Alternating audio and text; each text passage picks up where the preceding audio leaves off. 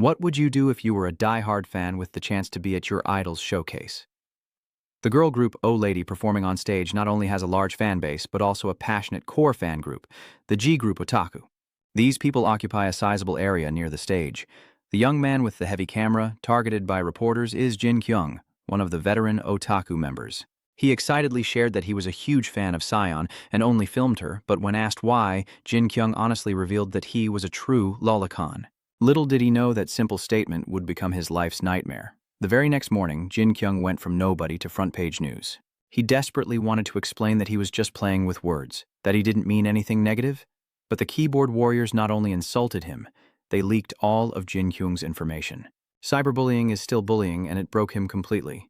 But no matter what, a new day must begin. His mother carefully covered the breakfast on the table, took a deep breath, and reminded Jinkyouong to eat and rest before leaving for work. After the click of the lock, the house fell into a deathly silence. It took a long time for Jinkyouong to slowly open his bedroom door. He grabs some food from the table, takes it to his room, and eats while surfing the web, his disheveled hair and laughter echoing like a pervert. But all he's doing is intently watching anime. As the heroine valiantly raises her sword, Jinkyouong seizes the moment, fingers flying across the keyboard and mouse. He spams angry emojis into the chat, his face tightening as if he were fighting in World War III. He wanted to breathe fire on the character on screen, and so Jinkyouong spammed the chat box. Looking at this keyboard warrior's achievement, he couldn't help but smile, but that joy was quickly crushed by the flood of criticism.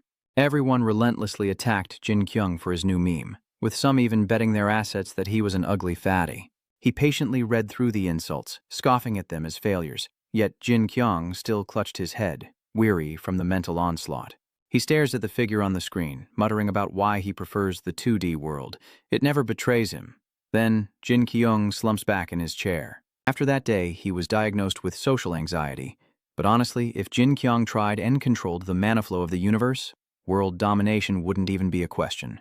The only reason Jinkyouong was still in this room was because he was too lazy. But as he was lost in his delusions, he heard a buzzing in his ear. A moronic mosquito had chosen him as its blood bag.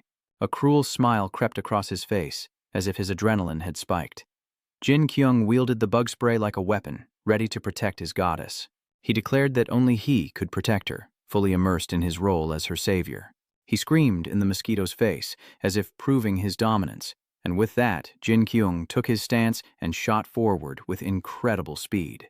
Feeling he was at the right distance, he reached out and sprayed a stream of poison at his opponent, spinning the can to fill the air with the mosquito repellent. But whether it was the fumes or not, Jinkyouong suddenly felt weightless. Little did he know, from a god's perspective, his house was being engulfed by a pillar of light. After the light dissipates, both Jinkyouong and the room vanish. From an otaku isolated from the world, he suddenly becomes homeless. But none of that matters when he's about to be splattered from this height. Of course, something unexpected happens. Jinkyouong plummets towards the earth like a shooting star, but thanks to the protagonist's aura, he lands safely in a miraculous fashion. Jinkyouong numbly examines his intact body, barely processing the mystical situation, when IH rushes over to celebrate. Turns out Jinkyouong is a summoned being from another world. As for why IH needs him, we'll have to follow their journey to find out. Before he knew it, IH was on her knees, spouting strange words. "Summoned beast, thank you for coming. What should I call you?" The summoned beast left Jinkyouong, fresh from his otherworldly experience, dumbfounded. Was he dreaming? He could barely speak. Sat in. Unaware of the oddity in her words, she excitedly exclaimed, "So, you're known as Satine? I can sense a great power from that name."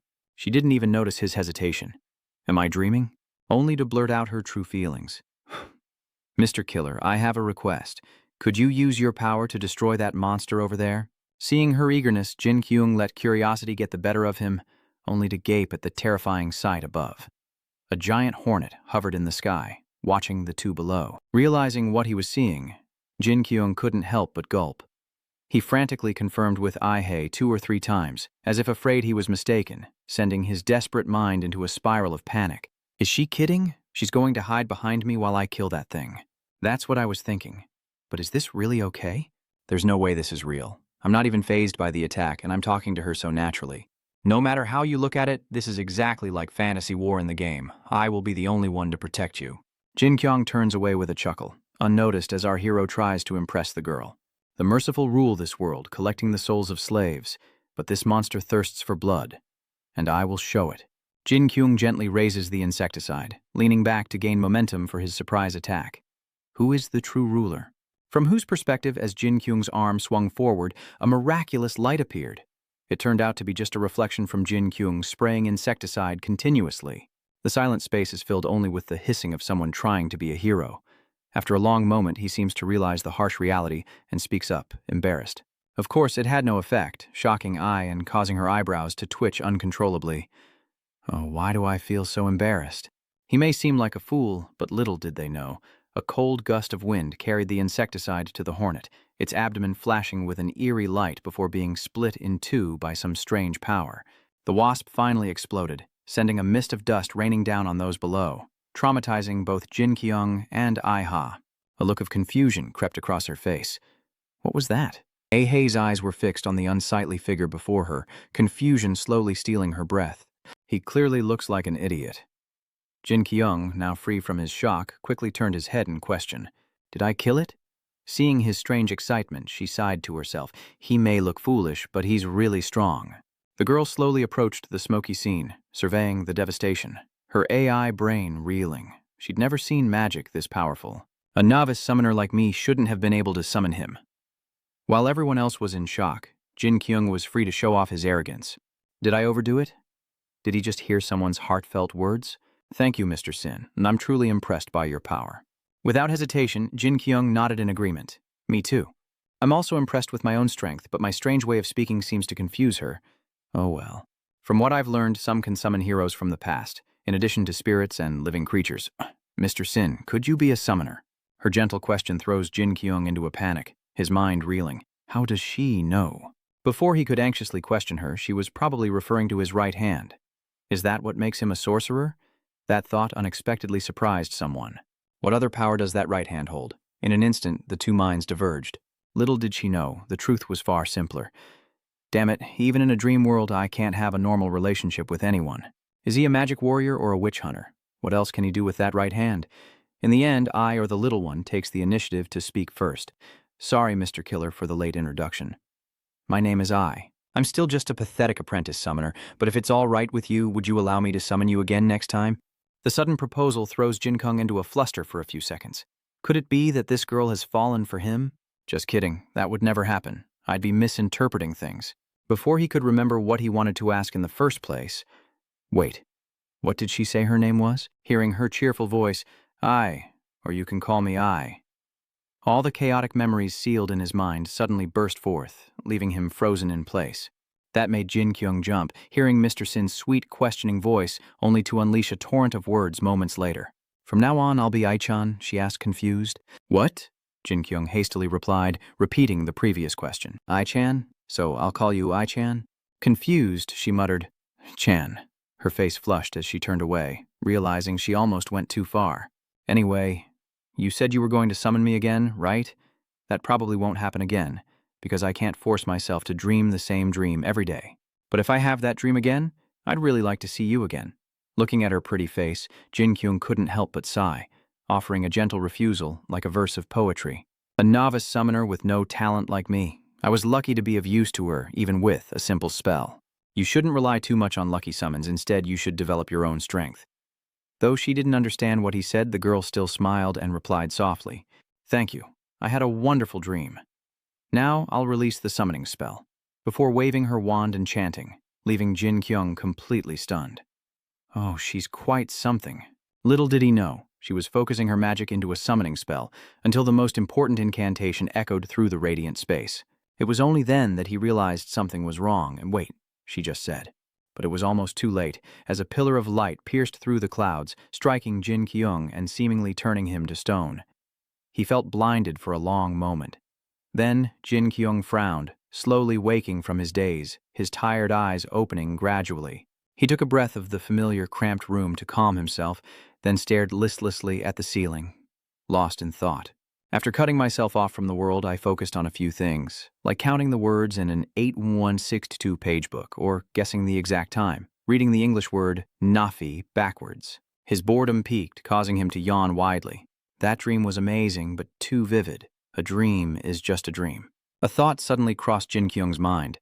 I stopped doing those things after I finally had the courage to turn on the computer, but reading English words backward had become a habit before my mouth quickly sighed. I can't believe my fantasy world even used made-in-Japan terms until then. Everything is hazy, but why do I feel so tired after just waking up? Outside, the sun shone on the grand buildings, only for the landscape to plunge into darkness as it faded, and Jinkyouong sat blankly on his bed, staring at his feet like a madman. Leaves and strange dust had him frozen in confusion. Jinkyouong picked up a leaf and muttered, "I must have been sleepwalking." "What is this? The door's locked. No one's been in here." Outside, his room seemed to radiate an unfriendly aura that kept everyone away. While in the living room, Jinkyung's stern father was busy watching the news, and his elderly mother was tidying up in the kitchen.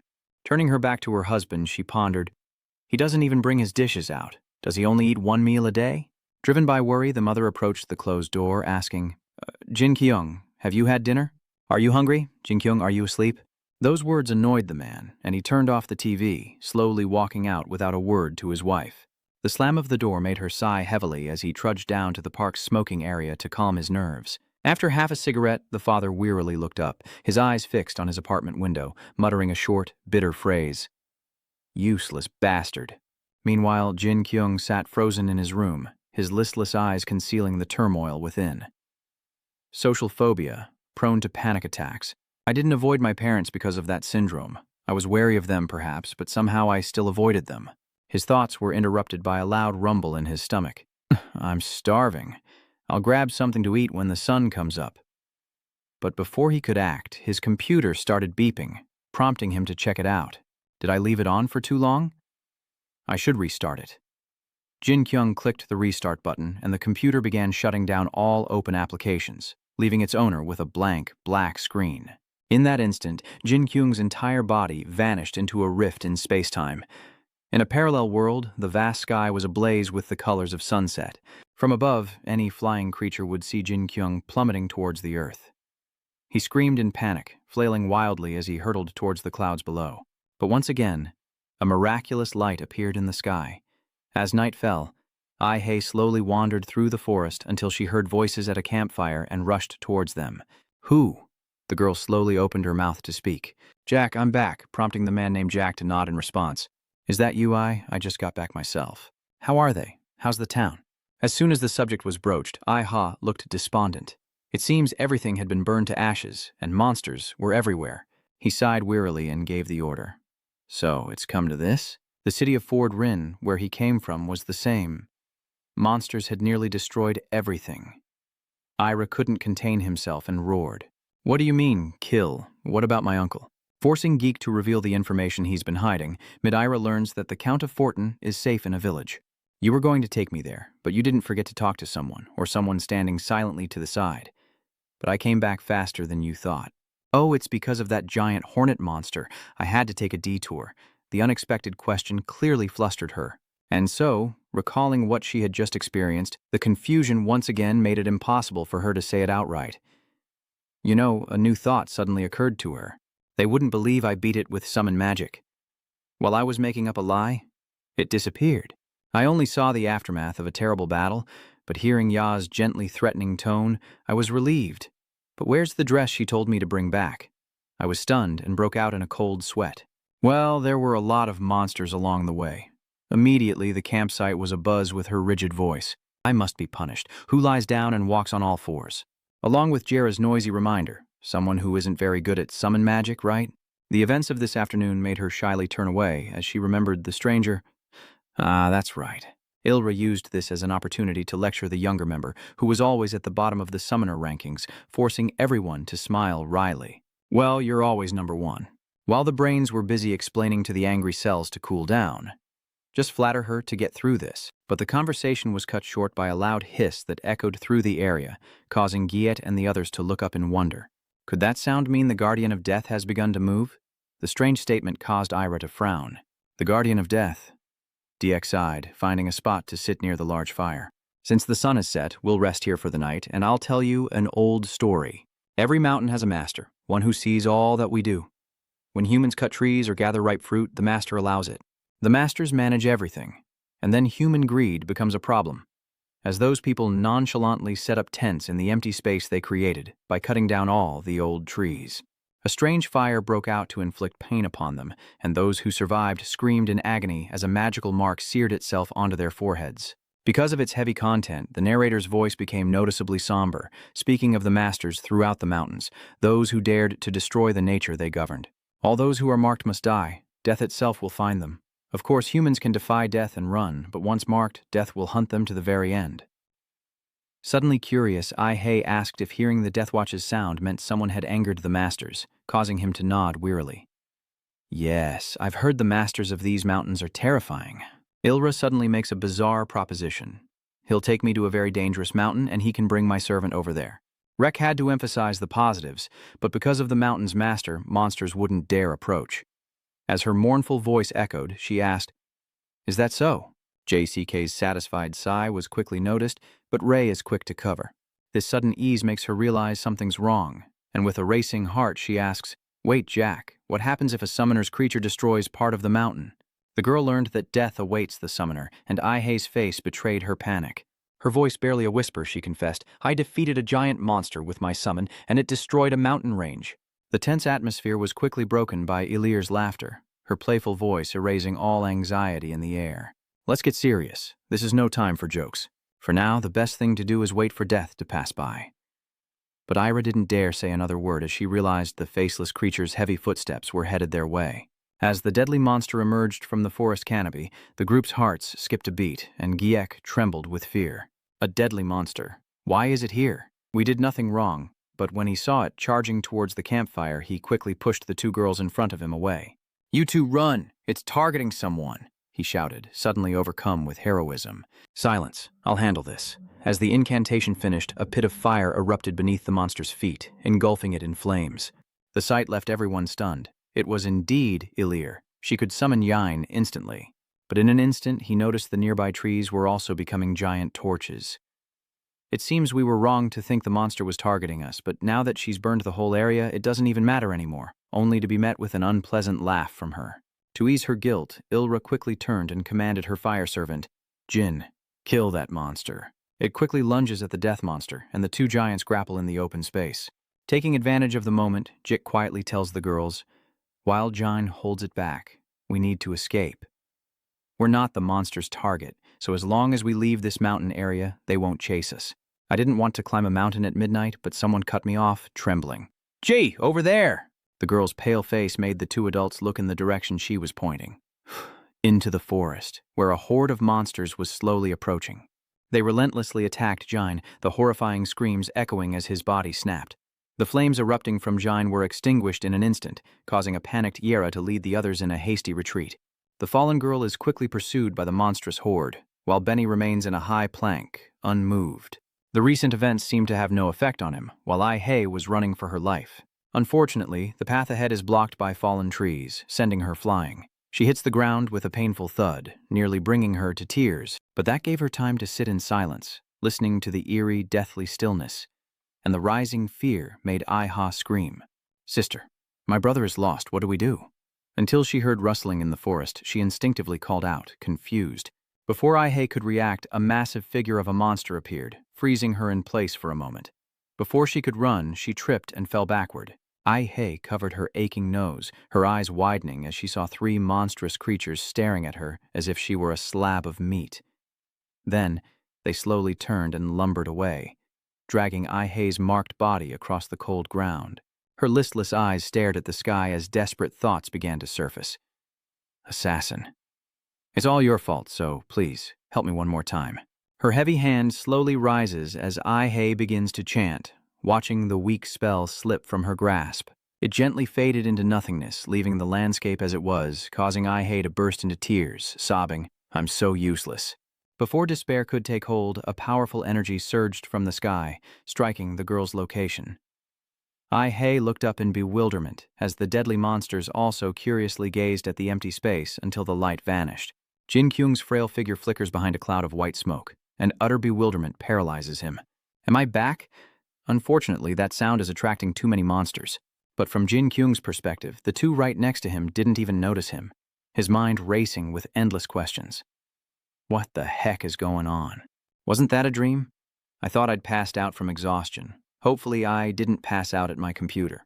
Before he could think, Jinkyouong heard a desperate voice cry out, "Help me!" So shocked, he instinctively yelled, "Ai-chan!" Before he knew it, he was surrounded by monsters. "Mom, not giant monsters again. You want me to fight these things? If this isn't a dream, I'm walking into a death trap. Wait, I defeated a monster bigger than this. I don't know why, but I feel incredibly powerful here. Maybe this world is where I belong. I'm not afraid of anything." That thought ignited Jinkyung's rage, and a twisted smile spread across his face. "Hey, you bastards, how dare you!" Before he could bask in the light of his newfound power, he was stunned to see them dragging away his beloved Ai. Jinkyong rushed after them, calling out in confusion. "Ai-chan, are you okay?" As she looked at him with tearful eyes, she said, "I don't know what you're talking about." After a moment, he was so tired he was panting. "I wanted to talk, but suddenly had to run out like that. Did my 50-meter sprint cause a serious misunderstanding? It seems I summoned you in the middle of intense training. Please forgive me." Seeing her idol dragged across the ground, Jinkyouong asked hesitantly, "What do I do? I don't have bug spray like last time." Hearing the sudden question, Spray stammers, flustered, It's bug spray, but just think of it as my magic wand." But she still asks, confused, "A magic wand that idols talk about?" He forgets his fatigue and replies, "That's right. The thing you spin around while chanting spells, it even makes you wear sailor uniforms. It exponentially increases my power." Those words left her completely dumbfounded. "What are you talking about?" Jinkyouong, however, ignored that and changed the subject. "Ai's forehead is burning. Has she already been marked? After those ghouls marked me, my mind's been racing. They'll chain me and drag me away." He couldn't hide the shock on his face. "Wait, all we need to do is put out the fire on your forehead?" "Okay, leave it to me." The hot breath from his mouth hit her forehead, and she wearily opened her mouth. "I don't think that'll work. This is magic fire. Normal methods won't work." Before she could finish, Jinkyouong threw a clump of dirt in her face, then gently patted her forehead. This prompts the girl, though weakened, to sit up and discuss the assassin. She thinks the situation is worse. Her eyes won't open, and her chest burns. But once again, Jinkyouong interrupts by spitting on the mark on the opponent's head. And strangely, it vanishes. That made them both itchy all over. Oh, it's gone, and the rope's gone, too. The death monsters sensed something was wrong and turned back, realizing the unthinkable had happened. They roared in anger and charged at Jinkyouong, who defensively spat at them. That viscous fluid corroded the monster's hand, causing it to scream in agony, a sight that astonished Jinkyouong. "What is this?" He spits on them, and they just dissolve. "You could train for another 10 years and still not be a match for me." They vanished. Meanwhile, Jack and Ilra were locked in a fierce battle with the dark monsters. Meanwhile, Jack bravely rushes forward, declaring, "I'll hold them off. You get out of here." Ilra nonchalantly corrects him, "I'm the one who will stop them." "What are you talking about?" She quickly summoned Hyjin to create a safe barrier, only to see the deadly monsters vanish. The sight left the warrior in stunned disbelief. What just happened? Standing in the open, he stared into the distance, muttering, "They couldn't have just disappeared like that. Why?" His confusion only grew as the landscape shifted before him. The dark sky suddenly draws in a series of black clouds, and the ground begins to tremble, leaving everyone and Jinkyouong stunned and bewildered. From Jack and Ilra's perspective, a colossal being suddenly rose in the dark distance, its towering form easily eclipsing the sun. The silent space is broken only by Jinkyung's stunned voice, as the boss sends everyone reeling in confusion. Meanwhile, Benny, oblivious to the chaos, relentlessly continued with Frank. Debris began to fall from the boss above, pulled down by gravity. It roars in a display of power, then swings its hand through the air, a bizarre display that makes Jinkyouong laugh. He quickly mocked, missed, but just a second later, the boss's swing created a gust of wind that sent the two men flying, uprooting even the sturdiest trees in its wake. He slowly approached the cliff at the edge of the forest, watching the two human-shaped flies struggling to get up, one screaming in terror at the sight of Jinkyouong lying face down in the sky. "Ironclad assassin, please hang in there." Even hearing that, he couldn't immediately calm down. "My body. It's still the fragile body from the real world. I overdid it. And why did I bring this wireless mouse with me? Last time, he was pretty strong with the bug spray." That thought startled Jinkyouong. A wireless mouse? He struggled to his feet, and Ai-hei eagerly called out to him but was immediately cut off. "If I kill that monster, will you listen to my request?" Jinkyung's serious demeanor made the girl tremble and nod. And so, as he turned to leave after his final words, because she had promised him, he vowed to survive and return. Little did he know, she couldn't hide her awkward expression. There he goes again, grandstanding. Meanwhile, Jinkyouong is excitedly snapping photos. Faster than sound, hotter than fire. If you're willing to combine our strengths, even the coldest ice won't stand a chance. Stop anyone who tries to take our lives. Jinkyung's burning desire to win is clear. I'll turn my body into a conductor and send 10 billion volts through it. If I can do that, taking out that dark figure will be no problem. But he still tries to shine with a line that couldn't be more delusional. We'll create a fiery path straight to hell. But alas, nothing happens, even as Jinkyouong frantically waves his hand, hoping to conjure some kind of miracle. Who knew that after enduring his performance, I'd have to awkwardly speak up? Assassin. It looks like it's about to attack us again. Should we run? To shrug off the humiliation, Jinwoo could only laugh it off. He foolishly didn't notice his fingers were on both ends of the battery. He didn't put the battery in correctly, and the force threw him backward. The energy blasts through the mob boss, who screams in agony before a barrage of lightning strikes him down, as Elira and Jack watch in stunned silence. Meanwhile, Grandpa Benny remained in place, oblivious to the news as Ai's breath nearly hitched at the light enveloping her face. Jinkyung's entire body was enveloped in electricity as the sky seemed to target him, unleashing bolts of lightning across the forest. After a long while, the vast space finally returned to its peaceful state, with Jinkyong remaining motionless, causing Ai to worry. Assassin, assassin. The soft voice startled him. My Eve has no scars. The girl flinched back as Jinkyouong asked why she was looking at him like that, and someone eagerly replied, You're amazing, assassin. You took down that giant with a single blow. I heard even legendary heroes couldn't defeat it. Upon hearing his praise, the assassin casually replies that he only released the seal of the evil god within the hairpin. It's nothing special. The girl stood her ground, continuing to praise him. You're truly amazing, Iron. I can't believe I get to summon you again. She bowed her head in gratitude, her obedient demeanor visibly embarrassing Jinkai. And so, the two quickly engaged in a brief conversation. So, Mr. Assassin, what is it you want to propose? An offer? I already told you a moment ago. Before Jinkyouong could react, the other man, confused by his attitude, inadvertently revealed his bewilderment. Did you forget? Which made Jinkyouong explode in anger. He had no obligation to tell her his request, and what was with her attitude after he'd just helped her. But the other's blank expression made him realize he'd misunderstood. And Jinkyouong scratched his head, looking away in embarrassment. Next time, he'll tell her. Next time, she'll know when he returns. Those words unexpectedly warmed Ai's insecure heart. That made her voice sound unusually cheerful. Okay. Her beautiful smile crinkled her eyes shut as she eagerly anticipated his return. The assassin. And beautiful blue lights began to appear around them. Sometime later, Jinkyouong returned to reality, blankly staring at the small object in his hand. The glowing red orb reminded Jinkyouong of the memory he had just experienced. But who gave it to him? Mr. S asked him to take it, and he looked at it, puzzled. What is this? He forces the other person to think of the simplest words to explain. It's called an Ezer, Jinkyouong asks again, prompting the girl to scratch her head in response. Because she's still an apprentice witch, she's not skilled enough to control summoning magic. Ezer has the power to link the summoner to the summoned beast. Could you hold on to this for me? Jinkyouong muttered, snapping back to reality. This isn't a dream. Before he jumps for joy, it's all real. He really did kill that giant. This is insane. Do I really have the Black Dragon's power within me? Damn, who can I even tell this to? As midnight approaches, Jinkyouong reads a message from a friend. 2D, where have you been? You haven't been online lately? Are you measuring the Han River's temperature? But Pride made an unbelievable claim. I'm busy saving the world with a girl. Of course, no one, including the other person, could believe him. What game is this delusional guy playing? He must be playing a dating sim. Though annoyed, he sighs and continues to argue. Seriously, I was summoned to a magical world, fought giants, and came back. Giving him even more fuel for his insults. Is he delusional? 2D is the lowest of the low. What else is new? Stop playing dating sims all day. Your brain is starting to rot. Oh, he's delusional from playing too many games. If you're afraid of drowning, you could try hanging yourself. There's no way a guy who plays dating sims all day understands real love. I don't know what's wrong with your head, but get some help. Hey 2D, is your brain still functioning? Snap out of it, you're just fueling his delusions. Frustration mounting, Jinkyouong raised the spray can, cursing as he sprayed it out the window. You bastards, I'll make you pay with my power.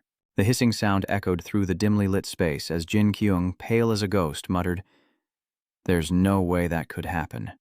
My powers don't work in this world. Looking at the spray can in his hand, he was surprised to hear it start to cough. A brand new spray can, wasn't it? Confusion washes over Jinkyouong as he turns to the mouse on the desk. its flickering light as perplexing as his own dwindling power. Wait, because I used it to fight monsters. Meanwhile, IH is frozen in shock at the sight before her. The confused girl spoke up. Benny, what are you still doing there? All he could hear was her sorrowful voice saying he couldn't get up. A statement that made I sigh wearily. Get up? She's been gone a long time. Benny didn't bother being stubborn at this point. Okay. The two quickly stepped forward, heading towards the vague path ahead. Monsters are truly terrifying. Is Yaya safe? Of course she's faster than me. I'm just glad she's safe, but you seem to have a different expression on your face. Suddenly, Benny, noticing the landscape, wondered, oh, what happened here? I heard that giant exploded, giving Ai a second wind, and now she's talking a mile a minute. So, you saw it? The master of these mountains appeared. We're pretty lucky, aren't we? We defeated it, Benny stated, immediately forming a hypothesis. Ilra took care of it. I was about to correct her, saying I used a summoning spell when I heard her sarcastic laughter. Oh, I see. That's why she couldn't help but sound so resentful. I think I know why Ira bothered you. Meanwhile, in a less magical part of the world, Jinkyouong is writhing in a panic. Why did I overlook this? It must be the effect of using them against those monsters in that world. His mouth mumbled like a madman, unable to believe this was real.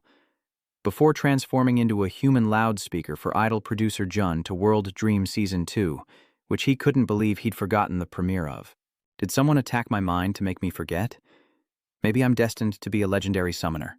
It's starting, and the picture quality is amazing. A thought suddenly crossed Jinkyouong's mind. This show means a lot to him. As old memories resurface of when he watched the film in the past, this is So Ryung's first comeback since the terrible accident.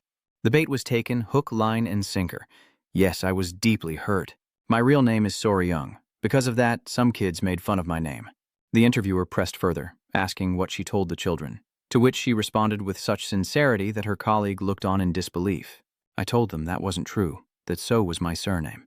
The kids said we were half-sisters and teased me, which is why I chose the stage name So-ah. The beauty's tears brought him sorrow. No wonder she was so upset whenever something happened with her name, despite her efforts to attract fans through scandals. Because of that reason, I stopped working in the arts until I graduated high school, and now I'm afraid to use the name So because I don't want things to happen again. But the following words were quickly cut off as the TV was turned off, and Jinkyouong angrily gritted his teeth. What the hell? I've been to so many autograph sessions and promotional events. We could have shaken hands and talked, and you would have thanked me for coming. Weren't we pretty close? Surely you know I'm not that kind of person. You should explain to them that it was just a misunderstanding. Time keeps passing. Jinkyouong's intentions became clear. She was playing the victim to gain sympathy and support.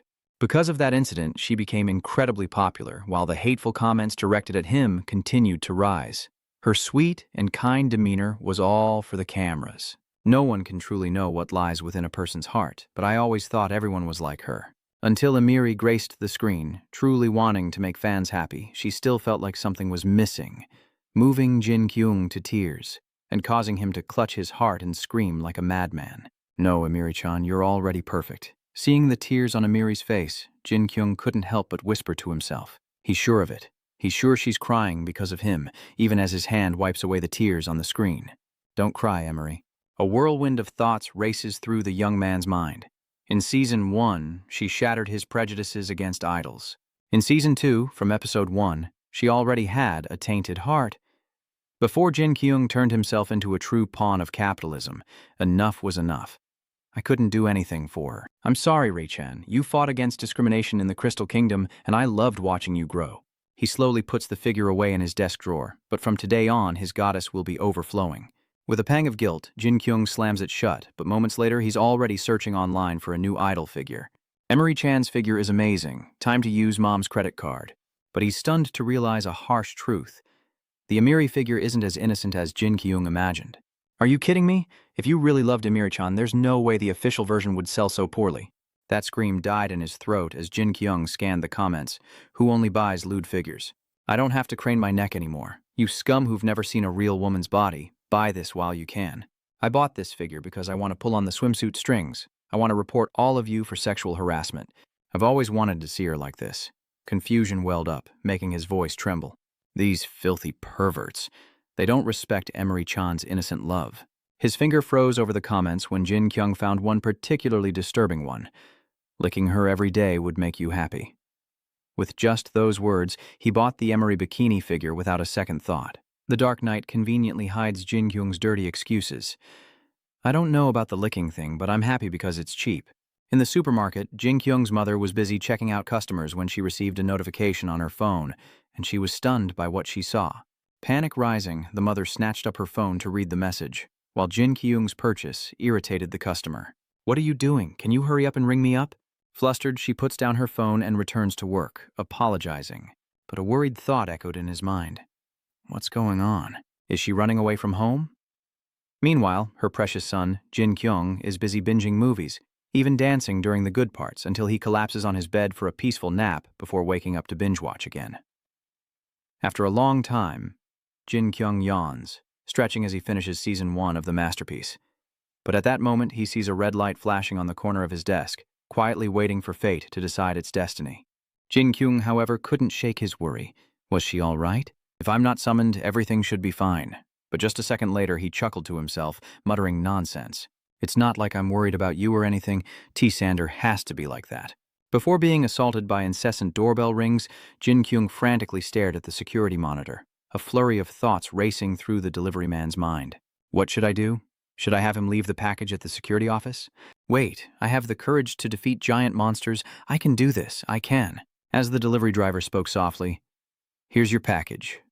He had been waiting for quite some time. Before Jinkyung could muster the courage to stammer a reply, he heard, "Just leave it at the door." The delivery man, after setting the package down, sighed and announced, "Okay, I'll leave it here." That made Jinkyung secretly excited. I did it. I actually did it. I need to time when the delivery person gets in the elevator. Wait 30 seconds. His foot was about to move, but he quickly stopped himself. No, wait 10 more seconds. Waiting for the clock to strike, Jinkyung happily backed away. Perfect. He'd bring it in a flash. He took a deep breath, tensing every muscle in his body. Here we go. His pale body lunged forward as Jinkyung's hand gently pressed the doorknob. He tries to pull it open but realizes it's deadbolted, and Jinkyung, playing it up, falls backward. His footsteps faltered as he tried to regain his balance. The harsh truth enraged Jinkyung, who, despite being imprisoned, couldn't help but let his madness consume him. Activating his clairvoyance, Jinkyung screamed internally as he finished entering the password. The lock disengaged. The door was open. That made him gleefully shout, "Awesome!" His finger emphatically pressed the lock button on the door once more. The sound of the door opening echoed, halting Jinkyung's actions. He mustered his strength to speak coolly. I broke it."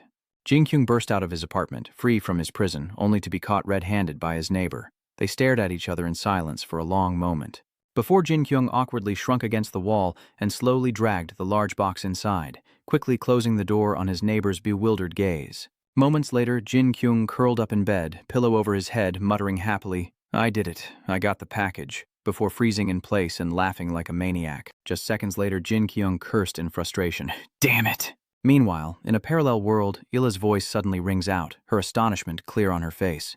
"I did it. This shouldn't have taken 3 days." Despite being out of breath, I, who was more capable than Benny, managed a short greeting. "Mistress, I now know that Benny has no sense of direction." Hearing that, Ira was dumbfounded. Benny was leading the way? "You've never been to my uncle's place, have you? And Benny, where have you been?" "I was about to give you an order, but your audacity forces me to say, 'The mistress told you to sit,' then left. Only now does she decide to keep him. So you've been there all along, huh?" Before Benny could revert to his old ways, Ilra asked who told him he could stand up, leaving him wondering when he'd catch a break. Ilra slowly leads Ai-hei to a large house, beckoning her to come inside. Ai-hei was asked to speak with the uncle, causing her to panic and back away, wondering why she, a normal person, was allowed to do so. Before she could give a proper reason, he said, "You're a trainee summoner from the same school as me, and I wanted to meet you." He led Ai-hei, who could only agree in despair. Okay, the two slowly entered the ancient space within. When they stood before an old man, Ai-hei bowed deeply without a word. "It's a great honor to meet you, sir," making the old man smile with delight. "Welcome, child," Lady Tress spoke softly. "I heard you helped Ira escape." "Fighting those monsters must have been tough," he says, as she shamelessly takes all the credit. "You're the one who faced the monsters, but this little girl ran away," he chuckles, brushing it off. "The demons have made this world a difficult place to survive, haven't they? If you have nowhere to go, you can stay here, live, and work." Hearing that, I-hei excitedly expressed her gratitude, thanking Lord Zay. All the while, she listened intently to his instructions. Change into new clothes and learn the work. She was quickly given a relaxing bath and simple food that tasted like a delicacy. But she suddenly stopped when she saw the clothes laid out for her. But just a moment later, she giggled happily, realizing it wasn't easy for her at all. And now, the Count has given her new clothes. The Count of Porin is truly kind. After getting ready, IH stood muttering to herself in worry. New clothes? Do I even look okay in this? Just then, she overheard a maid asking, "Is Miss IH ready yet?" The girl quickly picked up her pace, replying, "Yes." Seeing her obedience, the woman's voice softened considerably. "Please, follow me." After some time, I was exhausted and drenched in sweat. She braced herself, wiping the floor, lamenting inwardly that she should have considered working for clothes and food. But looking up, I had a strange thought. This scene was so odd, she had to ask the person closest to her. "Why is everyone here wearing the same clothes?" she asked, and the other girl immediately responded. "The Earl has a preference. The Countess thinks matching outfits look neater." I was still reeling from her colleague's explanation. So everyone was wearing maid uniforms, and her mind began to wander. "My parents warned me to be wary of nobles, for they always take advantage of others." Then her mother's voice echoed in her mind. "And so, I must become a great summoner, as all commoners are instantly enslaved." I sighed in despair as his hands grew cold from the tea duties. "I'm sorry, Mom and Dad. I think it's too late." The dark truth is quickly veiled in illusion, while the real world is bleached by the sun of justice. Jinkyouong's pale face suddenly lights up with excitement. "So it's because of the package he just received. So this is Emily Chan from Idol Producer. Limited edition, Hot Night on the Sea." Jinkyouong was overjoyed, kneeling down in excitement. "It's so beautiful, damn it. If I were rich, I'd fill this room with Emily Chan figures. Is this my limit? At least I bought everything I needed. I should save it for later, right?" Meanwhile, Jinkyouong's parents are having dinner in the kitchen, the silence making his mother hesitant to speak. It wasn't until later that the mother was able to express what she wanted to share. Jinkyouong had ordered something online himself, a fact that gave her overbearing husband pause. Before resuming dinner with harsh words, he wondered what kind of person couldn't pick up their own delivery. The only ones in the building incapable were dogs and cats. Those words crushed her excitement, leaving her to wash dishes in simmering frustration, while the man retreated to his study after the meal. His stern face suddenly showed a hint of fatigue and boredom, before he extinguished his cigarette and began typing furiously. In a parallel world, a maid leads Ihei to a secluded place for a conversation. "Because you've done such a good job, the Count thinks you're suited for another task," she says, noticing the other woman's stunned disbelief. "Really?" she quickly added. "I'm sure you know many people have lost their lives to demons. We're short on maids to serve the Count, and we need more farmers, so the Count has decided to lend you this land as a special favor." She could repay her debt to the Count by planting and harvesting crops. The more the woman spoke, the more bewildered Ihei became. The debt made the cold messenger soften his tone, including the food, bed, and clothes she received from the Count, as well as the water she used for bathing and laundry. Of course, this doesn't include the land rental fee. This is a special favor. The Earl hopes she can repay this debt soon. That is all. After delivering her final words, she quickly departed, leaving Ihei with only simple farming tools, and the weather suddenly turned snowy, making the girl's heart ache even more. Her eyes scanned the seemingly endless field, but as the snow clouds parted, the sun revealed a maid gritting her teeth as she tilled the soil. The girl worked tirelessly, but the land remained virtually unchanged. After a while, IH stood up wearily, took a few breaths, and then screamed with a strangely calm expression. "It seems all my efforts were for naught." But in an instant, she broke down in tears, collapsing onto the very ground she had cleared. "It's over. Has I become so desperate that she's muttering Jinkyung's nickname? What should I do? Oh, Lord Tuba." Meanwhile, as the sun reached its peak, Jinkyong was startled by the ringing of the doorbell. Another delivery. Had his parents ordered something? What should I do? I'll just ignore it like always? He couldn't help but mutter to himself, calculating he'd made a mistake last time, but if he was careful, everything would be fine. "I already received the package last time, so please just leave it on the floor. In front of the door." Hearing that, the delivery man bowed. Yes, I'll leave it here." Unbeknownst to him, someone on the other side was smiling with anticipation. "See? This is nothing." Jinkyung's heart pounded fiercely. He stared blankly at the front door, unsure of what to do, but in a split second, Jinkyong rushed forward, peering through the peephole. He was mainly checking if the neighbors would pull another surprise appearance like before.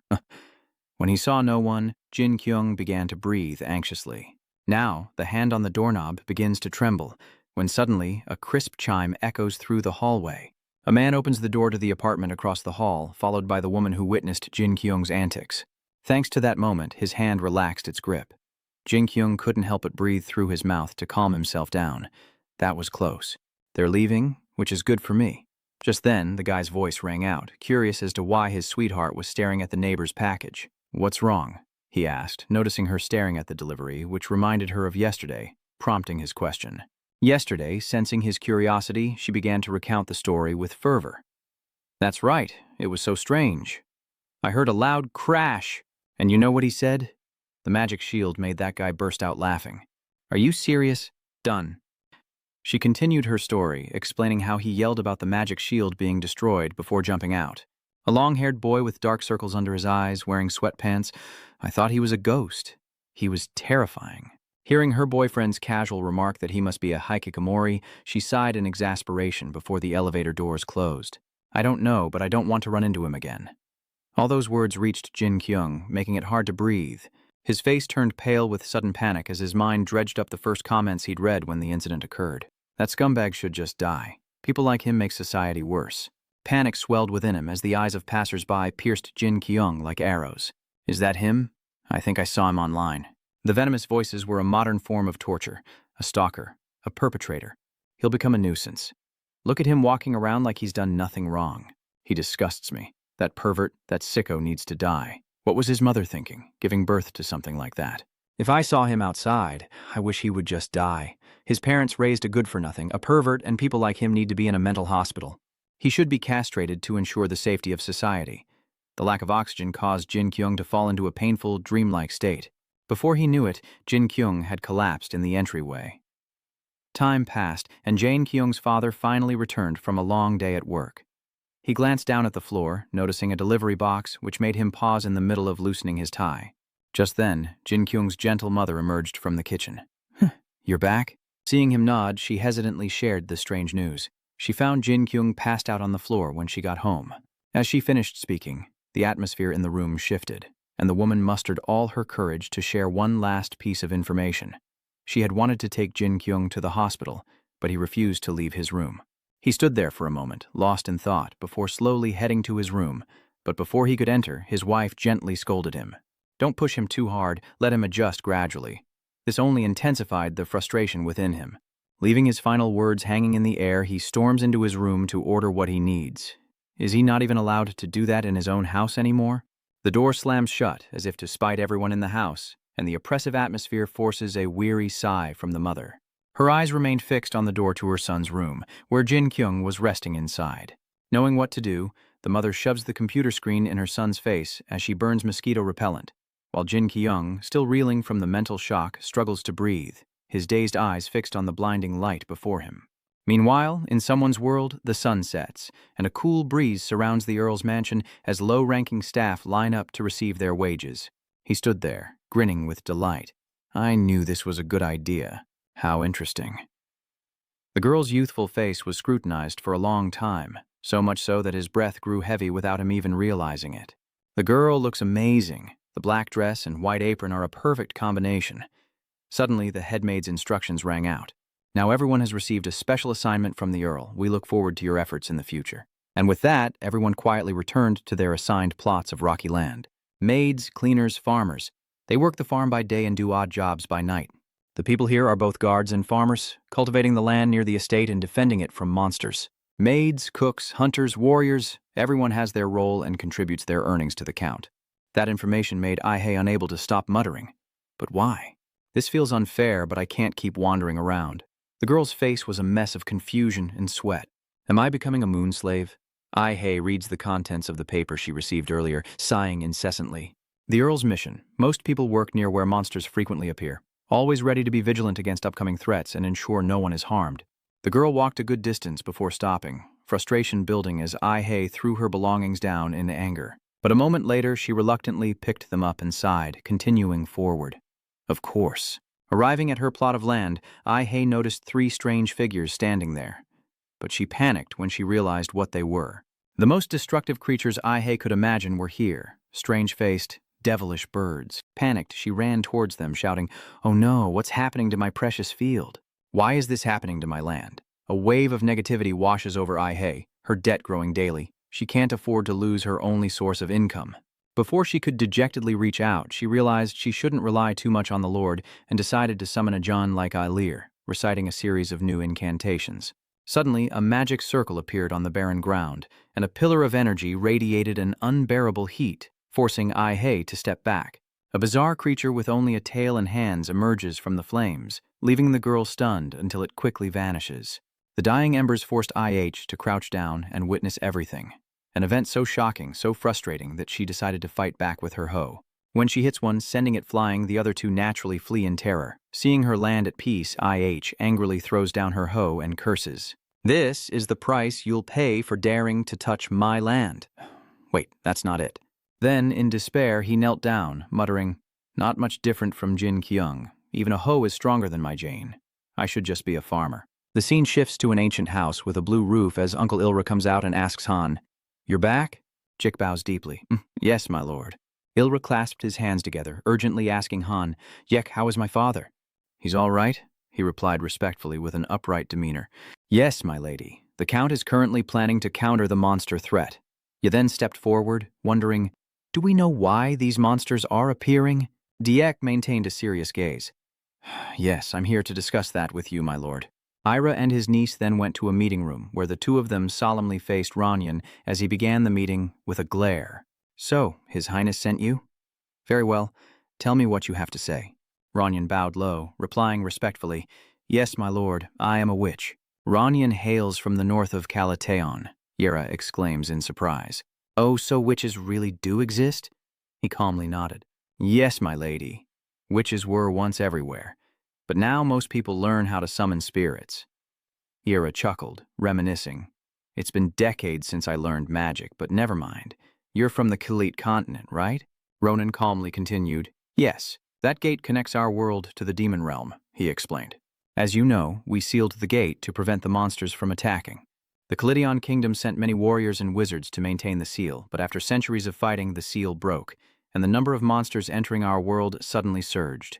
Ranyan sighed regretfully, and so North Khalidian was destroyed. The demons went through the gate and attacked the south, news that made Uncle Ira slam the table in anger. "No way, what happened to the kingdom in the north?" Arius. Seeing this, Ranyan elaborated, explaining that demons couldn't bypass Goda without going through Arias, based on what he'd seen on his way here, a conclusion that made him curse. "Arias has become a battlefield, damn it." Ranyan didn't say it clearly. "His Highness has sent someone to help Arias." Hila quickly voiced her question. "An expedition. He says there's someone here who can be of use." He explained loudly that there was a very skilled summoner, which surprised Benny. Upon hearing this, Hila was speechless, but Benny, unconcerned, immediately reminded him to show some respect. "Everyone knows that Isla is the best summoner here," after which he was punished to do push-ups outside. Yera stood up and confidently introduced herself. "I attended the finest school for summoners, so I'll give this a try." Ranyan nodded coldly. "I understand, madam." The sky slowly turned to twilight as I, filled with sorrow, hugged her legs. "It's so big, I can plant them anywhere, the seedling sprouts filling the girl with joy." "Why is it already sprouting?" "I was told it would take at least 5 days." I cries, gazing at the delicate sprout. "Why am I so good at this?" The crows around him could only caw in despair, as I grew irritated by the nuisance. "Are these brats back with a shovel to destroy me? I'm getting really annoyed." Ahei rises, shovel in hand. "I'll make sure you never touch my precious field." "Okay, not that precious, but you'll never set foot here again." But the girl's eyes went blank in front of Ahei, a huge bird demon. The girl breaks into a sweat. "You brought your mother?" The bird demon screeches and gives chase, as a storm begins to brew over the city. Jinkyouong's eyes widened, his pupils shrinking as he stared blankly ahead. Out there, danger lurks and anything can kill you. Jinkyouong stares at the red gem, but when the moment arrives, he throws his white cloak into the air. With a confident smile, Jinkyouong leaped into the air, fearless and graceful, then raised his gaunt face and declared, "Nispois." You can look them in the eye and say, "Today is not your day." And with that, a beam of light shines down from above. Amidst the sky, a single ray of light pierces through, aiming at an empty patch of land. Indeed, it was aimed squarely at the screeching bird demon on the ground, and Ahei was thrilled as she looked up. "Lord." The girl was startled as she realized something strange. But Ahei, unafraid, still called out, "Lord Tua, Lord Tua." From the sky, Jinkyung's figure gradually appeared, landing with arms outstretched in a display of pride. Ai-hei bursts into tears, begging him to stop doing such embarrassing things. Jinkyouong lands, creating a dramatic entrance, telling Ai-hei to stop making embarrassing noises and wallowing on the ground. He'd never felt so humiliated in front of monsters before. Jinkyouong quickly planted a foot on the ground, his face calm and unafraid.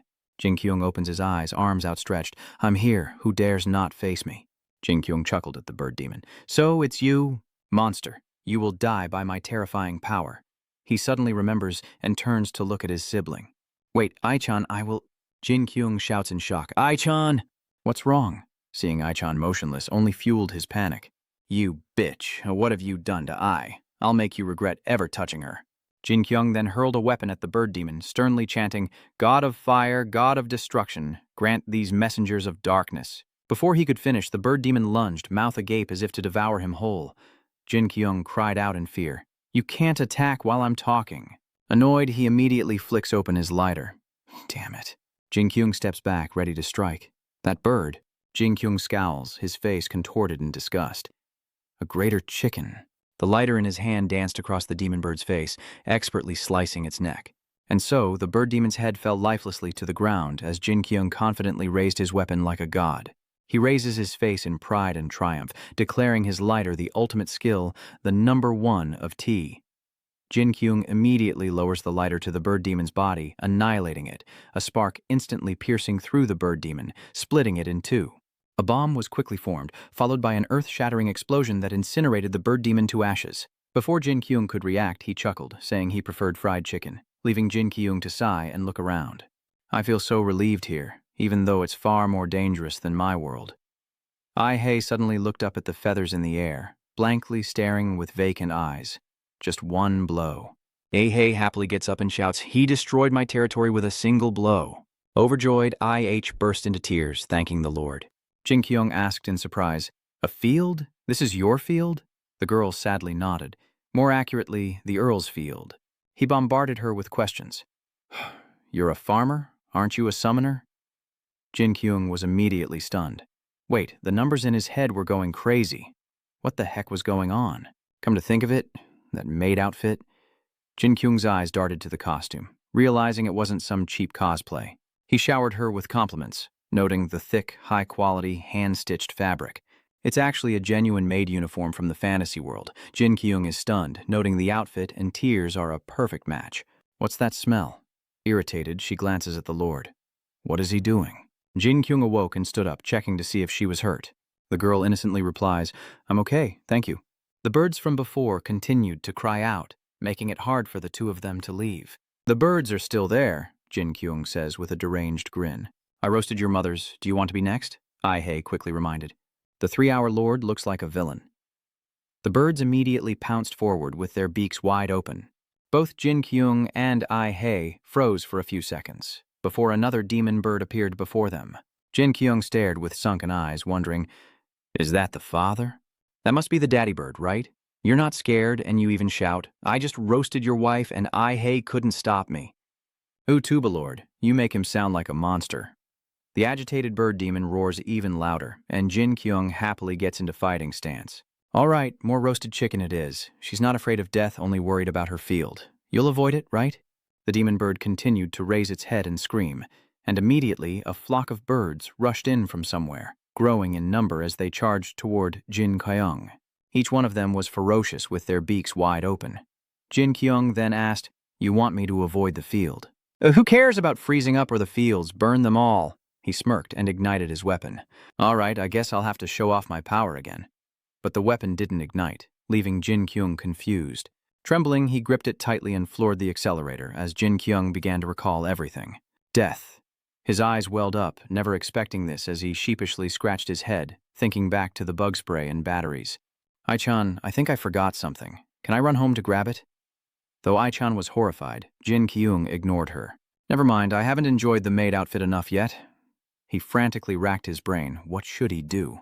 Did Ai-chan's stone give me enough time to prepare? Jinkyouong immediately rummages through his backpack. What else did I bring? My dad's lighter and something I ordered online. A mosquito coil falls out of the bag, and Jinkai looks confused as to why he brought it. The ever-anxious one keeps warning, "Lord, they're coming." He blankly holds the mosquito coil out in front of him. Lord. Jinkyouong racked his brain as he stared at the lighter, trying to conjure even the smallest flame, remembering that any skill or magic he imagined would become real here. He held the mosquito coil up to his enemies, thinking that if he just focused, this familiar object. Jinkyouong muttered to himself, the origin of Ni, his eyes widening in realization. Jinkyouong held it out towards the birds. That's right, I remember now. This will protect the territory of who? No sooner had he spoken than Jinkyouong was swiftly devoured, prompting Ai to scream in terror. The flock of birds devoured Jinkyouong in one fell swoop, but a spark ignited within their mouths. Slowly, his figure emerges, bathed in a brilliant red aura, as Jinkyouong smirks confidently. Unbelievably, he'd forgotten this trick from the anime, and so he roared as 1,000 birds charged, a terrifying domain. The bird that attacked Jinkyouong exploded into pieces. Now, he faces the remaining birds head-on, and in a flash, they're incinerated. The explosion reverberates through the birds behind them, incinerating them effortlessly. The explosions detonated in rapid succession, shaking the very heavens, their shockwaves rippling out into the cosmos. When it was all over, only dust floated in the air. IH stared blankly at the scene and sighed wearily. Suddenly, IH sees Jinkyouong reach out and catch something. It's the mosquito incense from before. IH rushes over. "YouTuber, are you all right?" He turned and smiled faintly. "What kind of martial art is this?" she asked, pointing blankly at the mosquito coil. "What is this?" Jinkyouong asked, scratching his head in confusion. "How can I explain it? You could call it the ultimate defense system, creating a mental shield within each person." Hearing that only made him more confused, and he immediately shook his head in frustration. "Just as I thought, a normal person wouldn't understand." Then Jinkyouong concluded with, "Maybe so." He suddenly remembered and asked, "Why are you farming? I thought you were Zhao Ai-hei immediately lowered her head in remorse. "So much has happened, and this looks more like wasteland than farmland," she explains, crestfallen. "I'm currently reclaiming this land," she says, surprising Jinkyouong. "This whole place is yours?" he asked, scratching his face and nodding. "It does seem quite dangerous." Ai-hei lowered her head shyly. "Yes, because of the demons. Demons appear, but they've never entered the swamp area." Jinkyouong looked around again, saying they could stay here to avoid the demons. "But this place isn't safe. Staying here for too long isn't a good idea, Ai-chan." And so he turned and walked ahead. "All right, lead the way. It's been a while, so I'll take you home." The girl's eyes widened with joy. "Yes." The sky quickly returned to its tranquil state. They hadn't walked far when someone praised him for being interesting, causing Jinkyouong to stop in confusion. Why is it that the polite girl is explaining this right away? Normally, a soul can't stay in our world for too long. He laced his fingers behind his head and looked at his younger sibling. "Really?" Ai-hei nods repeatedly, saying yes. "She used too much summoner power," she said quietly, crestfallen. "I'm not very strong, so I'm a little worried. Are you okay?" Jinkyouong paid no mind and continued onward, completely fine. His face tilted up to the sky, arrogant as could be. He wasn't a normal spirit, and I just quietly watched, as if wanting to say something. But the girl chose to remain silent and bowed her head, moving forward, a change that Jinkyouong quickly noticed. He turned to Han with a concerned look. "What's wrong, Ai-chan? What's troubling you?" Ai responds with a forced smile. Finally, she confessed her worries. "Don't you think it's a waste of time to try and do something you have no talent for?" Jinkyouong sighed deeply, lost in thought. Someone as amazing as him probably wouldn't understand. But so many people worry about that. Some understand and accept it. Perhaps, Jinkyouong stroked his chin and lamented, "It's foolish to pursue what you're bad at when you're so good at something else." His words resonated with her like a profound truth. "So many people tell me I did my best, that I deserve better. It's as if they're the main characters in a story," Jinkyouong continues, raising his voice. "They're just seeking attention from others, that's all they're after. When he looks at those people, he just can't." I repeats skeptically, "I can't." He stops to look at the other. "You mean, you can't understand them?" So Jinkyouong laughed loudly, finding the guy strange. Perhaps the girl was amused by his foolishness. It was absurd. Looking down, she realized becoming a summoner or a maid was just a matter of choice. Nothing more. Suddenly, Jinkyouong turned and shouted, "Right, Ai! You said you'd grant me a wish." The girl stopped, startled. "Oh, yes." He quickly hands her a bag and they stop to rest by a rock. Confused, she picks it up and asks what it is, as Jinkyouong nonchalantly covers his eyes. He protected her and only wanted to see her wear it once. Now she stares at the item in embarrassment. A red two-piece bikini. Jinkyouong, still covering his eyes, grinned foolishly, saying it might be skimpy, but it's Emily Chan's outfit from the anime idol producer's Summer Night Live by the Beach show. He excitedly said in a high-pitched voice, "I'll cover my eyes. Tell me when you're done changing." The more Jinkyouong revealed his thoughts, the angrier I became. It might feel strange, but the more skin was exposed, the more concealed it became, he exclaimed, oblivious to everyone. "You don't have to wear it all the time, but you should know what to do when you summon me. I have no ulterior motives. I'm just worried you'll get hurt." His face begins to drool. "I like the maid outfit, but you can call this one battle armor." Jinkyouong kept his eyes covered, but the scene had already changed. "Are you done changing? I'll open my eyes now." Without thinking, he cried out in desperation, "Ai-chan!" It turns out I had pushed the pervert away without anyone noticing. And I'm sorry, Yuta. Jinkyouong quickly returned to his house, collapsing into a chair, utterly dejected. Jinkyouong muttered blankly to himself, "The cat in the box is both half alive and half dead. A 50-50 chance." His eyes welled up with tears. Observing the target must be done, meaning its state must be determined. He desperately looks at the red marble as the observer. He must check it. Suddenly, Jinkyouong screams, his jaw dropping. "Who do I miss? I want to see the girl in the bikini." Jinkyouong gets up frantically. "Whether it's Chan in a bikini or Chan as a maid, I don't care. It's not like I'm a pervert or anything." His mother was startled by the scream and rushed over to investigate. "I thought my child had been feeling down lately, but now they seem better." Jinkai's mother suspiciously glanced at the bedroom door, sensing that something had changed. Contrary to her worries, he was lost in thought, wondering if he'd asked too much. "I thought a swimsuit wouldn't be too embarrassing, but was I wrong?" Still, she accepted. What a mess. Jinkyouong stared blankly at the gem, lost in thought. He rarely spoke to girls and didn't quite understand them. An idea sparked as he stared at the computer screen. Who could he ask about this? And so Jinkyouong, acting faster than he thought, began typing furiously. The question appeared on the screen immediately. "Do girls like receiving bikinis as gifts?" Quickly, this received a response. People rushed to answer, "Of course not, unless it's from a hikikomori like you. Who cares who he is? He's not forcing her to do anything. She can accept it, or leave. Unless it's some skimpy outfit or bikini, I'd never wear it. Stop asking and teasing him. Girls like that really do exist in this world." Jinkyouong, failing to understand, cursed them as hopeless. Exhausted, he leaned back in his chair, knowing there was still a chance to recover and salvage the situation, even if he had strayed from the original path. "I need to find a way to give her this bikini." Jinkyouong glanced at Vi and Ngoch, thinking about how happily she was working the fields. "How long has it been?" 3 days, and my field seems to be doing better. I wonder what he's up to." She gripped her trowel tighter, determined to sow many seeds today and perhaps expand the field tomorrow. "At least thanks to you, Tuba, I don't have to worry about the demons. I need to work harder tomorrow." A voice calls out, turning the girl around. It's Maina. I looked closer at the waving figure, vaguely recognizing Benny, who then ran towards her. IH calmly asks, "H, what is it, Benny? It's been a while." Benny turns in surprise, wondering what she's talking about. "It's been 3 days since I've been out like this," she replied, her face still cold. "Really? Where did you come from?" He chuckled, unbothered. I'll go get your dress." "Yera," IEH teased softly in response. Your sense of direction is terrible, isn't it?" Benny replied with a smile. "It took me 3 days." They strolled back together. How is the planting going?" Mai asked gently. "I think I'm fine living alone. I'm too busy with summoner lessons to worry about anything else. But now, I just need to do as they say." Benny suspiciously glances over. "Really?" The girl didn't answer, but changed the subject, as if she'd been freed. Benny quietly reached into his pocket, wondering if any wild animal would choose to live like livestock, words that IH found increasingly absurd. "Animals living like that don't have to worry about predators or food."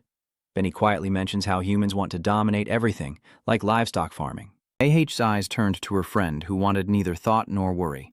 "They fear being responsible for their own actions, so they tell themselves it's okay to be taken advantage of. But the price they pay is their freedom."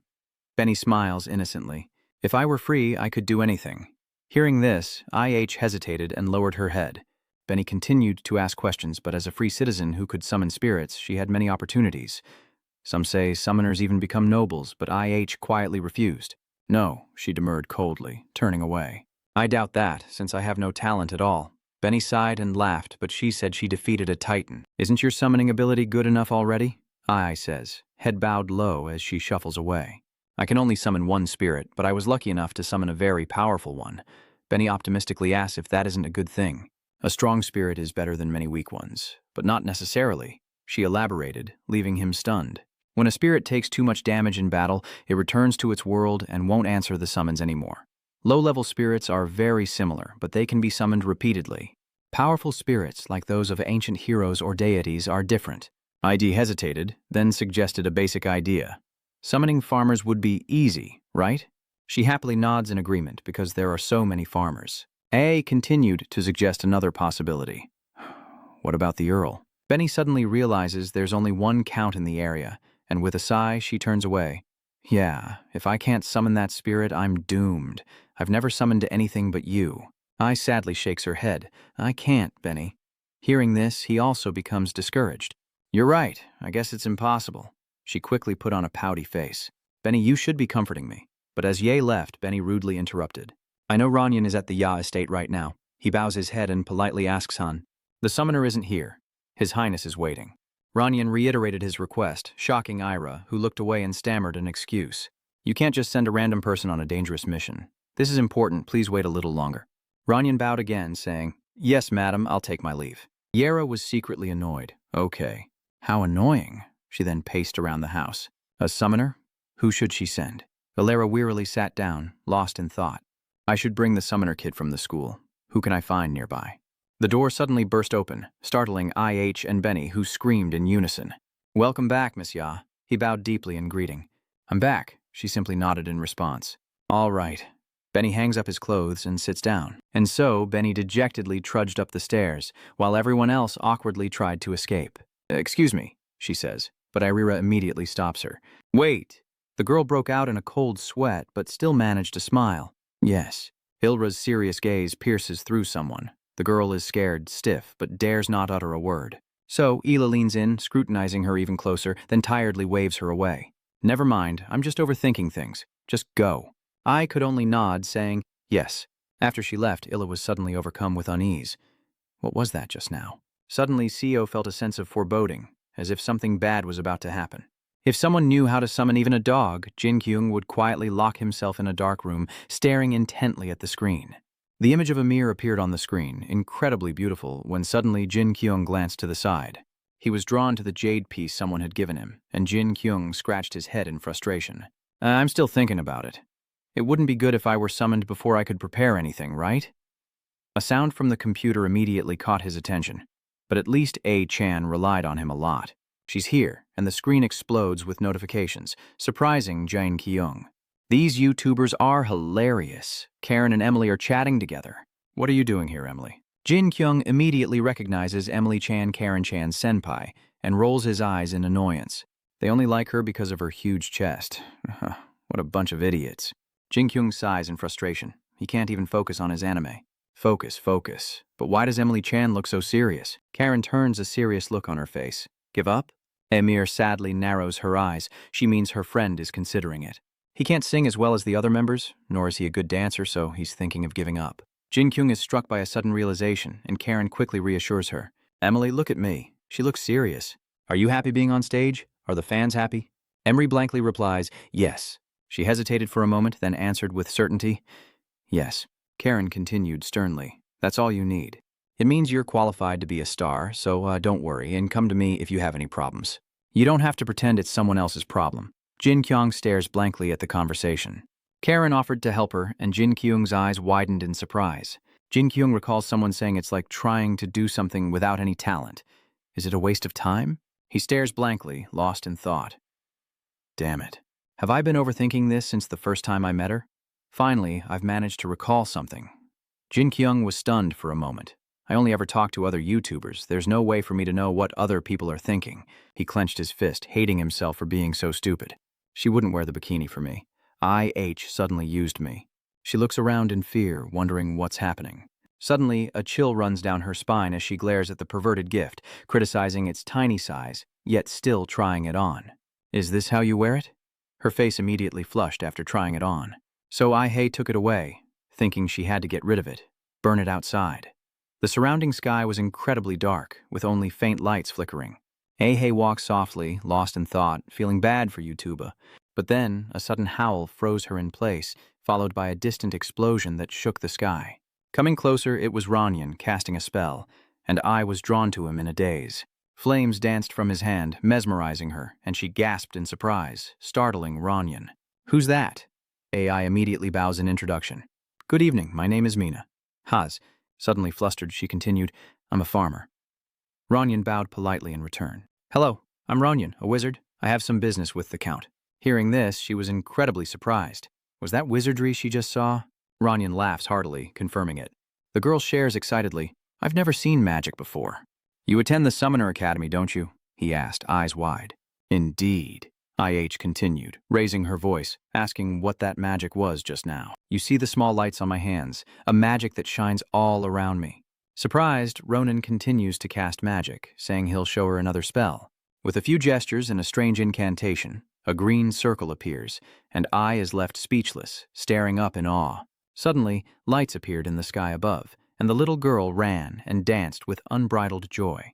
Ai is overjoyed, beyond words. It's like a million fireflies dancing around them. "I never knew it could be so beautiful. What kind of magic is this?" Ronan calmly stated without fear that it was a wide-area meteor strike. It's a spell of immense destructive power, forbidden in war.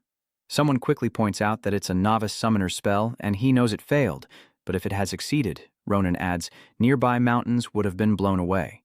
Terrified, she cried out, "How can you be so calm?" Ronyon simply shrugged. As one of the school's best students, he was also the highest-ranking senior wizard. Then he turned and explained, "This is how magic works. There are 3 steps to creating magic." Ronyon gestured with his hands. First, the incantation. Second, a wizard's focus and imagination shape the magic. Something that can't be strengthened or weakened. It depends on the individual's ability.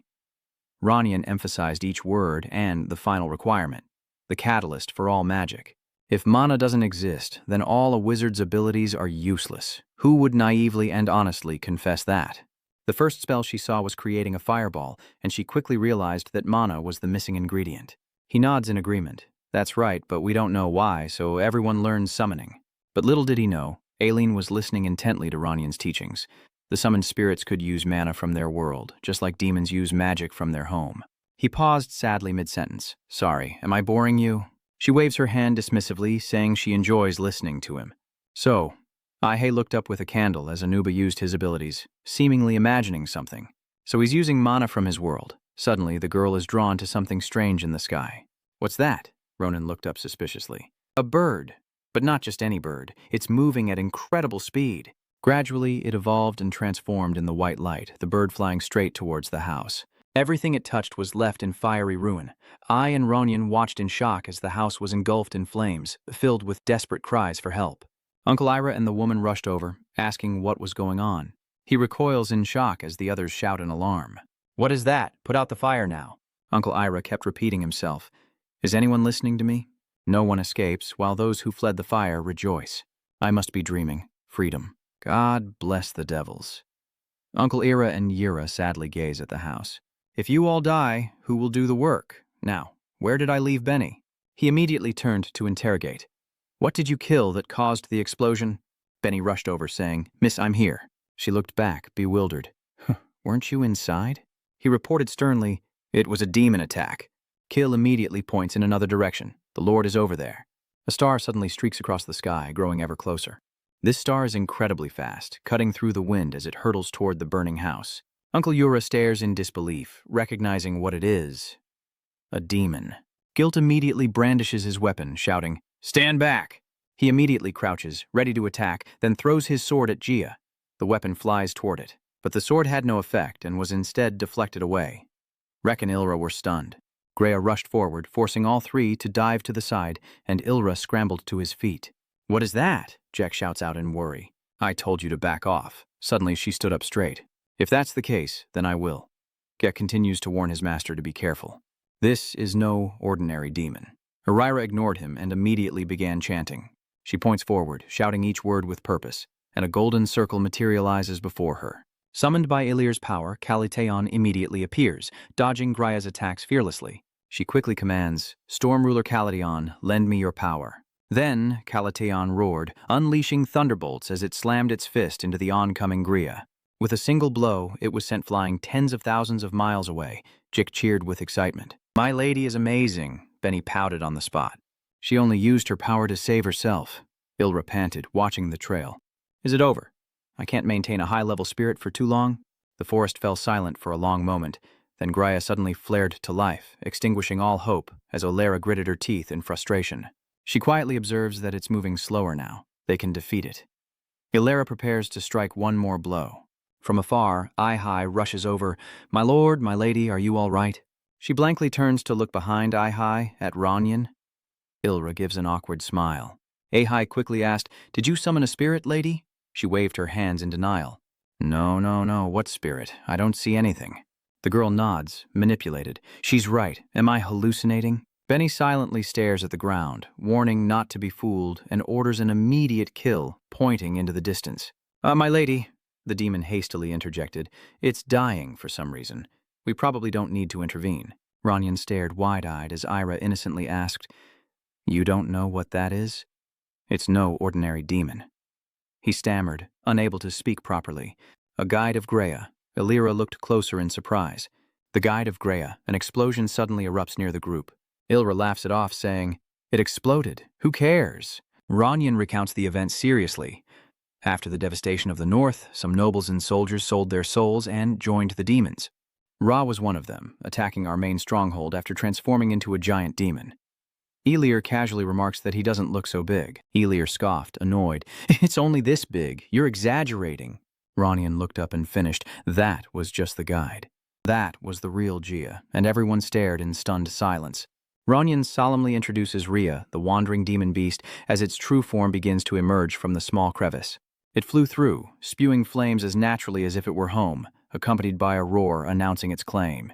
Rhea soars majestically into the sky, gazing down upon the land, growling as it surveys the scene below, like prey. Rhea immediately spreads its wings with great force, releasing streams of red energy, its every flap creating shock waves. A trail of fire blazes in its wake as Yrira is thrown aside by the explosion. The fire consumed everything, leaving only ashes and dust as it continued its flight, obliterating all in its path. Exhausted, Guilt painfully gets back on his feet. Lord, lady, are you both all right? Ira wakes up, staring blankly. If that thing targets us, we're all done for. Gil points worriedly towards the massive estate. My lord, your manor has completely collapsed. Hearing this, Ai-Hei and Ira cried out in despair, Oh no, not my dress. The maid uniform collection? Ranyan and the girl wearily complain. This isn't the time to worry about that. We need to get out of here before it notices us. Uncle Ira sadly glances back one last time as Benny innocently asks, Miss, can I get up and run? She coldly refuses. No, hurry and run on all fours. And with that he bolted, startling Ira. He's too fast.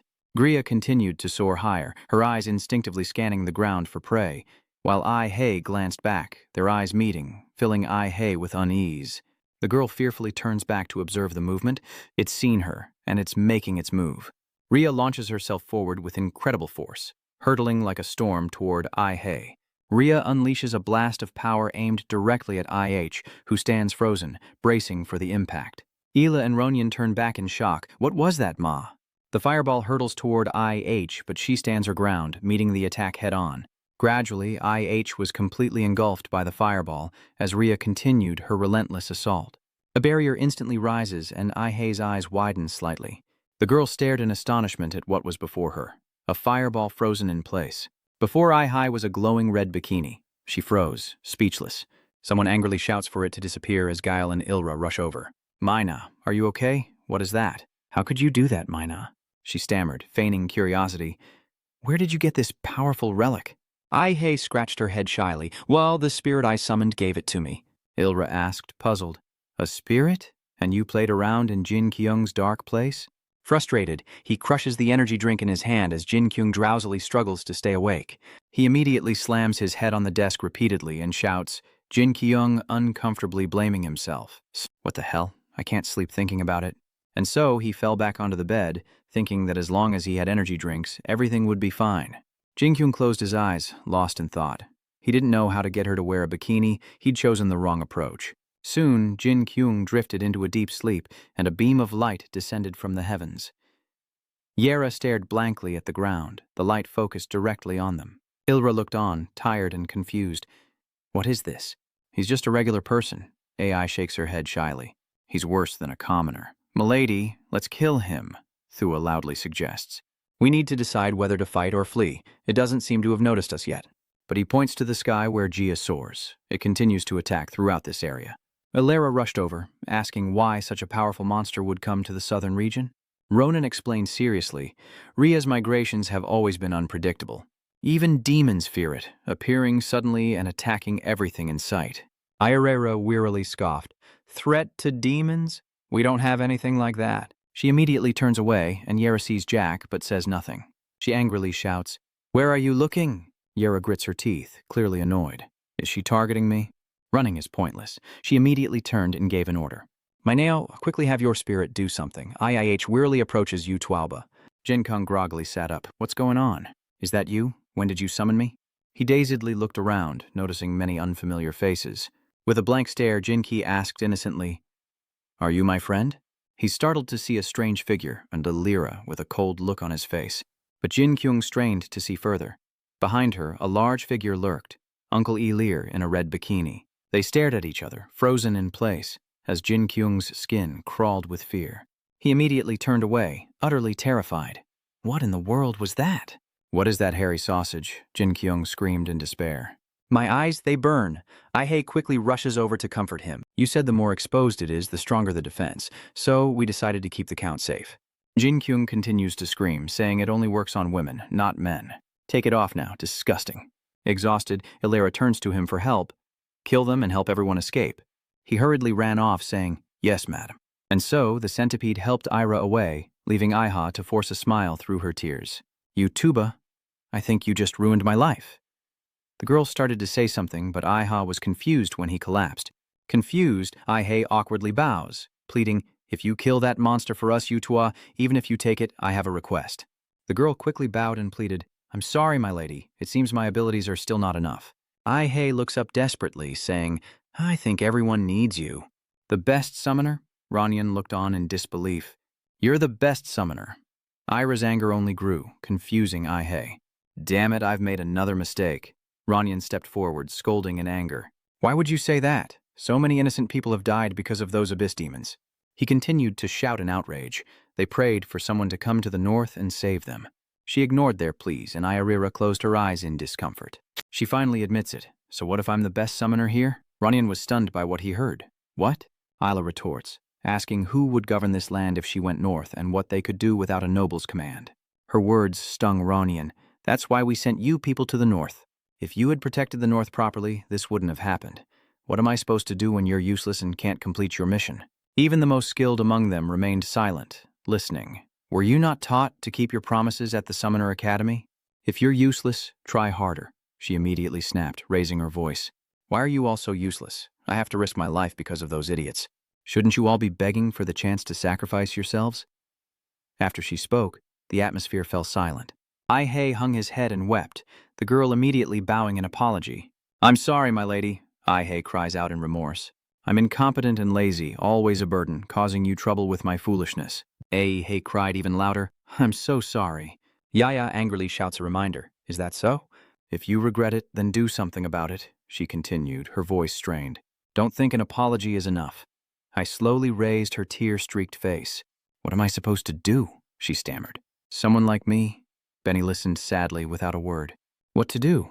Ai-hei continues to weep. I'll do anything. Why is Jinqyouong approaching? What the hell are you doing? Ai-hei stops crying and looks up. Standing before her, Jinqyouong emphasizes each word, asking what the hell she's doing. I gapes up at him, bewildered. It's you, Taba. Jinqyouong chugs an energy drink, tosses it aside, wipes his mouth, and repeats, You said you have no talent. He immediately reminded her sternly, You summoned me, and now you're saying you haven't tried hard enough? Jinqyouong repeated, annoyed, that she apologized, that she was a burden. Annoyed, he scoffs, Why is she kneeling?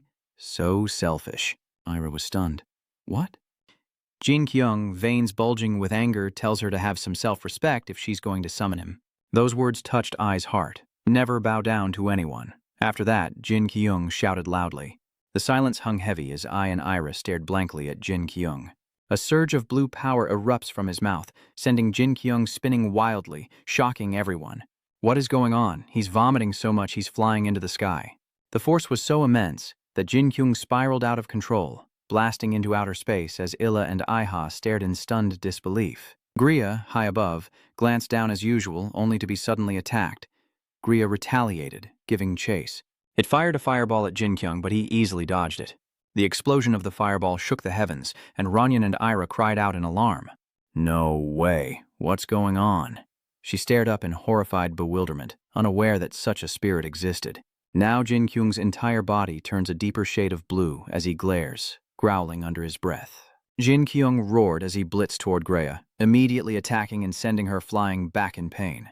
Wherever Gray flies, Jinkyouong is right behind her, and soon sends her flying to the moon.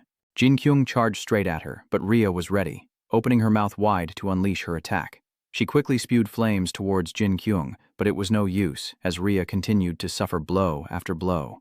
He strikes again, and Rhea loses her footing, staggering in the air as Jinkyouong rushes upward, attacking from above. Rhea quickly caught on and growled under her breath, using her ultimate move to ignite the flames on her wings. Immediately, it unleashed them all, playing a game of cat and mouse with Jinkyouong. Gray's beams were powerful, but not as fast as him. In the blink of an eye, Jinkyouong flew straight to Grea's eyes, triggering another explosive collision. Jinkyouong quickly intercepted the massive fireball, immediately redirecting it back at Grea. Now Jinkyouong raises his fist before Grea's eyes and strikes down without hesitation. That punch landed squarely in Grea's eye and caught off guard. It screamed in panic. The punch sent shockwaves through her, sending her plummeting. Helplessly falling, a spark ignited, piercing her body. The sky above lit up as well, the explosion flashing as if it were foretold. Then everything exploded, sending rocks and debris flying, and smoke filled the air. The explosion created a powerful shockwave, illuminating the sky. Now, a pillar of blue light shoots down from where Jinkyouong stands, and he gently descends with it. I happily ran to Yuba's side, while a shaken Ronin rushed over, shouting, "This is the one." A statement that made everyone look at him in surprise. Ronin, in a cold sweat, foresees the future. You are the one who will save the world. Ilra wearily strokes her hair, wondering why he looks so intimidating. Tears well up in Aihe's eyes as she listens. She knew Tu was special. Now, Jinkyouong is gasping for air like a fish out of water. I'm a little embarrassed for him, but he is special. Suddenly, Ranyan prostrated himself, begging, "I implore you. I'm being honest with you. Come north with me. We need your power." Aihe's eyes lit up at this. Maina. Confused, the girl turned her head, but Aihe remained adamant in her refusal. "It's not me, I'm just ordinary. Yutuba allowed me to summon him. I didn't do anything." Ila was confused, but Ranyan calmly explained, "You summoned the most powerful spirit in the world, making you the #1 summoner." His words made her turn to Jinkyouong. "Didn't that spirit say the same thing? Show some pride as the world's greatest summoner." Aihe's eyes welled up as she looked at him, hesitant and faltering. "I'll do it." And so, Aihe made her decision with a clenched fist. "I'm ready," she said, clearly and deliberately. "I'm not sure I can do this." Benny sadly looks away. Ronin's eyes also grew heavy as Ai hesitantly added, but the girl confidently stood up and declared loudly, "I will go to the north. If I can help you, I'm ready to go there." These words made Ira break out in a sweat. Benny would be happy to see how much more confident she's become. "You've given her courage," Ai says sternly, emphasizing each word. "You're beyond my capabilities." Thanks to Yutuba, Jinkyung's home is now filled with vibrant color. When you think about it, it's nothing at all. He approaches the door and hesitates for a moment.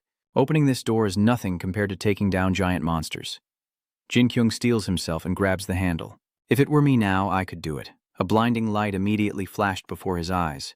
Now, Jinkyouong confidently steps out of the gloomy house, wearily gazing up at the sky. Jinkyouong clenched his fist, watching the janitor clean, fearfully reaching out, but exhaustion made him give up. But his body couldn't bear it, wanting to say something. Jinkyouong bravely stood up straight and spoke. "Hello?" The janitor immediately turned around, staring blankly at Jinkyouong, who was frozen in place. He blinked and Uncle Ya appeared, greeting him. Jinkyouong woke up with a start, screaming in terror. He flails, opening his eyes in a panic. Was it a dream? The scene before Jinkai left him disoriented, unsure of his surroundings, but IH's urgent voice startled him awake. "Yutuba, are you feeling any better?" Jinkai suddenly looked up. "Have you been lying here the whole time?" the girl explained with wide, fearful eyes. "So, you don't remember anything?" He scratches his head repeatedly. "Not at all." Jinkyouong honestly recounts that all he remembers is drinking Red Bull, thinking he would feel better. She sighed sadly, adding that he breathed fire like a dragon. He glowed green and took down the giant demon in one blow. She giggled, sealing the deal. He then slept for 2 days straight, surprising even Jinqyouong. What? 2 days? He rubbed his chin in frustration, deep in thought. He thought it would give him wings, but he really didn't want to use it again. IH smiles, relieved he's okay, and offers to undo the summoning, but Jinqyouong ignores her, turning to the window. I continues to ask Yutuba questions, but he quickly cuts her off. Wait a minute. Jinkyong asks directly, can I go outside? The door slowly opens, and Jinkyong steps out into the sunlight, stunned by the majestic natural scenery and the animals within. Dazed, Jinkyong walks up a windy slope, clutching the railing and asking, where are you? Jinkyong is moved, exclaiming how amazing it is. You have the chance to witness strange animals. Jinkyong could even feel the birds flying past, looking up at their distinct calls, leaning against the bridge, asking why they were so loud. Who knows? Maybe they released a declaration? It's my first time seeing it too. Jinkyong curiously points at the ship, asking what it is. It flies? That's so cool. Ranyan approached and greeted him. This ship was sent by His Highness. It uses magic to fly. He solemnly bowed his head and closed his eyes. It's a pleasure to meet you. Yutuba, I am the wizard Runyan. Jinkyong clears his throat, putting on airs. Yes, it's good to meet another wizard. Runyan looked flustered and blank. Thank you. Someone quickly reminds him of the situation. Runyan mentioned that this ship uses magic to move. I thought mana was gone from this world. Runyan immediately summons power into his palm. It hasn't completely disappeared. Mana is created and lingers in the air. He recalled the memory from the previous day. Do you remember the magic I showed you? It requires a certain amount of mana to cast it. Runyan continued to explain in detail. But moving a ship this big will cost a lot of mana, that's right. That's why it's equipped with something very special, an alchemic artifact called a sakon. It constantly absorbs mana from the air. He emphasizes not only that, but it can store a certain amount of mana, so this thing can move even if the world doesn't have much mana left. Hearing this, I began to ponder, while Jinkyong grew even more excited. This place is quite scientific, and alchemy is so cool. Suddenly, her eyes darted to a figure in the shadows. Benny, sitting silently with his head down, looking sad and hesitant to speak. That's when Benny was suggested. What? I'm going to the north, Ilra said, scratching her head wearily. They needed an attendant to assist the summoner, and she made it clear she was annoyed. Send someone as useless as you. Benny stubbornly refused. No, madam. I hate the north more than I hate being with you. Upon hearing this, she froze and glared, and Ilra immediately laid out her conditions. Really? If you do well, the king will summon you as a summoner. Smugly, she crossed her arms, manipulating him. If you follow the demon, you won't have to listen to me anymore. Benny felt enlightened by her words and immediately stood up. Benny sat up straight, breathing a sigh of relief. I guess I don't have a choice. Ira watched his actions with a blank stare, then, annoyed, retracted her offer. I'll send someone else. Benny, I have a job for you. He immediately knelt and begged, I'll go to the mistress. I can do it. Please. Benny blankly considers his strange actions, feeling like he's been tricked. I was too obsessed with freedom. Now, in a panic, he shouts, what can a useless summoner like Ma even do? Benny scoffs, reminding him, I heard that. He hangs his head low, saying, I'm betting my life on you. I'm so dead.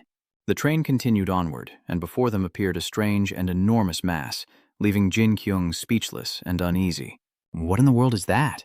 Ron asks, unafraid. We've arrived. That's His Highness's castle. The ship quickly approached His Highness's kingdom, dwarfed in comparison like an ant. They soon approached the kingdom's core to infiltrate it. Within the floating mass was a hidden kingdom of serene beauty. Jinkyouong and the others strolled through it, marveling at its splendor. He's right, they stopped before a strange gate, a castle in the sky. What is this? Ranyan says nothing, but approaches and enters a password, quickly revealing a floating platform in the air. An elevator. So they all quickly step on to move to the higher level. Benny trembled, kneeling and lamenting, I never knew this. I thought I'd live on the ground forever. I can't look down anymore. Jinkyouong cheerfully looked at his teammates, seeming a bit dizzy. I just stares blankly at the ground, speechless, as the girl rushes over to the mage. Ranyan! Why is the king's castle in the sky? Ranyan replies bluntly that it's to avoid battles or attacks from demons. I sighs, noting that the castle uses a lot of mana to float. The girl concludes that this is why the world is running out of mana. Ranyan looks down and warns, remember what I'm about to tell you. He carefully chose his words, explaining that no matter how right she might be, if those in power wouldn't listen, it was best to stay silent. They don't care about suffering, they can't see firsthand the dopse. They don't want to know or even think about it. The truth is they don't want anyone telling them this. Sometimes silence is golden. Ahei lowered her head, forcing a smile. Of course. Seconds later, the elevator arrives at the royal floor and they quickly enter the ancient castle. Jinqyouong and IH stared blankly at its grandeur, as the three immediately knelt with Ronyon in audience. The wizard Ronyon has returned, though Jinqyouong looks on bewildered. King Ga calmly raises the glass in his hand. Very good. He was startled and questioned him further. Wait, remind me again. Where did you say you came back from? Jinqyouong stared blankly into space, and King Ga glared at the vacant figure. Who is that? Ronan politely bowed and introduced him. He's not human. He's a summoned spirit. Your Majesty, Connie then spoke up from the other side. Your Majesty, that is the summoned spirit, sent by my daughter, the summoner. I know you're busy in your own world, but you've gone to the trouble of coming all this way. He gazed down with gentle eyes, saying, Thank you, spirit. Benny gently introduced, That's Ira's father, Duke Kalunich. Jinqyouong just stared blankly upwards. He looked at Kalunich and the others, then turned his gaze to King Gotha, squinting and sighing. Jinqyouong spoke, but only briefly. The king of humans, a statement that immediately grabs the attention of both Kalunich and the king. Jinqyouong continued to applaud, his face expressionless. You have passed the test. Then, Jinqyouong continued to clap while no one understood. Suddenly, Kalunich also began clapping and laughing. King Gotha awkwardly turned to his attendant. What is he saying? I have no idea. But seeing how he clapped, he awkwardly asked, Is that so? Since you're from the north, I'll have you assist him on this trip. After that, Kalunich went out to chat with the others. It seems the Duke's daughter has resolved this major issue. They chatted excitedly, relieving stress. It was the first time I'd seen an elf communicate with humans. Looking at that spirit, I'm not too worried. Indeed. Kalunich laughed confidently and assuredly. I've already warned my daughter. I fear the king will notice. The others chuckled, confident that the lazy king wouldn't pay any attention. It will be easy to exploit the chaos and overthrow the throne. He nodded in agreement, promising more. But of course, when the new king ascends the throne, I won't forget everyone's contributions. Jinkyouong then strolled along with his two comrades. This was a terrible mistake, Maina. Benny sadly looks up to the sky, lamenting that they were sent away empty-handed, without even a small reward. He continued to lament. At this rate, we won't even be able to afford a place to stay. Ahei awkwardly agreed. That's right, let's buy some camping gear in the village. She refused with a forced smile. But I don't have any money. Benny quickly interjected. I'm a slave, remember? They both immediately lowered their heads in sorrow. Oh no, it seems we'll starve to death before we even get close to the north. This means they want our journey to fail. The two friends continued to argue back and forth, unable to reach a conclusion, but something was definitely strange. The king is enjoying himself, while the nobles seem to be plotting something. Benny, you could be thrown in jail for saying that. So, Jinkyouong continued to look up at the sky, pondering for a long time, drawing on his vast knowledge of anime. I've seen it, Jinkyouong said, leaving everyone puzzled. This is preparation for a blot that's about to occur, he immediately explained to his two younger siblings. The battle between the king and the nobles behind the throne is like a player enabling the nobles to run wild or something. Suddenly, he bursts out laughing, then startles and looks ahead. Who is it? Redhair hurried over to ask. Is that you, Mai? Ahei foolishly nods. Yes, Benny cried out anxiously. Don't say it, we're on an important mission. Really? Jinkyouong glared at his father, questioning him. Hey girl, did you really think you could fool me? The redhead immediately recoiled. What do you mean? Jinkyouong shouted childishly in anger. Even though I've seen anime with characters that look like twins, I can always tell them apart. You're the one who's been by the king's side. Jinkyung's eyes narrowed, unafraid, or so it seemed. But upon hearing those words, her eyes widened in shock. And so, Redhair knelt to the ground, wearily removing her hood. Please forgive me, spirit. The red-haired woman confessed, I'm only here to fulfill the king's invitation. I shouldn't test the spirits. She then presented 2 items. These are gifts from the king. I'll take my leave. The 3 stood frozen, watching the redhead for a long moment. Jinkyung's group watched Redhair disappear, and Benny picked up the bag she left behind, exclaiming, Miss Maina, look, there's so much money here. But Ahei only noticed the letter that came with it. What's this? The group huddled together, eyes glued to it. Ai reads aloud the letter's contents, a royal decree ordering all nobles and citizens to aid them in any way possible. Benny is immediately incredulous. The 2 girls instinctively looked to Jinkyouong for help, but he just gazed skyward, inscrutable. Does anyone know if the king really sent this to us? I just made it up. Did I spoil the ending? I'm such a get-boy. King Ji gaped, exclaiming loudly. He knew it was her all along? Are you sure? She wearily kneels down and confesses. Yes, it's not like that at all. He knows exactly what's going on. What? That's right. He knows the king's political power is held by the nobles, and that the king is feigning ignorance, acting flustered and afraid. I see. Seeing is believing. Ronan, standing beside him, offered a reminder. Furthermore, Your Highness, Ranyan, he carefully reiterated, the spirit has been in our world for many days, even more than that. The next sentence made King Gotha's eyes widen.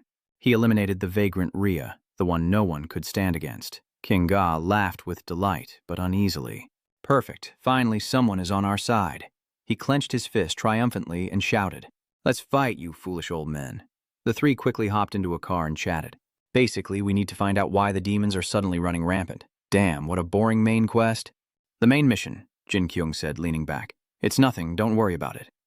Benny wondered why they couldn't just take a quick look and report back. He continued to suggest that they could save money and their lives. Jinkyouong happily gave the okay. I like you. You're thorough with your reminders. But we need to observe our surroundings a bit. Everything will be fine if we're cautious, right? Because she doesn't know what the North is like, Ranyan's words linger in her mind. This is the land of demons, where all living things suffer. Did you see Ranyan covered in bandages? Benny anxiously recounted what he'd overheard, rumors of sickness plaguing those who lingered in the North. Jinkyouong quickly turned to look. You should have canceled my summon when you arrived in the North. The carriage announces their arrival, and Jinkyouong nods his thanks. As night fell, they entered a restaurant, and Jinkyouong gazed in wonder at the classic town. You always wanted to come here, and the food's ready. He looked at his teammate, confused. What are you doing here? Take a seat here, Benny asked, a little flustered. Is that okay? Jinkai asked, looking confused. Do you always eat on the ground like that? Benny replied with a nonchalant smile.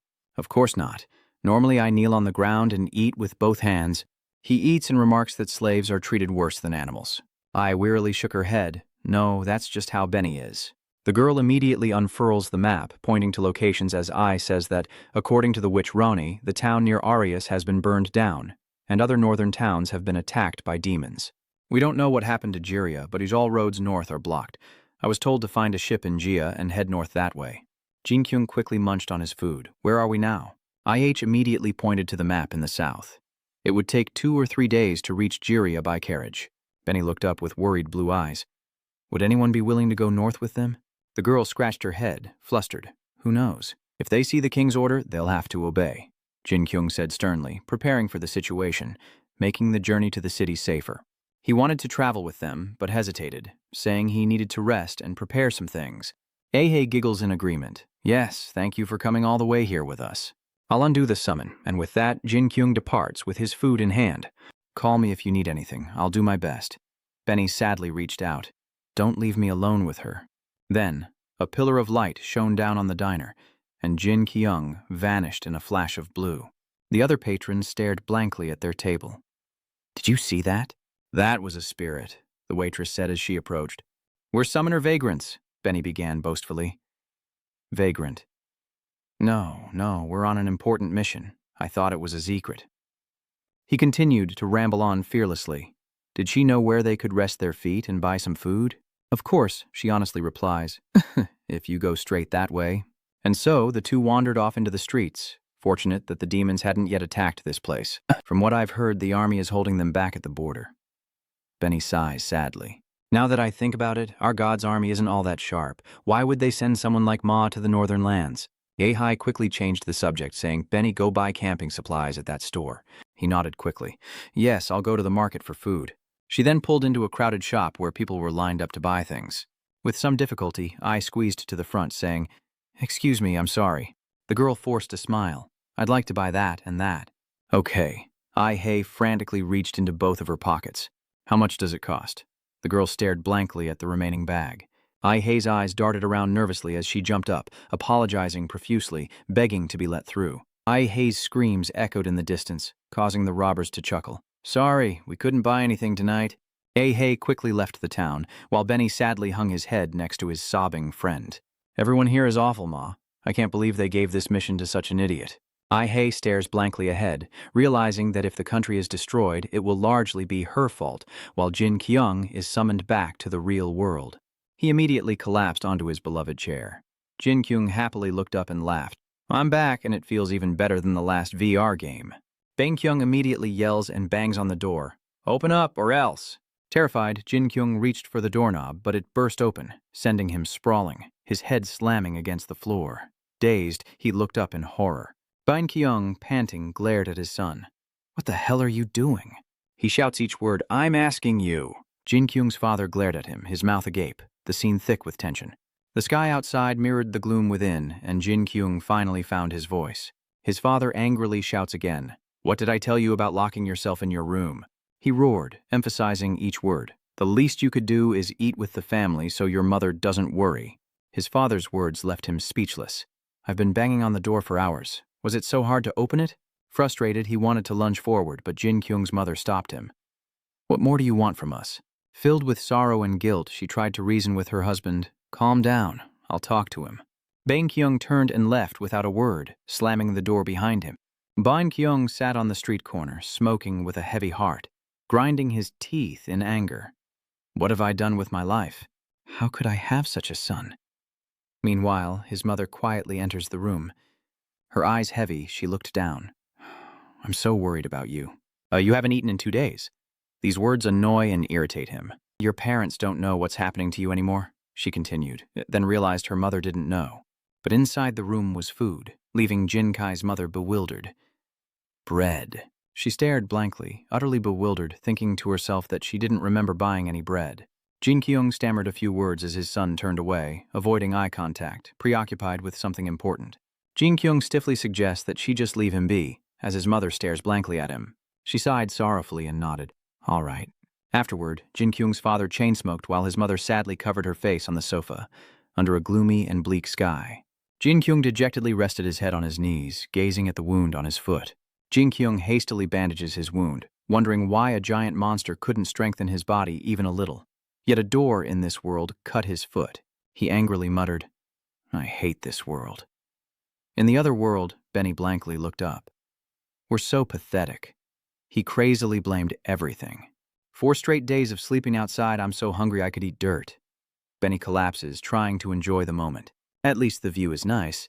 We'll be stuck here for 3 days, huh?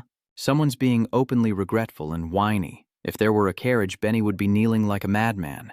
We could run like horses. Why didn't I think of running on all 4s? He continues to wallow in self-pity, claiming it's all his fault. If I could run like a horse, we wouldn't be in this mess, Ai-hei angrily retorted. Benny, why did you even buy a fishing rod? You haven't caught a single fish. Scratching his head, he lamented, So it's my fault the river has no fish? Benny immediately provoked his friend. How do you know there's no fish? You haven't even looked at the river. So who's the one always casting their line right here? Quickly, she reels in a fish, 1 for 1. Benny excitedly picked it up, showering her with praise. You're amazing, Mina. She's more like a seasoned fisher than a summoner. Who knows why she's always got her face in the dirt? First a farmer, now a fisherman. She cries out in frustration. Why am I so good at farming and fishing? They happily grill the fish and enjoy their meal. Benny and Ai-hei drooled with desire. Why don't we ditch this mission and sell fish? Quiet, I'm a summoner. He then approaches to get a closer look. The girl quickly reminded him, Stop it, Benny, we just grilled it. Suddenly everything began to shake, startling them both. What was that? I'm not sure. The whole area is shaking. It turns out the shaking was coming from a distant place where they were staying, and Benny and IH turned to look. Before them, a massive demon was running for its life, forcing Benny and IH to jump out of its path. IH dazedly gets up and watches it go. What in the world was that? She instinctively scrutinizes the prophecy. A demon. Benny quickly noticed something was wrong as it passed by. The grilled fish was gone, and the fire was out. Benny frantically runs out and shouts in despair, No, no! Oh, the shock of it all. Benny sadly collapses to the ground. No, don't go, please. Benny immediately smiles, noticing another fish is still there. He was excited to eat, but his joy was immediately crushed as a foot stomped on it, leaving Benny's eyes blank and lifeless. Aika seriously assessed the direction of travel, noting it was headed towards the children. Ai quickly approaches and asks, Who are these kids? You shouldn't be camping here. Ai-hei scratched his head, flustered, and recounted, Really? We're on our way to Juria. As the assistant stroked his chin in thought. A port city? That's a full day's walk. Ai clicked his tongue and shook his head. All day? With no other choice, she carefully reminds him that they'll have to camp out. But avoid this place. Demons often come here to drink. IH nodded furiously. I understand. But before she could ask, a shout interrupted her. Aika, the reconnaissance captain, has cornered the beast, and it will soon rush this way, she excitedly replies. Good, tell them to get into position. Then Aika happily shouts, let the feast begin. Yes.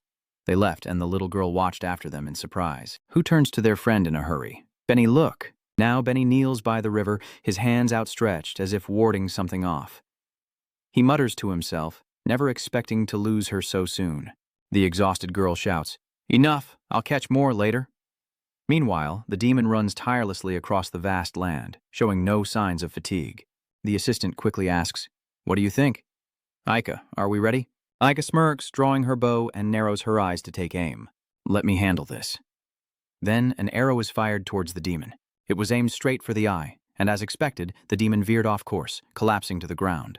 Without hesitation, Ai steps in front to take the blow, drawing a weapon from her side, then leaps forward, weapon ablaze.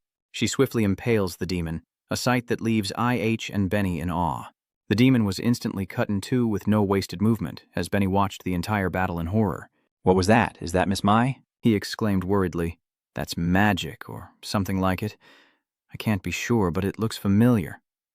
The girl quietly spoke of her sword. As dusk rapidly approaches, Ai politely says, Thank you, but there's no need to escort me back to camp. Aika chuckled softly. It's nothing, she explained. We were created to protect everyone. This is our job, Benny said, looking up while eating. Aren't all people protected by the kingdom's soldiers? The aide laughed and explained, How naive. When Aika in the north falls silent, everyone becomes suspicious. Turning, Aika points. See those guys? They've been here since last night. She continued, The carpenters who joined us this morning will leave once the carriage is repaired. Aika sighs, revealing her thoughts. Everyone who comes here has their own reasons. But they aren't protected by the kingdom's soldiers. Is that assistant's demon rampage really the reason? Annoyed, Aika lashed out, yelling at him to stop talking, while Benny turned to whisper to his teammate, Maina. They look trustworthy, don't they? He whispered to his friend. Why don't we ask a few people to join our quest? IIH asked hesitantly. It seems you used magic to defeat that demon, I says without hesitation. That? It's the power of this dagger? The girl nodded repeatedly. I see. Is it because of the seal on it? Aika asks, startled. How does she know about alchemy? I stammers in disbelief. I just knew it contained magic. She giggled in agreement. She really knows her stuff. This tool uses the magic contained within the jewel to create a magical blade. Aika continued to ramble on, but it didn't have enough magic, even for a witch. It took a day to recharge. Benny, surprised, asks doubtfully, Really? The assistant chimed in.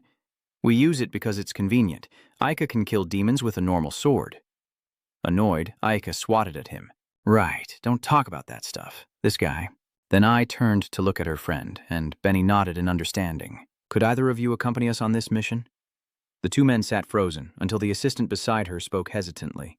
Jai's only a day's journey away, but Aika waves her hand dismissively. The girl mustered her courage and shared, We must go north by order of a very important person. We need the help of a powerful warrior, Aika's assistant says, sighing. Sorry, but your mom isn't important enough in the grand scheme of things. You and your friends are enough to handle those trivial matters. Benny burst out laughing, causing the girl to choke up, her face red. What are you laughing at? Ai quickly composed herself, then pulled a letter from her chest, and Aika's group immediately turned serious. And just like that, her words shook the very foundation of their world. In the name of the God Ga Kingdom, we request your participation in the Northern Expedition, offering aid in any way possible. This is the wish of His Highness, the King of Ga, a royal decree. Aika immediately looked up, scrutinizing something, sweat beading on her brow in disbelief. No way, it's really a royal decree. AI suddenly coughed a few times, and the sky in the real world immediately turned dark. Jinkyouong sequestered himself in his dim room, lost in thought. Humans are like rooms, he mused. In the beginning, we have no choice but to depend on other rooms to survive. Sadly, people must open their doors one day, accepting and being accepted by others, even if it causes unnecessary conflict. Jinkai sat motionless, itching all over. I'm content in my own room. I can live in a space the size of a blanket. Jinqyouong called it his Noel Galaxer oasis as he steeled himself to face the door. I will start a revolution from my bed. And that's exactly what I did. Jinkyong's eyes grew serious. Suddenly he turned to look at the red gem, still sitting motionless on the table. Jinkyouong wondered if he had imagined it all, as the late-night sky lulled everyone to sleep. A few drops of syrup fell to the ground, as I was blinded and brutally tortured. The girl utters a few words of regret. Why? Aika pulls the girl's hair and interrogates her, his voice cold. Aika stares blankly and asks, I'll ask you again, why were you heading north?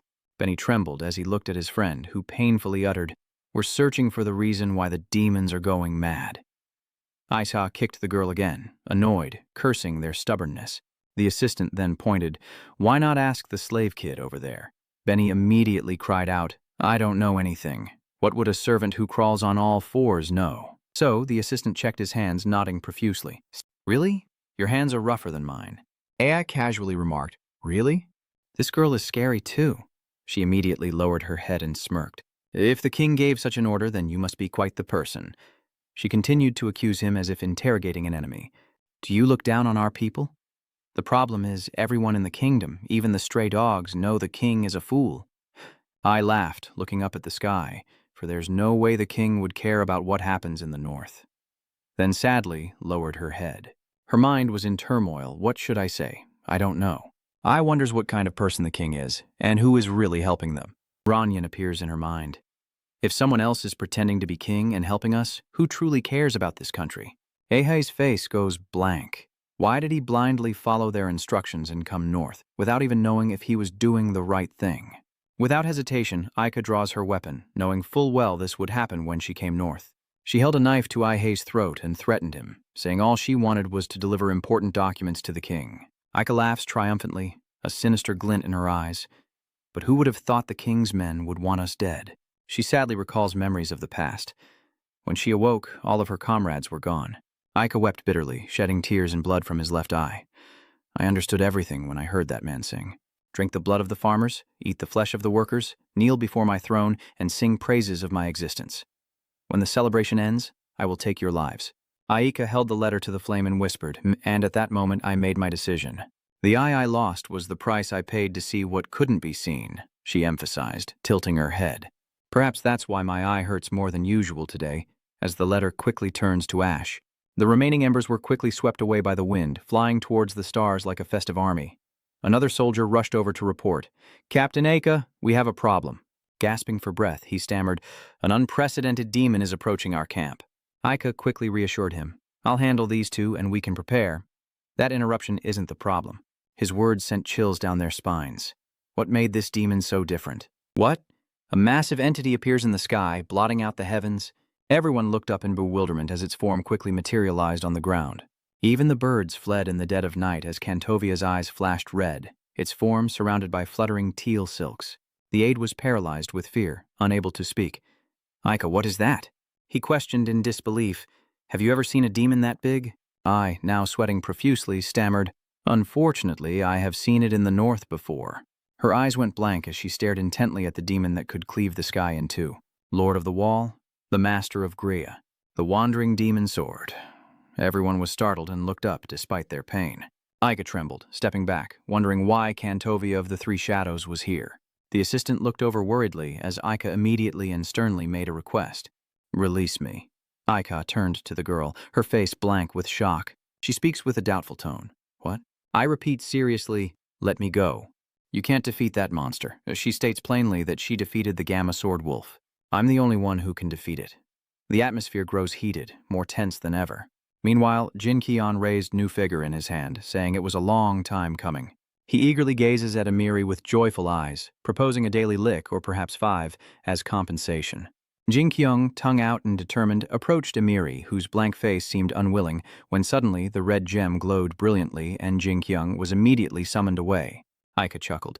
You're saying you defeated the wandering swordsman Jiathan? Ahai agreed without hesitation. That's right. Benny forces a smile, though it doesn't seem genuine, but I, who's standing right there, grabs her head and slams it into a pillar. This causes Ahai to cry out in pain, as Aika laughs triumphantly, asking if it's true. How could someone so strong be tied up like this? Seeing this, Benny falls silent. Aika scoffs. Do I look like a fool to you? Ignoring Ai's cries, she grits her teeth. You think I'll let you go if you say that? You think that monster will appear?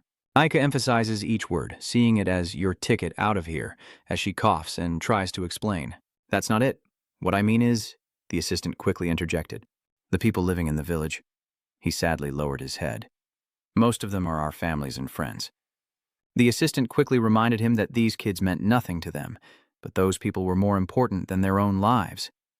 He hesitated for a long moment, adding that he doubted it would make a difference. IH, still coughing from his injuries, is told that this isn't the time for this. They need to deal with the demon. Benny grins with delight, but A's next words wiped the smile right off Benny's face. Let's see who gets their throat cut first. But she lifts Ai's chin and proposes, wait. Aika's eyes gleamed wickedly. All right, I'll give you a chance. How about this? Hey sobs as she listens to the deal. If I take down that monster and come back, you're as good as dead. Aika grins wickedly, but if that demon kills me, you live, because there'll be no one here to kill you. She smiled faintly, seeking his opinion. What do you think? Not bad at all, right? AI continued, unwilling to let it go. But leaving you here feels wrong, so I'll give you a little gift. She glared at Iha with one eye, and Aika pulled out a weapon, saying it would help her see. Before Benny could even speak, it was done. In horror, she couldn't react in time as Aika maniacally laughed, revealing what the naked eye could not see. The girl screamed in agony, her cries echoing through the area as Benny watched in horror. Maina desperately struggles to break free, screaming in agony as her blood flows freely. Aika coldly walks away, uttering a contemptuous remark. Could the one who killed Gia really be this weak? The atmosphere becomes eerily silent once more, and Benny worries as Ai continues to suffer. Maina immediately shut her mouth and thought of a plan, as Benny took off his shoes, preparing to act. He exhales deeply, struggling to free himself from the ropes, and Benny immediately braces his feet against the pillar, pushing himself upward. He strained, pushing and screaming, until the ropes finally snapped. Benny rushes to support his friend, Maina. Are you okay? You're bleeding a lot, Saizo. He sadly asks his teammate, who is still crying, Can you walk? With tears welling, Benny confirmed, It's Mai. He immediately stammered, suggesting they give up. Ai lowers his head, no longer crying, as Benny tearfully reminds him, This mission was doomed from the start. We can't even beat ordinary people. If they were bandits instead of mercenaries, we'd be done for, he said, helping his friend up. Let's return and report our failure to His Highness, or we could just run away and hide somewhere. Benny continued to ramble. They're too busy dealing with the demons to notice us. They probably think we're dead already. Ahei's call immediately snapped him back to reality, as Benny spoke weakly and blankly. Remember? Ahei mumbled. What did you say to me? A wild animal dreams of living like poultry. Her words left Benny stunned. Poultry envying wild animals. Helpless, Ahei clutches her lost eye and leaps beyond the fence, paying the price for her freedom. This is the girl who cried out in despair. This is the price I pay for crossing the fence unprepared. Benny immediately gets up and shouts, We're not ready, let's give up. But Ahei, unmoved, calmly replies, But I'm the only one who wasn't ready. Benny listened, filled with worry and anxiety. Ai cries, clutching his injured eye, lamenting that a powerful spirit like the Lord responded to his summoning. Because he was summoned by someone as weak as me. The more she spoke, the more she sobbed, saying they couldn't do anything. Benny gently reassured his friend, and Maina immediately stood up and made a promise. It's all right, Ms. Ma, please hang in there. We're out of money, but I'll figure something out. With a gasp, Ahei reached out. That demon, it's here because I killed Greya. She strained to raise her hand to the sky. I can't let their loved ones die because of what I did. Despite her grave injuries, Maina Ai is determined to summon. What can one person accomplish in the north if they ignore this tragedy? She told herself that if she didn't become a summoner worthy of the Lord of Calamity, the familiar blue light would descend from the sky. A blue light so powerful, it shook the very heavens. Benny and IH both raised their hands to shield themselves from the terrifying energy as Jinqyouong stared wide-eyed at the brilliant light. Jinkyong licked Emery all over and finally got a taste of her. Benny utters in disbelief, he licked her? He witnessed the depraved act unfold, and suddenly Benny blushed. Looking disheveled, Jinkyouong stood there dumbfounded. Emiri immediately sends him flying, and Jinkyouong tumbles head over heels. Emiri, clearly disgusted, shouts, Stop licking me, you pervert! Stunned, Jinkil opened his mouth to explain, reaching out and begging Emily Chan. You misunderstand, Emily Chan. She glares down, furious. Misunderstanding what? I'm covered in your saliva. Jinkyouong continued to justify her actions as happiness. The scent of happiness? Emir cut him off and backed away, leaving him to his desperate pleas. No, don't leave me. Emily Tran. Jinkyouong reached out, his face contorted in anguish as he strained to follow her retreating figure. Emily quickly left the pervert behind, and Jinkyouong immediately burst into tears of injustice. He steadies himself, full of regret. I never thought it would be my turn. Jinqyouong sadly collapses to the ground, wondering how he could have been so careless. My favorite character has come to life. How could I forget? It's over. Goodbye, fellow otaku. Benny quickly approached, saying, My lord, sorry to interrupt, but you just stared blankly up. Am I being summoned, slave number 1? Benny forced a smile and introduced herself. My name is Benny, but he didn't respond, instead turning to look. Ai-chan Jinkyouong immediately ran over to Han to ask, What happened to you? Benny sadly supports her friend, whose eyes were stabbed and body beaten. Hei pulls away, still trying to explain, I'm okay. But first, the demon Jinkyouong hastily grabs his sister's shoulders, saying she should have called him when she was in danger. Hei continues to sob, I'm sorry, YouTuber. I worry when I see you because I'm so useless. The girl dejectedly says in helplessness, You're busy with your life and I just keep bothering you. Jinkyouong immediately objected, his voice stern. What are you saying? Nothing is more important to me than you right now. Don't ever say that again. He emphasized each word right then and there. You have never been useless. Hearing that, Ai-hei cried out, overwhelmed with emotion. And then she burst into tears, as if finally released and validated. Ai-hei sobs, I'm sorry, YouTuber. Jinkai is stunned. What's wrong with her? Benny, standing nearby, also looked flustered. I'm not sure. Do your eyes hurt? Hearing that, he immediately remembers. Right, what should we do? With that, Jinkyouong removed the bandage from his foot. He picked it up, confidently showing it off. This time, he was Heller. Jinkyung's eyes turned sinister. All right, stay still. Ai stared in disbelief, holding back her tears. The fried food emitted a blue light, and there were even a few hairs inside. This caused Ai to scream in terror, prompting Jinkyouong to order, Slave, hold her down. Benny retorted, My name is Benny. Then, the fried piece was placed on the girl's eye, quickly healing it. Benny stood in stunned silence, watching Maina's eye heal as Jinkyouong boasted with pride. Blessing and destruction are two sides of the same coin. Perhaps this is fate. Ai-hei blankly opens her eyes and looks around, realizing her eyes are healed. But for some reason the girl is secretly annoyed, thinking, I hate this. Then a trail of embers quickly appears. The closer he got, the more the land was reduced to ashes. Kantovia brought fire wherever he went. She stood silently, gazing at the blazing inferno, while nearby residents stood frozen in terror. With each step, Kantovia seemed to flatten the continent, and his comrades began to flee in terror. What's that, its leg? They desperately attacked, but how terrifying did it look, I don't know. Attack it. A spear is immediately thrown forward, but it falls to the ground. This leaves the others bewildered, wondering where it went. It's around here somewhere. You idiot, it must have run off. The assistant beside him was equally uneasy, wondering what to do.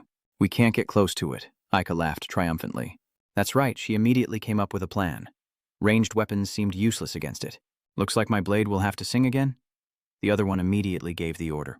Listen up, they shouted urgently. You two, take a horse and get to the nearest village. Now! Everyone help the villagers evacuate, one of the men urged. Listen to me. You direct the evacuation. The aide barked, annoyed. What? You're going to rush in there alone? I immediately smirked. What? Are you worried about me? I'm the one who made it back alive from the north. She throws off her coat and steps forward. Just worry about yourselves. Aika's decisive and courageous action left the large man unsure of how to advise her. Aika? But before he could say anything, I loudly shouted behind him, Go now! The others knew they couldn't be of any help, so they obediently responded in unison. Yes, and he looked at Aika with an indescribable gaze. He stared at her bare back, wondering why she carried such a burden, then glanced at Aika's trembling hand clutching the knife. But in the end, the strong man decided to turn away, for he already had the answer to his question, because she feared we would die like her comrades. The starlight was gradually obscured by Kantovia's massive figure. The giant silently prayed for the brave heroine. We will survive, and you must return to your people. Once she confirmed everyone was safely back, Aika finally sighed in relief, regaining her composure, and even chuckled to herself. If she knew this would happen, she wouldn't have used it this morning. Aika raised her weapon, unsure what she could do with what little remained. I don't know how much mana it's recovered, but I only need one hit. As the moment felt ripe, Aika prayed silently. Please, just one more time? She points her weapon to the sky, and a surge of power erupts, filling the air with starlight. Aika roared, preparing to unleash a final blow against the giant monster before her, instantly delivering a swift, deadly strike towards Kantovia. This strike was so fast it was nearly imperceptible, leaving only an afterimage as it sliced through Kantovia's massive ankle before vanishing into the void. But that attack was nothing to its massive size. Aika gritted her teeth in frustration. What? Was it not strong enough? Suddenly her eyes noticed something was wrong, and Kantovia abruptly shifted its attention to the one who had attacked it. It slowly glanced down at the tiny human standing on the ground. Aika, now at a disadvantage, but still full of bravado. Finally, you look this way. Kantovia of the Three Darks. Aika didn't care what it planned to do next. She just kept shouting questions, unafraid of death. You have countless followers, and in the battle beneath the setting sun, you emerged as the ultimate victor. Aika gritted her teeth, annoyed, and spat out each word. Why are you here? The next moment, she charged forward, her weapon, once drained of mana, beginning to surge with energy once more. What's wrong? Aika swings her weapon wildly, sending rays of light scattering in every direction. Aika was exhausted, sweat pouring down her face as she watched the monster begin to unleash its counterattack, a strange vortex forming above its head. Anne knows she's in no state to finish off Kantovia. She needs to buy more time. However, Aya seems to have reached her limit, accepting her fate as she watches the blade descend. This must be my end. Just as it raised its massive weapon, ready to crush the ant beneath it, I suddenly heard someone shout from behind. Are we there yet? Where's the monster? Jinkyouong's sudden appearance startled her, and before she could answer his question, he stared at A with a dumbfounded expression. His eyes fixed on the person before him, Jinqyouong stammered, You're focused on A's current appearance. Even in this life-or-death situation, he still has the nerve to compliment her looks. How cool. What she noticed was Kantovia's blade, about to send him to meet his ancestors, as a strange light flashed in the distance amidst the dark forest. Kantovia draws a blade from some unknown space and slams it into the ground with devastating force, enough to split the earth itself. The beam of light travels in a straight line, its attack seemingly unstoppable as dust and smoke fill the air, causing A to cough violently. As she regained her composure, Aika realized something was amiss, and she immediately looked around to assess the situation. After confirming she was unscathed by Kantovia's devastating attack, she wondered why she was still alive. But as A looked up, she recognized a familiar figure. Jinkyouong, who moments ago appeared like a god, was sent flying by Kantovia, and now, seemingly unconscious, he plummets towards the earth. Jinkyouong plummeted to the earth, landing headfirst right before Aika's eyes, leaving her frozen in shock. What? No way. Aika stares at the figure who suddenly appeared before her, shocked that he survived such a fall intact. What surprised her most was Kung taking a direct hit from Kantovia, and then two more people suddenly rushed to the scene. The little girl anxiously calls out his name, Lord Tubal. Looking closer, Aika realizes the other person is IH. The moment she sees her, Aika's eyes widen in shock. She didn't expect IH to be here. What? What? The girl finally notices Aika. IH was just as surprised as IC, but she seemed rushed, blurting out, There's no time to explain. I understand you don't believe me, but if I tells you her plan, we'll deal with that monster first. However, I is concerned about something else, isn't she? Clearly she had something to say, but before she could finish, someone interrupted with even more shocking news, enough to elicit gasps of astonishment from everyone. Who is she? I think the Lord is done for. Benny even clasped his hands together, tears welling up. He was a good soul when he was alive, she snapped, pointing at Benny for mourning her benefactor as if he were dead. No, you're wrong, Benny. Don't underestimate him. When a summoned spirit takes damage to its limit, they're returned to their world. The great general is fine. But the man who was just lying unconscious suddenly rises from the dead, shouting in denial of her statement. Am I okay? Jinkyouong continued to whine. It hurts. It hurts even more than when the neighborhood kids bullied me and took my money. His complaints were met with a look of utter astonishment. She can hardly believe her eyes. Impossible. How can he still stand after taking Kantovia's blow? Or is she just blindly praising her benefactor's strength? The Lord is the strongest summonable spirit. He defeated Juria. The girl completely ignored Jinkyouong's earlier complaints. Are they all deaf? I'm telling you, it hurts. This is not good. Receiving so much unexpected information at once is overloading my AI. He really did kill Gray, she affirmed without hesitation. Yes, he will save this world. Before she could finish, someone grabbed her cheeks, muffling the rest of her words. Jinkyouong pinched her cheeks, repeating his grievances, saying that he was in pain. Before he could even make a move, Benny screamed in terror, drawing everyone's attention as the demon prepared to act. Suddenly, Kantovia raises his sword, preparing for another attack, but Jinkyouong steps in to protect everyone, unaware that Ihei and the others have already fled. Ai-chan, get back now. Fine, whatever. It seems my body is more durable than I thought. Jinkyouong then unexpectedly reaches into his pocket for something. Then he pulls out what looks like an ordinary pen, but he's confident in its power. Before he could even draw his weapon, Jinkyouong froze as Kantovia's weapon was suddenly pointed at him. His face froze, unable to speak, as the monster Kantovia swung his blade with incredible speed. Far too fast for an ordinary person to evade. He gritted his teeth, bracing himself in that desperate moment.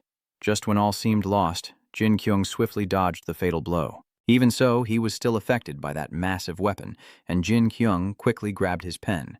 This time, I'm prepared with something I always carry. With a simple motion, the compact weapon is uncapped, and a brilliant red beam shoots straight toward Kantovia. This is the laser pen. The moment Jinkyouong shouts, a beam of monochromatic light pierces through Kantovia. It's powerful enough to travel hundreds of miles, piercing the fantasy world sky through endless galaxies to a distant planet, instantly causing it to explode. An explosion so massive, Benny could see it from the fantasy world. But the light vanished quickly, leaving him confused. What magic is that? I definitely saw something. Back to the battle, the moment Jinkyouong powered up, Kantovia roared ferociously, but still managed to retaliate. Moreover, this wound forces Jinkyouong to grudgingly admit that really hurt, though he frowns and mutters in annoyance. Not only that, Kantovia only suffered minor scratches and the wound wasn't in a vital spot, which surprised him the most. He didn't think it could dodge that. To make matters worse, Jinkyouong is in a precarious situation as his laser pointer suddenly runs out of battery, forcing him to curse and rummage through his bag. Damn, was I too careless? Annoyed, he pulls something else from his bag, his father's lighter, his second weapon. He should have brought batteries. But Jinkyouong refuses to accept this, trying to reassure himself that there must be something better. But just then, his eyes widen in surprise as Kantovia takes advantage of his distraction and attacks. Caught off guard, he's forced to use his lighter, yelling, "Damn it! The flame's too weak to fight that massive sword." And so, Jinkyouong was immediately crushed by the sword's tip. But just when all seemed lost, in a hidden corner, he revved up the gas, using all his strength to resist the blade, desperately trying not to fall. And with his cry, the tiny flame suddenly blazed to life, becoming a massive sword of fire that blocked his enemy's attack. Finally, it created an explosion, knocking the tip of the Kantovia sword away, leaving it in disbelief for a moment. Jinkyouong seized the opportunity, gripped his flaming sword, and shouted, "You won't dodge this time." In an instant, his sword grew massive, even surpassing Kantovia. Sensing an opportunity, Jinkyouong immediately swung his flaming sword at his opponent, who was clearly taken aback by the fiery weapon. But after a moment of hesitation, he quickly tiptoed, leaned, and dodged the attack. Then, he slashed at the flaming sword, causing it to vanish, leaving only embers in the air. This sight leaves Jinkyouong stunned, his eyes wide with disbelief. But in battle, no one waits for you. And so, Kantovia, seeing his opponent's weapon vanish, swiftly launches a new attack. Seeing this, Jinkyouong quickly struck his lighter, ready to fight again. Damn it. But as his opponent closed in, Jinkyouong was paralyzed with terror, because his lighter still wouldn't light. He could only stand frozen, awaiting Kantovia's blade, which gave him no time to escape, striking him and sending him flying like a stone skipping across water. But as Kantovia neared victory, someone suddenly noticed something. Kantovia, thinking his opponent defeated, instead furiously raises his sword, pouring all his power into a strike against the nearby mountain, sending rocks flying and endangering the I-Hei group. Still, Kantovia doesn't stop, relentlessly striking the same spot. Finally, he takes a deep breath, pouring all his power into one final strike, just as the ground begins to tremble violently. Moments later, the ground cracked open and the group finally scrambled to run. Even I-Ka cried out in fear, warning that they would all die if they stayed there. Despite the danger, I-Hei stood still, startling I-Ka, who shouted, "Hey, kid, get out of there!" But she didn't hear him because she was focused on the battle of the Ute Lords. In a flash, she sees something that compels her to rush forward. Something's not right. In the aftermath of the cataclysm, dust and smoke filled the sky, but a cough echoed through the haze. It was Jinkyouong. He was alive and trying to crawl out of the fissure. But before he could escape, he was completely exhausted, collapsing onto the ground, gasping for air. It took a long time for Jinkyouong to muster the strength to groan. What in the world is going on? He wondered, gazing at the smoke-filled sky. Even though I can't die, wouldn't death be preferable to this pain, making me question everything I'm doing here? I'm striving for something that offers me nothing. Yet just then, a piercing scream rang out. Ignoring her worried teammates, she climbs down the cliff, wondering who the Lord of the Howling Wind truly belongs to. Hey, that's dangerous, Miss Mai. Arriving on the scene, she immediately asked if he was all right. But Jinkyouong was completely ashamed to face her, uncomfortably turning away, saying he wasn't okay at all. Finally, he mustered the courage to admit, I've been using items from my world, and I've used them all up. Seeing Ai's worried eyes, he confessed that while he survived the attack, he felt a power within him. But he didn't know how to use it. At this moment, an eerie silence fell between them, and Jinkyouong fully accepted his defeat. He gritted his teeth, struggling to apologize to Ai-chan, saying he couldn't help her this time. Ai-chan had never seen Jinkyouong so defeated. Speechless, she could only call out to Yutuba, but as they spoke, Lan Koi slowly faded, revealing Fantasy's beautiful, starry night. But this also means Kantovia has discovered his location. Without hesitation, it focuses lightning into its palm.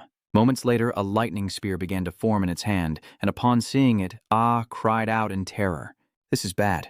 Kantovia's spear. Benny hears the name for the first time and repeats it blankly, Kantovia's spear. Hearing this, she pointed to the massive spear crackling with lightning in the sky and explained, a single strike will engulf this entire area in flames. Countless northern soldiers have died by its spear. Then, pointing to the girl below, she advised, I don't know how strong that spirit is, but you two need to run. Meanwhile, below the cliff, Jinqyouong, in despair, painfully admits, I'm not as great as you think. I may be strong here, but I don't even understand why I have this power. And so, before Ai-hei's astonished eyes, he slowly revealed everything. Jinqyouong finally understood something as the last man of Kantovia, who could control the elements and turn them into weapons, dominated the sky. That's right. I understand why I'm enduring this pain. My real life is a mess, but if I can live again with this special power, even so, he couldn't help but blame himself. Then this time, I just need to succeed. If I fail, I don't think I can succeed at anything, no matter how many lives I have. Suddenly, Ai cries out to Yu2, startling him and snapping him out of his thoughts, then bravely declares that he is amazing and she will prove it. Having said that, Ai-ha immediately ran off, not giving him time to understand what was happening. As she approached the cliff, she shouted loudly to Aika, asking to borrow her car. But Aika refused, kindly advising against it. What? What are you saying? I told you, once it launches its fire arrows, this whole place will be engulfed in flames. Then, frowning in displeasure, she affirmed, I still don't trust you. I'll never trust the king's puppet. Even so, Ai-hei didn't give up. She shouted, Aika, causing her to stop and stare. At this point, the girl began to reason with her, convincing her and her soldiers to fight the demon to protect the people. Right? Then, Ai's eyes suddenly became more determined than ever as she said, I'm trying to protect someone too. But Aika hesitated, cursing under her breath. What? She stared into the girl's clear, determined eyes, wondering why she couldn't refuse her. And then she found herself persuaded. Even so, seeing the girl politely bow her thanks, Aika impatiently scolded her, telling her not to waste time bowing in such a desperate situation. However, as she watched that straight back running away, she fell into contemplation once more, wondering if this girl was truly the king's puppet. Next, as he stared in bewilderment, she planted it in front of him and called him Yutuba again. Then, she slowly explained, Listen to me. Summoned spirits don't just use magic with the items they bring from their world. Finally, as his eyes widened in disbelief, she said that normally they can control the magic from their world. Meanwhile, Aik, standing atop the cliff, overhears their casual conversation and angrily shouts a warning. Why are you teaching him at a time like this? Kantovia's spear is out, she points out, as Kantovia raises a fiery spear, ready to attack. He's activating his magic, but despite the danger, she continues to explain. To use magic, you need a catalyst. Second, a wizard's focus and imagination to shape the magic. Even in this dire situation, her voice remained clear and articulate. And finally, he needed mana. Then she pointed at the sea sword and continued. This sword is a sei, a magical blade that absorbs and contains mana. If you imagine using magic from your world, she confidently swore, I guarantee you'll make it your own. In that moment, as Jinkyouong awakened, Kantovia was not idle either. Its spear nearly complete, it unhesitatingly grasped the fiery weapon and charged toward him. But that light also illuminated Jinkyouong. Awakening the passion that lay dormant within him, he declares, I want to become so. Not only that, but Ai-hei was stunned by these words, because at this moment he tightly grasped Second and confidently declared, I always wanted to be a hero, not a copy from the real world. Then, taking a running start, he shouts with all his might, declaring himself a true hero of the fantasy world.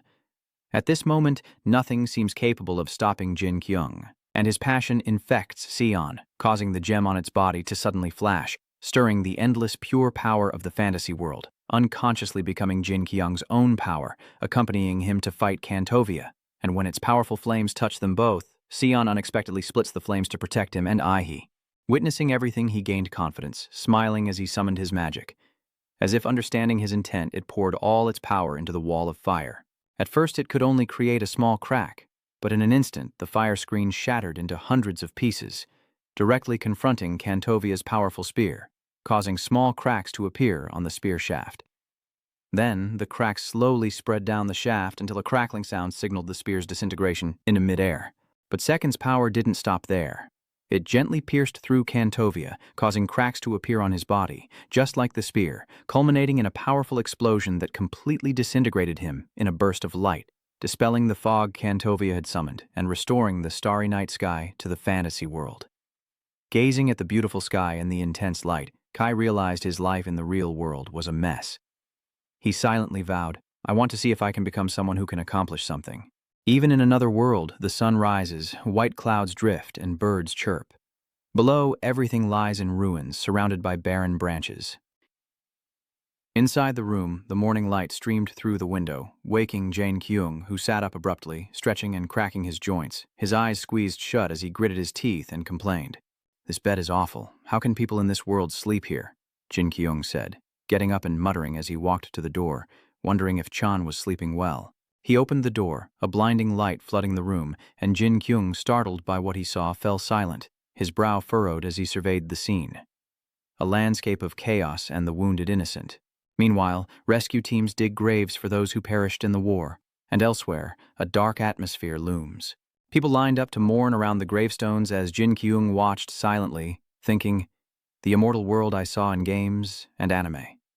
I always thought it would be fun and exciting." But then he closed his eyes, a hint of sadness on his face, and continued his train of thought.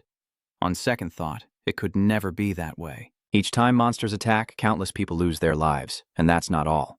Jinkyouong then cut off his thoughts, lamenting how terrifying a world without internet would be. Suddenly, A's voice broke through Jinkyung's thoughts. "I'm sorry about last night." She hesitated, revealing the truth to a bewildered Ai-Hai. "I admit she's trustworthy, but Ai-Ka, seeing Ai-Hai's attentive expression, continued, saying the girl doesn't know what the king intends. He's just using her." Jinkyouong leaned against the railing, listening intently to their conversation. "I know you're worried, Ai-Ka." Ai-Hai scratched her neck, avoiding eye contact. "I realized a lot last night, and I need to reflect. I want to see what's happening in the north with my own eyes." Upon hearing this, Aika frowned, glancing at the girl in surprise, while Ai-Hai's face turned serious, expressing her belief that once she does something, she believes it's right. Words that left Aika stunned and speechless. A few minutes later, regaining her composure, she hesitantly spoke. "Is that right? Nothing is more dangerous than believing you're always right." The sky remained blue, with white clouds drifting across the horizon as 5 figures stood talking on a distant hillside.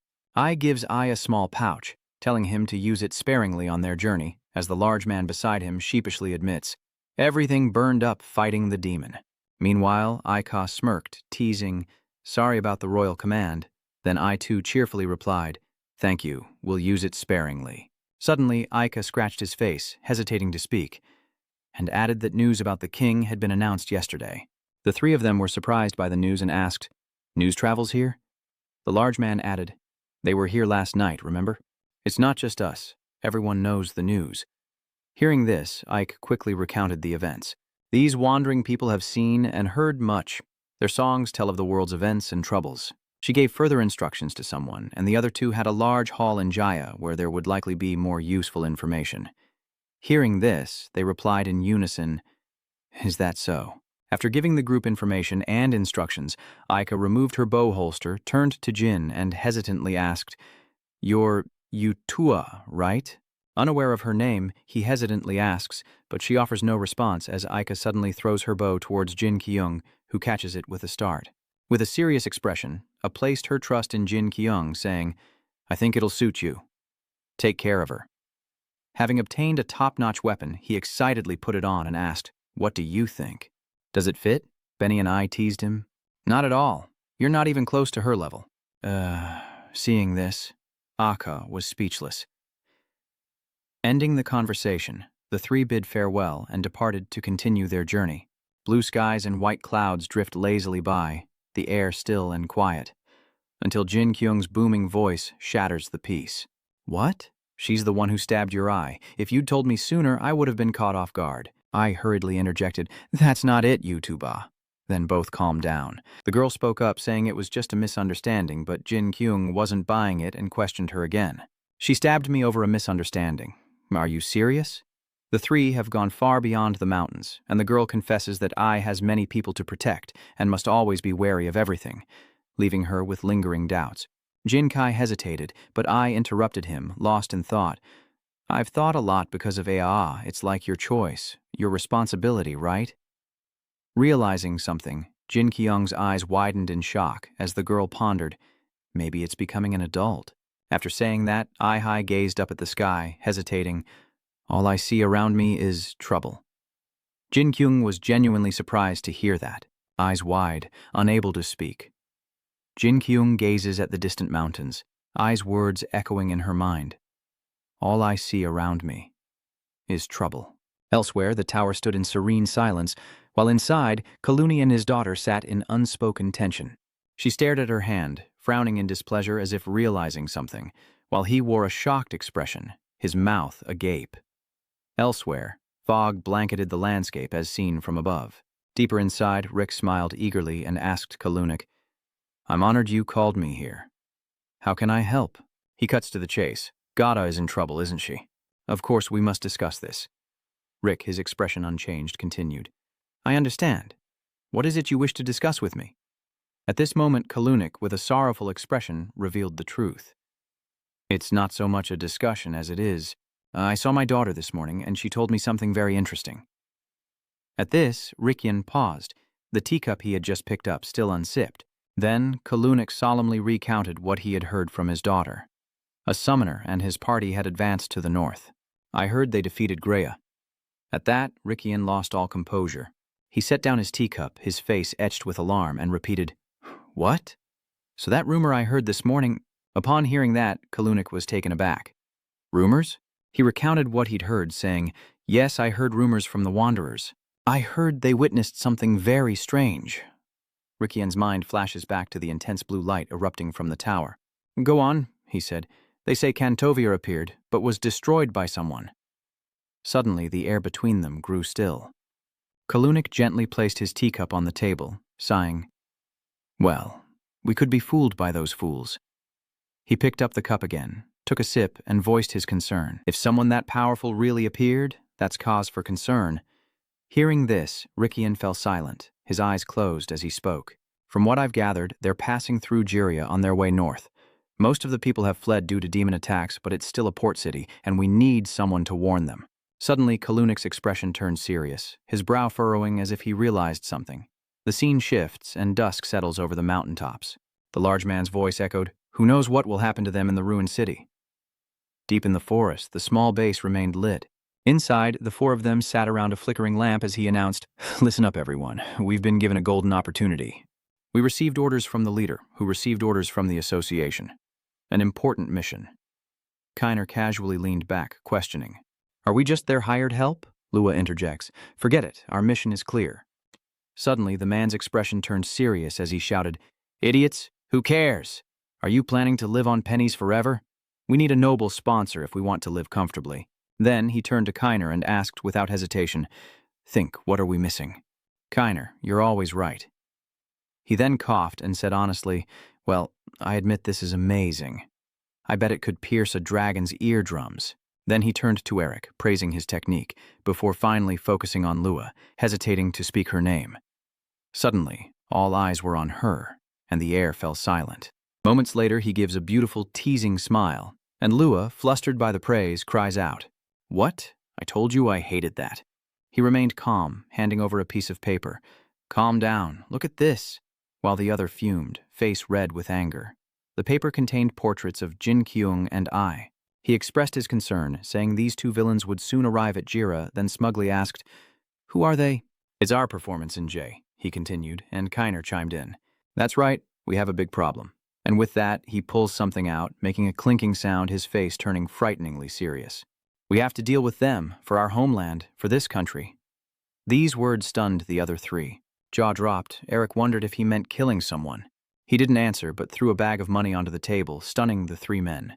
Looking at the bag, he calmly said, "This is a lot of money." Without a change in expression, he continues, stating this isn't murder, but a mission of national importance. Suddenly, tension fills the air, and the three listen intently, breaking out in a cold sweat. "Do you want to keep singing about the king? Have you heard the rumors about us? When we sing of a corrupt king, we sing of our own lives. So what's the fear?" Seeing no one respond, he eagerly asks, "So, who's in?" The money pouch nestled in his palm. Lua sighed wearily as he walked through the forest. He was right. This is our chance. We can't keep busking forever.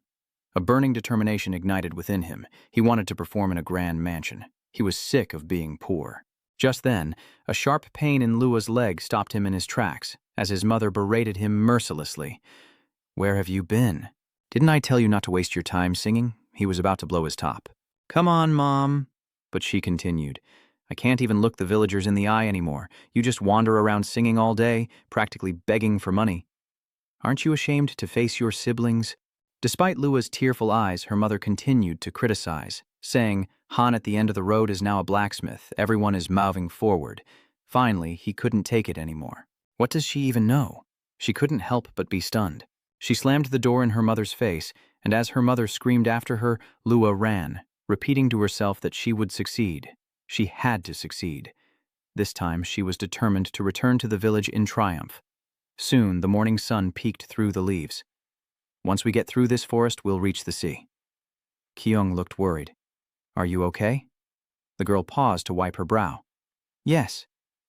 And you? You were tired after running just a little bit last time." He noticed it too. "You're right, it's strange. Is my body finally learning to use magic?" Benny slumped down on the rocks, exasperated. "Yutuba, why did Jiri have to cross the sea? Have you ever seen the ocean?" Jinky looked at them both in surprise. "You've never seen it? Not even Aicha?" Seeing them nod blankly, he excitedly began to describe it. "The sea, you ask? There was so much water, more than the eye could see, as if it connected to the horizon. That's what they say on TV and the internet. But have I ever actually been to the sea?" Finally, the three of them successfully climbed to the top of the hill. Anyone would be frozen in awe at such a sight. So, this is the ocean.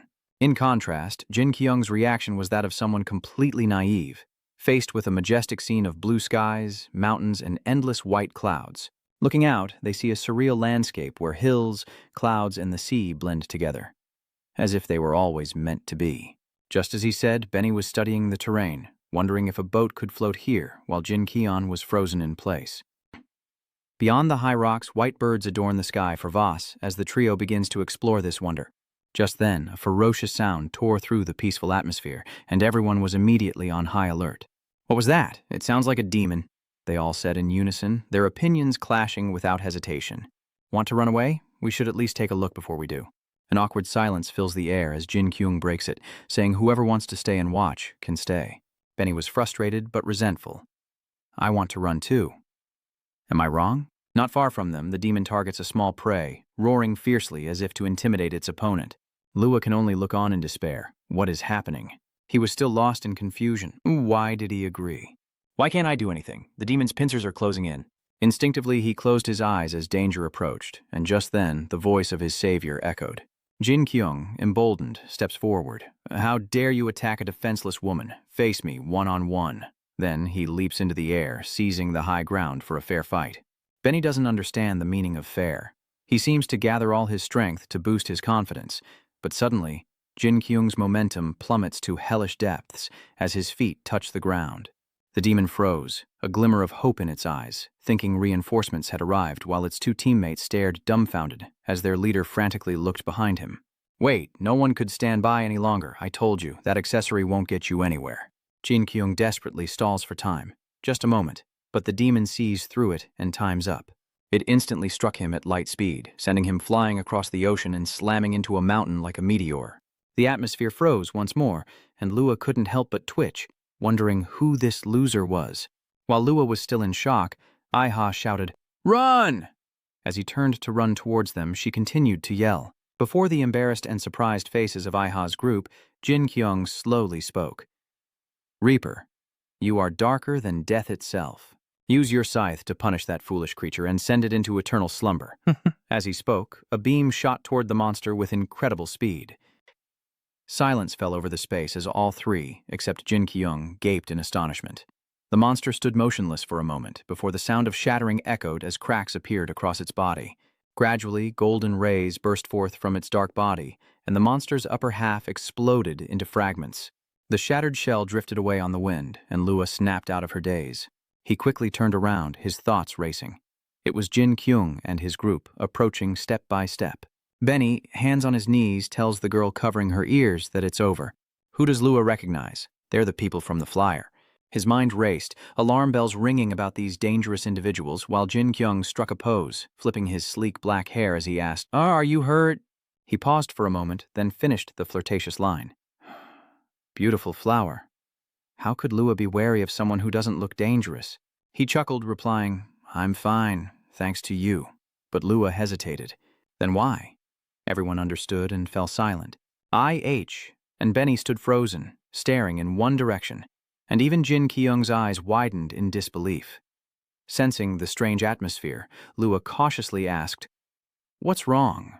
Why does your voice—" Jinkyouong finally managed to stammer. He had to bite his tongue several times before he could make the assessment. So deep.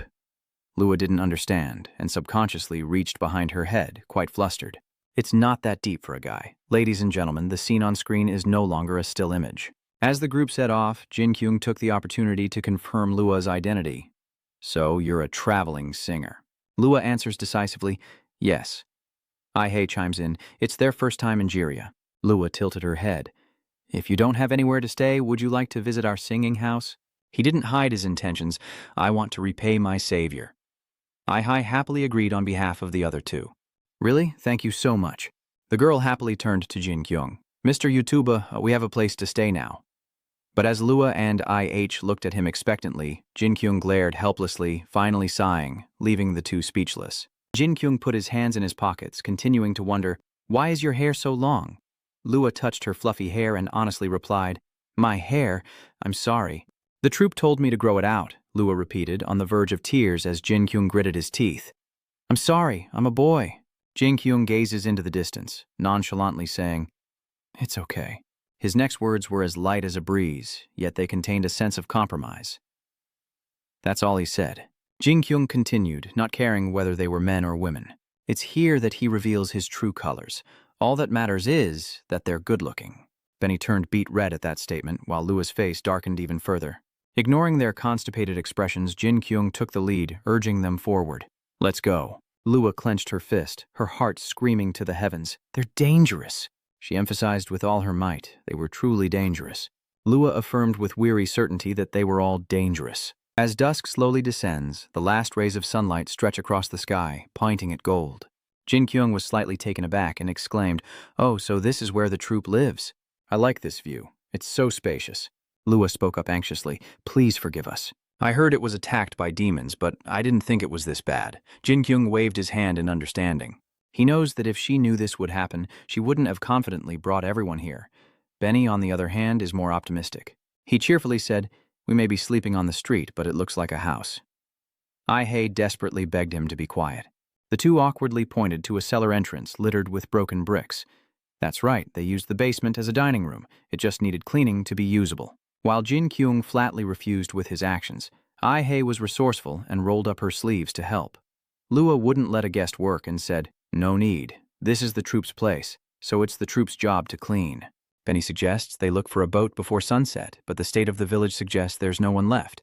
"We may have to travel by land." Hearing this, the girl looks concerned. "Land travel, when we were advised to go by boat?" Jinkyouong suggests he could handle the goblins, but according to the map, traveling by land would take longer. Lua reassures them, "Don't worry, just go and look around." Hearing this, Ihai could only scratch his head in agreement as Lua watched them leave. As the three figures disappeared into the distance, he breathed a sigh of relief, pulling out a gray object that looked like a marker tip. Lua recalls being in the small hut when the man took out the same object, saying, "I never said you'd kill them alone. It's strong enough to fell a bear. They said a member of the Alchemist Guild would come and take care of things once they're asleep. This is our chance to make money. They said they'd pay us double." He put his hands on his hips, encouraging him. "Come on, what's so scary about someone from the branch?" Lua sighed. "I'm not from Juria either, and I don't even have a voice here." Despite her words, she resignedly pointed to Jinkyouong's drawing. "Wait, is this guy a spirit?" If the sleeping pills worked on him, Lua noticed the tension in his eyes. If that's the case. Benny looks around at the ruins, noting that some houses remain. Could the demon that attacked them be Kantovia? It seems to be walking across the sea with that enormous height. Who knows? I pondered, catching Jinqyouong's attention. Good. Demons have never attacked from underwater. I heard Juria was named after Ea, the goddess of the sea. So, the water here is protected by Ea's power. Jinkyouong laughs loudly at this, startling them both. Yu Tua Jinkyouong smugly says, "You really are naive. I'll need to explain some science to you. Has anyone ever seen a god?" Benny shook his head vigorously, while IH, still confused, also answered no. Jinkyouong continued, "Has anything you've wished for ever come true?" IH replied, "No." Jinkyouong explains that they make you pay to build temples and churches, and you contribute money and other valuables. Exactly. An all-powerful god who can't create money is absurd. These are lies woven by humans to swindle people. He concludes, "There are no gods." Benny, confused, whispers in defense, "But there is a god." The three arrive at a terrifying, desolate place. An abandoned ship lies amidst a landscape littered with bones. Benny hesitated. "A ship is here." Everyone's worried. "What should we do?" Suddenly, Benny noticed something in the distance, pointing it out to the others. "Who has a light over there? A flickering ray in the night." A man sat by a small light behind the ship, the sound of a hammer striking the hull echoing. After wiping away his sweat, the three ran over to the ship, one that was still usable. I gently asked, "Excuse me, is this your boat?" As she clasped her hands together, her eyes sparkling as she looked at Buon. The old man simply stared, indifferent. Jinkyouong smirked, pointing at the unresponsive bonds. Someone emerged from the stairway, causing Benny to turn sharply. Who was it? That old man can't speak. Seeing the man, Benny immediately asked, "We're looking for a boat. Is it usable?" He came down, hesitating. "Well, I think he fixed some of the broken parts, but it should be fine." Benny was confused. What other trouble could there be? He immediately replied, "The sea is the trouble. We need to get the boat out at low tide, but that's not going to happen." Jinkyouong shook his head, but his smile was smug. "That sounds like an angry old woman yelling. I guess our prayers went unanswered." The man with the lamp descended, asking Bus, "Isn't that right, old man? The ship can sail when the tide is low." The old man didn't turn back, only waved his hand. He just told Benny, who was left completely dumbfounded. "How did you know that?" The three are led to an underground shelter. "Welcome, everyone. May I present warm fires and soft beds?" Lua suddenly appears with a beaming smile and a lavish meal. Jinkyouong stares in disbelief at Lua in his black bodysuit, barely managing to say, "Cover yourself up." "You wretch," Jinkyouong wondered. What kind of clothes are you wearing?" Lua, now cloaked, apologizes demurely. "I'm sorry, this is what I wear for performances." Benny is engrossed in eating, while I is flustered and offers words of comfort. "Yuta, stop it. Just leave him be." Ai awkwardly serves food and compliments. "Looks delicious." "Thank you," Lua said as she stood up. "Yes, let me get something to drink." Lua looked dejected as she went inside, prompting Benny to ask her with concern, "What are we going to do?" At this rate, we'll have to take a detour on land, which will waste too much time." "Who knows what to do?" "Yeah, this isn't good at all. Yutuba defeated the demons at Got, sparing us, but if we take the long road, who knows if they'll reappear."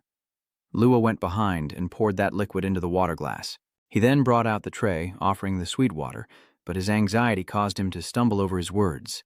Sweat poured down Lua's face as she stammered, "I meant tea. Please try it," under the confused gaze of the three guests. At this point, Lua just wanted to die and cry, thinking she was done for. Who would have thought she'd be thanked? Jinkyouong happily says it sounds delicious, and Benny marvels at the aroma. Ai calls out to him, startling Lua, and asks if he knows anything about the tides. Lua chuckled nervously, wondering why. Tide, oblivious to his strange expression, simply said, "Yes, I heard that the sea goddess isn't opening the sea route. We need to get the ship out to sea, but the tide is too high." La, resting her chin in thought, recalled the legend of EA and the wandering singers. Who wonders aloud about the legend? Lua honestly speaks of a beautiful goddess with golden hair. Yes, that's also why the singing hall was built in Juria. The sea goddess once sided with the demons because they could sing beautiful songs to seduce people. Someone discovered the goddess loved to sing, so the troupe created the most beautiful song in the world and offered it to her in exchange for her protection. Ai seems increasingly intrigued as Jinqyouong nonchalantly remarks, "Ai-chan, now's not the time to be swept away by ancient legends."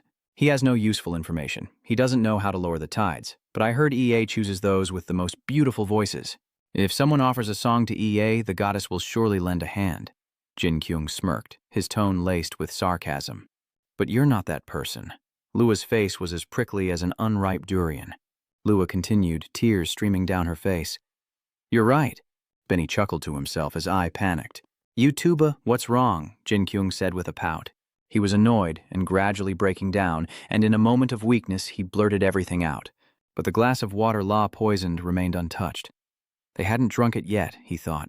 Jinkyouong slams his hand on the table, startling him, and says bluntly, "To be honest, I don't care about superstitions." Before Lua's bloodless face, Jinkyouong held up the glass, implying something as he continued to speak. What game was he planning? Night falls, and the towering buildings fade into silence as Jinkyung's parents sit in a brightly lit home, wordlessly. Suddenly, Jinkyung's father spoke up with a worried expression, asking how he'd been lately. Jinkyung's mother, who was peeling fruit, was startled by this. He continued to ask about their son. Is he eating well? Jinkyung's mother looked down silently, a hint of sadness on her face, as her husband recounted what he'd seen in their son's room. The last time I went into his room, I saw bread. Noticing her silence, he frowned, turning to gauge her reaction. She finally spoke, her voice hesitant. I didn't buy it for him, so I don't know how he got it. He must have ordered it or gone out to get it himself, Bain-kyung stated firmly. You must have bought it and forgotten. You said he collapsed after receiving a package. Then, casually crossing his legs, he added, That's enough, don't worry about him anymore. He's not going to starve to death. Jinkyung's mother was taken aback, her eyes widening, but she couldn't say a word. Bain-kyung paused, then added that if he had the courage to die, he wouldn't have acted this way in the first place. Hearing this, sadness washed over Jinkyung's mother's face, while Jinkyung was lost in thought. I don't know what to do anymore. Looking at my door makes me feel so helpless and uneasy. The image of that door increasingly occupied his mind, as if nothing else existed. A feeling of utter helplessness. It reminded Jinkyung of what he'd said to his mother when she entered his room. Just leave me alone? Jinkyung's mother sadly stared at the unfinished fruit plate. Then, silence fell between them, heavy and thick. Jinkyung retreated into his own inner turmoil. He didn't know how to feel, but in the dead of night, under a sky full of dark clouds, he pessimistically wished he could disappear. Meanwhile, back at their hidden base, Lua's unexpected question echoed through the dimly lit room. What was I going to do? He asked, a bit panicked, sweat beading on his face. What do you mean? Seeing Jinkyung's sinister expression and sly grin, Lua frantically thought, no way, he realized it. His eyes focused on the cup in Jinkyung's hand, and he worried even more that the tea was drugged. But in the end, Jinkyung didn't hesitate to raise the glass and gulp it all down, slamming the cup on the table with a sigh of relief. The other three watched his every move in silence, and before long, Jinkyung adopted a menacing demeanor and threatened them. Be careful who you try to deceive, because you can't fool me. Lua, drenched in sweat, thought to himself in terrified silence, I just fooled you, you idiot. Jinkyung then reminded everyone that the song spoke of a foolish king ruling this land. Then he recounted tales surrounding the ancient castle, but strangely not everyone could enter the king's castle. It's like a kingdom in the clouds, Jinkyung said sarcastically to Lua. Have you ever even seen this king you write about? The question left him speechless, wide-eyed and sweating. After a moment, Lua regained his composure and firmly told Jinkyung, I don't know why you're asking, but we're trying to sing the truth. His tone grew more confident and intense. I'm still new to the singing group, but the other members have risked their lives for this work. We used the accounts of those who were once by the king's side to write our songs. Jinkyung was taken aback, stammering, By the king's side, and who might that be? Realizing he's revealed too much, Lua covers his mouth, then refuses to answer, saying, It's a secret. Please don't ask me about it. Just as Jinkyung is getting excited, he suddenly faints. Really? But sensing something, Jinkyouong presses Lua with a triumphant look. It seems he's not talking about attendants or guards, so it's a noble. You were bribed by nobles to write songs. Jinkyung's words successfully terrified Lua, whose face began to lose its composure. Seemingly caught off guard, he frantically shouts at Jinkyung, "Bribed! We would never be bribed!" They're just worried about the state of the country. But then Lua stops, speechless, as Jinkyung cuts him off. So I guessed right. He continued with a triumphant tone and a confident look. Maybe you weren't bribed, but what about a noble? Lua was stunned, thinking, damn it. Jinkyung looked up and muttered, his face half hidden by his long hair. You see, I was turned into trash because of the words of others, people who had never even met me. Seeing Lua's surprised and defeated face, Jinkyung didn't hesitate to give him some advice. I don't know what kind of king he was, but I want you to see for yourself if you're going to blame someone. How could we possibly see everything in the world with our own eyes? Lua roared, his voice full of rage and menace. That's why informants exist. Jinkai's face went blank as he was taken aback by this revelation. Who is this trustworthy person? He pants, as if about to reveal a senior member of the choir. He smirked, his eyes half mocking, half contemptuous. So you're saying that senior, other than taking orders, can decide whether that noble is trustworthy or not? Lua's eyes widened, blazing red with fury and disbelief. How could he say such a thing? Out of nowhere, Benny appears, falling flat on his face, startling Jinkyouong, who screams. You scared me. Were you asleep? Jinkyung's face froze, his eyes wide with shock and anger, as if his pride had been wounded. His body convulsed uncontrollably, his face pale and contorted in pain. Worried, Jinkyouong calls out to Benny, Benny, what's wrong? He's sick, and he frantically looks around for help. Ai-chan? Benny was hurt, but Jinkyouong didn't know who had left or when. The girl collapsed at her desk, utterly drained, the cup slipping from her hand with a chilling sound. A scene of despair that made him pause for a moment. Jinkyouong was going insane, a mix of shock and fear he couldn't hide. His pupils constricted, his breath hitched, and he struggled to stand. He whips his head around, his sharp eyes flashing with alertness and panic, like a wild animal hearing a threatening sound behind it. There was a weapon by the bed. Jinkyouong understood the problem immediately, rushing forward on instinct, driven to the brink. Damn it, he panicked. Everything was for naught. It didn't work on him. In the still of the forest night, his disgusting voice echoed through the cabin. If the drug doesn't work, kill the summoner. Lua instantly transforms and obeys, and he grabs the knife from the table without hesitation. Jinkyouong rushes forward, his face pale with fear, charging in desperation as Lua lifts Ai high into the air. Jinkyouong desperately tried to save the girl, her eyes wide as if the world was collapsing before her. When suddenly his body turned into a transparent illusion, then a source of blue light that blasted everything away. That light tore through the darkness, shooting into the silent night sky like the voiceless scream of an overturned fate, spreading into a chilling tremor that engulfed the land, returning Jinkyouong to his city apartment. The window of the room shone like a spotlight, and he collapsed painfully to the floor. Helpless, Jinkyouong called out her name, his face a mask of madness and numbness, his eyes wide but unfocused. Blinding light engulfs the room as Jinkyouong helplessly stares out the window, sweat pouring down his face. The girl's life hangs by a thread. Lia's feet felt heavy as they touched the floor, filled with hesitation and guilt, while the knife clattered against the stone, its sound as cold and cruel as reality itself, piercing straight through the heart. He frantically hugged his legs, his whole body trembling, realizing he had done the unthinkable. A lifeless body lay still, its pale face fading as time slipped away. Lua's mind crumbles at the sight before him, unable to believe the cruel reality. He curls up in a corner, body trembling, to examine his actions. I killed him. Lua recalls their conversation, utterly distraught. How could I kill someone? He raised his voice, manipulating Lua's mind. You don't understand. This isn't personal. What you did was the first step in shaping a new world. So instead of hesitating, commit, and don't think about anything else. Once he thought it over and returned to the present, his vacant eyes stared up at the dark sky, filled with vagueness, remorse, and confusion about his own actions. I'm thinking about it now, but I still don't understand what I've done. But he said this was the first step. Lua rises, determined to see how the world will change. We risk our lives to achieve our goals. We are brothers. Amidst the ruins shrouded in darkness, the desolate city stood silent, like a memory faded with time. He quietly raised his hand with the candle lantern, the flame flickering yet resolute within its glass cage, illuminating the darkness with its last remaining light. That light has been lit amidst the desolate ruins. In the still of the night, his voice echoes like a ghost. Is this the place? The alchemist's Juria hall, it seems they're ready. There's the signal light. How pathetic. I wish I didn't have to see this. He'd heard the spirit was strong, and he was curious.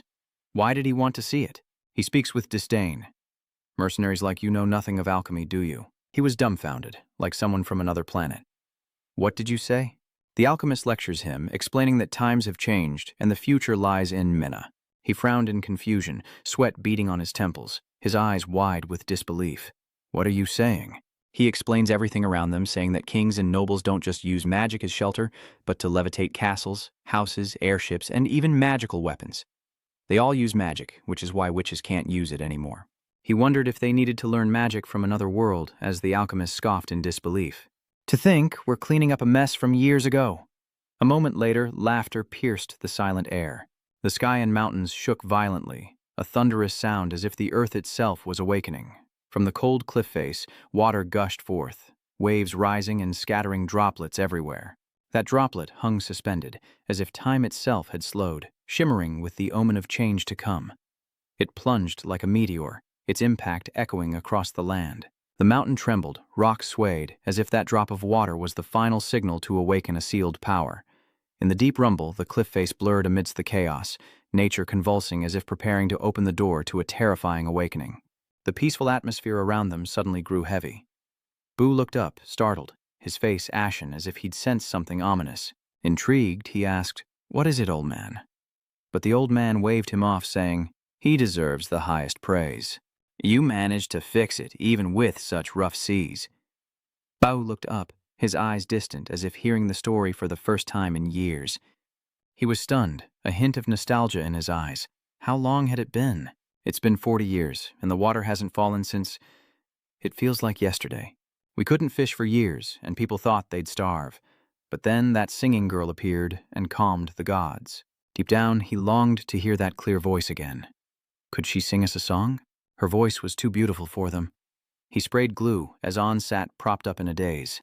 And so, he listened beneath the cold night sky, distant flames flickering amidst the desolate ruins of the ancient city. In the dark room, he nodded slightly. "Well done. So you're..." Lua answered seriously, standing at attention. "Yes." He wondered about Benny sprawled on the floor. "Who's this guy?" He shyly replied, "I believe he's a servant." He smirked. "You handled things well, or you're just good, or they're all fools." He effortlessly lifted someone up while irritably yelling, "Stop with the lame jokes and pay him already." "Don't forget the lackey," he replied with a lazy smirk. Grumbling slightly, he reluctantly complied. All right, go on ahead." As he ascended the stairs, the man muttered behind him, "That guy doesn't know how to have any fun." He joked with a hint of sarcasm. "Now, where were we?" Greetings and a body check. "Right, I still owe you." "How much have I already paid?" Lua asked, confused and worried. "That'll be 20 gold coins." His eyes widened, his face darkening with disbelief and anger, as if he'd heard an impossible number. "What? 20? You must be mistaken." He frantically backed away. "I don't think so." Lua froze, frantically fumbling with his money pouch as the man's menacing voice twisted his face in fear. Good. He grinned wickedly, drew a gleaming blade and lunged toward him. "Here," he stabs, but Lua quickly dodges, trying to block the blow with his body. His eyes widen in terror as he feels the blade graze him. Lua is thrown back by the force of the attack, slams into the wall and collapses to the floor, his hair a mess, his hands covered in blood. Lua's panicked scream caught in his throat before erupting into a trembling sound, causing the man to clutch his head in annoyance. How noisy. His voice was low, laced with mockery, flaunting his cruelty. "Don't get me wrong, I'm not doing this just for the money. We have to keep this a secret, and what better way than to kill someone who's killed too many? 2 birds, 1 stone. I heard you don't live here, and your team doesn't need you. Your brothers are awful. Why would they give you the hardest job for only 20 gold coins when I'm paying 200? A choked sob escapes him, a desperate cry as he realizes he's been brutally used. "What? He kept pushing me to the limit, and I wasn't expecting any of this. I'm sure you'll want to talk to your brothers. You'll be seeing them soon enough. I already sent them down there." Under the cold, rainy night, he rode his horse through the misty void. He coldly pulled the girl off the horse, his face devoid of pity, and tossed her roughly onto the cold, desolate ground. He judged, "So this child is the one who summoned me, a terrifying spirit. She just looks like a normal kid." the Summoners Society of Earl Kalunik, the Bard Society of the Alchemists Association of Palo. 3 dukes act with a common purpose, but the king's summoner is just like those bards. He doesn't care as long as it doesn't affect him. He coldly draws his sword, deciding to deal with the girl more violently. I was going to drown you, but this is safer. In the dim darkness, the sword strikes mercilessly, echoing a chilling sound as rain pours under the desolate night sky.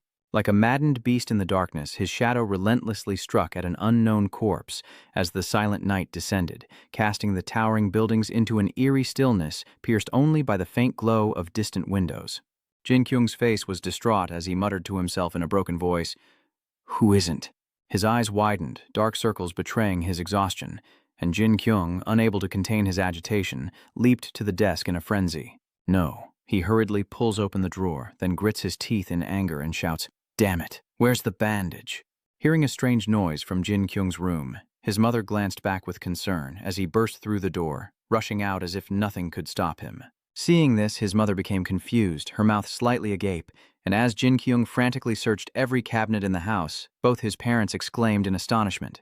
Jinkyouong was nowhere to be found, holding an empty box with a voice full of gloom and disappointment. "Is it gone? It's all gone."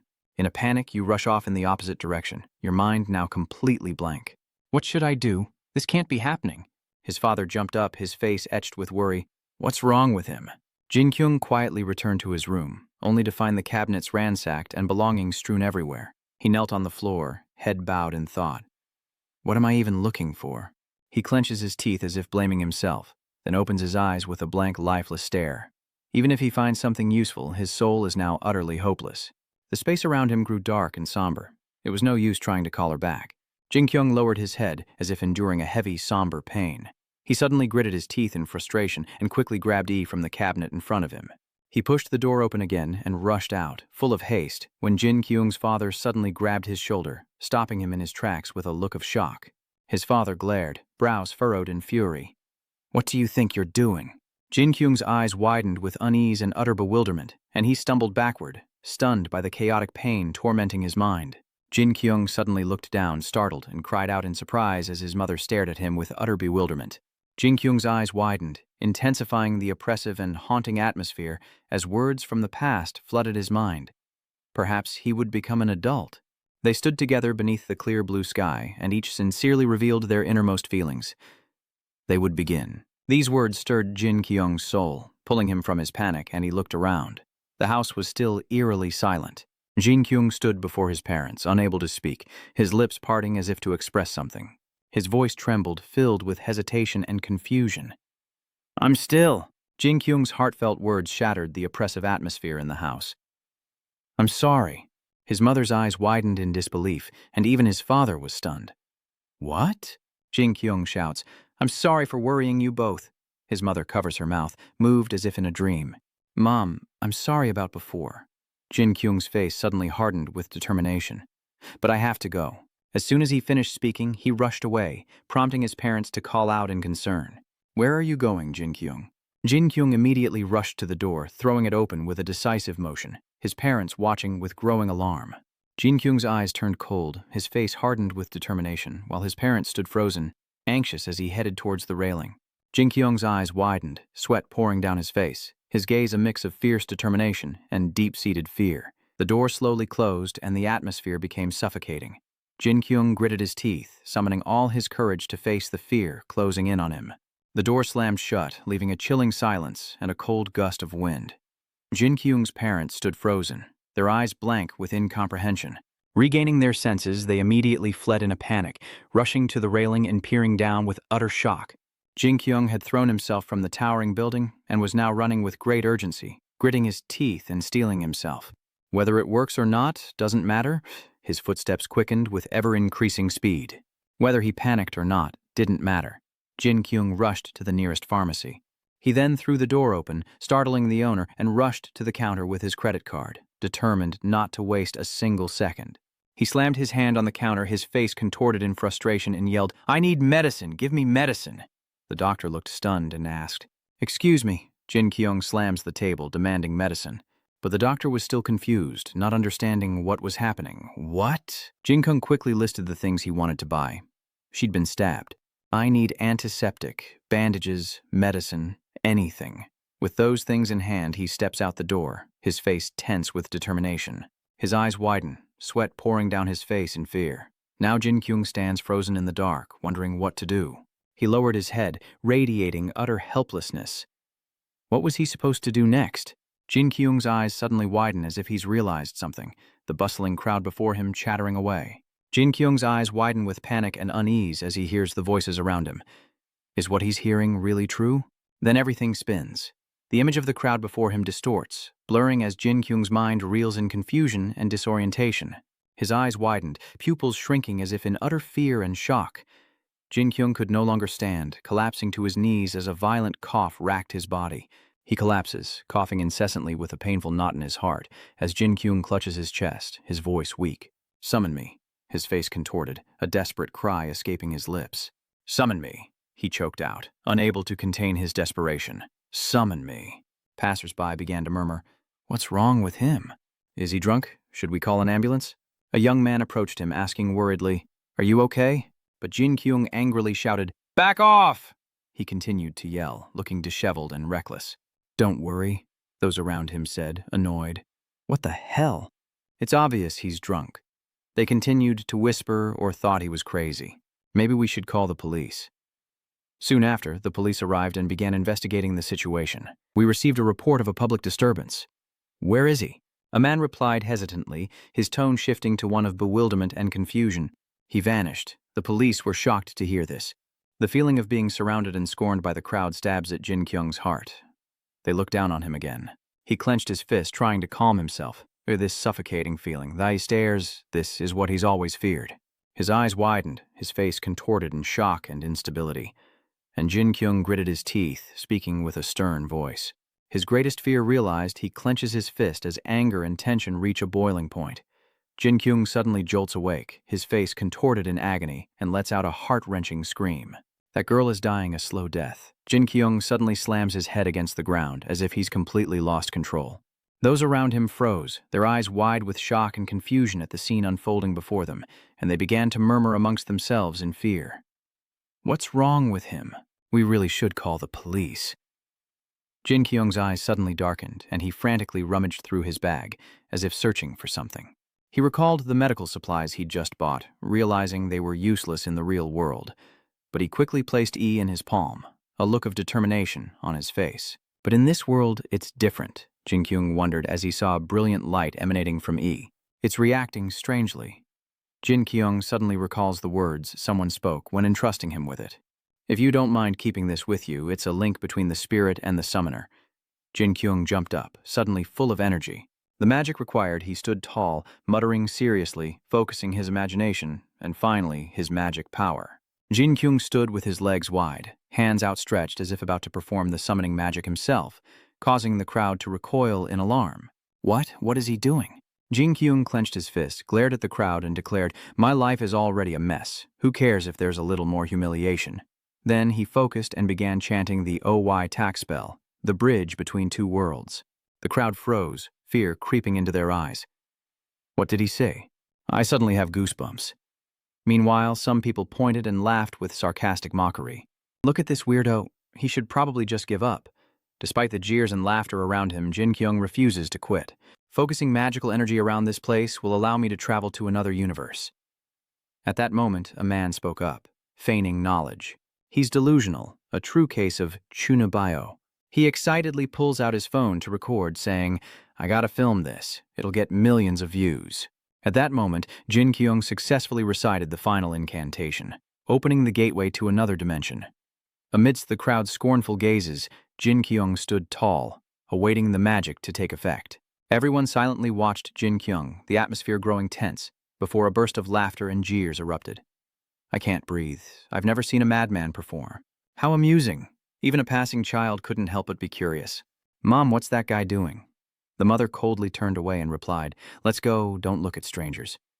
Meanwhile, Jinkyouong stood with open arms, as if awaiting a miracle, his unwavering gaze fixed on the sky. He grits his teeth, a fierce determination burning within him, as his body is suddenly sucked into the glowing E amidst the shocked gazes of onlookers. The E now floats in midair, emitting an increasingly blinding light, and instantly a beam shoots forth, slicing past the towering buildings ahead.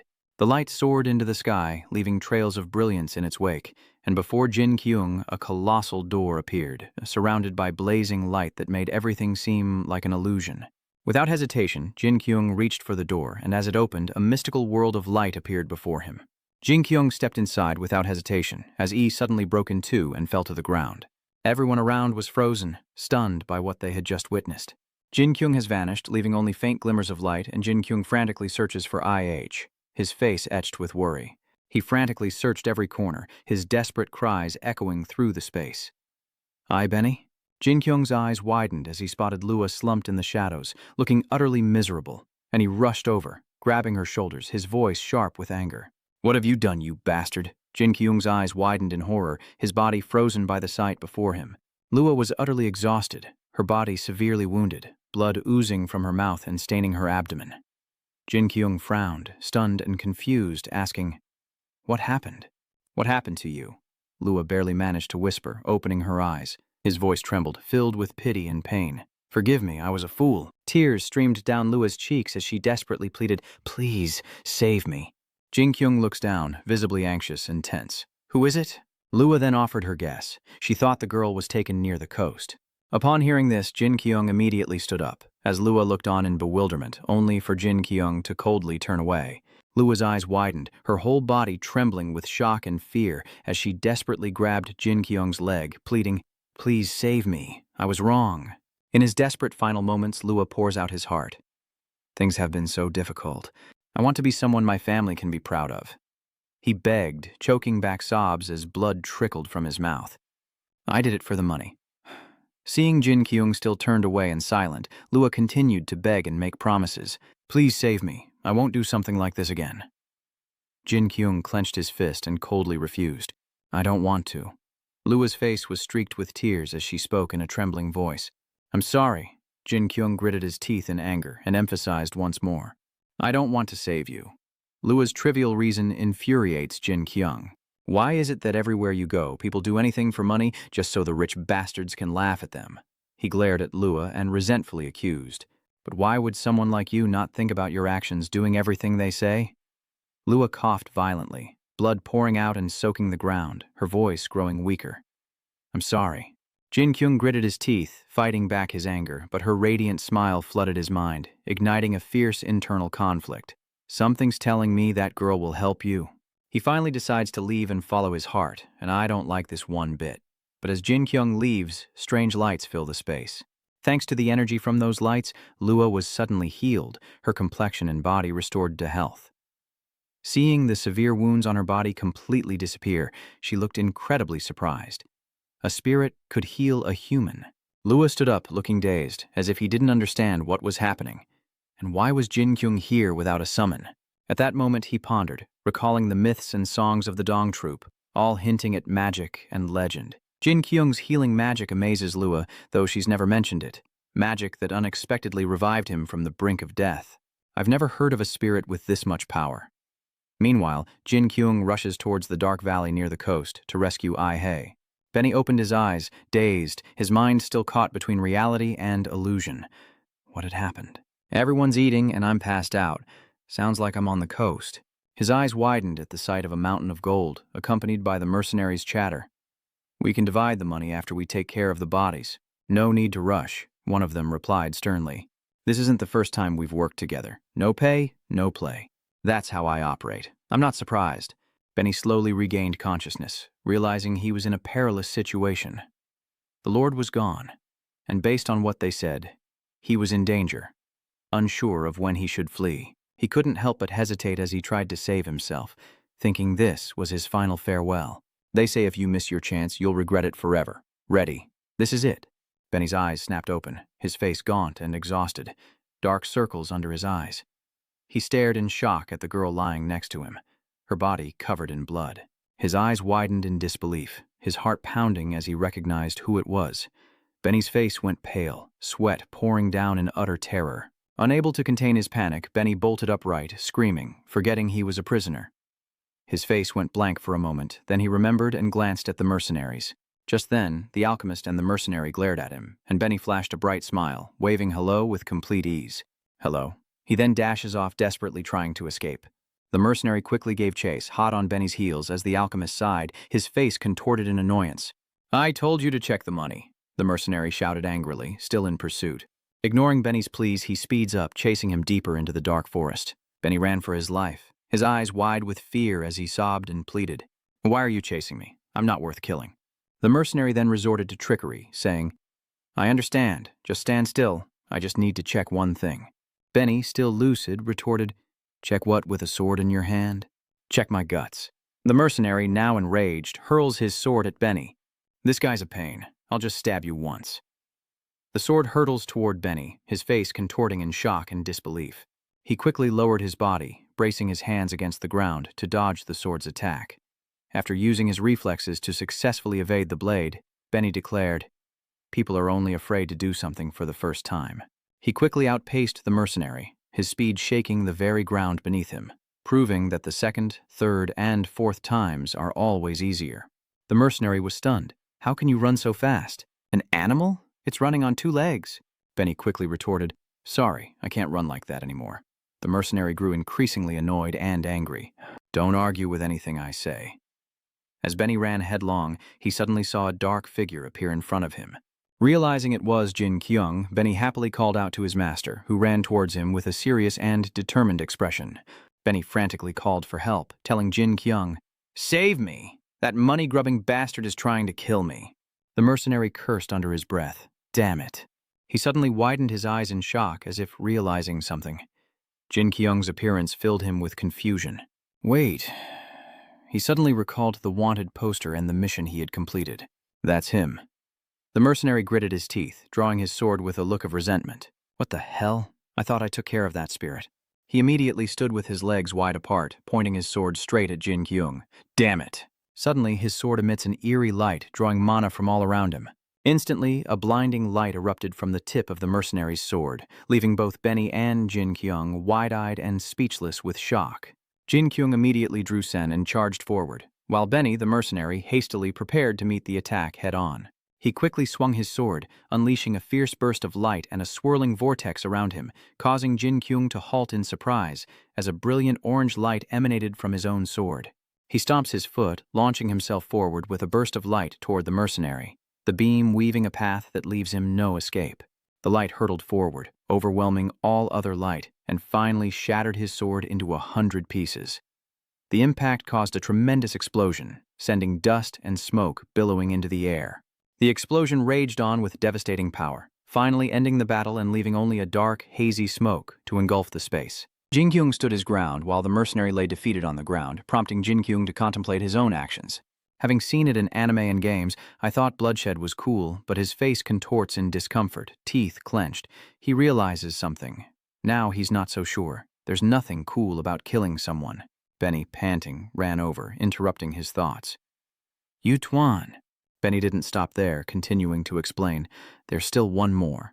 They hurt Maina so much. Jinkyouong immediately shouted, All right, let's go, lead the way. As the two moved, Benny's curiosity flared. I can only point the way. Jinkyouong mechanically followed as he heard his comrade shout. Following the path, their eyes land on IH lying motionless on the ground, calling out. IH has severe injuries and appears to be unconscious. Jinkyouong grits his teeth and asks, Why? Why the hell did it have to be him? Benny wondered with a scowl. That's strange. There should be one more. Jinkyouong, sitting next to someone, said, Benny, hand it over. Suddenly, a light erupts. Jinkyouong is doing something with Ai, causing a blue light to emanate from their surroundings.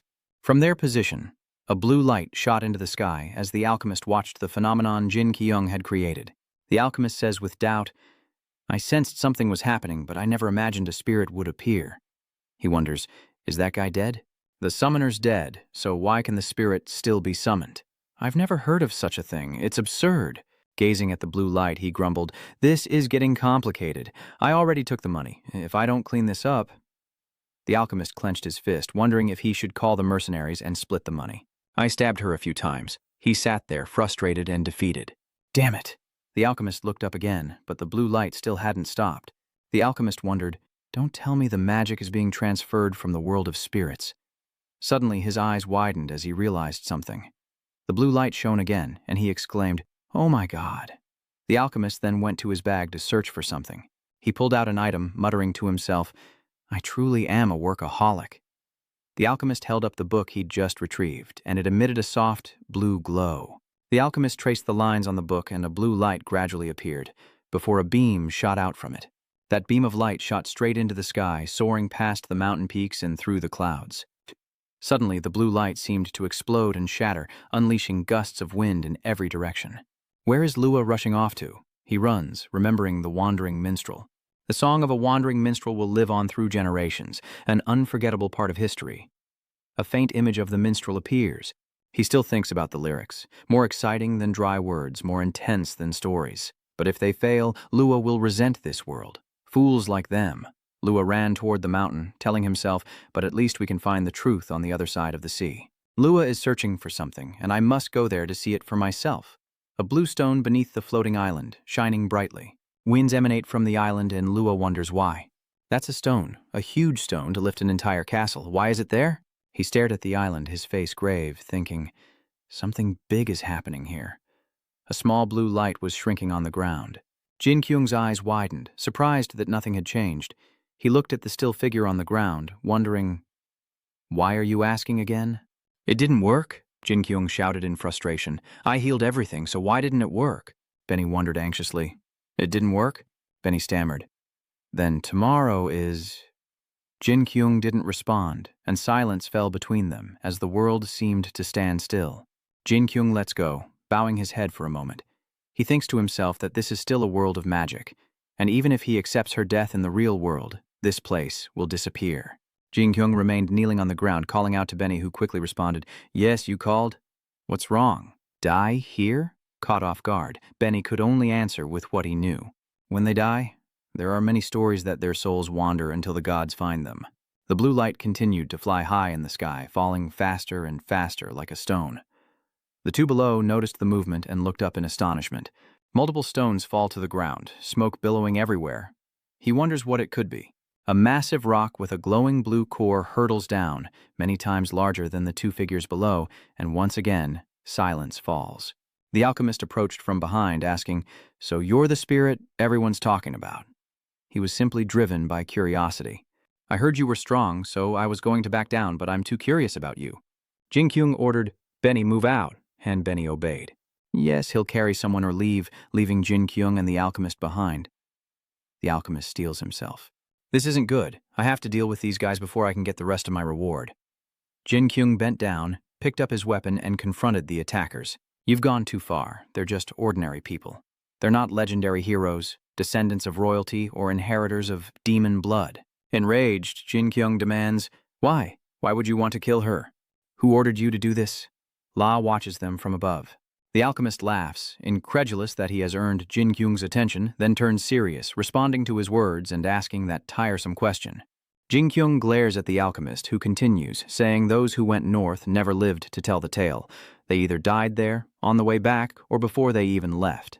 He turned to Jinqyouong and asked, from the king's perspective, "The demons are increasing rapidly, but if this danger is completely eliminated, it will be difficult for him to be lazy." Lua seriously followed the two men's conversation. He went on to mention the alchemists, the chanters, and the summoners working together to find a solution. But the king was plotting with the mages, perhaps out of concern for the country's safety. Jinqyouong interrupted him, catching him off guard.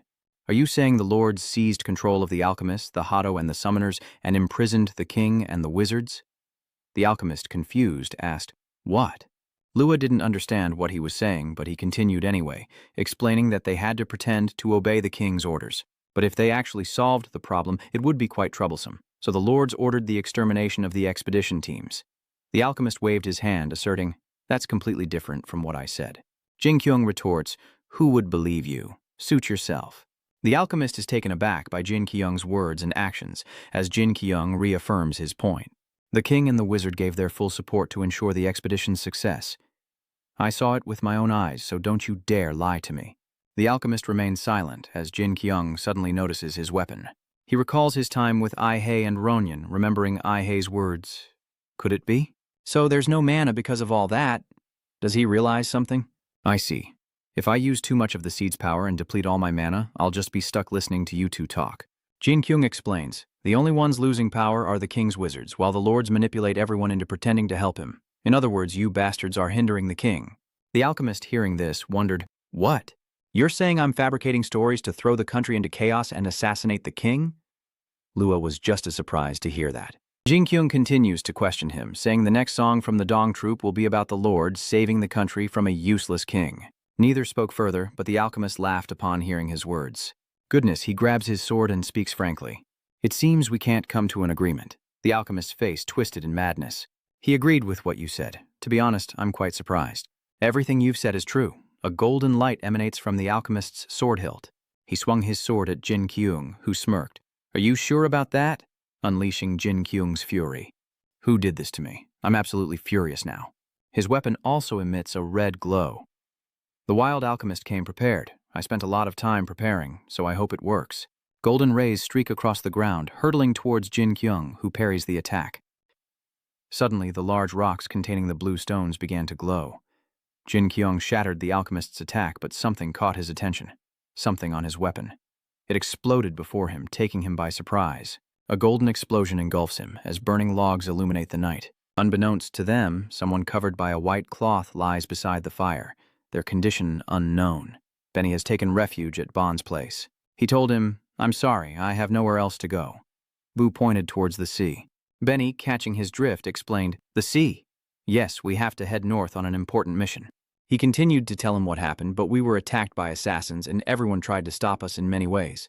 But Boo waved his hand, indicating that wasn't it. Benny wondered what he was implying, but the old man simply pointed upwards.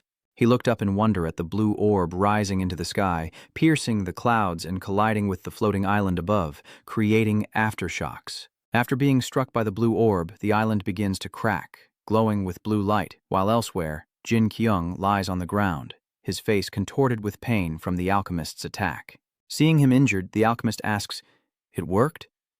He laughs maniacally, his attack having landed. My research actually worked. Jinkyouong struggles to rise as the alchemist laughs maniacally. It worked, Jinkyouong thought, gritting his teeth as he assessed his situation. What's going on? All my strength has suddenly vanished. He looked towards the smiling imposter Kim, confused. That attack had really hurt. Jinkyouong pondered the last attack, noting it was weaker than even the giant from before. Gritting his teeth, he cursed, "Damn it!" He rose, yelling, knowing he had no choice but to let the attack hit him. Until I understand you. He lunges forward, attacking, and the alchemist braces for the blow as the blue-tinged rock glows once more. Suddenly, they both stopped, and the alchemist exclaimed in fear, "Oh God, he's using that attack again on Jinkyouong. You're scaring me." Jinkyouong lost his balance and dropped his weapon, while Lua watched from above, puzzled by the situation. Something's off. That guy's ridiculously strong. He frowned, contemplating the alchemist's power. There must be a reason. A blue light appears in the sky, flies up, and strikes the island above, creating an explosion. Seeing this, Lua remembers his conversation. If they are defeated, someone from the Alchemist Society will take care of the rest. He's figured it out. That guy must be an alchemist using alchemy. Lua stood up, looking around, ready to jump in. He couldn't just sit still. He had to act. Suddenly, Lua noticed the alchemist's horse and the alchemist's sword hilt emitting golden light. He looked at the sword. Puzzled. What? I'm out of mana. Ignoring him, the alchemist continued toward Jinkyouong, deciding he no longer needed him. Seeing this, Jinkyouong grits his teeth and tries to stand, but the alchemist kicks him down again.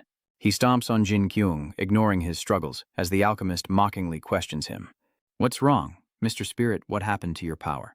Seeing his resistance falter, the alchemist pressed on, finding little joy in such an easy victory. Use your magic quickly. Jinkyouong continues to groan on the ground. The alchemist stabs him in the hand, drawing blood as Jinkyouong watches helplessly, eyes wide. He plunged the attack into Jinkyouong's hand, who could only scream in agony as the alchemist prepared to explain his next move to the helpless victim. Let me tell you what I'm going to do. He raised his sword and demonstrated. First, I'll chop off your arm and take it to the lab. Jinkyouong could only look on in fear. The alchemist spoke slowly, then a sudden scream caught their attention. A spirit. All eyes turned to Lua, and the alchemist stared in shock at the dark figure above. Rocks, what? He's not dead. Even Jinkyouong stares in disbelief. Standing on the ledge, he opened his mouth and cried out, the stones around him glowing. They're stealing your mana. Lua suddenly pointed to a blue dot in the sky like a star. That speck of light in the sky is something special, capable of storing mana from another world. He could only lie motionless on the ground, eyes fixed on the dark sky as Lua instructed, in stark contrast to the hundredfold noise Jinqyouong was making. "What are you doing?" Lua's question silenced the alchemist. "No one knows about my research yet." He flips through the pages, searching for what he wants. "My research journal." Lua directly threatens him, causing the alchemist to back down. The one who wished for death wanted it to descend immediately, while behind him, Lua rose, having escaped death's grasp. This call caused the alchemist to glance back, Jinkyouong's face grim with questioning. How much can he contain? He's astonished that Jinkyouong can still speak. As he finished speaking, a terrifying power spread around Jinkyouong, and the stone on the iron sword was also affected and glowed. He was in the center of this emanation and slowly said, "There are more than 7.5 billion people on the planet, and only I can use them." Now, the alchemist can only quietly step back and listen to Jinkyouong's confession. In other words, all the mana in this world belongs to me. Having regained his power, he finally looked up, emboldened. "Are you sure you can handle all of this?" He could only gape, swallowing the words he wanted to say. The gem on the sword was silently merging with a dazzling white-blue light, and then it unleashed a wave of power that shook everything. Jinkyung's entire body glowed, surrounded by a radiant aura. The power converged at 3 points, forming a perfect right angle. In the sky, a beam of power splits into 3, creating an invisible barrier, and the alchemist is instantly blown away. Lua couldn't help but shield her eyes, while Jinkyung's eyes flashed and Kim's face twisted in agony. The immense power devoured everything, and at the intersection of the 4 forces, friction ignited a new surge of energy. It's like a giant sphere hovering in the small corner of the spherical surface, a tree root sprouting from it, then taking root deep into each layer of power. Immediately after, a massive explosion erupts, leaving only a streak of cyan in its wake. How long has the alchemist been lying motionless? Jinkyouong remains in the same position as when he absorbed the mana. He gasped for breath, shaken by the horror he'd just witnessed. But soon Jinkyouong had to face the next problem, the spirit lord on his body. He frowned, a little surprised. Lua's face pales with sudden horror. That alchemy research? It didn't just store mana from another world. Jinkyouong, caught off guard, remained kneeling, listening silently. He's trying to create a new form that can harness all that mana, a new living entity. Quickly, Jinkyung's pupils contracted violently as the shattered stones defied gravity, hovering in the air. In the distance, a barrier surrounds an object, a test subject of terrifying blackness. The black mass in the sky envelops a tiny point of light, and roots sprout from it with alarming speed, causing Jinkyouong to watch in dismay. I knew this would happen. All researchers and experimenters are the same. He was losing control of his words as he assessed the dark entity. They always did such gruesome things. As soon as he said that, it lunged at Jinkyouong, creating a tremor, and from within the smoke, 2 green dots like eyes flickered. He watched it lumber, unable to resist assessing it. This one wasn't as big as the last one he fought, so it must be special. Jinkyouong gritted his teeth. It wasn't just absorbing his mana, it was creating alchemic materials. The black mass before him suddenly morphed into a charred test subject, Godin returning with a mocking tone. "Kantovia at dusk. My old friend, have you forgotten me?" He stared, eyes wide, a bit bewildered. Godin deliberately put on a terrifying, ghastly face, saying, "This world lacks God's blessing, so I can be anything." However, Jinkyouong cuts him off, asking, "What are you talking about? I've never met the person you speak of." Kantovia sounds pathetic, only Lua's face changed upon hearing this. Kantovia, the Lord of the Walls, had few he could call friend, so he turned away, urged on by his own thoughts. I should leave this place to the Soul Lord and read more of his research logs. He heard footsteps leaving and offered a reminder. "It's all right. Perhaps it's something good, something that can understand me.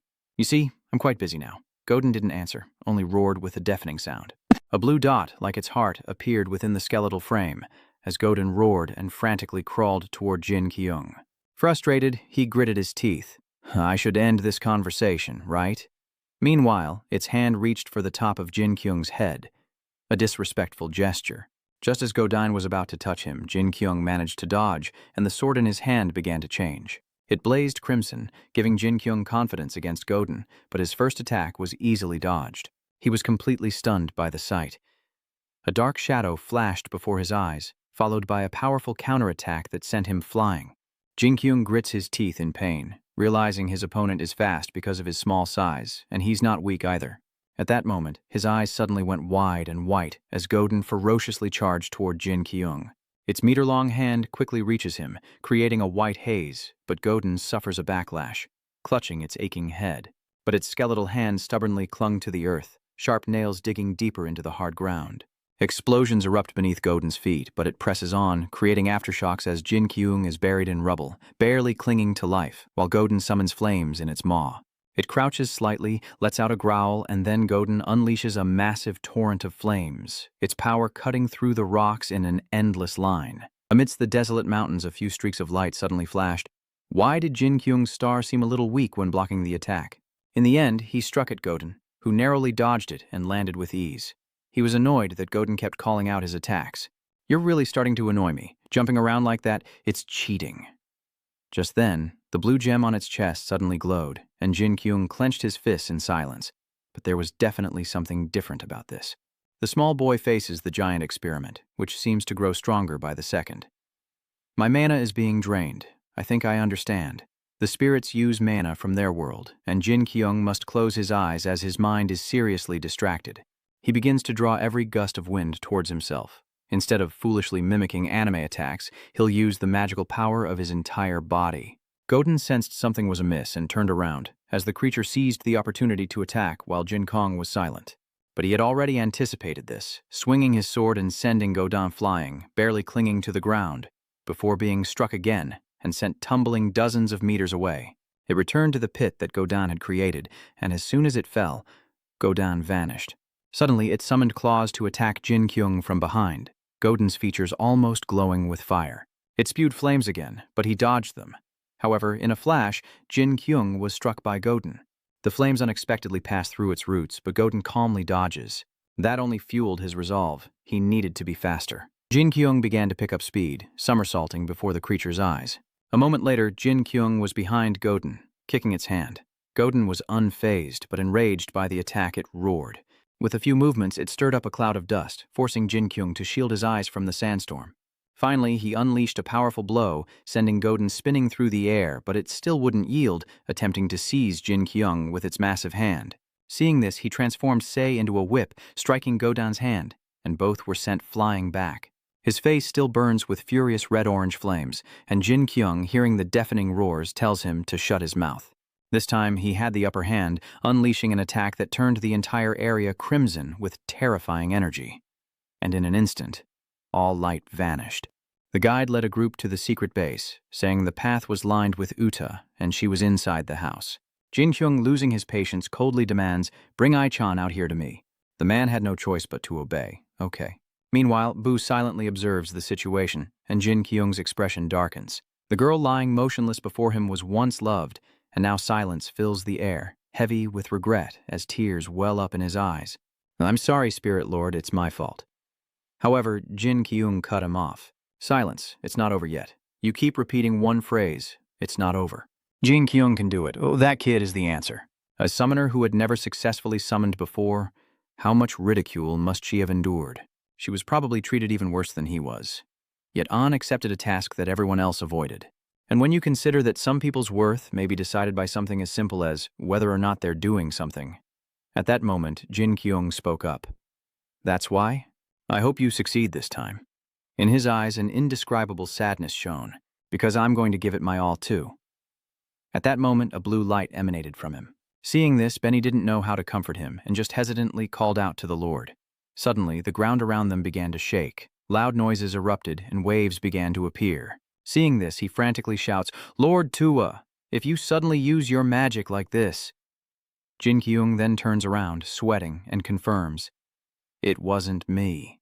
The sea inexplicably churns, sending showers of water onto the land, creating a downpour as the tide recedes, revealing colossal rocks, prompting Lua to cry out in alarm. "It's low tide. The water's receding." Jinkyouong was stunned by the news, staring in bewilderment at the scene unfolding before him. Why now? At that moment, a blinding golden light erupted. The light shone brightly, illuminating the space, leaving him stunned and sweating. The blinding light continues to emanate as a voice echoes out. "Outsider, why are you interfering with the affairs of this world?" Jinkyouong immediately questioned. "What's that sound?" Lua exclaimed, startled by the kneeling figure. "Lord of Souls."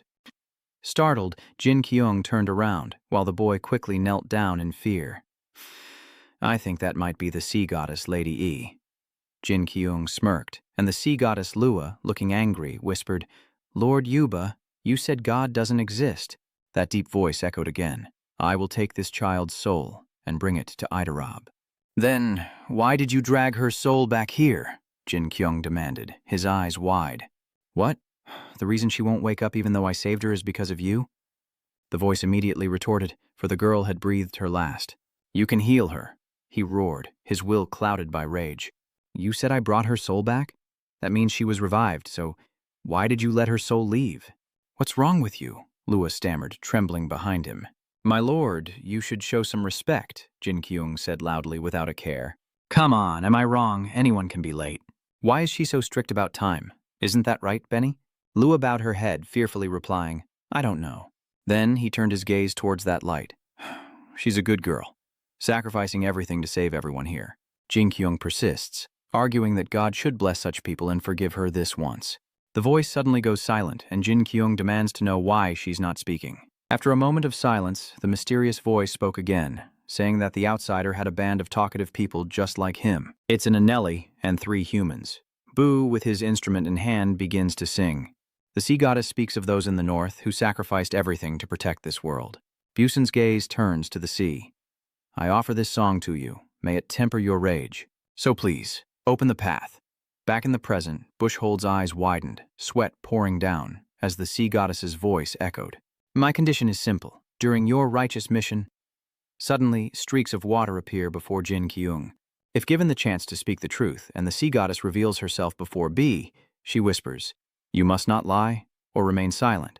Busan's face contorts as if contemplating something, drawing the attention of Jinkyouong and Benny. Then, the sea goddess questions him, and what happens to Enerly? The musician from the past, Linnell's form, suddenly appears in his mind, but Bus remains silent as the sea goddess speaks. I suppose you can't answer since I took your voice for your mistake. Upon hearing these words, he realized with a start, wait, the old man chose the musician.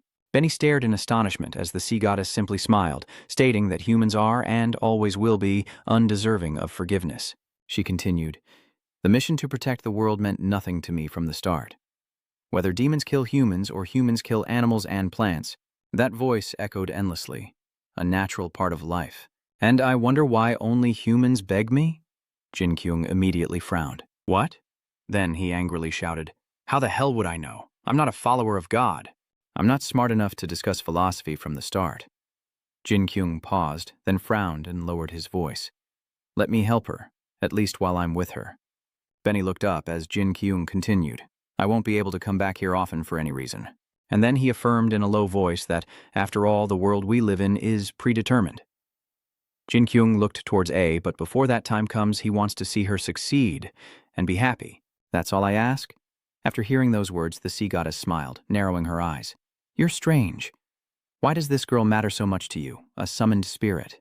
He paused, scratching his head, admitting that he had no friends, which made Jinkyung's plan clear.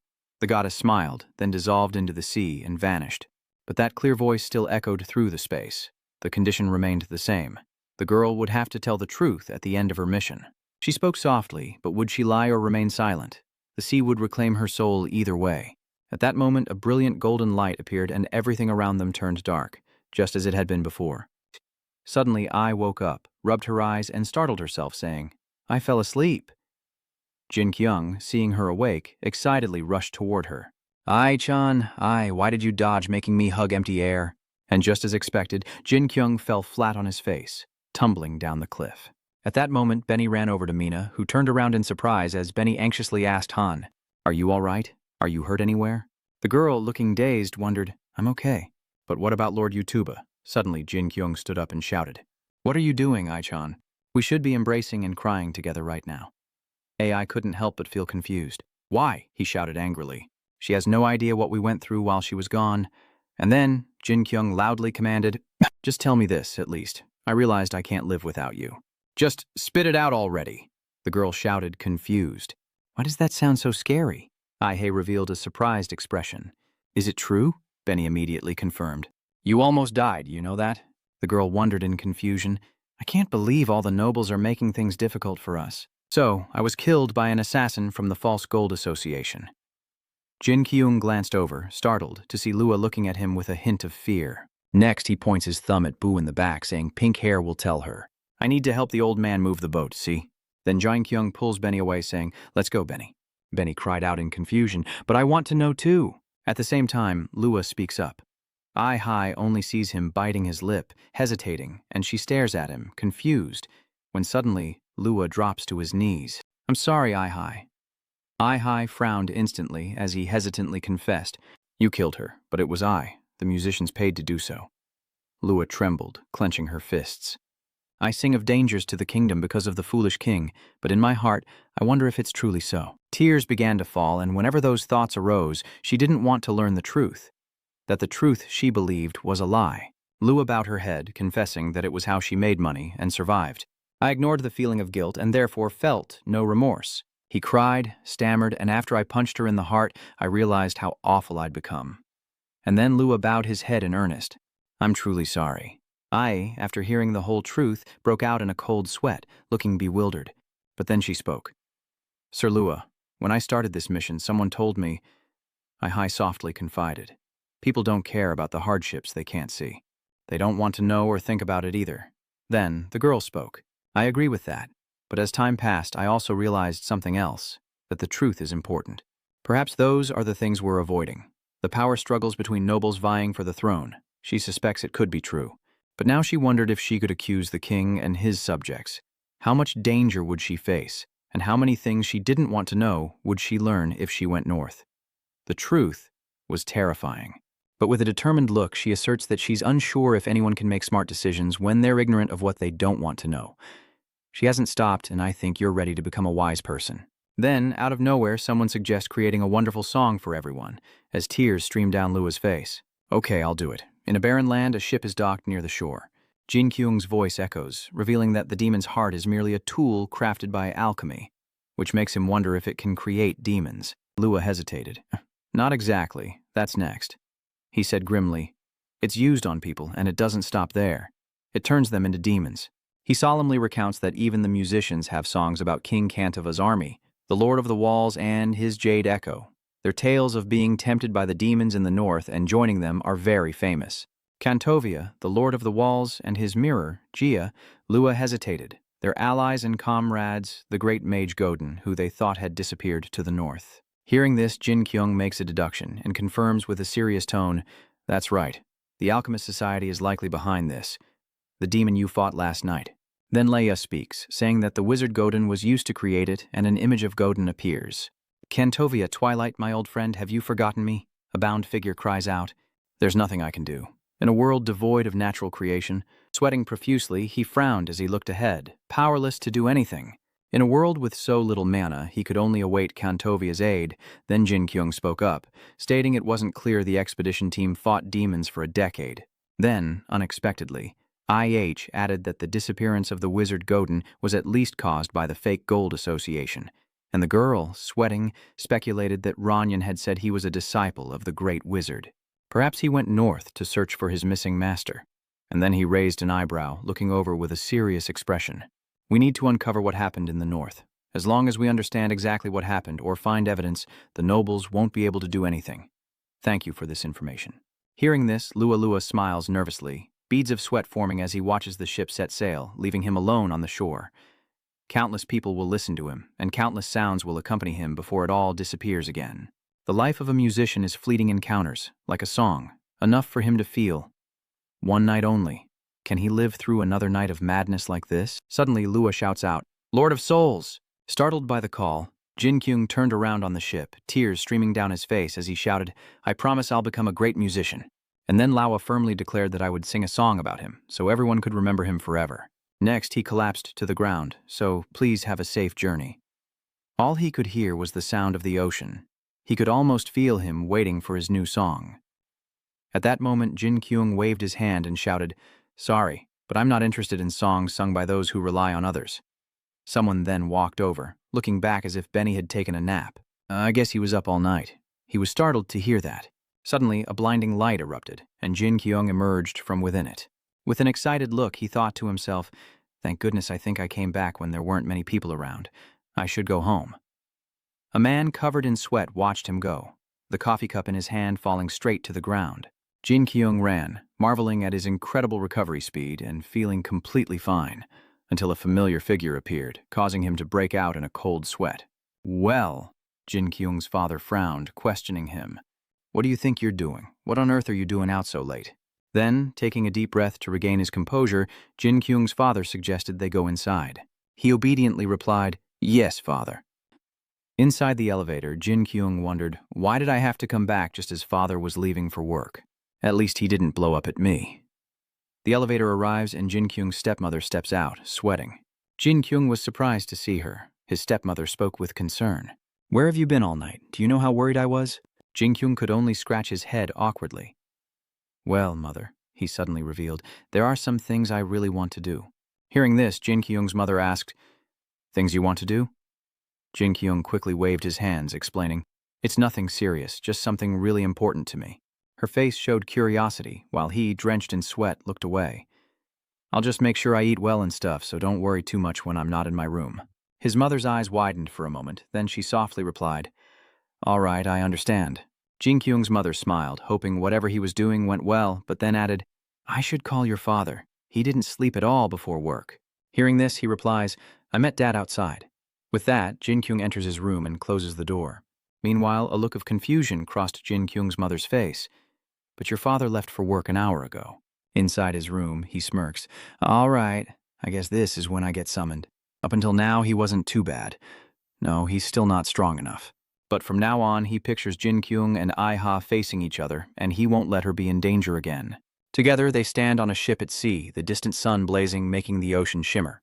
The sea churns, dolphins leap from the waves, and Benny gazes ahead from the ship. Good thing we left before the tide came in. The old man said that's EAS territory. Everything over there, Ai-ha said, looking up. I never knew the ocean was this vast.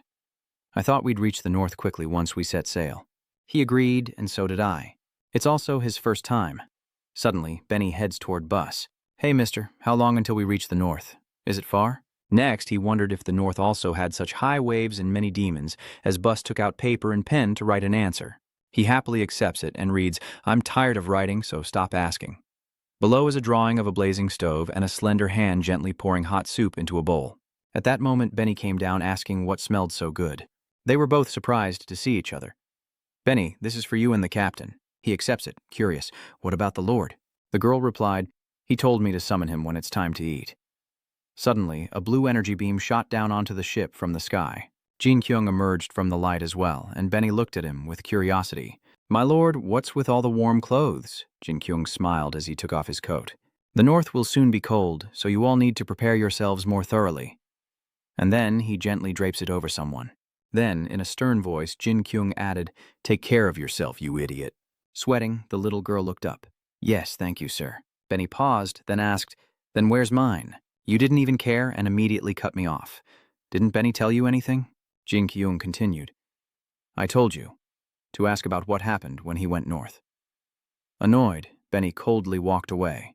He told me to stop asking him because it was annoying, and I catch colds easily. Above, Benny is talking to Buons, and below, Jinkyouong and IH are enjoying a meal together. Suddenly, he looks up at her, remembering the red stone she gave him. Upon hearing that, she immediately responded, confirming the scarcity and hinting at its nature. Could you get another one? The girl glanced away.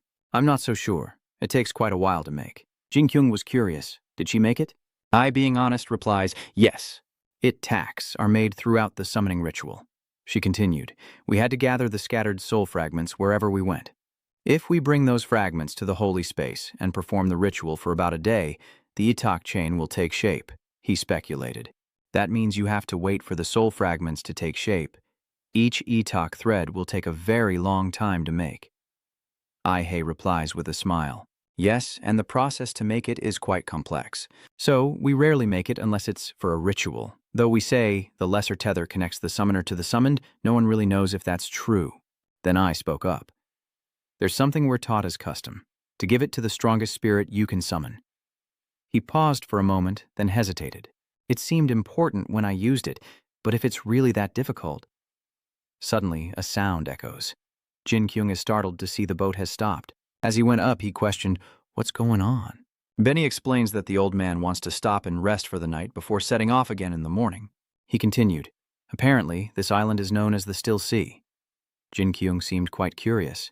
"What is this? This place is a mess." Benny surmises that demons may have attacked this place as well when Jinkyouong suddenly realizes the tide can reach that far. Benny replies, "Yes, that's the road north. We'll head that way when the tide goes out." Jinkyouong realizes this is simply a stopover when the tide is low, as an old man looks over, perhaps Bus. The person across from him looked surprised. "How long has it been?" "We were just wondering if you'd been shipwrecked somewhere, and now you're here just seeing Bonds using his body to communicate." Seeing this, the two are shocked. "What?" "Jia coast is closed," he thought to himself. EIA must be really angry. Jinkyouong, witnessing the scene, wondered if it was sign language. At the same time, he turned and offered, "I'll take a seat here." His companions wouldn't see the tide recede until morning, but Buon was there, strumming his instrument by the fire. Jin Kai, sitting nearby, remarked that he seemed to be a true musician, and Ai Hei, sitting beside him, exclaimed that it was a beautiful song. He looked ahead, confiding that he couldn't stop thinking about how beautiful this place was, but somewhere, someone had probably lost their life to demons. She recounted that the villages near North Gua, where she had passed, were completely destroyed, and there wasn't a single large demon like the ones they had faced before. Next, Ai Hei turns with curiosity. "Did these things happen in your world?" Jinkyouong hesitates to answer. "I'm not sure," he replied. "There aren't any demons, but I think it's pretty similar to this place." Meanwhile, Bus Onan's acquaintance arrived with hot mugs of milk. "I heard you guys are heading north." "Are you sure? It's quite dangerous there." I smiled faintly. "Yes, we have important business to take care of there." Hearing this, the man grinned. "I never thought Busan would bring anyone else to the north. You're not ordinary people." Jinkyouong stands up, questioning him. "You seem to know a lot about the captain." Busan's acquaintance immediately laughed. Of course the captain knew, though he wasn't a sailor at first, and then he recounted what happened. It was about 40 years ago, when Bu was still a musician, that he traveled north with a small group. I'm the one who led them there. I hesitated. "So, what happened to the others who went with him?" Busan's acquaintance names the famous Kantovia, Godden, and Anelli, also known as Lil. Jinkyouong immediately pressed, "Do you know what happened to them in the north?" He honestly replied, "I don't know about that, but I did see Godden and a man named Jia head to Gada together. Busan was with them, but he seemed mentally unstable. Something terrible must have happened in the north. But when I met Bu once in Juria, he was mute." Hearing this, he muttered, "So something did happen." After they arrived at Gadha, the man spoke. "That's all I saw while ferrying people." Jinkyouong said softly, "I understand. I only saw the two of them walking separately," as Jinkyouong looked up in wonder. "What is Eni?" It doesn't sound like a person's name. AH turns to the person next to her. "I've never met anyone with that name before either, but they generally live in another dimension." She continued, "Analysts came from this world and lived here long before returning, and I heard they lived a long time because of the influence of their dimension." He shrugged, chuckling as he walked. "There are a bunch of different fantasy stories." Ai Hei couldn't hide her surprise. "One of them is also from your world, right?" Lord Jinkyong quickly denied it. "No, that's not what I meant." The girl simply chuckled, saying his behavior was a bit odd. The Lord of the Flies was curious, asking, "Is there something wrong with me? Who would honestly list it out? You used to stammer when you spoke, always hesitating and sometimes using very confusing words." Jinkyong asks again, "Is there something wrong with me?" The girl smiles. "Yes, so I thought that's how people in your world spoke, but you don't do it as much anymore." Jinkyong then cycles through a series of expressions as she continues. "You mean when I'm like this or different, you honestly point it out." I don't know why I felt so embarrassed when I heard those words. He shouted, "An Hazukashi," and the girl yelled, "Stop it!" The high priestess went to sleep, while Benny sweated from seasickness, and Jinkyouong lay there thinking. So we began to analyze. Kantovia, Gordon, and Lin Bonds went north, holding out against the monsters for a decade. Then Jinkyouong continued with Kantovia's sword. Ria returned with Godin and Busan's, but Godin went missing, perhaps kidnapped by the alchemists. Bonds was rendered mute by the EA as punishment for breaking his promise, and was found in Juria.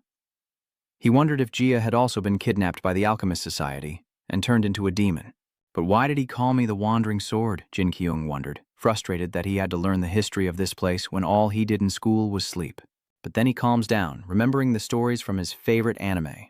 This is too easy. Suddenly Jinkyouong shot up, his eyes wide with confusion. Where did Lin go? A question suddenly popped into his head. What happened to Enerly? A musician from the past? Jinqyouong then looked down. Is that why EA took Bonds' voice? Because of someone named Lin? He knew he had to ask. This is more important than I thought. Finally, the sun rises, and the boat continues to drift on the sea. The sun blazes down upon the blue waters, and the ship finally reaches the shore. A desolate desert landscape of sand dunes appears. Jinkyung's group has arrived, and I, wearing a fur coat, stands in the sun, sweat pouring down his face. She then returned the coat to its owner, Jin, who hesitantly accepted it. I think I should take that coat back. You can hand it to me. The sky remained clear, a light emanating from it. Ai softly spoke. Thank you for bringing us here. Drive safe. Suddenly, Jinkyouong called out, Wait, old man. He continued, I know you don't want to remember what happened, but you can't ignore that your story is tied to our mission, can you? I'm sorry, but we need you to tell us, where is Enerly? Where is Lil? Ai sweats nervously as the Lord of Cultivation, Jinkyouong, furrows his brow and speaks in a low voice. This mission is impossible without knowing what happened to R. Please tell us what happened to Enerly. Suddenly, Bonds handed him a letter and a key, which Jinkyouong accepted with confusion. After handing it over, Buon turned and left, transitioning to a magnificent castle, where Bu looked at the person before him and spoke. Good, failure is always a possibility, I understand. Though I've heard reports of a summon with unimaginable power. The alchemist stood there, sweating and trembling as he listened. The Lord tilted his head, questioning, And I was the one who allowed you to use Godin as a test subject, so I can't blame you for this, but returning empty-handed is the best you could do. Hearing this, he immediately cried out, We disposed of the summoner, my lord. The person next to him immediately agreed. That's right, I saw it too. In a low voice, Bo reveals, No, she's alive. Reports say she was seen in the Silent Sea. The alchemist wears a bewildered expression, telling himself it can't be. I kept Buon alive because he couldn't sing anymore, but I never thought he'd be this troublesome. How careless. Palo then spoke. In the end, we'll need to tie up any loose ends, right? The alchemist was taken aback by this. Sir, he then ordered them to head north. He immediately frowned, looking bewildered. What was going on? The alchemist frantically rummages through his bag. I'll pay back the money. I'm afraid I'm not capable of this job. At the same time, Palo snaps his fingers, signaling the burly man beside him. As he was dragged away, he shouted, Lord, I'll go north immediately. The old alchemist cried out, Lord, but the Lord calmly replied, You can replace what you used with your own body. The other man still looked confused, but Palo turned his gaze towards him, and he immediately affirmed, I'll go, my lord. With a grin, he suggests, Relax, you're just a mercenary, right? Just do things a little differently. Is that what you mean? The man looked confused. What do you mean? At the same time, Palo suggests, Do you know any thief gangs? There's a thief I want you to find. After hearing this, he scratched the back of his head and said, I know a few lowlifes. The old man replied, Good, that's what you should do. Find them and tell them. And then Palo said gravely, We're looking for a thief, one who stole Kantovia's heart. The man looked frightened and hesitated, wondering what if none of them knew anything. The old man calmly reassured him, Don't worry, you don't have to go looking for him. This news will spread and he'll come to you. The scene outside the castle reappeared as the sun shone brightly in the clear sky. Jinkyouong's group rests on a large rock in the middle of the desert as IH's voice echoes. I know you're all curious, but EA said I'm not allowed to interfere with this mission. However, I will give you the key to the Godin Tower, and if you meet her, give her this letter. Ai, catching her breath, spoke up. That's what it says here. The girl, drenched in sweat from the humid weather, looked up. But Lord Ronyan told us to go north of the Alliance for help. Is it okay for us to change course? Benny grinned. Who knew? Ever since our royal warrant burned, we couldn't enter any castles, but we got the key without a problem. Suddenly, he wondered if she knew what they called that. Seeing her blank expression, he eagerly answered, Hitting the jackpot. It's like hitting the jackpot. Tower mages always have expensive magical artifacts. Jinkyouong was impressed. Benny's right, that makes perfect sense. Benny quickly stood up, adding, What I mean is, we can't pass up this chance. We can... He trailed off, returning to the shore as an EA. Seeing this, IH looked puzzled, and Benny hesitated. Before I could finish, a sound from above made Jinkyouong look up, a bird in the sky, eyes wide with shock, and a thought, So she wants us to keep it a secret? At that moment, Jinkyouong stood up and suggested, I think we should also investigate the Godin Tower. Our goal is to find out why the number of monsters is increasing. He relentlessly analyzes, knowing everything, including what happened in the past. Was this investigation really necessary? And beyond that, we don't even know if the people in the Alliance are on our side. Hearing that, Ai enthusiastically raised her hand. Okay, we'll do that later then. Benny remarked that it was too easy to persuade him as the sky turned a sunset yellow. Jinkyong's group wandered the desert, their footprints in the sand as stars began to appear, until they finally stopped to rest and eat. Suddenly, a massive explosion erupted from the ground, startling them. Before them, a giant serpent with razor-sharp fangs appears, but it poses no real threat to Jinkyong's group. Jinkyong swiftly dispatches the massive snake with a few basic strikes, looking incredibly cool. Meanwhile, elsewhere in the desolate desert, a figure studied a map and muttered, "It has to be close." Bis frowned, thinking, "No matter how hard I try, I can't find it." Her expression grew increasingly frustrated. "I spent a fortune on this map. If it's a fake, I'll find the one who sold it to me and the one who sold it to him. And before that, too," Bis roared in anger. "My whole family will crush them all to death." Her fiery rage still burns. "I hate this. Where the heck is the Golden Tower?" Suddenly, Bis seems to realize something. At that moment, the three of them were also moving forward step by step, with Benny constantly complaining in a listless manner. "I'm dying here. I'm hungry and thirsty. My feet hurt and it's so hot." Jinkyouong reminded them from behind. "I bet you'd feel better if you stopped talking nonsense." Ai seemed surprised at this point. "We're here, Benny. It's right in front of us." The girl says, confused, that it should be there. Meanwhile, hiding behind them, Bis wondered who these people were. They didn't seem to be from the north. Benny seizes the chance to tease. "Has anyone ever said I'm bad at giving directions? Who's confused? You're the one who's wrong." "This is clearly the place according to the directions," Jinqyouong chimed in. "Don't tease her so much, Benny. She's just trying to be helpful." Hearing this, the little girl shouts, "Yuba, my lord!" After a moment's thought, he realizes they've been tricked. There's no way out. Perhaps there's something special about it being a wizard's tower. Ai looked puzzled. "Something else?" Jinkyouong speaks, pausing mid-sentence as he examines something in his hand, revealing an image of a tower. He advances forward as the little girl hurries after her master. A door appears, prompting Ai to exclaim in awe. Benny looked on in astonishment. A door had appeared. Seeing this, Bis broke out in a cold sweat as Golden Jinkyouong reached out to open the door and spoke. "This is some kind of illusion magic. I guess they react when this key is nearby."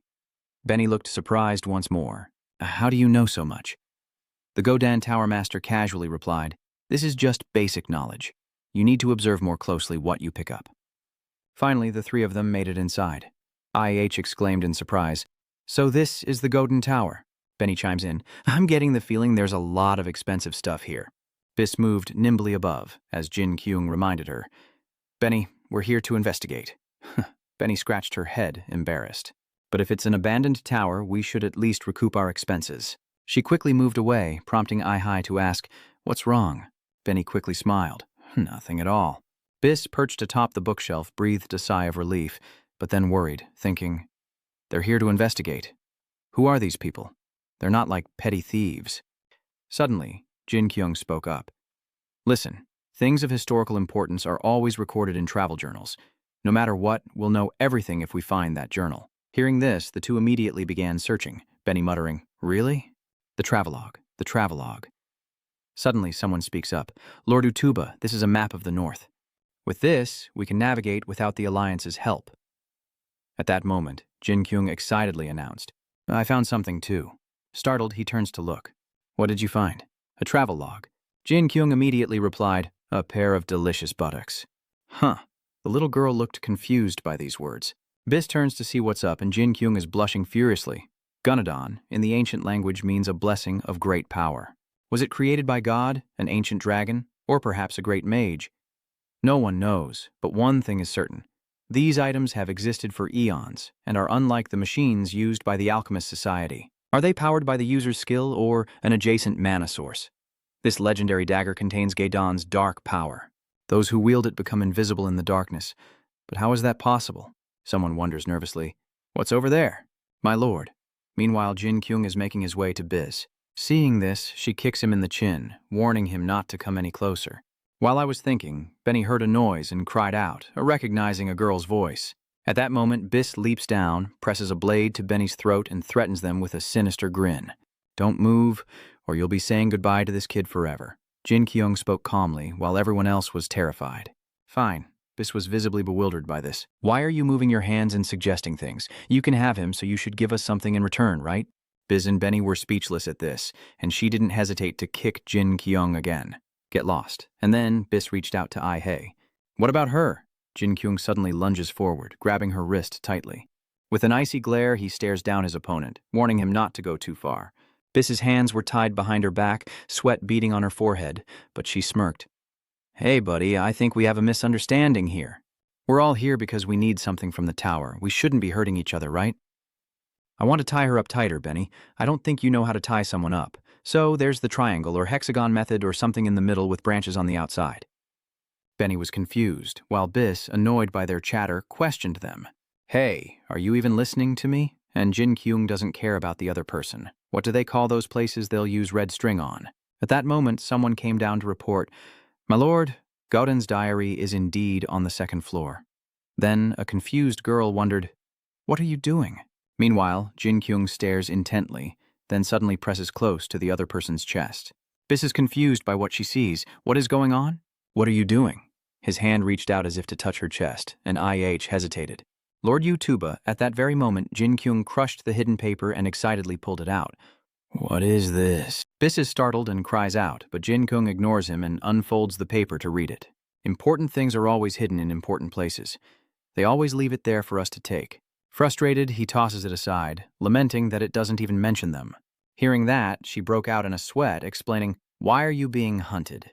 Sorry, I'm also in a hurry, so I don't have time to tail anyone. Bis hails from the Dungeon Raider Thief Guild. Jinkyouong raises an eyebrow at the person before him. A thief, Bis added, and you're missing great. It's great thief. He immediately frowned. How can a thief be great? You're all criminals. Benny glanced away, thinking she was about to get caught. Though it was unrelated to her, she frowned, solemnly reading, Capture the sacred beast at the Flocha Temple. Known as the Sacred Land of the North, success in this mission will earn you 100,000 gold. Hearing this number, I incredulously blurts out a 100 new and Benny immediately jumps up. What? How much is it? He then stated that one of the 3 dream villas in the city was only worth about 50,000 gold. Jinkyouong asked with interest. That sounds like 100,000 gold, so what?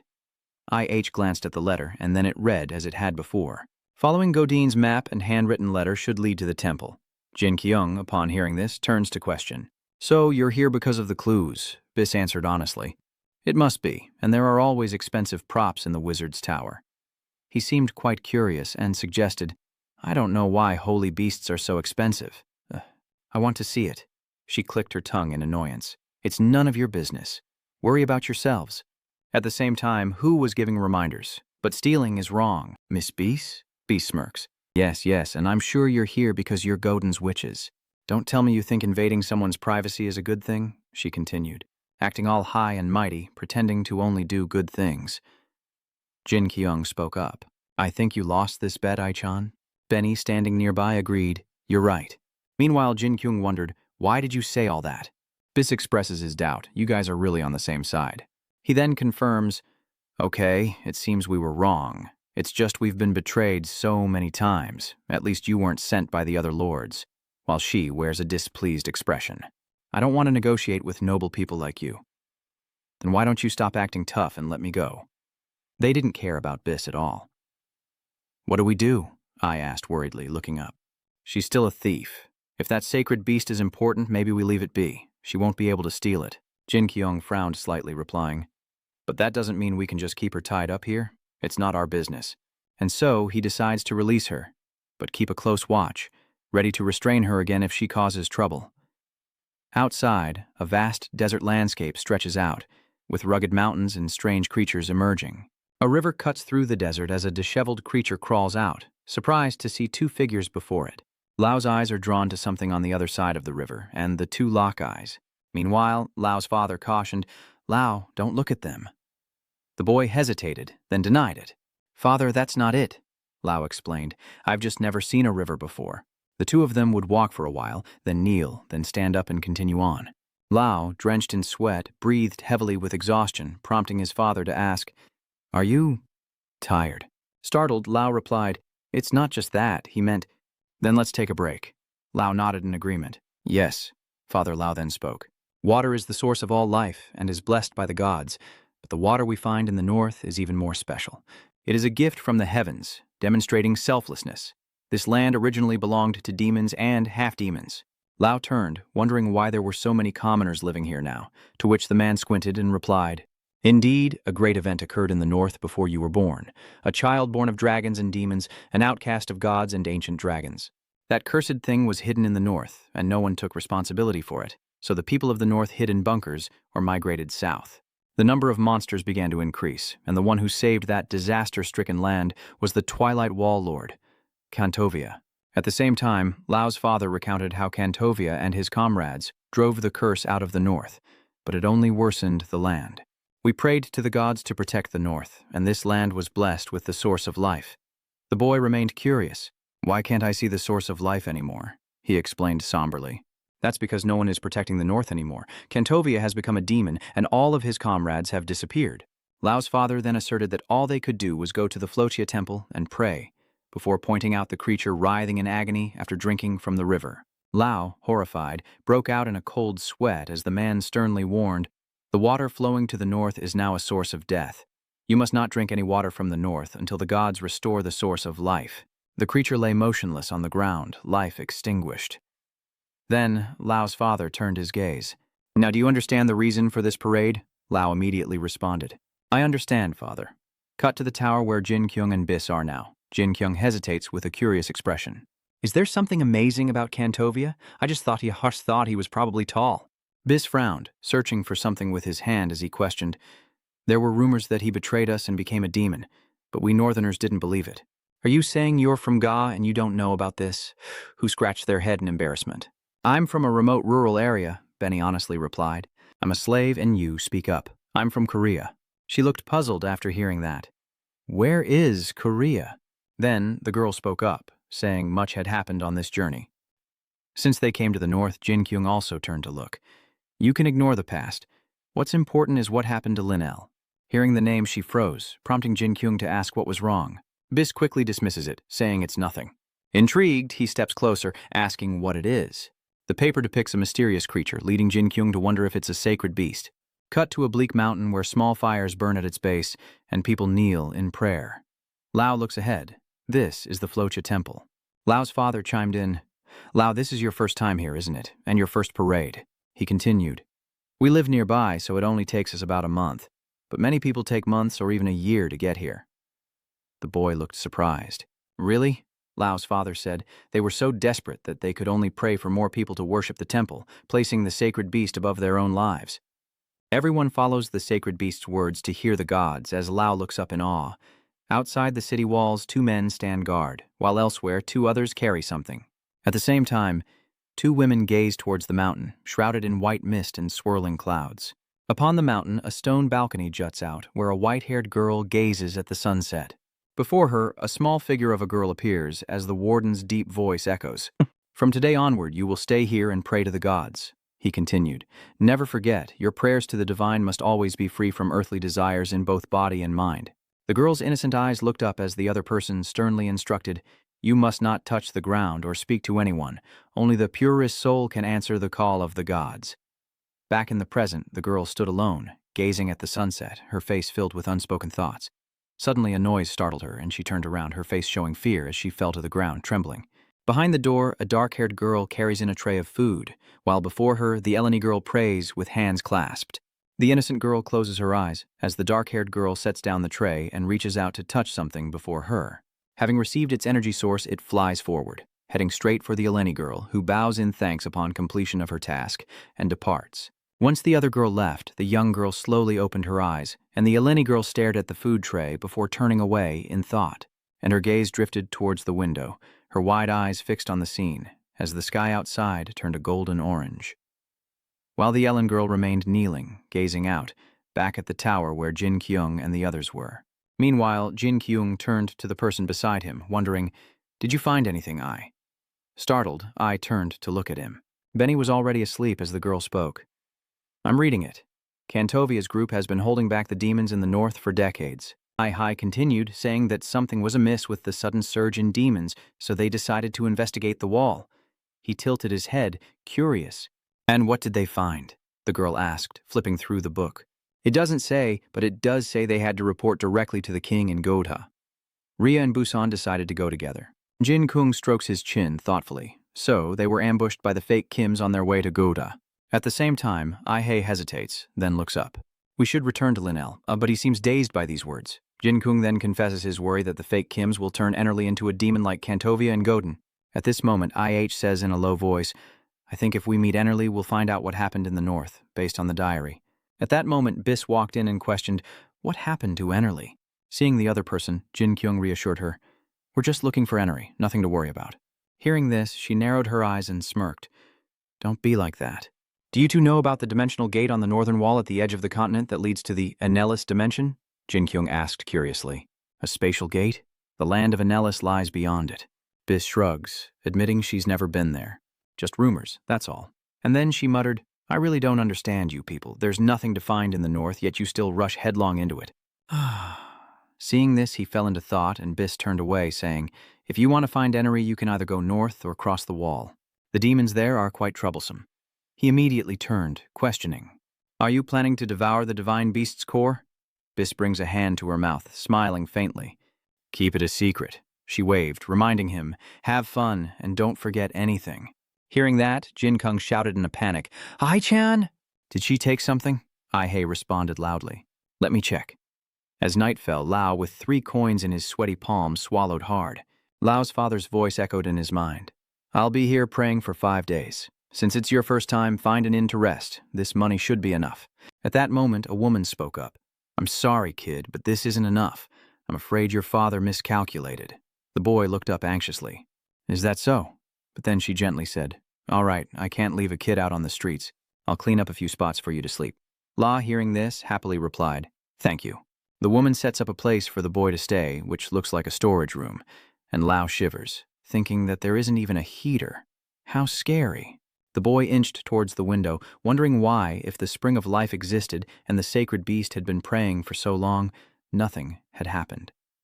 Just then, Bis dashed past, startling Lao as she muttered about needing to find a water source leading to the temple. So this is it. Bis smiles, beads of sweat on her face.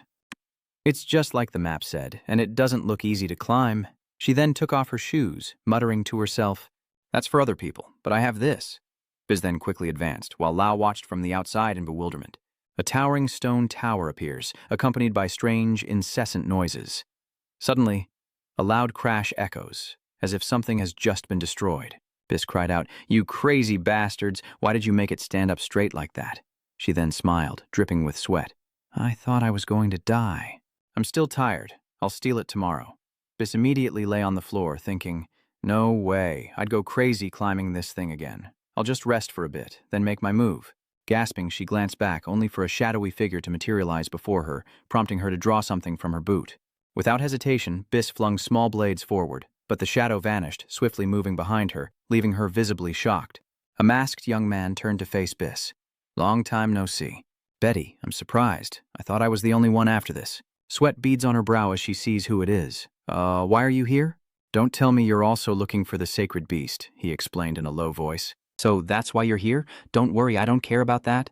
Whenever I'm in the north, I always stop by here. You see, there's a beautiful picture here. The mysterious man begins to mock her, saying her skills haven't improved at all, that she's the only one who'd climb up here using the pipes.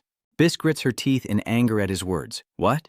At the same moment, drops of red blood fell to the ground. She looked down in shock while he calmly approached, speaking at the same time. Sorry, it's just a habit. I didn't mean to, but I guess you passed Garden's test. I still can't believe it. The mysterious figure continued to sneer. If I were you, I wouldn't even talk about it. Then, he warned in a low voice, don't let this happen again, or next time I'll cut your throat. With that, he vanished. Bis, now drenched in sweat, gritted her teeth and cursed. Damn it, the crimson blood dripped onto the cold ground. It formed a long trail on the ground, making the night scene look incredibly bleak and cold. Clutching his wound, Bis gritted his teeth. This is a paralyzing poison. I guess he doesn't use lethal stuff, not like him at all. Then, with a slight smirk, or maybe this suits him better. Bis says that rumor has it. He said he can't give up the pleasure of taking lives.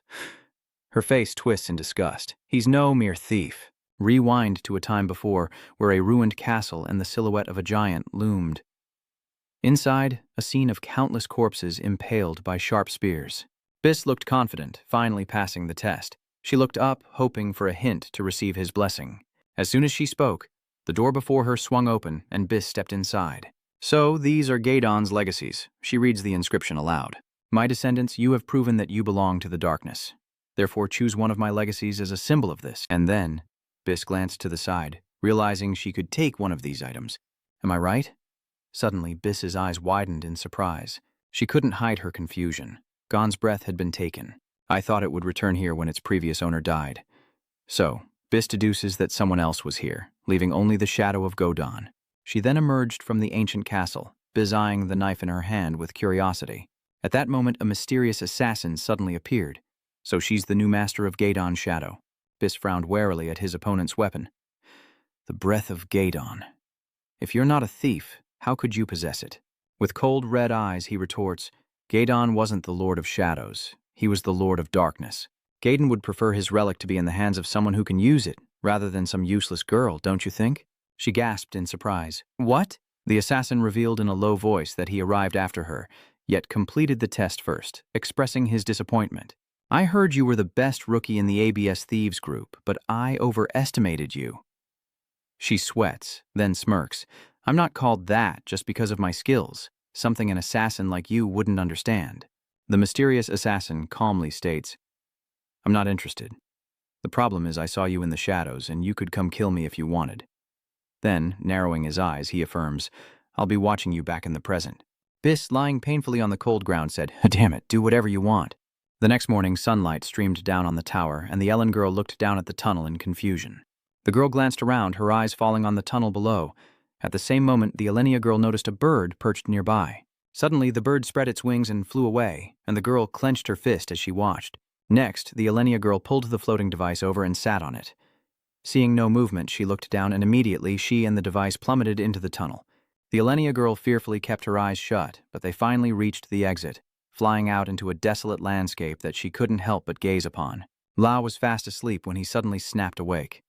At that moment, the Eleni girl and her device flew past, but the device ran out of power, causing her tiny foot to graze the ground. The warden's voice suddenly echoed in her mind. You are not allowed to set foot on the ground or speak to outsiders. The Ellen girl was sweating with a worried look when suddenly, two men's voices echoed from behind. I followed her because she was so beautiful, and she became a Frosha nun. So that's why you became a guard here. The Ellen girl quickly shoves the device into a nearby hiding place, while the men continue to chat. Yes, I'll stay here and wait for her to return. Then, she quickly jumped through a nearby window. Meanwhile, the Elenian girl is startled by the sight of a foot, and as they exchange confused glances, a terrified scream pierces the air. The boy then throws his bag at the other person's head, knocking them to the ground. Jinqyouong's group continues their journey as Benny says, We'll have to get through the temple eventually. I then wondered, can't we just go around? Jinqyouong looked back, explaining that it was the area Kantovia had discovered. He added, That must be the place marked on the map, and the temple is below it. She analyzed while reading the map. But there's a wall in the way. This massive wall was built to keep out demons, and even Kantovia had to pass through the gates of Coalition Fortress. Upon hearing this, Jinkyouong confidently declares, all right, so we just have to get through it. He's sure it'll work somehow, and Lord Yutua will wipe out the monsters, so don't worry too much. Benny, why are you staring at that thing like that? Benny's eyes remained glued to the object in his hands. Biss's words echoed in his mind. This thing is expensive. I'll make a fortune with these, Benny declared. So I grabbed a few, and I still have some in my pocket. Jinkyouong immediately laughed, saying it suited him. I frowned slightly while a sweating Benny spoke up. There's some gold lettering on the seal, but I can't read it. Jinkyouong, standing nearby, continued to sneer. You can't read it. You're just trying to play dumb, Benny quickly retorts. I'm quite intelligent for a servant, you know. I taught myself to read. IH now expresses doubt. These texts were used by ancient witches. I don't know if it's for summoning, and I don't know much about it. Jinkyouong calmly states, We'll find out what's inside. Who cares what's on that seal? The little girl hesitated. I was told not to play with the witch's things, but I'm also curious about them. Suddenly, the binding around the paper snaps, startling all three of them. At that moment, a powerful energy erupted from within, shooting forward and catching them off guard. Then, a massive explosion erupts, leaving I and the others speechless. It's a magic scroll. Jinkyouong wondered what it was. A magic scroll? I explains. Yes, they store magic and mana within the scroll and can unleash the magic inside when opened, amidst the incessant, deafening sounds. Despite his fear, Jinkyouong speaks boldly. Let's go. I'm sure nothing bad will happen. The other two agreed. At the same time, countless screams echoed, "Someone please save us." What is that? A bizarre creature appears before them, accompanied by terrifying sounds. The three break out in a cold sweat as a colossal monster rises from the black smoke, an unearthly behemoth that sends onlookers screaming in terror. It's a demon. Why did it suddenly appear? At the same time, Benny shouted in panic, "It's a demon. Why didn't we say the explosion was caused by a demon?" Jinkyouong frowned, glancing over. "It's not you. People died because of you. You killed them yourself with these hands." And then he growled, "You killed them, you murderer." Jinkyouong then rushed forward, smirking at the shock of the two behind him. "Just kidding," the monster roared, swinging its arm high before mercilessly slamming it down on the innocent people below. The sounds continued to echo as a light flashed in the monster's hand, and Jinkyouong calmly asked the girl why she was still there. "Run," he said, turning back with a smile. "I'll handle this." But as the girl stood there bewildered, the man behind her blushed with embarrassment. "Okay." Jinkyouong, witnessing this, immediately looked displeased. And then he angrily shouts, "Why is the male lead embarrassed?" At the same time, the monster is pushed back by Jinkyung's attack. Another explosion rings out and the monster cries out in pain as he lands powerfully on the ground after his attack. Suddenly, Jinkyouong stops and looks behind him. His leg was caught by the creature. Tentacles. Jinkyouong slashes at the tentacle, yelling, "Tentacles, gross!" But they keep coming. He's shocked to see even more. Jinkyouong furiously slashes at the grotesque tentacles, screaming, "Get away!" With a look of utter disgust, he roared, "You dare use tentacles on men? Have you no shame?" Benny, hearing this, was understandably confused. Why was he so angry? Ai-hei, blushing, says, "I don't know, but it must be something embarrassing." Jinkyouong grits his teeth, vowing not to forgive, as his weapon glows. The clouds part, revealing the sun, as Jinkyouong roars, "Shameless creature, you must be punished." A flash of light, a resounding shriek from the monster, and then it collapses to the ground. Everyone who saw the scene before them gasped in astonishment, Ai-hei and Benny included. The giant monster stood still for a moment, then suddenly exploded, utterly destroyed. He broke out in a sweat at the sight of this. It had been a while since he'd unleashed his full power. The girl beside him agreed, as an image of a soaking wet Jinkyouong screaming in anger appeared. "I'm soaked," but then he smirks, breaking a sweat. "Did I go too far?" A towering stone mountain shrouded in white mist appears. The mysterious assassin muttered to himself, "An unusual explosion. He's already here." He stared at the scribbled drawings on the paper and spoke. "Spirit summoning. How interesting. He must be stronger than Kantovia." Moving to a dark place covered in stone, he saw a group of people bowing before a statue. An image of the shattered knife from the previous battle on the table. Meanwhile, Benny wondered, "It's completely broken. What do we do?" Jinkai thought for a moment, then replied, "I don't think it's really a problem anymore." Then he says, "I needed the knife before because I didn't know how to use magic, but now I can." Next, Jinkyouong begins to unleash his power. "I can feel the planet's energy. I don't know about other things, but I guess I can use magic pretty easily, though it's still a bit weak." At that moment, Hill approached, asking, "Are you a mage?" Jinkyouong was surprised and asked who he was. He then introduced himself, "I am Hai, the leader of the prayers here. I wish I could repay you for saving us. As you can see, even a drop of water is hard to come by," Hill laments. "I'm very sorry," he says with an awkward smile. "It was nothing." Jinkyouong then smirked, "And you don't need to thank us either." Benny, flustered, covered his face. "It's your fault." Then Jinkyouong wondered, "But why are you praying here? Can't you pray at the temple?"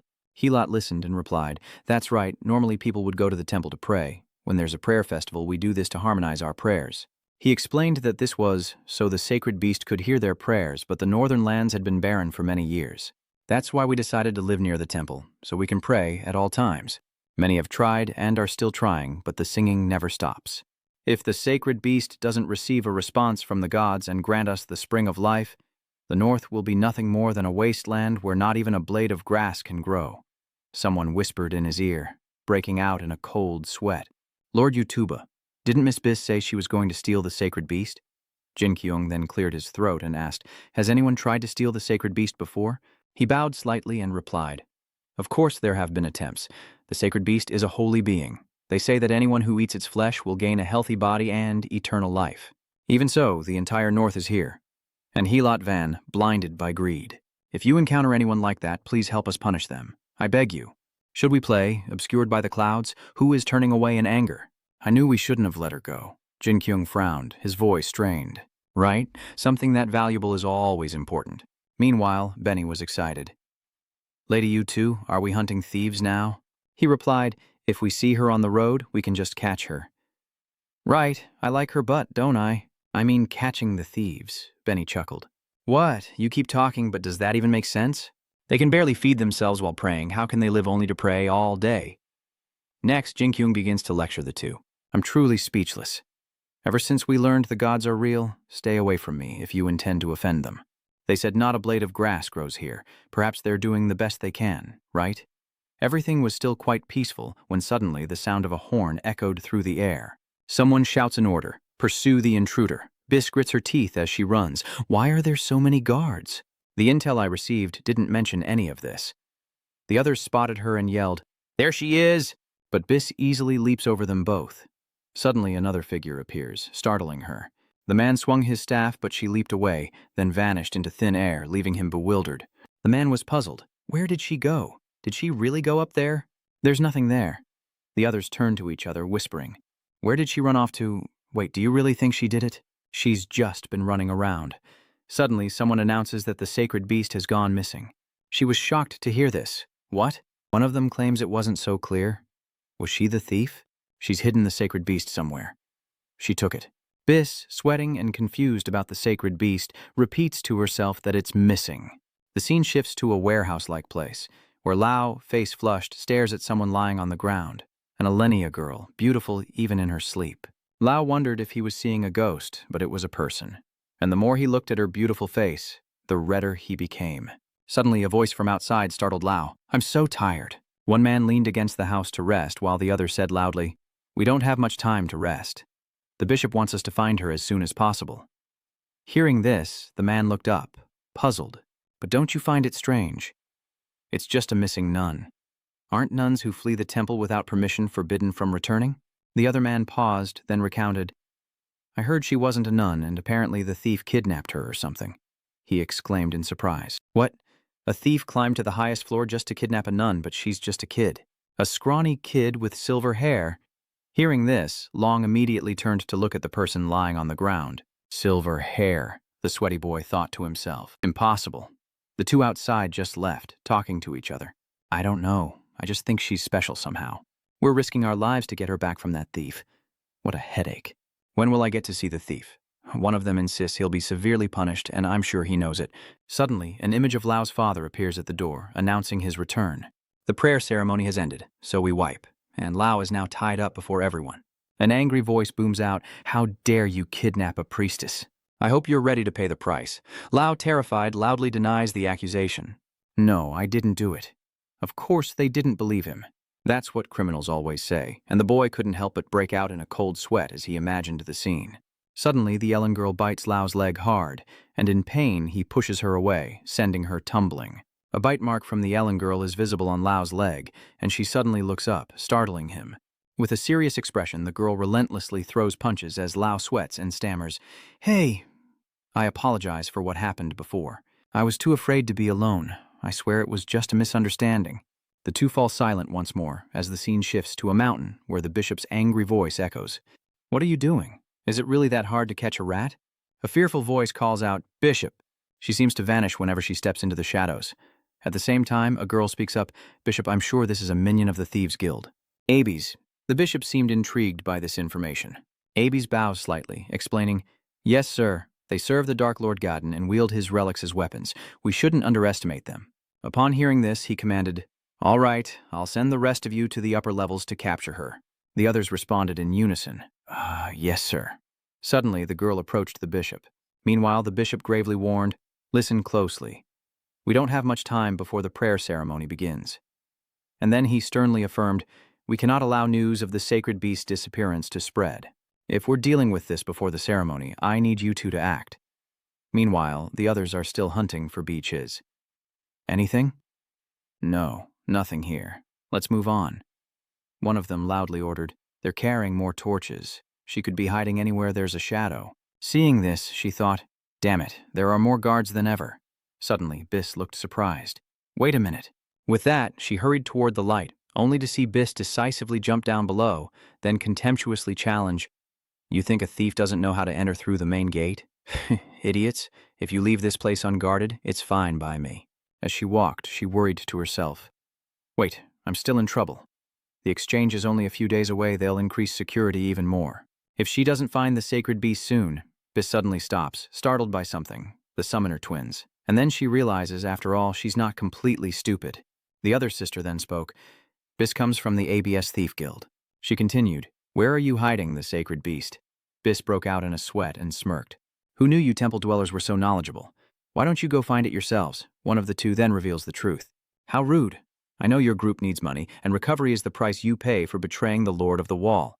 But to think she'd raid the northern tombs," she immediately retorted, "We didn't do that." She then covered her mouth, adding, "If the king of the continent didn't believe Kantovia had completely fallen, your thieving tongues wouldn't be wagging now." Then the person lowered their voice. "The northerners know it was you who did it." Biss immediately questioned, "Aren't you the rude ones?" She raised an eyebrow at the two before her. "You shoot down sacred beasts every few years, lock them in a tower, and force them to pray.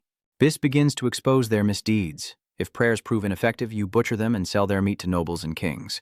No sacred beast is like the one accompanying Kantovia, for it can summon the spring of life." At the same time, she plunges countless daggers into the ground. "Are you not satisfied with robbing the poor through tribute demands?" Biss, with a knife in hand, sternly asks, "And furthermore, you sell the organs of innocent people, yet you call me rude?" Hearing that, she smirks. "Isn't that exactly what you're doing, selling innocent people?" This debate is pointless. Biss becomes wary as he sees her muttering, "A summoning technique." She then hurls the sharp blades forward, knowing she must deal with them before they complete the summoning.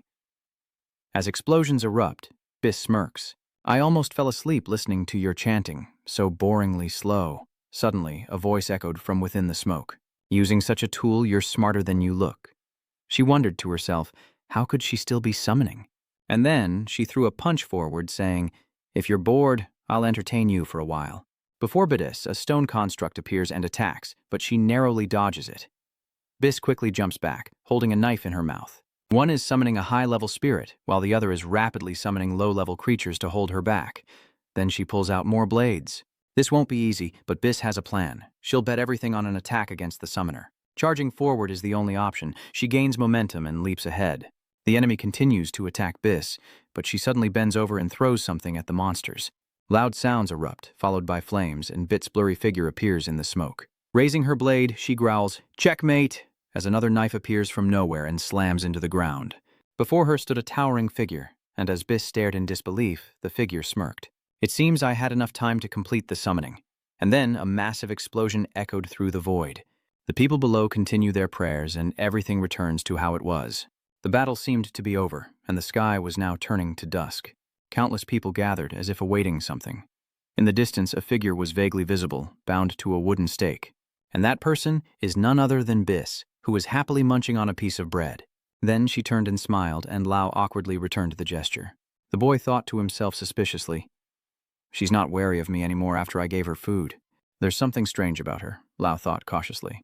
"I'm Lao, what's your name?" The Eleni girl didn't say anything. She just pursed her lips and turned away, making the boy wonder if she was mute. At the same time, the boy asked, "Hey, you're from the temple, right? People are looking for you. You should go back quickly. They're worried about you." The Ellen girl remained silent, and Lao glanced at her cautiously, realizing she didn't seem kidnapped. At the same time, the boy thoughtfully fiddled with the bread in his hands. "Something happened, but I can't leave her here. They'll think I kidnapped her." So many thoughts raced through my mind, and there wasn't enough food for both of us. Come to think of it, the cost of living is unsustainable, but the innkeeper says his father miscalculated. Suddenly, footsteps and soft voices approach. Lao immediately turns and throws the bread at the person, but when he recognizes who it is, he becomes flustered.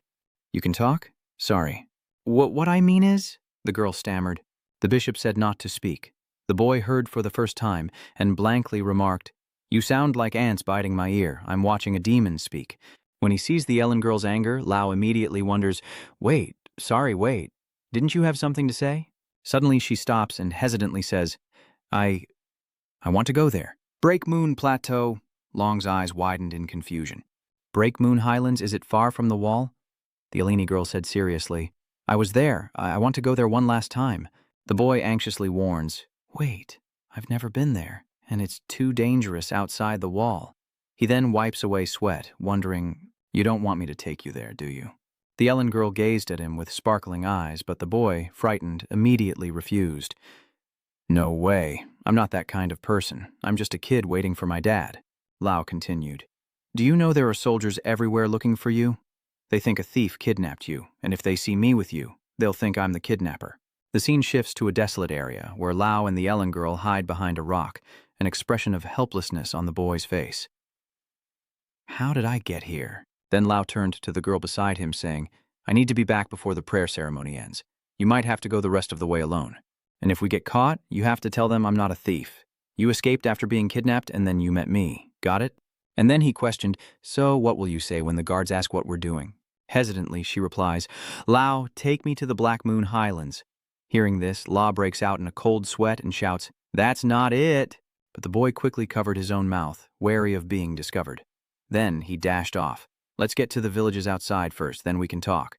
Come on! The Alini girl weakly followed behind, leaving Lao unsure how to react. The clear sky is dotted with soft white clouds as the boy carries the girl, panting with exhaustion. Then Lao collapses to the ground, saying she's going to die. The boy turns around, angrily shouting, How could you think you could reach the Black Moon Highlands like this? Everyone's staring at you, and your silver hair is bad enough. The sacred beast girl hesitated, apologizing. Sorry, this is my first time running like this. Long immediately questioned her. First time talking? First time running? Didn't they let you do anything at the temple? After a moment's thought, she replied, I could only pray and couldn't leave without permission. Lao stared, his face incredulous. What? Why would you want to go to the Black Moon Highlands? Isn't praying at the temple the first priority? The beast girl with wide eyes looked up. The talking birds told me to go there, but there's no time. The boy frowned, growing more confused. Why wouldn't she have time? You can tell the people at the temple you want to go there. The Alini girl spoke. If the god doesn't answer the prayers of the supplicants, I'll go to the god and wipe him down again. Sweating in astonishment. Halt! At that moment, a loud voice rang out. Hey, you two, is that her? The girl with the white hair, the one next to her, stop right there, but there's no way they're going to get caught. As they fled, he roared, Hey, you! The sky's a mix of blue and orange at sunset. A temple soldier, holding a paper, announced that the woman had broken into the temple to capture the sacred beast. The North's last hope is a member of ABS, the thieving gang that plunged the North into crisis. Upon hearing this, the crowd murmured amongst themselves, ABS? Are they the ones who stole Kantovia's heart? The North is in ruins because of those bastards, and now they're here to steal the sacred beast. And he continued reading from the paper. We will give this sinner a chance to atone before the prayer ceremony. The man demanded to know the location of the sacred beast, as one of the summoner twins stepped forward with a smirk. If you talk, I promise to at least let you die with some dignity. Do you see the way they're looking at you? She didn't stop, hatred and rage burning in their eyes, as if they were looking at the demons who had destroyed everything in the North. The man declared that if she didn't repent before the prayer, Biss suddenly shouted, Wait a minute. Then she loudly questioned, Abyss has nothing to do with Kantovia's death. Do you even know who the real culprit is?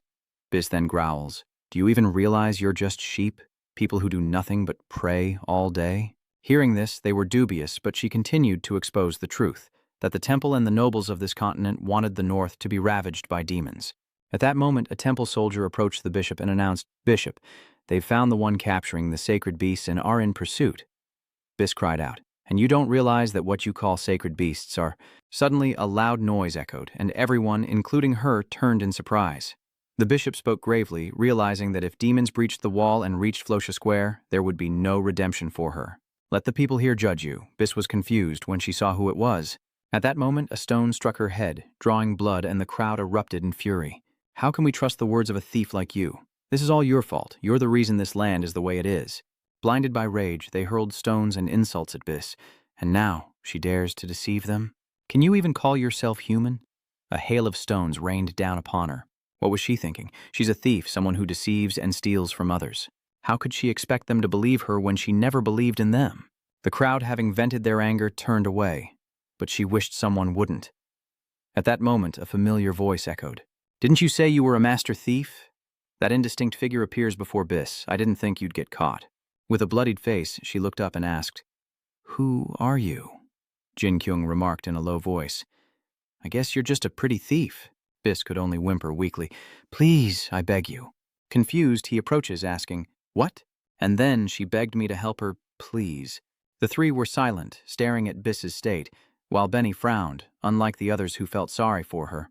Meanwhile, Jinkyouong wondered, if I save you, all I have to do is set you free, right? Bis, face covered in blood, looks up as he smirks. So, does that mean I get the 100,000 gold bars you were promised? The girl hesitated at that. Lord Yutuba, with narrowed eyes, she remained silent as Jinkyouong smirked. She really thought we didn't know. If that sacred beast doesn't pray to the gods for the spring of life, I hear the north will wither away. You continue. She wants to hide a key detail from us and take what she needs. She doesn't know how much I regretted letting her go. Bis lowered his head again. After that, Jinkyouong stood up, saying that he thought they were being too harsh on her, but that didn't mean he had to side with someone trying to sell out the future of the people here, right? Sorry, but we have to go. You're all right, aren't you? Bis manages to ask.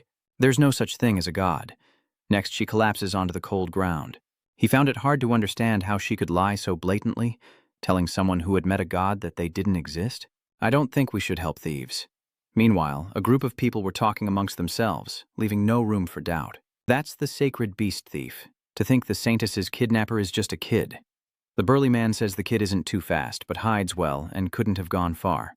Touching the footprints on the ground, he ordered, From now on, I'll act alone. Relay that to the bishop. The man beside him responded, Yes, understood. Then the two departed, and the muscular man turned, wondering, Hey, do you know that guy? The other man immediately replied, Of course, he lives at the top of the temple. I heard he came down to take care of some important matters. He seemed surprised. Really? He doesn't look like a northerner? The man glanced over. I think he's from Ga. And the twin summoners were also from Gohan, remember? He glanced over with curiosity as well. I don't really remember. So that saintess is important enough for him to get involved. The other shrugged. Who knows what's being hidden? I mean, how can we know what those higher-ups are thinking, right? I can't believe this is happening before the prayer ceremony. The two of them rest by a large rock, and Lao, with tears in his eyes, thinks to himself, This isn't good. What am I thinking? Fleeing from the guards, he knew they'd think he was a thief, and he glanced at the Eleni girl beside him, panting for breath. Next, Lao gently lifts her bare feet. Lucky for you, I have an extra pair of sandals. Your feet are the same size as mine. Nice. And then, the boy wondered, What should I call you? What's your name? Hearing this, the girl looks up. A name? I don't remember. Lao couldn't hide his surprise and blurted out, What do you mean? You don't remember your name? The Ellen girl honestly recounts that she's been in the temple since she was little, and no one has ever called her by name. Sweat trickled down the boy's face as he stared at her. What world did you come from? Do you have any family or parents? How did you get to the temple? The girl lowered her head, her voice soft. I don't know. I can't remember. Lao helped the sacred beast girl up, asking curiously, Really? So, what's on Black Moon Highland, the place you mentioned earlier? The girl answered as they walked. I just remember playing there alone before. The boy was surprised, wondering how she knew it was Black Moon Plateau if she didn't remember. The Ellen girl spoke. There really is a black moon there. That's all I remember. Then she giggled. You ask too many questions, Lao. Why are you so curious? Thoughts raced through Lao's mind. What was the question he truly wanted to ask? Her words echoed in his mind. If the gods don't answer, I'll go meet them myself. Lao breaks out in a sweat, a worried look on his face. What does this mean? Don't tell me meeting the gods means she's about to die. Suddenly an arrow flies from afar, landing near them. The boy then clutches his arm in pain, a wound now visible and bleeding. The archer above mutters as he fires, barely missing, prompting someone to pull the Ellen girl behind a nearby rock.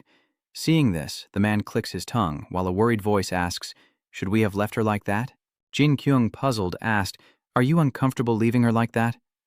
Then he added, Didn't you say we shouldn't let her go? The girl hesitated, admitting it was true, but such punishment was only for murderers.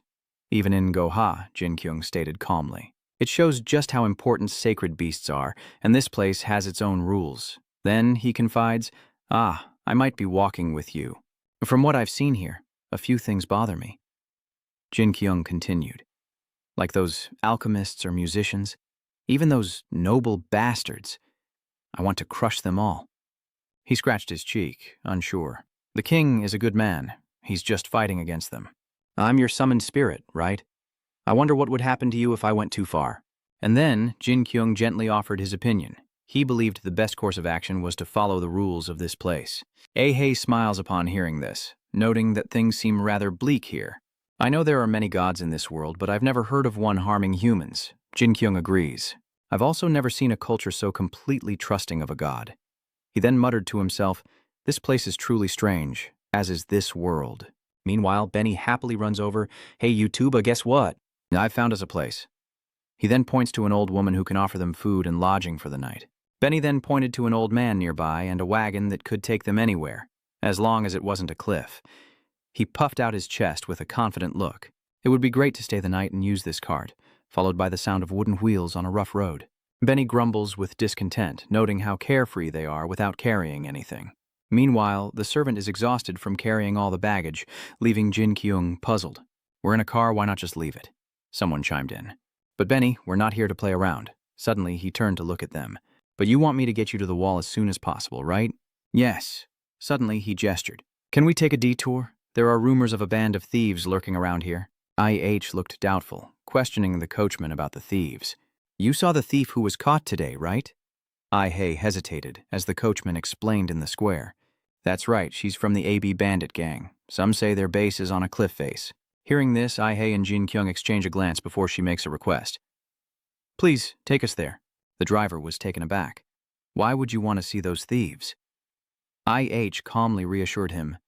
It's all right, just take us there. The coachman agrees to take them there. Suddenly, a dark figure with murderous intent appears behind Jinkyouong, juxtaposed with the image of two people running and gasping for breath.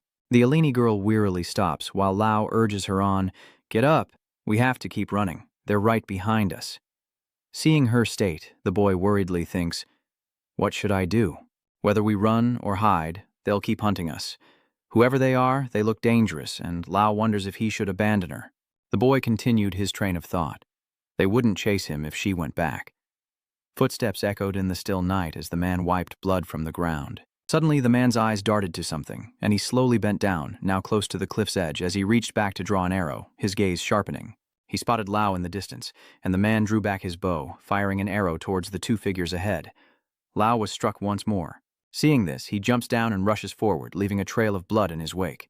His gaze sharpened, following the trail of blood on the ground as he drew a knife from his hip, somersaulted through the air, and landed with a thud. His cold eyes locked onto Lao and the terrified Ellen girl before him. Finally, the man had found them. Lao, sweating with fear, looked up at the man before him. Meanwhile, he narrowed his eyes and muttered, Strange, there's only a rock here. Confused, he thought to himself, I was sure they were here. The Ellen girl had quickly used her powers to blind him. The boy couldn't hide his surprise. What is this? Magic? After losing sight of them, he glanced around, muttering that they were faster than he thought. The man turned and left, confident the children hadn't gone far, as he'd used poisoned arrows. The girl struggled to maintain her power, while Lao stared wide-eyed at the trembling, exhausted Ellen. Seeing this, the boy spoke up. He's gone. Then, white feathers sprouted from the girl's back, and Lao grew more and more afraid. But suddenly the boy cries out in alarm. Lao's leg has been struck by an arrow, and his hand wound is still unhealed. Sweating, he looks down, and the two continue to move through the silent night. Lao limps forward, and the girl looks on with worry. Lao, are you okay? The Ellen girl, seeing his silence, hesitantly calls out Lao's name, when suddenly he speaks of how the northern people fight against sandstorms every day. Lao continued. Once, they were caught in a sandstorm and swept away to a place unknown. They began to wonder then, and the boy continued. If I'm lost in a sandstorm, even on a path I've walked countless times, am I truly lost? Blood flowed from the wound on his foot as Lao remained lost in thought. Or has fate chosen a different path for me? Nursing his wound, the boy spoke somberly. My father says those are the words of cowards, those who can't adapt to life in the north. But I prefer that story to any so-called destiny. Lao's small figure appeared, the thought of someone going somewhere, simply because they truly wanted to. I think that's the real meaning of the story. The holy beast girl hesitated after hearing that. Long, the boy said at that moment, I think today is your day, and if I go with you, I'll change too. His voice grew weaker and weaker. Since arriving here, the people of the north have done nothing but pray and survive. The girl sensed something was wrong. Lao, are you sick? Lao, weak and fading, collapsed, uttering that he wished for a normal life, before falling into the girl's bewildered arms. Lao, Shaking the boy on the ground, she cried out, "Wake up, Lao!" The Ellen girl tearfully apologizes, saying it's all her fault. The girl continued to sit there crying when suddenly a figure appeared from behind. The girl turned around, instantly horrified by what she saw, and a piercing scream echoed through the night, cutting to a village at the foot of the mountain. Golden light emanates from deep within the cracks of the rocks as a gentle voice reassures, "Don't be afraid. This is the prayer hall." The girl replied, "Yes, I apologize for screaming earlier." Then he said, "Don't worry about it, we understand, though it's the first time we've seen a child out this late at night." The holy beast girl, tears streaming down her face, asked about his condition. "How is he? Is Lao all right?" Hat looks down and says gravely, "The cut on his leg isn't too deep, but I fear the poison has already spread." He continued, "We have no other choice but to beg for the God's mercy." Hat nods, "Yes, everyone here is praying for both life and death." He looks off into the distance. "I'm sure those of us who pray will receive an answer someday. The holy beast conveys our prayers, speaking for us sinners." The girl's eyes widen in shock as the bishop's words echo in her mind. "Only the purest souls can hear the call of the gods, so you must never reveal that you are a holy beast, or let ordinary people use your powers. Doing those things will give demons a chance to enter this world, understand?" But her prayers were for the people of the north, who gasped as they saw the light emanating from the Elenian girl. What is this? If she can't use prayer to save a pure soul, one who gave up their life to help a stranger, then what is prayer for? Helat was stunned, exclaiming, before him was the sight of the girl gradually unleashing her power. Helat, witnessing the girl's current state and abilities, was horrified, unable to believe it. "She's a sacred beast." Then the sacred beast placed a source of power within Lao's body, and he opened his eyes, his mind hazy and dizzy. "What is this? What's happening?" Lao saw the girl's hazy figure, a familiar thought crossing his mind as the wound on his leg began to glow, the energy soothing his ankle, bringing warmth and comfort. Witnessing the events unfold, the high group was stunned, kneeling in remorse. "Please, forgive us. We never imagined you would grace this filthy place." They were still begging with their heads bowed, unable to process what was happening. A sacred beast. A sacred beast was here. They continued to bow and beg, "Your Grace." Harriet looks up at her and calls out, "My lady." The sacred beast hugged herself tightly, shivering and shaking, but insisted, "I'm fine. It just hurts a little when I use my power." Just then, a man quietly approached her, offering his hands and saying, "Let me take you inside." The holy beast remained huddled, shaking her head. "No need. I just need to rest a bit." "Ah, you bastard. What do you think you're doing?" He lunged forward, biting her hand. The sacred beast was stunned, eyes wide in disbelief as fresh red blood trickled from the bite wound. The holy beast's scream echoed as the temple soldiers pushed him away, berating him. "How dare you harm the sacred beast? Do you have any idea what you've done? Are you insane? He's a saint, the one who carries our prayers to the gods, and you dare ruin the prayer ceremony?"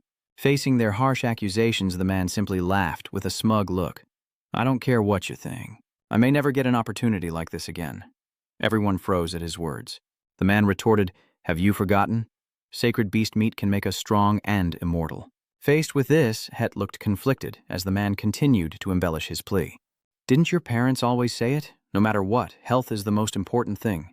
The man looked at Halit, pleading, "Just a bite, please. Just let me have a bite of your flesh, I beg you." Thanthu trembled in fear at his words. "Surviving in the north is too difficult for us." As soon as he finished speaking, the temple soldiers rose in unison and slowly approached the sacred beast. Harriet stared intently at the girl, nodding in agreement, realizing he was right. His parents had said the same before they died, as they advanced towards her with menacing eyes. Health is the most important thing. They'll eat anything to get it. They lunged forward, reaching for the girl, desperate for a piece. They grabbed their weapons and charged toward the girl, shouting excitedly, "Everyone gets a bite, okay? If we divide it carefully, there'll be enough for everyone. Give us a piece. With sacred beast meat, we'll be healthy." They held her tightly, laughing excitedly. "We won't need the spring of life anymore." Just as things looked dire, Lao awoke, grabbed a large rock, and charged toward the sacred beast. He hurled the rock at the two men, sending them flying, and continued his assault to drive them away, before turning to the sacred beast and yelling, "What are you waiting for? Run!" The girl stood frozen in shock for a few seconds. Unbeknownst to Jinqyouong, a dark figure was approaching from behind, wielding a crescent-shaped weapon aimed at the back of his head. Just then, Jinqyouong suddenly felt a strange sensation, and his eyes widened in disbelief. The carriage rumbled on, and Jinkyong rubbed the back of his head, glancing back to see nothing amiss before turning his gaze to Benny. Jinkyong frowned, asking bluntly, It was you, wasn't it? Then, leaning towards Benny, he began to taunt him. You seem to enjoy causing trouble ever since you stopped being a slave. Now you dare to hit me? Benny was bewildered by Jinkyung's nonsensical words. What did I do? Jinkyung persists, demanding to know what he's done. Seeing this, the others in the carriage ask, What did you do to him, Benny? Meanwhile, the assassin watches their carriage from above, arms crossed, lunar blade in hand, seething with rage, his breath heavy. The thing that pierced Kantovia's heart did nothing to him.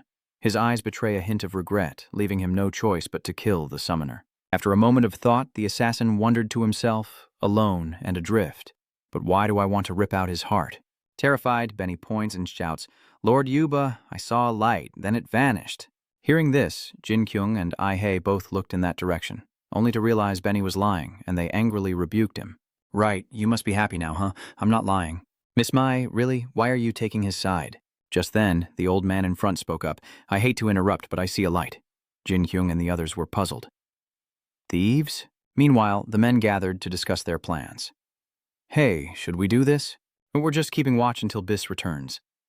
A blond man chuckled with extreme arrogance. Who cares? A promise from a thief? We're only helping because she said she'd help AB, but we might as well make some money, right? A walking gold mine is heading our way. How can we ignore that? Hearing this, his gang mustered their courage and made their decision. All right, I'm in. If you're scared, you can sit this one out. The remaining man stammered, denying his fear, and after a brief discussion, they all shouted decisively. It is decided. Jinkyouong calmly raises his hand as their screams echo. It has to be him. They all have to die. Soon he took down one of the three. Soon screams echoed through the forest, and in a hidden shelter at the foot of the mountain, someone stirred at the sound. Did you hear something? I didn't hear anything. Is Biss back? A man asked. The appointed day has passed. It would be troublesome if she arrived now. The one-eyed man responded indifferently. It's only a few days late. Stealing a sacred beast isn't easy, he mumbled softly, head bowed. Then she should have said so from the start, shouldn't she? I truly don't understand her. Faced with the man's attitude, the one-eyed man was furious. That's why I hate these guys. Seeing his fiery temper, the girl beside him cautioned, Calm down. You idiot, you're always overdoing it, which is why we've been caught and imprisoned twice. Suddenly, they saw a figure in the dark road and were surprised to see her approaching. Is she really back? Outside, a large man approached silently, and we hid together in the shadows. He pressed his ear to the door, trying to gauge the situation inside, and was puzzled by the silence. Let's hide in the shadows. Before he could hear anything else, he was kicked away. Just then, Jinqyouong appeared, his face filled with fury. Who is responsible for this foolishness? How could there be such a strange code? And with that, he lunges forward. The sudden attack sent the guards reeling back in shock. What was that? We're under attack. How dare you intrude on this place? Do you even know where you are? Breaking in? A thief lecturing us now? Seeing the dire situation, the robbers joined forces to attack Jinkyouong relentlessly. But then he focuses and waves his hands as if summoning power. A light appears, and Jinkyouong smirks. Light of justice, incinerate these bastards. But before he could finish, they swarmed him, 3 against 1, making things difficult for Jinkyouong. Seeing his lithe body, they burst into gleeful laughter. What's so funny? Is he the weakest? In that instant, Jinkyouong attacks with all his might. Eat this, you bastards, Benny wondered from afar. What are you doing? Yutuba Jinkyouong just stood there, screaming at the top of his lungs. Damn it, I just wanted to create a cool ultimate move. It's so boring, fighting without weapons. Just then, someone rushed out with some throwing stars and immediately hurled them at Jinkyouong. He quickly recognized the trick. Immediately, Jinkyouong summoned a flame, incinerating the throwing stars. Seeing this, Benny shouts in fear, Master, you too! The girl just smirks, thinking about how expensive those throwing stars were, and she just used them all. Suddenly, something hurtles towards Jinkyouong's feet as he sprints across the ground, reaching the girl and breaking into a triumphant grin. That really hurt, she thought as she screamed out in fear. Jinkyouong gripped her arm, staring intently into her face. Then, in a warm voice, he said, A thief's life doesn't suit you.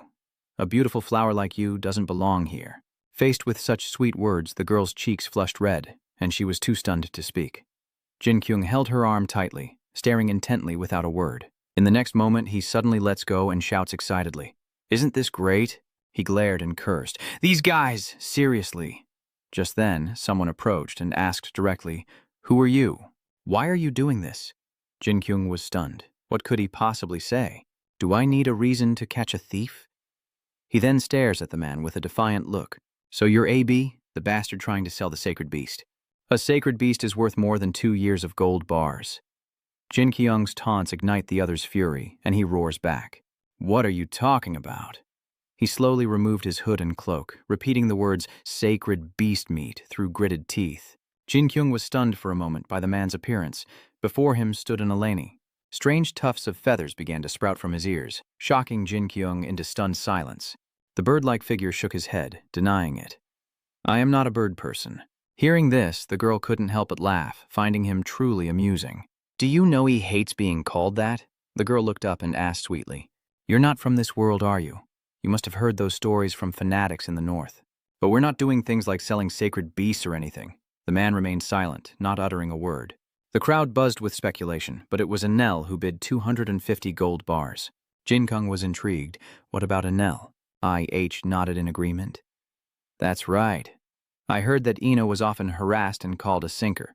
The man sighed, a troubled look on his face.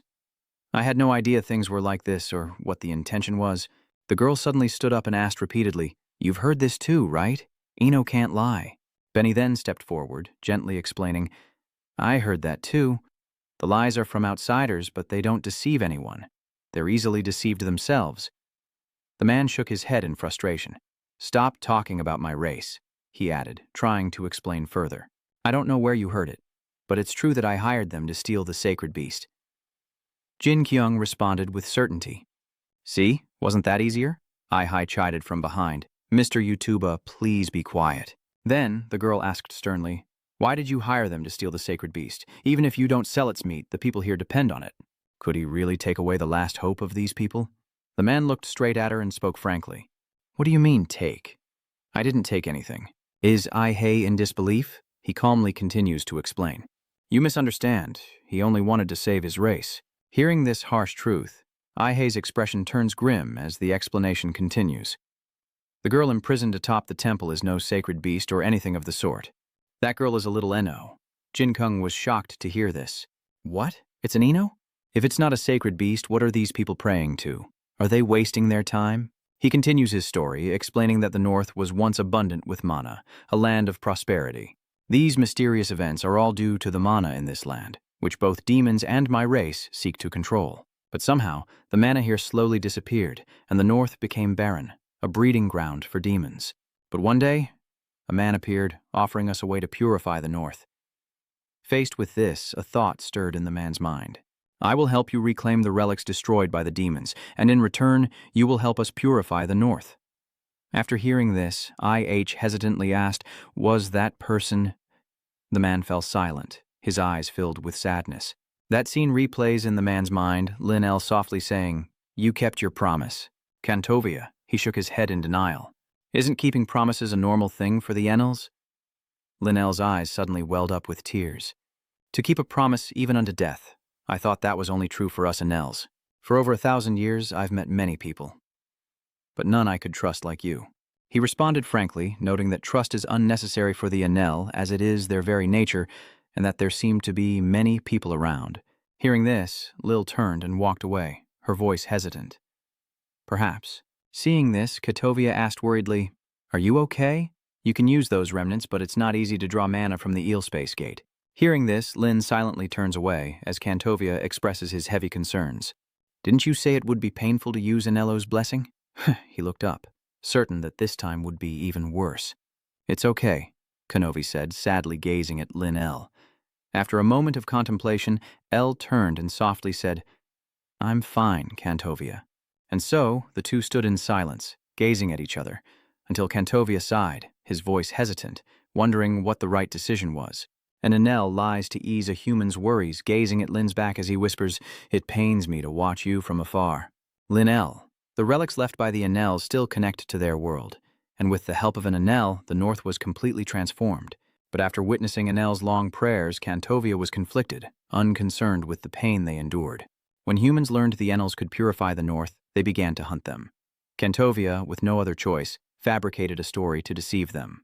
Whenever the North has problems, he asks us for help, and there's no reason to refuse that request. Because Kantovia fought for the North, He always said it would return to its former glory and break this cycle of suffering. Jinkyouong couldn't help but wonder after hearing the whole story. I thought he was a monster, but he was such a great man. I feel terrible. Ahai trembled, her face filled with fear. People don't know the truth because they haven't met Ino. But what about the people in the temple? Do they know the sacred beast is an Ino? Hearing this, the blonde girl stated firmly, I'm quite sure they know. They're the ones who kidnapped Anel and locked her atop the tower. Jinkyouong was stunned, and Ahai gasped in amazement. How could they? Seeing everyone's shock, the girl continued to explain. What do you think Kantovia fears most? The relics offered by believers are very valuable to those in the temple. We who live peacefully in the north? Do you understand now? You're all wrong. We just want to prevent those tragedies from happening to the people again. The only way is to capture the sacred beast inside the temple, because the people inside are the ones selling them to the nobles. Do you understand? After hearing this, Jinqyouong stammered, flustered. What now? The blonde girl then suggests a vital piece of information. Bis is imprisoned in the square, and the scene shifts to a desolate place. A shocked voice cries out, Me! It was Bis, standing there, loudly lamenting, I'm just a worthless thief. Seeing her lose her composure, the red-haired girl reassured her, Hold on, Bis. Bis sighed, regaining her composure, and lamented, No one will listen to a thief's words. The red-haired girl tried to explain to Bis, I understand why you're so worried. Everyone knows thieves are free to do as they please, but the information they have from the underworld is too dangerous. We need someone to lead the thieves, to keep them from abusing the information they have. The red-haired woman turned and left, reminding her that at least she was smart enough to know right from wrong, unlike those fools. I need you to do this until I return. Please. Elsewhere, Bis struggles between life and death, the sound of crows flapping overhead. One lands on a wooden plank. Beaches, covered in blood, struggles to stand. No, I can't die now. She sits there, repeatedly declaring that she cannot die, a distant castle shimmering with small torches before her. The twin summoner sisters, still drowsy, sat up. She's not dead yet? Who cares? I'm about to die from sleep deprivation. Why do we have to watch out for her? They sat up, exchanging sarcastic remarks. Are you serious? Thieves would never come back to save one of their own, would they? The funny thing is, we're the ones who will deal with them. Who do they think we are? Even Yaya, the best summoner in Go, can't do anything about my high-level summon and her quick summon. Why are we doing this? How annoying. I hope she eats more rocks, okay? Meanwhile, in another clearing, the wind howled with icy gusts. The sacred beast desperately flees her pursuers, who relentlessly call out to her as they chase. The girl desperately sprints forward, but her stamina is no match for theirs. One of them caught up and shouted, Sacred beast! Soon they grabbed the girl. He looked at the sacred beast and grinned. Sacred beast, why the rush? Shouldn't you be praying for us too? We want your blessing. His accomplices caught up just in time, almost letting her escape. Hey, hurry up and take a bite. They then pulled out a massive knife and placed it before the sacred beast. Seeing his comrade's decisive action, he frankly warned, Don't scare me like that. The sacred beast screamed in terror as they struggled to restrain her, holding her tightly. Wait a moment. They struggled to hold the sacred beast's hands, and as their plan neared completion, they grinned with satisfaction. Just as things were at their worst, a voice from behind ordered them to capture it. Lao rushed forward, using his thin body to push the knife wielder forward. Seeing this, the men in the back berated them. What is going on? Haven't you caught that kid yet? Be careful. This kid's not so simple. Immediately after, Lao quickly snatched the knife lying on the ground. The boy mustered his courage and charged toward the enemy, while Lao desperately attacked to buy time for the saintess to escape. Seeing the sacred beast hesitate, Lao shouted an order. Get up and run away to some hiding place like you did at the cliff. Have you all lost your minds? Is this what a prayer to a sacred beast can do? What makes you think you can devour her? After being beaten to a pulp, he gets up, brushes himself off, and wonders what's going on. This kid is playing a dangerous game. They move forward, threatening Lao. Hey kid, you better not risk your life. Join us and we'll let you have a bite. He retorted, I don't need any of that crap. Everyone knows she's just a little girl. How is that any different from eating a human being? Hearing this, he stood there in silence, lost in thought. Then they approached him, asking softly, Hey kid, have you noticed that everyone here does nothing but pray? Hundreds die each day just like us praying in the hall. But have you ever wondered how we eat and live if all we do is pray? Stunned, he could only ask, What? They implied that he should consider why there weren't any corpses to be found in this place, and Lao Huanghan was left speechless. They continued, We don't care how we get food, as long as it's alive. That's our rule. But if we lose the sacred beast, I'm sure there will be an exception today. Hearing these sinister, deranged words, Lao gritted his teeth in fear. "You're all insane." They slowly approached the boy. In the dead of night, in a dark and desolate place, Lao was brought unconscious to this den. Moments later, the boy sat up, his body aching all over. And then, Lao's eyes widened in shock at the scene before him. The boy saw the man sharpening a knife, who then looked up and stared intently at Lao before slowly approaching him, knife in hand. He brazenly stomps on the boy's head, pressing him down while cursing loudly. "The one that girl escaped from, the brat who ruined our comfortable, immortal lives. You owe us a peaceful day, and I think your body can provide that peace. You understand, right?"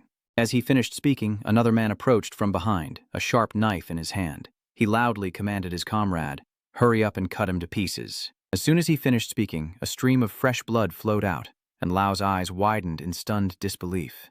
The knife-wielding man had been instantly killed by an arrow. Seeing this, the other man staggered backward in shock.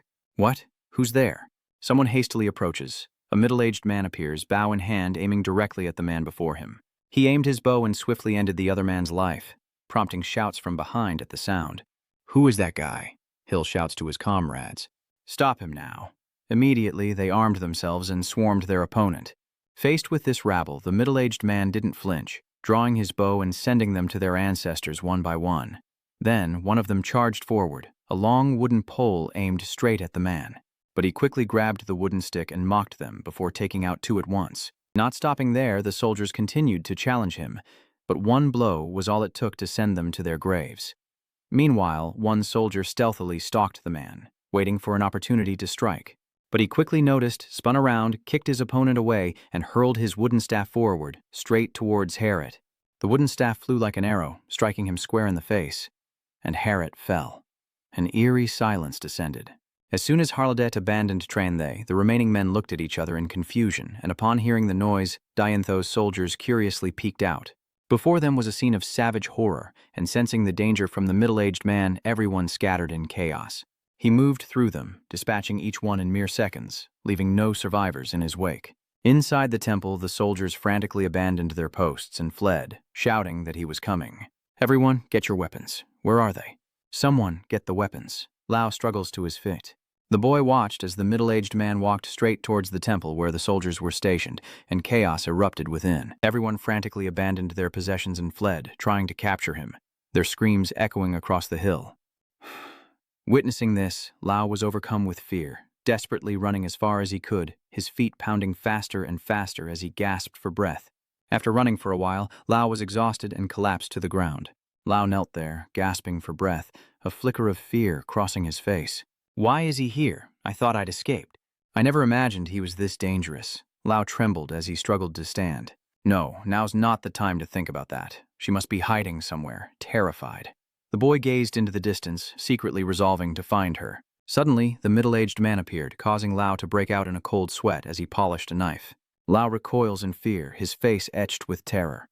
The man lowered his voice to speak to Lao. "I know you're not the thief, and you know it too." His voice wavered for a moment before he added, "That girl is a sacred beast."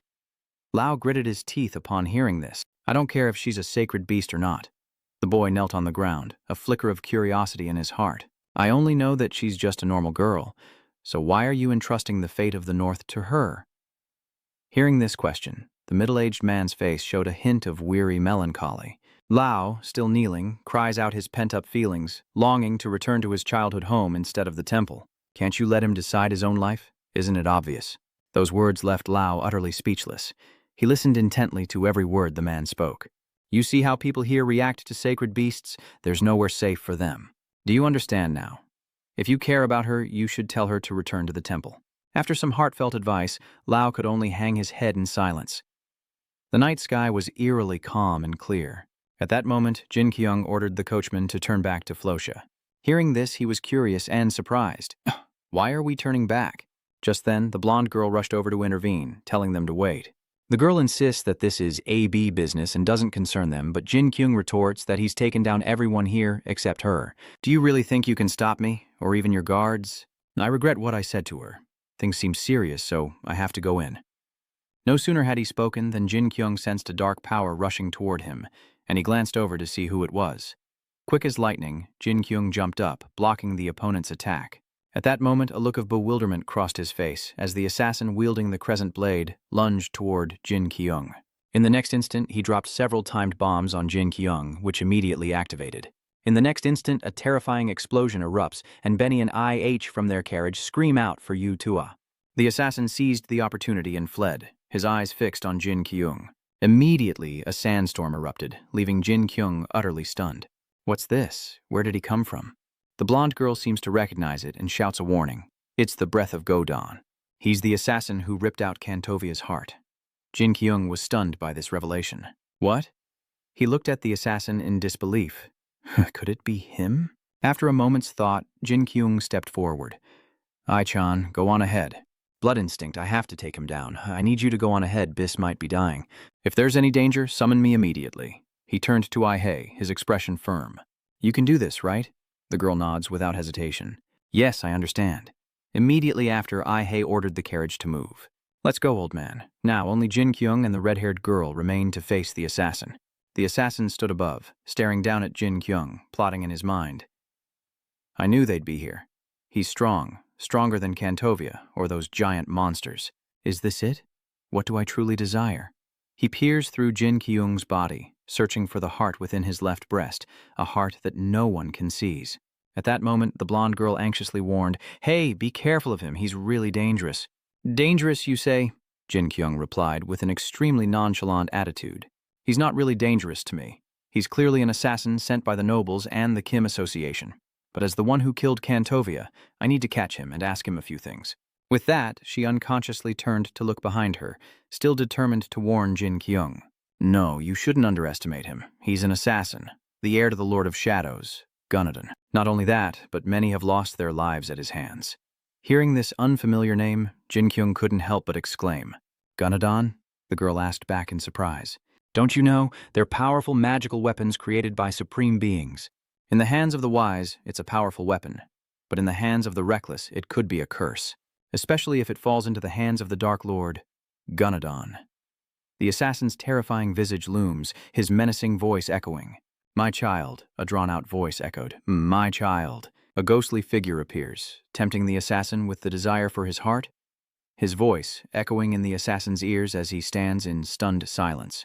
You can't do it alone. And just like that, the shadowy figure vanished, replaced by Garden. He reached out to the assassin, grasped his hand, and felt the absolute power growing hot in his heart. Garden's voice, still beckoning, sweeter than blood. Witnessing this, the assassin froze, unable to move, before emitting a dark, black energy. Seeing this, Jinkyouong wondered, Hey, what's wrong with him? The blonde girl observed and analyzed the situation, saying, I hope I'm wrong. But sometimes they crave power so much that they lose their minds. Jinkyouong asks absent-mindedly. What happens next? The girl continues to explain. Gunnadan are ultimate beings, and if the wielder allows them to merge souls, they will evolve into a complete form. Having heard this, Jinkyouong immediately rushed towards the assassin. Why didn't she say so sooner? So he has to be stopped. He rockets forward, preparing to strike the assassin. But then, a surge of power suddenly flashed, and a hazy figure emerged from the white dust cloud. This was the assassin, but upgraded. He withstood Jinkyouong's attack and arrogantly declared, I am a descendant of dragons and demons, an illegitimate child abandoned by my ancestors. I was once the ruler of darkness. As soon as he finished speaking, the assassin's body began to glow red hot. He gloats as he unleashes his attack. I've been waiting for this day for so long. A beam of light shot straight into the sky, and Jinkyouong was instantly thrown back several meters by an invisible force. He quickly regained his footing, sliding across the ground, alarming the blonde girl. Are you okay? His feet slid across the ground. Jinkyouong stopped, a dazed look on his face, but why did his tone become so arrogant? Of course, I'm fine. Seeing this, the girl was stunned and confused as Jinkyouong stepped forward and issued a warning. You're the one in danger, so stay back. The girl, seeing his fleeting concern, blushed and stammered. Yes, and with that, Jinkyouong strides toward the assassin. A man then slowly emerges, claiming that a seal of Gaidon has been opened, something Kantovia warned about. The blonde girl was startled by this. Really?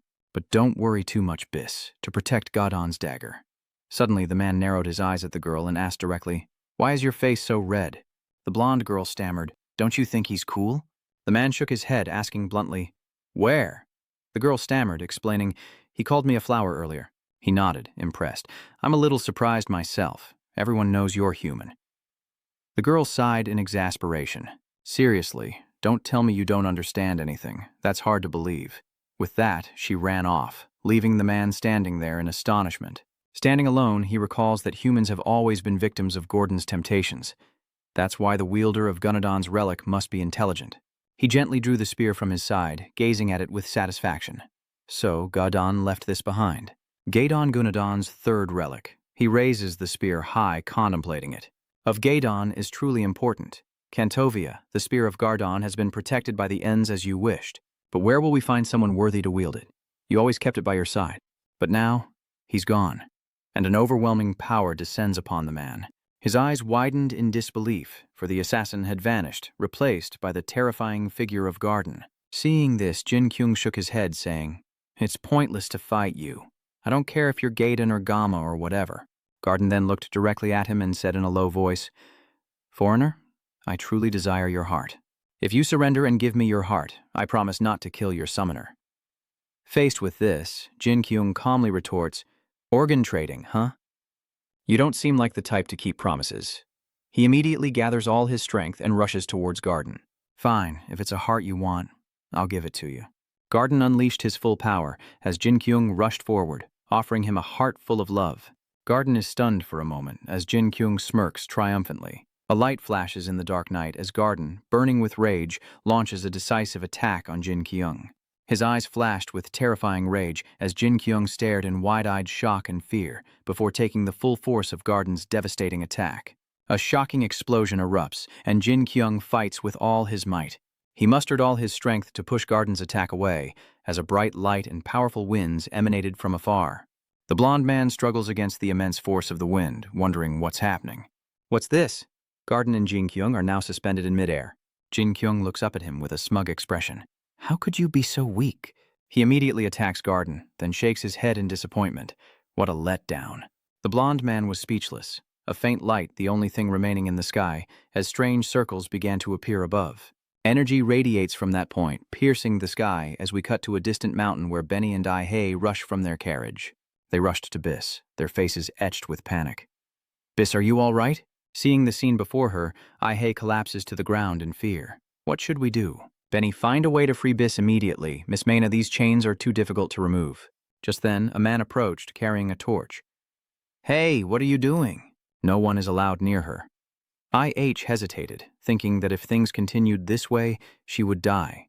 Hearing this, the temple soldier drew his sword, threatening, "She is to be punished here until death. Stay away from her." Seeing the situation, Benny whispered something to her. "Miss, should we use that?" Suddenly someone gets an idea. Now, wait a minute. Before the girl could answer, the temple soldier spoke up. "Is that Benny?" Just then, the summoner twins approached him, asking, "What are you doing here?" Seeing the direct question, she asks, "You know him?" After hearing that, she sighs and says, "I know, he's his pet." Hearing this, she nodded sarcastically. "Oh, you mean the 4 slaves who are always wagging their tails for her?" Benny could only hang his head low, and after a moment, the sisters pressed on.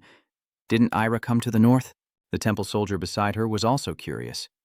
"Is it the one who always forces a smile as she approaches them?" "Maina?" the girl politely asked.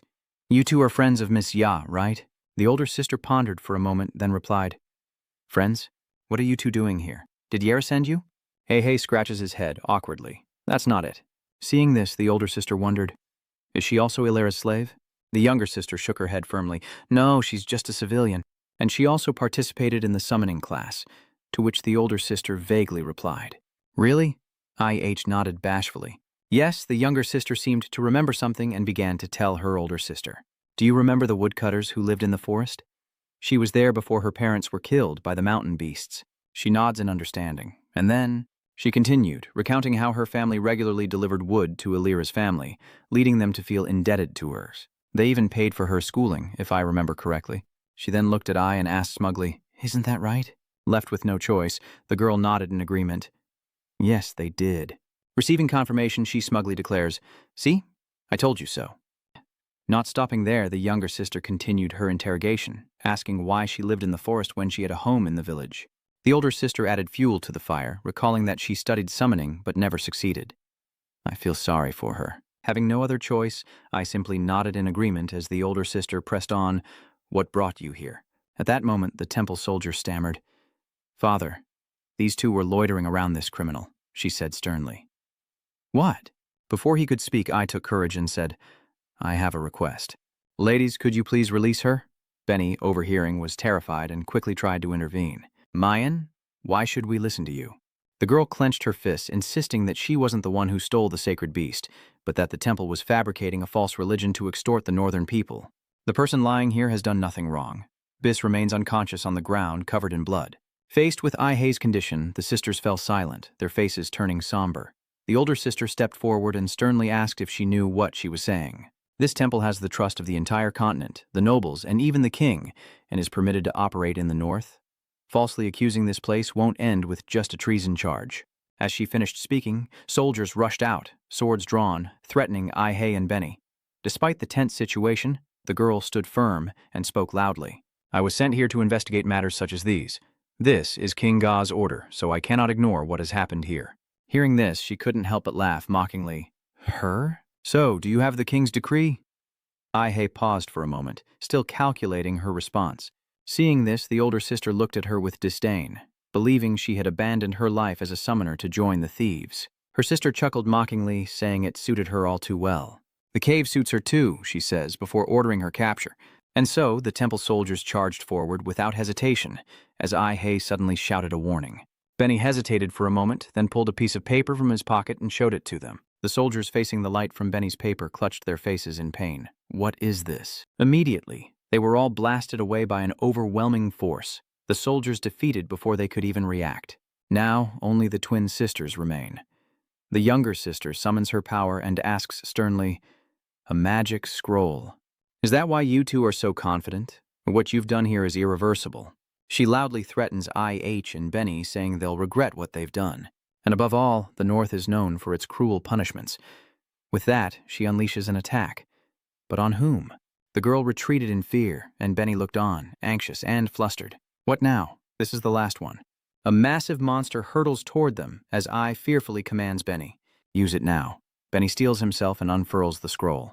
"All right, here we go." And just like that, a blinding, powerful light appears once more. Ai-hei was slightly surprised. This was different from the others and must be incredibly powerful. Before long, the monster seemed to be swallowed by that power, and then a giant white rabbit appeared. Ai-hei is astonished by what she sees, Benny's final form. She was stunned in disbelief. A transformation? Meanwhile, Jinkyouong and Garden continue their fierce battle, far from over, and the rhythm of the fight excites him. He feels like something's missing. A weapon would make this fight proper, and he needs to wound Garden somehow, who's now enraged and wants to crush him. He gathers all his strength, aiming it directly at Jinkyouong below, unleashing a terrifying surge of power. Flames erupted and spread rapidly as Jinkyouong struggled to block Garden's powerful arm, but he was thrown back with immense force, sending Jinkyouong sprawling to the ground. Then, with unwavering resolve, he clenched his fist and charged forward, ready to end it all. Garden summons power into his hands as well, and at the perfect moment they both unleash a fatal blow.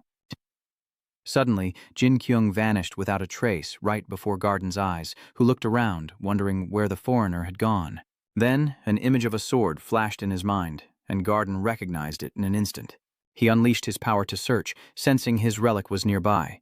Then, Garden spread his wings, preparing to move. He looked up at the sky, realizing the north would once again be engulfed in flames, as the blond man secretly watched from behind a rock.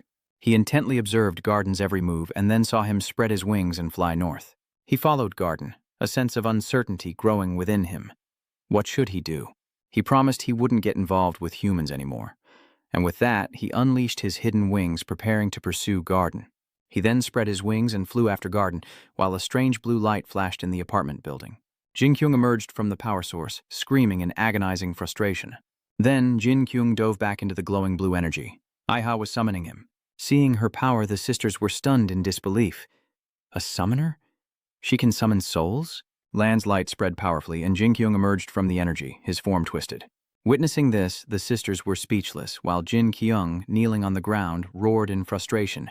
"No, I was about to finish him off." Aich stammered, "I'm sorry, Lord Yuba, but things here are getting worse." He froze, turning to shout, "What?" Jinkyouong approached Biz and asked, "You still haven't freed her?" She shook her head, pointing to the chains, which Jinkyouong grabbed and snapped with all his might.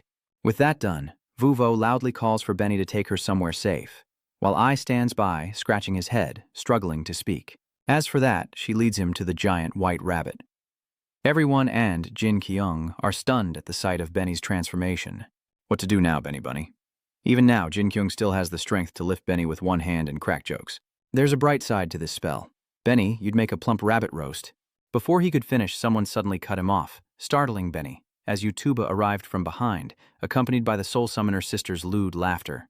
How amusing. One of the two spoke with utter confidence in their power. Watching you all is fun, but I'm afraid I don't have time for this. The other one chimed in. So you can summon spirits too, but what good is summoning this idiot? Who are these two? Someone overhearing replies that they're summoners who trained with Yaya and me. They must be working for the temple. Uncaring of their whispers, she began to unleash her power, mocking them all the while. That's far enough, you low-grade summoner. She immediately summons a dark monster that lunges toward Jinqyouong, who won't last a second against it. Hearing his beloved eye being looked down upon, he flew into a rage. Who's low-grade? With a single punch, Jinqyouong effortlessly defeats the grotesque monster, emphatically repeating, "My Ai-chan is not stupid." That punch sent the monster flying before it knew what hit it, creating a massive explosion and shockwave that the summoner sisters struggled to withstand. But Jinkyouong was still furious, repeating, "Ai-chan isn't stupid, and she's not weak. It's nice to have someone stick up for you, but Ai is speechless at his reckless actions. Are you backing down?" The one who initiated the attack on Kyung now seemed wary of the young man before her. She immediately prepared to unleash another attack. "I underestimated you." No sooner had she spoken than she summoned countless evil spirit wolves, seemingly confident in her spectral beasts. How about this? They obey their master's command and immediately charge toward Jinkyouong. Yet he openly scorns these weaklings, as Jinkyouong effortlessly annihilates the spirit beasts with a single kick, like scoring a goal. Think you can take me? You've suddenly lost it and started talking dirty. All right, it's time to punish these girls. I'll give their peaches a few smacks. The twin summoner sisters, hearing this, were consumed by a murderous aura, eager to silence the arrogant bluster before them. "We'll kill him. Summon your strongest demon." Despite her confidence in the sisters' power, she couldn't help but compliment Jinkyung's abilities. "I admit, I underestimated you. You're a summoner, not bad, summoned by that little thief." With that, she turned serious. "Enough games," she said, and strange golden lights erupted around him. From those streams of light emerged bizarre monsters, making Jinkyouong even more eager. "Show me what you've got." He suddenly paused as if realizing something. It was then that Jinkyouong truly witnessed the twins' real power, as countless summoned evil spirits filled the sky above him. So this is what summoning beasts looks like? Jinkyouong was frozen stiff by the sight. He yells out, betraying someone and startling the girl who doesn't understand anything. Ai-chan really is an idiot. Nearby guides all turned to look at the distant sky. Their eyes met with countless golden lights like fireflies dancing in the night. Suddenly, a cataclysmic explosion erupts beneath them. At first, they only see a normal explosion, but it quickly escalates into a terrifying force, sending them into a frenzy of screams. Back with Jinkyouong, it turns out he caused the explosion. He smugly boasts that she can only summon measly toads, right? Is that why Aicha is a better summoner than her? She's already getting tired, and hearing him brag only makes her more frustrated. The nerve of him. But suddenly, the girl beside her began to glow strangely. Jinkyouong never expected things to unfold this way. That blue light even enveloped the mountains, illuminating the sky. This sudden light was blinding, and then a woman's voice echoed. "You look as pathetic as your summoner. Allow me to shut your filthy mouth." Jinkyouong frowned at the voice. A stone statue slowly rises from the ground, eventually standing before Jinkyouong in its massive form. Its power seems to dwarf the small fry he's been dealing with. Nearby guards are clueless as to what's happening. What's going on out there? I've never seen anything like this here before. Is this the end of the empty throne? One of the two is already planning for his future. Damn it, I have no choice. When all this is over, I'll escape with the nun. But before they could chat further, Gaedon suddenly appeared beside them. He emerged from the ground, startling a nearby guard, and swiftly seized the puny human before him. Gaedon rises, sending the man to his final reward, then declares with grim resolve, "My shadow. It is time for our return." Gaedon gazed at the massive stone statue, speaking with unwavering confidence. The day we rule the north is at hand. In the mist-covered forest, we see Biss's dejected figure sitting on a nearby log, when a woman's voice suddenly breaks the silence. You look tired. Bei has confided in the person who had just arrived. I just wanted to be a thief who steals from the rich to give to the poor. I never thought of myself as a good person. From the dark and ominous forest, Biss's resentful words echoed. Sometimes she wanted to dedicate herself to reviving the north. I tried everything, even trying to persuade them, but I knew they'd never listen. The people here don't seem to respect her efforts for this place, and even if she succeeds, it'll only benefit those who despise her. And so she finally gives up, saying she just wants to rest. The newcomer gently steps forward, placing a comforting hand on Biss's shoulder, telling her she did a great job. Now, she gently coaxes, rest now. This scene has been captured by the eyes of creation. Back to the current battle between Jinqyouong and the Jiao Soul Master twin sisters. The Jiao family summoner begins to focus her power into the fingertips of the giant stone statue, and Jinqyouong is wary of the immense pressure it exudes. Suddenly, it unleashed a beam of light straight at Jinqyouong, but luckily, he dodged it just in time. If not, just one hit would have finished him. But it didn't stop there and continued to attack other locations. Jinqyouong was forced to fight the massive stone statue before him, raising his hand to try and stop its immense power. But nothing is ever that easy.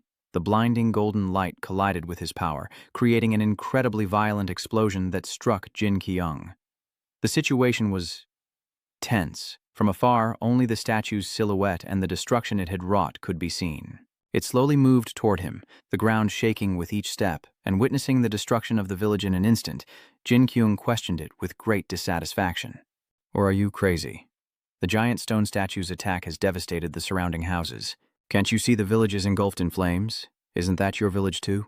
Despite Jinqyouong's loud protests, the twin sisters ignored the collateral damage and focused on their target, unleashing another combined attack with the statue. This was a devastating attack, the explosion even more terrifying than before, and Jinqyouong was caught completely off guard. It raises the long sword in its hand high, as if this will be the final fatal blow to end this tiresome match.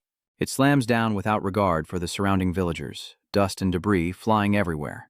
Jinqyouong collapses to the ground in pain, but with unwavering resolve, he rises again, determined not to be defeated. He gritted his teeth, searching for another plan.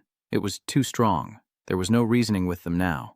Meanwhile, a horse-drawn carriage clattered through the thick fog, urged on by a frantic voice. The old man simply left, refusing the girl's request. Wait, I'm afraid I can't help you any further. And just like that, he decided to abandon them, unwilling to get involved in something so troublesome. You're too dangerous, and you're not paying me enough. Get out of here on your own. I stammered, unsure of what to do, saying they didn't have much money. When suddenly, another voice cut through the boy's hesitation. How about this? An Eleni youth with the wings of an angel suddenly descends upon the carriage.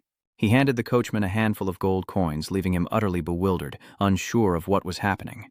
Much like Ai, stunned by the holy creature's wings, her eyes widened in astonishment at the young man before her, who slowly retracted his wings and, ignoring their surprise, laid out his plan. I'll take Biss and you hold on to this. Who was he so decisively giving it to? Or a sword that leaves her utterly bewildered? What is this? He briefly introduces the item he just handed over, the will of an ancient monster. He'll explain it to her. Her brain is running at 2G speed, and though she doesn't understand, she can only whisper a single word. Huh. And when he looked again, the carriage had continued through the thick mist. Jinkyouong desperately fights back against the giant stone statue, but even his fastest attacks are easily deflected by a simple barrier. Those immortal leeches. Jinkyouong could only curse in frustration. Damn, this is troublesome. He now regrets not watching martial arts anime back then. Because he only watched fantasy anime, he has no ideas for physical attacks. But the stone statue didn't give him time to think, immediately swinging its sword at him, which Jinkyouong barely managed to block. However, the difference in power caused a sharp pain where he had blocked the blow. One attack after another, it slowly gathered a golden orb in its hand. Seeing Jinkyung's pained expression only fuels her satisfaction. How does it feel? This is the power of a high-level summon. He doesn't bother arguing with her, and just tries to figure out how to deal with this difficult thing. Suddenly, a blinding golden light appeared behind him, leaving Jinkyouong frozen and itching. The light drew closer to their battle, close enough for the twin summoners to sense its presence. Suddenly, the ground explodes, sending dust and debris everywhere as everyone screams in terror. The force of the blast is so intense that the twin summoners have to shield their eyes. The woman scowled and shouted, "Where did that thing come from? Is it those damn thieves again?" At that moment, Jinkyouong stared in disbelief at the figure before him, wondering if this wasn't the same creature he'd fought before, being dragged here.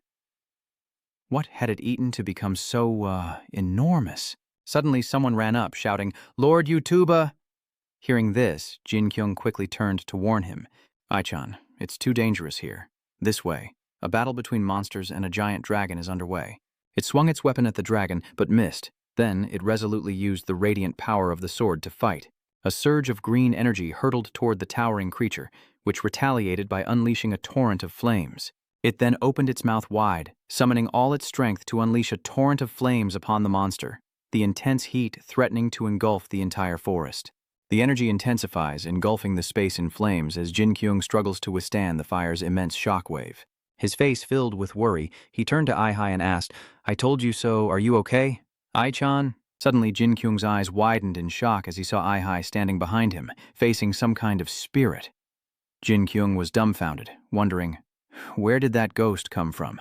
But why is Ai-chan standing there like a zombie? Don't tell me she's having some kind of anime-esque telepathic conversation. In her subconscious, the real girl is indeed listening to the spirit's gentle words. "Oh, child, the foreigner you summoned has inspired this old dragon," she asks, bewildered. Inspired? At that moment, the entity before her began to take shape, startling her slightly as its voice echoed steadily. "That little dragon out there carries the blood of a demon. Garden is the same. This is our doing. I, too, am a relic of the ancient dragons." A Gunodon created by dragons appears moments later, and the entity reveals itself as a spirit within the spear, honestly expressing his feelings. "Will she allow me to fight alongside her comrades to tame Garden? If she does, I will grant her my power whenever she needs it." Ai's face is frozen in shock as she stares into the distance. A dragon-like monster looms over the two figures, and the air grows heavy. Meanwhile, on the other side, another monster roars atop a mountain as two sisters struggle to their feet below. The younger sister says helplessly, "I can't summon my high-level entities." From above, the monster looks down, its red eyes mocking Jinkyouong. "It's time I take your heart, foreigner." Despite his fear, he still haughtily challenges. "Oh, is that what you want? This is going to be tougher than last time." Suddenly, a shout startled Jinkyouong, who turned to see, "Lady, you two?" Turning around, he saw them both standing silently, staring at him, the spirit emitting a brilliant, intense green energy. That energy became swirling rays that coiled around and entered Jinkyung's hand. As the light fades, a weapon appears in his hand, the spear of Gaedon. Solid and strong, it speaks. "You are worthy to wield me. Will you join forces with me?" Upon hearing this, Jinkyouong was startled and cried out, muttering that it could talk, like he was experiencing auditory hallucinations. Ai, seeing his reaction, calmed him. "Calm down, sir, Ituba." Regaining his composure, Jinkyouong excitedly raised the spear, asking, "You can talk and take on a human-like form?" "This is indeed the magical weapon I've been searching for," he muses, calling it the most powerful weapon in this fantasy world. He then asked, "What's your name?" After a moment of silence, the spear replied, "Call me whatever you want." Hearing this, Jinkyung's face lit up with joy as he excitedly asked, "I see. I'll think of a name later, but what forms can you take?" The spear simply replied, "Anything you desire."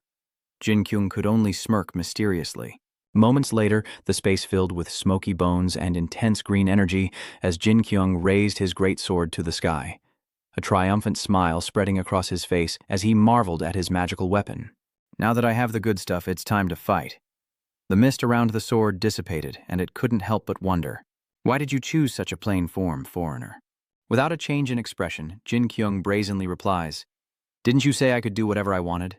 So I want to show them that I also have a rare weapon." Above them, the dragon monster still loomed, and Jinkyung gravely warned, "I find cover. I don't want you vaporized by my power." But I just curtly replied, "Don't exaggerate. You too, ba." The scene was now desolate. The sky was black, corpses were scattered around, and a gloomy atmosphere enveloped everything. At the mountain's peak, the monster rampages, while below, the people panic, running and screaming, "Monster!" The guards, with unwavering faith, shout, "No, stay and pray. The gods will protect us from the monster." Yet everyone felt helpless. Ah, damn it. Just then, another guard rushed in with dire news. The village at the west gate has been destroyed, and the summoner sisters have fallen. Upon hearing this, the head guard's face grew worried as he looked into the distance, saying, "This is truly bad news. Perhaps we should forget about the upcoming prayer ceremony. From the mountaintop, two figures silently observed the unfolding events. A muscular man wondered aloud, "What's going on over there?" The boy behind him turned to look, silent.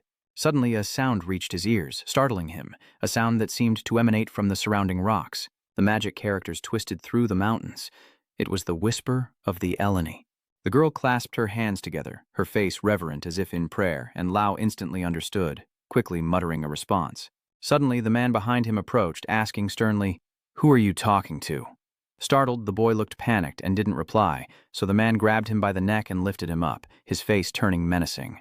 He furrowed his brow and asked sternly, "It's a sacred beast, isn't it? I'm not too surprised she has that divine power." Meanwhile, the man's hand tightened around Lao's neck, turning his face pale as he trembled and stammered. He continued, "I also know she's nearby because she left a trail." With that, he coldly tossed the boy aside, who, near death, coughed and gasped for air. Unmoved, the man threatened him with a frigid stare. "I'll let you live if you lead me to her. You better not lie to me. Speak. Where is she?"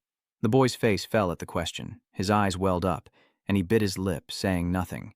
Calming himself, Lao hesitantly asked, "If this prayer ritual fails, will he die?" His eyes widened slightly, and after a moment of silence, he said, "It's none of your concern." Hearing this, the boy's face suddenly darkened. He pleaded, "Please, is there any way she can live after this ceremony is over?" His pitiful state seemed to move the man.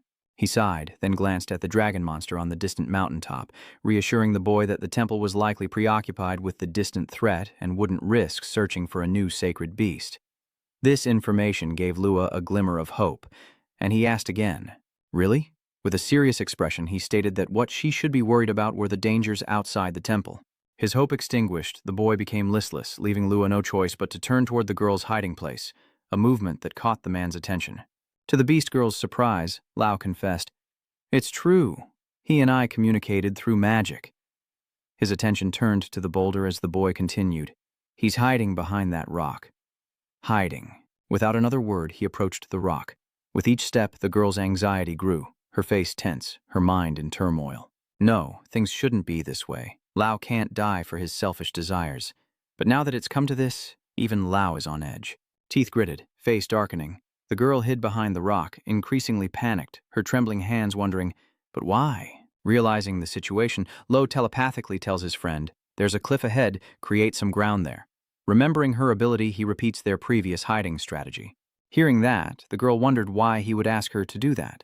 At that moment, Lao rushed towards him from behind and, without hesitation, rammed straight into him. The powerful impact sends them both flying, and the man staggers to his feet, yelling, "What are you doing?" Suddenly, a vortex of air appeared beneath him, and the ground cracked open, sending the blond man floating into the air, much to his annoyance. He swiftly maneuvered between the cliffs before landing heavily on the ground. The blond-haired man looked up, his eyes meeting Lao's fearful and uneasy gaze as he assessed the situation below. The thought of being pushed this far by a mere kid only fueled his rage. The nerve of that kid, where does he get his confidence? Though standing below the cliff, he shouts threats, "I think carefully. I'll spare you if you return that girl to the temple. But if you refuse, I will hunt you down and kill you." Lao was no exception, breaking out in a cold sweat as he listened to the man's inhumane threats. "No matter how long it takes, I'll find you wherever you go. The blonde may be old and ugly, but he sure is loud." Despite his disadvantage, the blonde continues his threats, promising Lao a painful death, words that Lao has already heard. But the boy turned and left, not bothering to argue with the loser below. Suddenly, the space was eerily silent. The blond man could only stand there, rooted to the spot, staring at the only place where light touched the cliff face, before finally succumbing to his fate and collapsing onto the damp ground. The dark, gloomy sky gradually began to brighten. The blond man chuckled, then suddenly burst into maniacal laughter. He realized his current situation was utterly shameful, a complete disgrace. He couldn't believe that scrawny kid, Lao, had brought him to this point, making him understand himself. Lao and the Ellen girl took advantage of the dawn and hurried on their way, pushing themselves as hard as they could, not daring to relax for even a second after shaking off the blond man. Suddenly, the Ellen girl spoke, asking Lao to wait. They finally had a moment to rest. As soon as she let go of Lao's hand, she gasped for breath. The girl had a question, but her words faltered, her strength long since spent. "Weren't you going to take me back to the temple?" The boy was taken aback by her question. I was just lying, you idiot. Now it's the girl's turn to be confused, repeating Lao's name with a blank, doubtful stare. A lie? Instead of explaining, the boy simply offered his hand and softly urged, Let's go. It's a long way to the Black Moon Highlands. But Lao was met with a firm refusal from the Eleni girl. No, Lao was a little stunned, not quite understanding. Facing him was her tear-streaked face. She still remembered the blonde instructor's threats vividly. If he ran, the man would kill him. But why would Lao even care about him? The boy's answer stunned her. What? Lao realizes his thoughts and actions are completely contradictory. I was so scared and tired just now. I really wanted to abandon you and run away, but isn't all of this too much? But after being hunted by those people, Lao couldn't help but wonder why everyone wanted him dead. And the more he pieced things together, the more he realized this was no simple matter. If that's the only way to keep this place safe, then something's not right here, is it? And then he spoke with unwavering resolve, a steely determination that no one could shake. I've made up my mind. No matter what, I'm getting you out of here. However, she couldn't let someone as good as Lao get caught up in any future danger because of her. But what if something happens to you? The boy suddenly took the Ellen girl's hand, comforting her. It's not your fault. Lao's gaze held a quality that made it impossible not to trust him. Though they looked to be about the same age, Lao stared at the Ellen girl and declared that today was the day he would end his sandstorm, and that he had finally realized it. My sandstorm ends as well. The sky brightens, sunlight shining down on the two figures standing in the vast expanse. It had been a long time since they'd had a peaceful moment like this. In contrast to Lao's side, things here were incredibly tense. Jinqyouong sprints across the ground with incredible speed, a massive sword in hand, yet his momentum remains unhindered. The Spirit King spread his wings wide, amused by Jinqyouong's reckless actions. Foolish. With a flick of its razor claws, it unleashed a small but devastating beam of light. So, you want to die. Jinkyouong easily recognizes the incoming attack, and as it closes in, it seems like he'll be meeting his maker in the blink of an eye. But Jinqyouong simply sidestepped, easily avoiding the spirit's effortless attack, and taunted it, just because you're bigger doesn't mean anything. Explosions erupted around Jinqyouong, but they couldn't stop him from charging forward. Jinqyouong leaps into the air, delivering a beautiful sword strike, and taunts the spirit, just because you're big doesn't mean you're not annoying. Its power was immense, forcing the spirit to take flight to evade a single, simple blow. Spreading its wings, the spirit soared into the sky, revealing just how small Jinqyouong was in comparison. He landed on the cliff where the spirit had been perched. I'll show you, Jinqyouong declares, unafraid of the massive dragon before him. To me, you're nothing more than leather for a wallet. The spirit circled the mountaintop before diving down, claws extended toward Jinqyouong. He focuses intently on the monster, and with a swing of his longsword, Jinqyouong slices off the spirit's claw. The spirit was knocked back, then retaliated with a tail attack, but Jinqyouong leaped off the rocks. The soul's tail shattered the rocky mountain, and Jinqyouong hovered momentarily, preparing to attack. He unleashed his killing intent and swung his sword, a flash of light as Jinqyouong's attack split the spirit in two. Or so he thought. The spirit seemed to have dodged, only taking the blow to its leg and tail. The remainder of the attack continues its trajectory, striking a distant mountain and detonating with immense force. Jinqyouong beams at the result of his attack, utterly devastating. Was that a bit too much? I hope no one was there. I need to be more careful. He complimented Gaedon's spear, adding that he was also impressed by what it could do. It whispers back to him, me too. Gaedon's spear was also impressed with Jinqyouong, saying no one had ever wielded it with such power. Jinqyouong explains to it, well, I only used a fraction of my power, just enough to keep you from breaking. Got it? It tells him about its origins. I am a Gunadon material, created by supreme beings. In this world, the spear of Gaedon declares me indestructible. The spirit opened its mouth again, spitting orbs towards him, but Jinqyouong calmly asked, is that so? He calmly gets into position. Then I can rest easy, Jinqyouong cried out joyfully. Let's tear it up. He unleashed a flurry of strikes toward the orbs. The spheres then exploded, lighting up the sky, and a white light radiated towards the soul. Lightning crackles everywhere as he slashes and shouts. Why so many? Is he trying to show off his lung capacity or something? Gaedon's spear warned him to watch out above, and Jinqyouong looked up to see a blue light shining in the sky. It radiates lightning everywhere, converging at the mountain's peak while the spirit dodges. Elsewhere, someone is being pushed to the ground. The girl sits up, wondering, what do you want? That's one of the twin summoners, she retorts, as if it were obvious. Not only did you insult the temple, But you brought the dragon to this land with thieves, and yet you dare to lie that you were sent by the king. She retorted that she would be punished by death, as someone unafraid rebutted. You need me alive, or you won't be able to stop the dragon, she shouts back. What? You think your summoned spirit is stronger than us? Unbelievable. She claims her summon is stronger, but I bet the dragon would tear it to shreds. Know your place. The bickering duo ceased their argument, turning their attention to the bishop, who leaned on his staff and solemnly asked, I ask you, was it her? Is she the one who spread the bad rumors about the temple? She explained to the bishop. Bishop, it has to be her. She's the one who brought the monster here. Not to mention, she's also the one who let the thief go. Ai-hei sits silently, watching the bishop, afraid to move. The bishop continued to press, Did you just say that only you can stop that monster? I-H quickly replied, Yes, bishop, let me explain. Unfortunately, this place has its own rules. You've committed a grave sin, and we have no choice but to lock you up. He gives Ai-hei a condition. If she can drive the monster out of this land, they will release her and grant her the title of temple savior. Upon hearing this, I-H stalled, confused. The bishops and others hid behind the wall, watching I-H.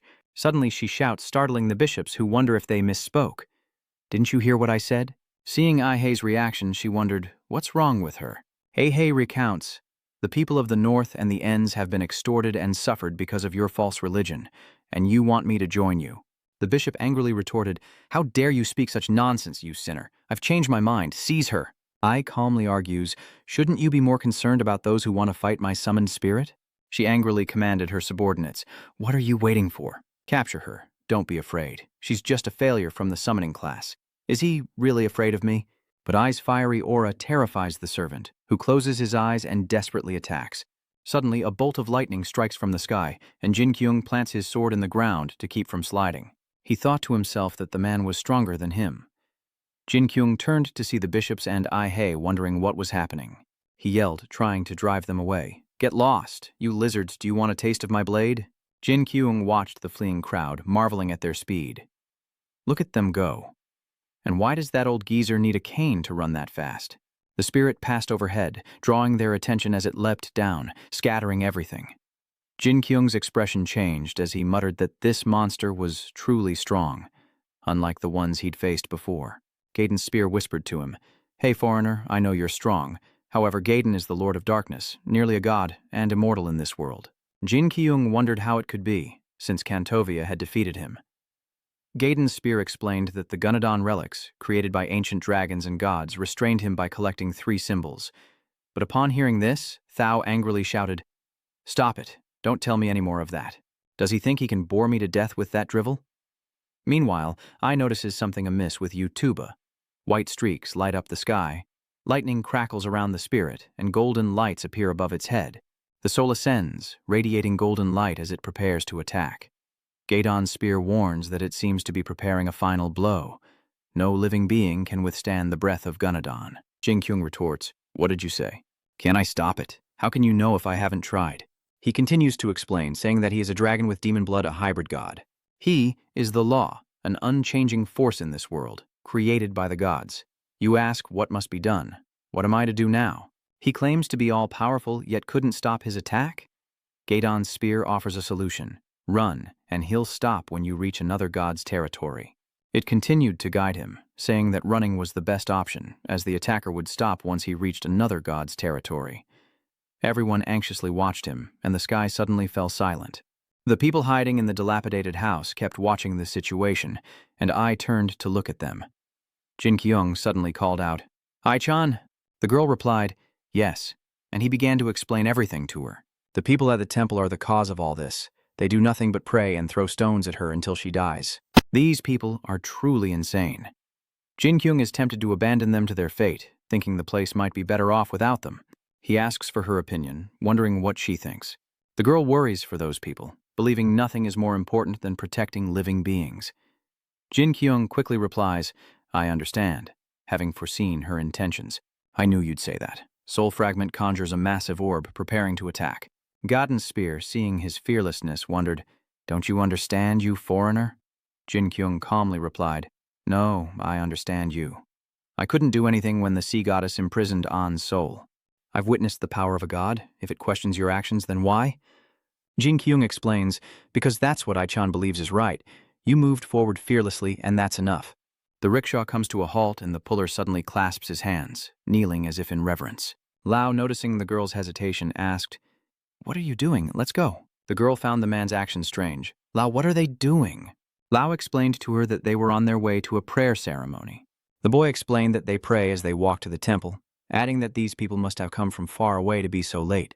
The girl asks Lao if he intends to do the same as the others. The boy doesn't deny it, but thinks it's a waste of time. Lao continues to remind her, "Now let's go. We have a long way to go." But something catches her eye. She noticed their knees were bloodied and bandaged by someone else, and worriedly watched them pray, despite her own injuries. The girl pondered, wiped herself off, and climbed a cliff as the boy explained the route. "We were slowed down all night, so we haven't gotten far, but from here we can see the path." Peering ahead, he wondered, "Is that a fortress wall?" Lao explains that a gate to the north lies along the wall while the girl struggles to catch her breath. Lao wonders if there are guards there, or maybe even demons. The girl's face suddenly turns serious as she sees people making a pilgrimage below. A massive crowd journeys in one direction, and the girl watches them intently. Despite their hardships, those people still strive to kneel and pray, while Lao complains no matter what. It was then she realized, calling out to Lao. The boy turns to heed the call as the girl makes her decision. "I think we should head back. The accumulated spirit has formed a massive orb, ready to attack." Gaydon's spear continues to dissuade him, saying this foreigner cannot be defeated with reason. Gaydon can't maintain this form forever. It explains what will happen if he loses. But if you choose to fight him and fall, the man who gave his soul to Gadon will have his desire fulfilled. What do you intend to do? Gaydon's power would only grow, allowing him to maintain this form indefinitely. Is that truly what you desire? Jinkyouong, undeterred, confidently states that will only happen if he falls. A white light appears once more, and Gadon's spear warns him again. He's certainly strong. However, as I warned, nothing can defy the rules of this world.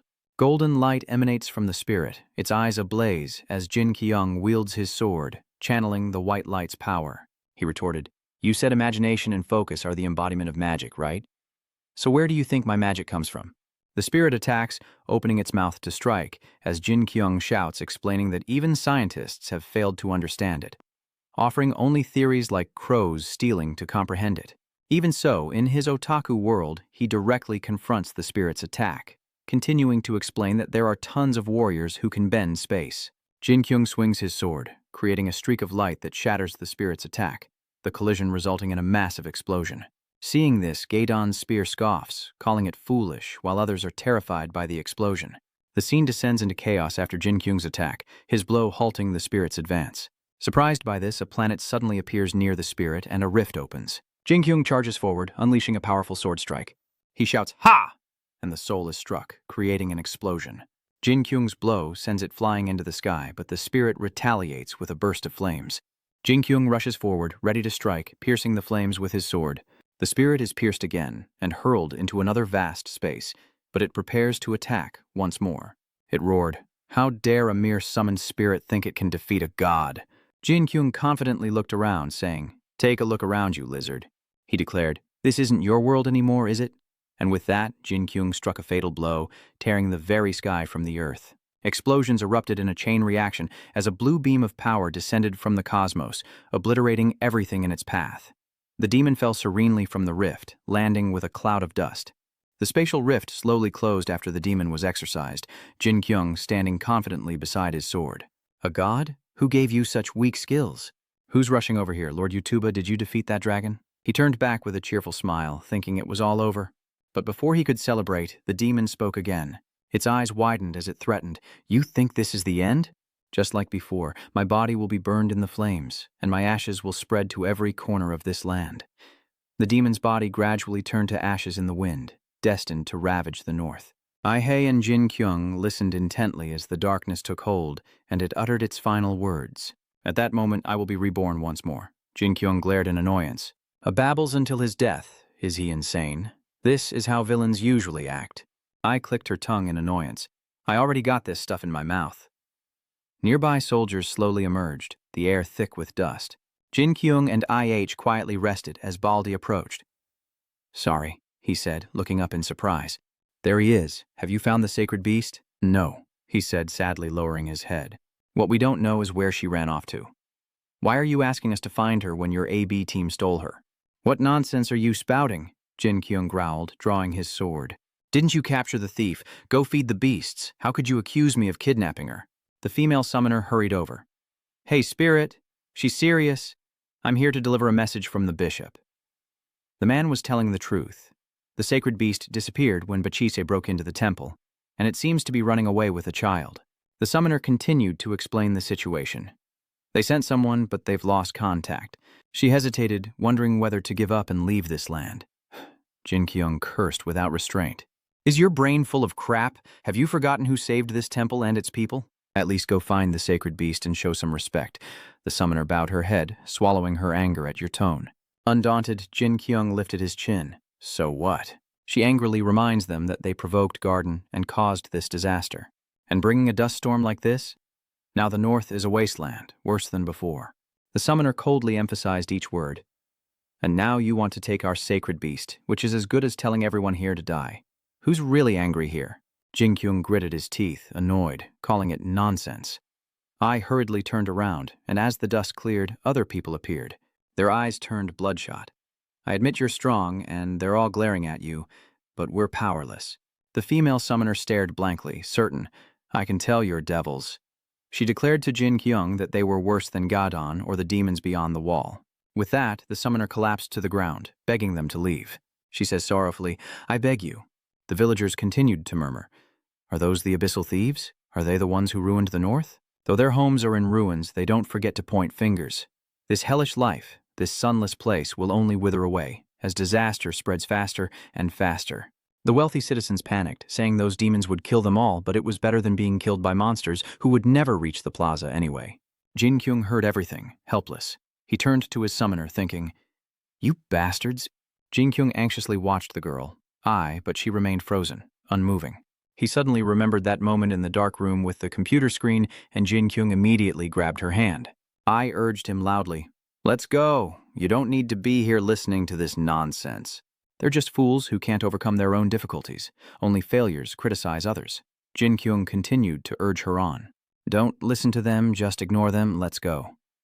IH coldly turned and said, Mr. Yu Thu Ba, even if Enerly has become a sacred beast, she shouldn't be exploited like this. I's eyes were more determined than ever. The important thing now is to give Any a chance to do what it wants. Jinkyouong was speechless with surprise. He stood silently, watching her, the girl who used to cry so easily. But now everyone's attention was quickly drawn elsewhere. Look, it's the female summoner. She stands up. Impossible. A brilliant golden light shines before everyone. Ai-hei and Jinkyouong watch as white hair lands gracefully with magnificent wings.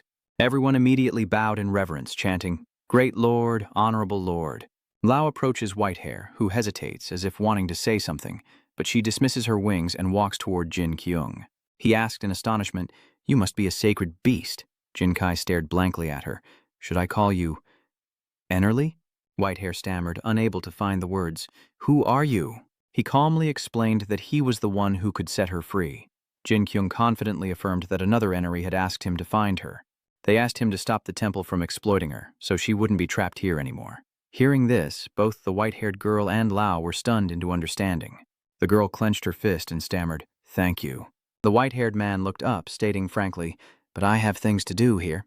And so the girl departed, leaving behind only confusion. Farewell. Jinkyouong scratches his head, dumbfounded. That was fast? Ai-hei sighs, realizing they can't stop her stubbornness. Then Lao and the white-haired boy faced each other, and she shyly revealed her feelings.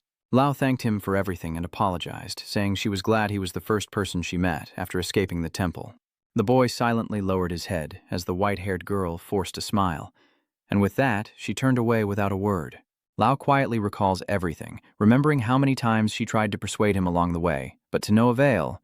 He said he would go with her if they ever met again, but he understood that he didn't know when he could leave the temple.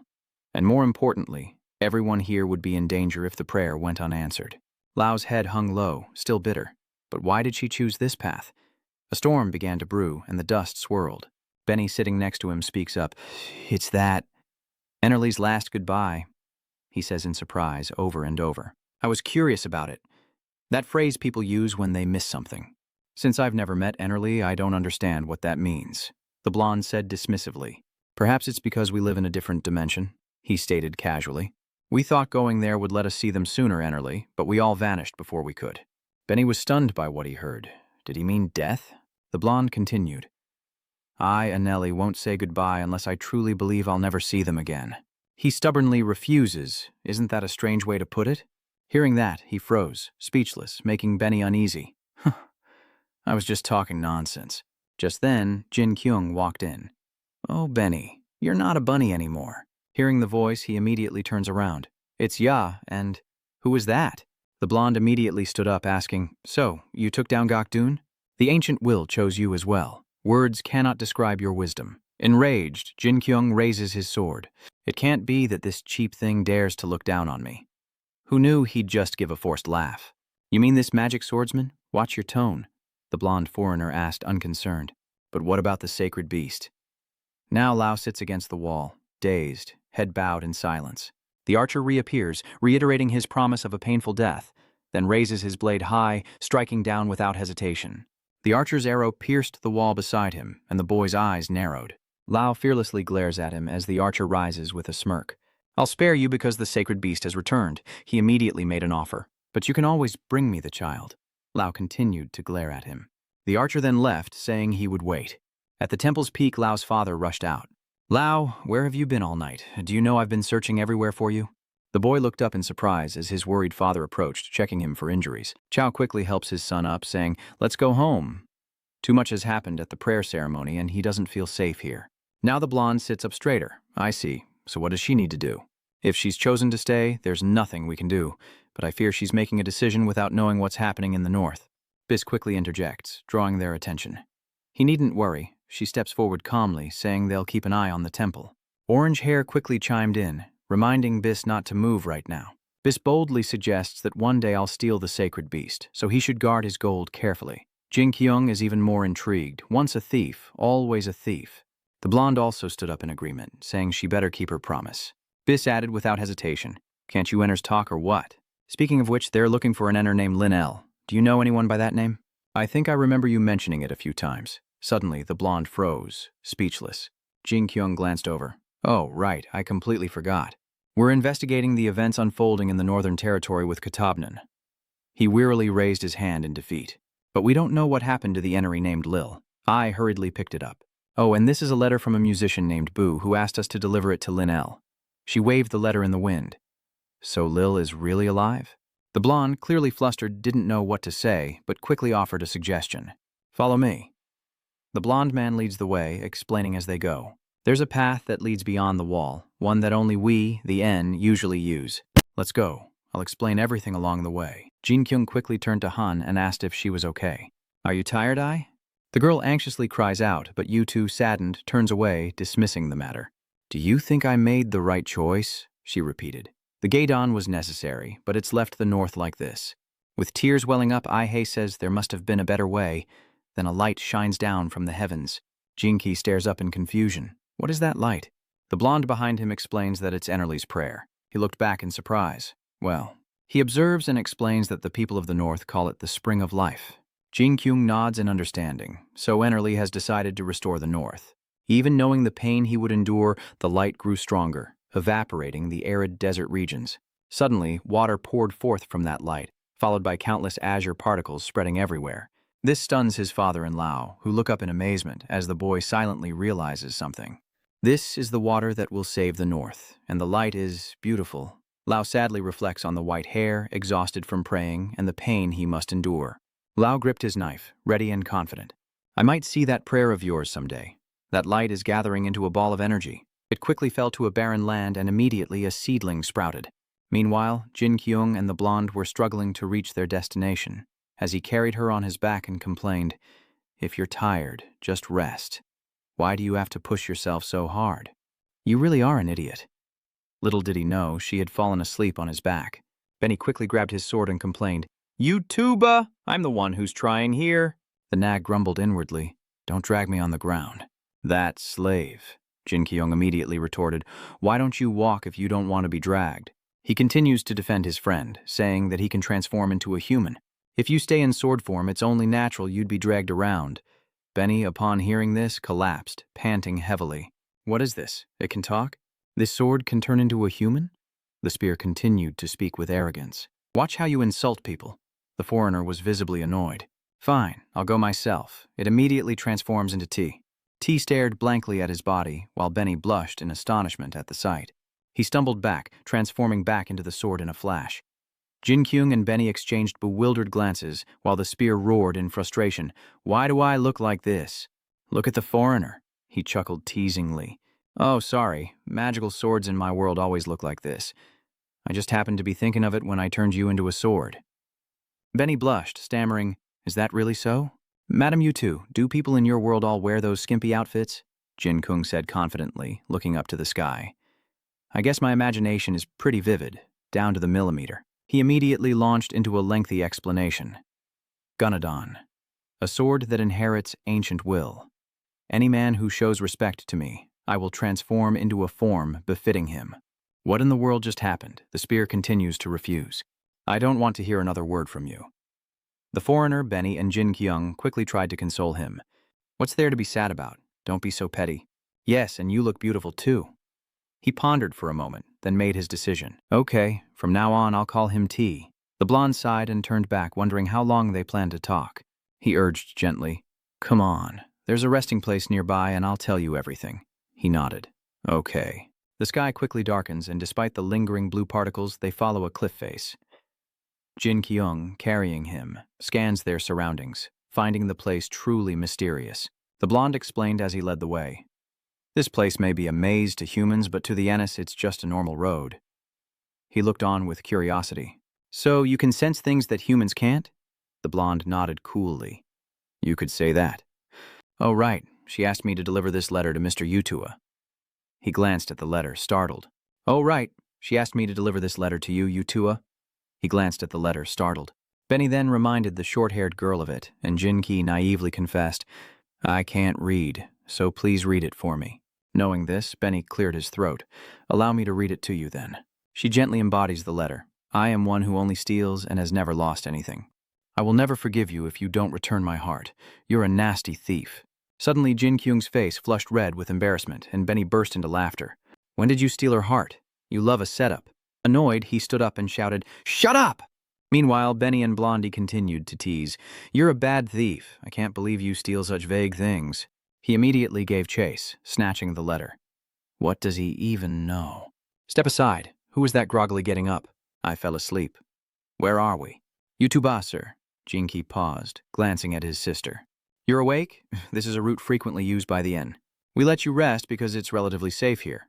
The girl nodded dreamily. Ah, yes. Blondie immediately brought up the main issue. Now it's time to talk about important things, right? I'm an Ennerly, what humans call a responder. He continued, explaining that unfortunate events occurred upon their arrival in the human world, and he was on a journey to resolve them. Jinkyouong quickly understood. That's why he made a deal with those thieves. The blonde nodded in agreement. Yes, because it's the best way with the highest chance of success, but in this case I still haven't found a way. Aihei suddenly remembered something and looked up at the sky in astonishment. The cries of Black Moon Plateau, Jinkyouong asked dazedly. Crying? Is it crying? Where is Break Moon Highland? Benny pleaded urgently. Could you skip the scary details? The blonde ignored him and continued the story. Black Moon Highlands is a place beyond the wall, now overrun by monsters. The highlands are used to house dimensional gates of various kinds. He spoke sternly, enunciating each word. Humans no longer go there, but we Ennis often travel there to return to our dimension. We often hear someone's sorrowful weeping, though we don't know when it started. Does anyone else suddenly break out in a cold sweat like the sound of someone crying? The blonde turned with a cold stare. No, it's far more emotional, and only Anelli can hear it. Jinkyouong anxiously recoils. Wait, does this have something to do with Anelli Lin? The blonde-haired man glared. Kantovia's group went to the Black Moon Highlands to deal with the northern issues, and Lil went missing there. Benny quickly interjects. So you think that was Lil's cry? He gave a slight nod. Possibly. What concerns me more are the events leading up to it. The blonde sadly recalled that after Kantovia returned to the northern castle, he had told Godin, Ria, and the Busons to go to Ga. His eyes fell to the ground as they began to split up. Perhaps they received some important message from the king. After that day, Jinkyouong vaguely recounted the aftermath. They had become demons. Busons was now mute and residing at the port of Jaya City. The blonde, overwhelmed, looked up. Did he know all of this? Jinkyouong didn't respond, but continued the story. Kantovia and his people were attacked by the Alchemist Society. They were experimented on, turned into monsters using Second. Only Kantovia remains in the north, and he's likely under attack as well. Ai interjects, stating that no one can help Lin-El anymore. But if that was truly Lin-El's cry, then someone must help her. The blonde trailed off, but others helped him finish, and the next sentence left Ai speechless with grief. They're all dead or missing. The blonde man added vaguely, I remember some of them telling me that demons outside the wall are coming here. Those demons will devour this kingdom. Jinqyouong asked, confused. What do you mean? He paused, explaining, At first I thought they were talking about Gadon, but I was wrong. Then Kantovia and Juria reverted to their demonic forms, and a worried Benny stroked his chin, sensing something amiss. Godin was the king's mage. Could he have fabricated this to slander Kantovia and his comrades? Benny quickly chimed in with more details, recalling that the northern people had said similar things. They said demons would cross the wall and come to Protea Square, a statement that triggered Jinkyong's memory. Just remembering those guys makes my blood boil. He leaned back and asked, Hey T, do you know anything about this? Aren't you the Spear of Kantovia? Annoyed, he retorted, I can't talk about this, I don't even know what it means, and don't call me that name. Jinkyouong immediately teased, You're always whining about this ancient will. Yet, in a display of appalling selfishness, he could only growl a few words. Silence, foreigner. But who knows who's watching in silence? It seems everyone is becoming more and more like Lord Yuba. And so, he quickly made his decision. Whatever. Black Moon Highlands is this way. We'll figure it out when we get there. The blonde man nodded happily. I'm so grateful to you all. I couldn't have done this alone. The sky outside Jinkyong's home turns clear as he lies in bed, staring blankly at the ceiling. An important message for the next king? Jinkyouong worriedly drifted off into thought. What if he lied or continued to remain silent? He recalls memories of the past, the sea reclaiming that girl's soul. Jinkyouong mutters tiredly. It seems Boo met the king before being captured. Tons of questions arise. Did he lie, or did he choose silence? And why did he lose his voice? Suddenly, Jinkyouong is drawn to something on the desk, and he immediately approaches the computer. Jinkyouong turns it on and gets to work. Nothing is scarier than losing internet access, but he doesn't care much now. He rests his chin in his hand, listlessly checking for news. Even the interface has changed? All the anime channels are gone too. Jinkyouong sighs in frustration. Why don't I feel bothered at all? His eyes suddenly catch something, and Jinkyouong has a long-forgotten idea. But then, there was something he had to do.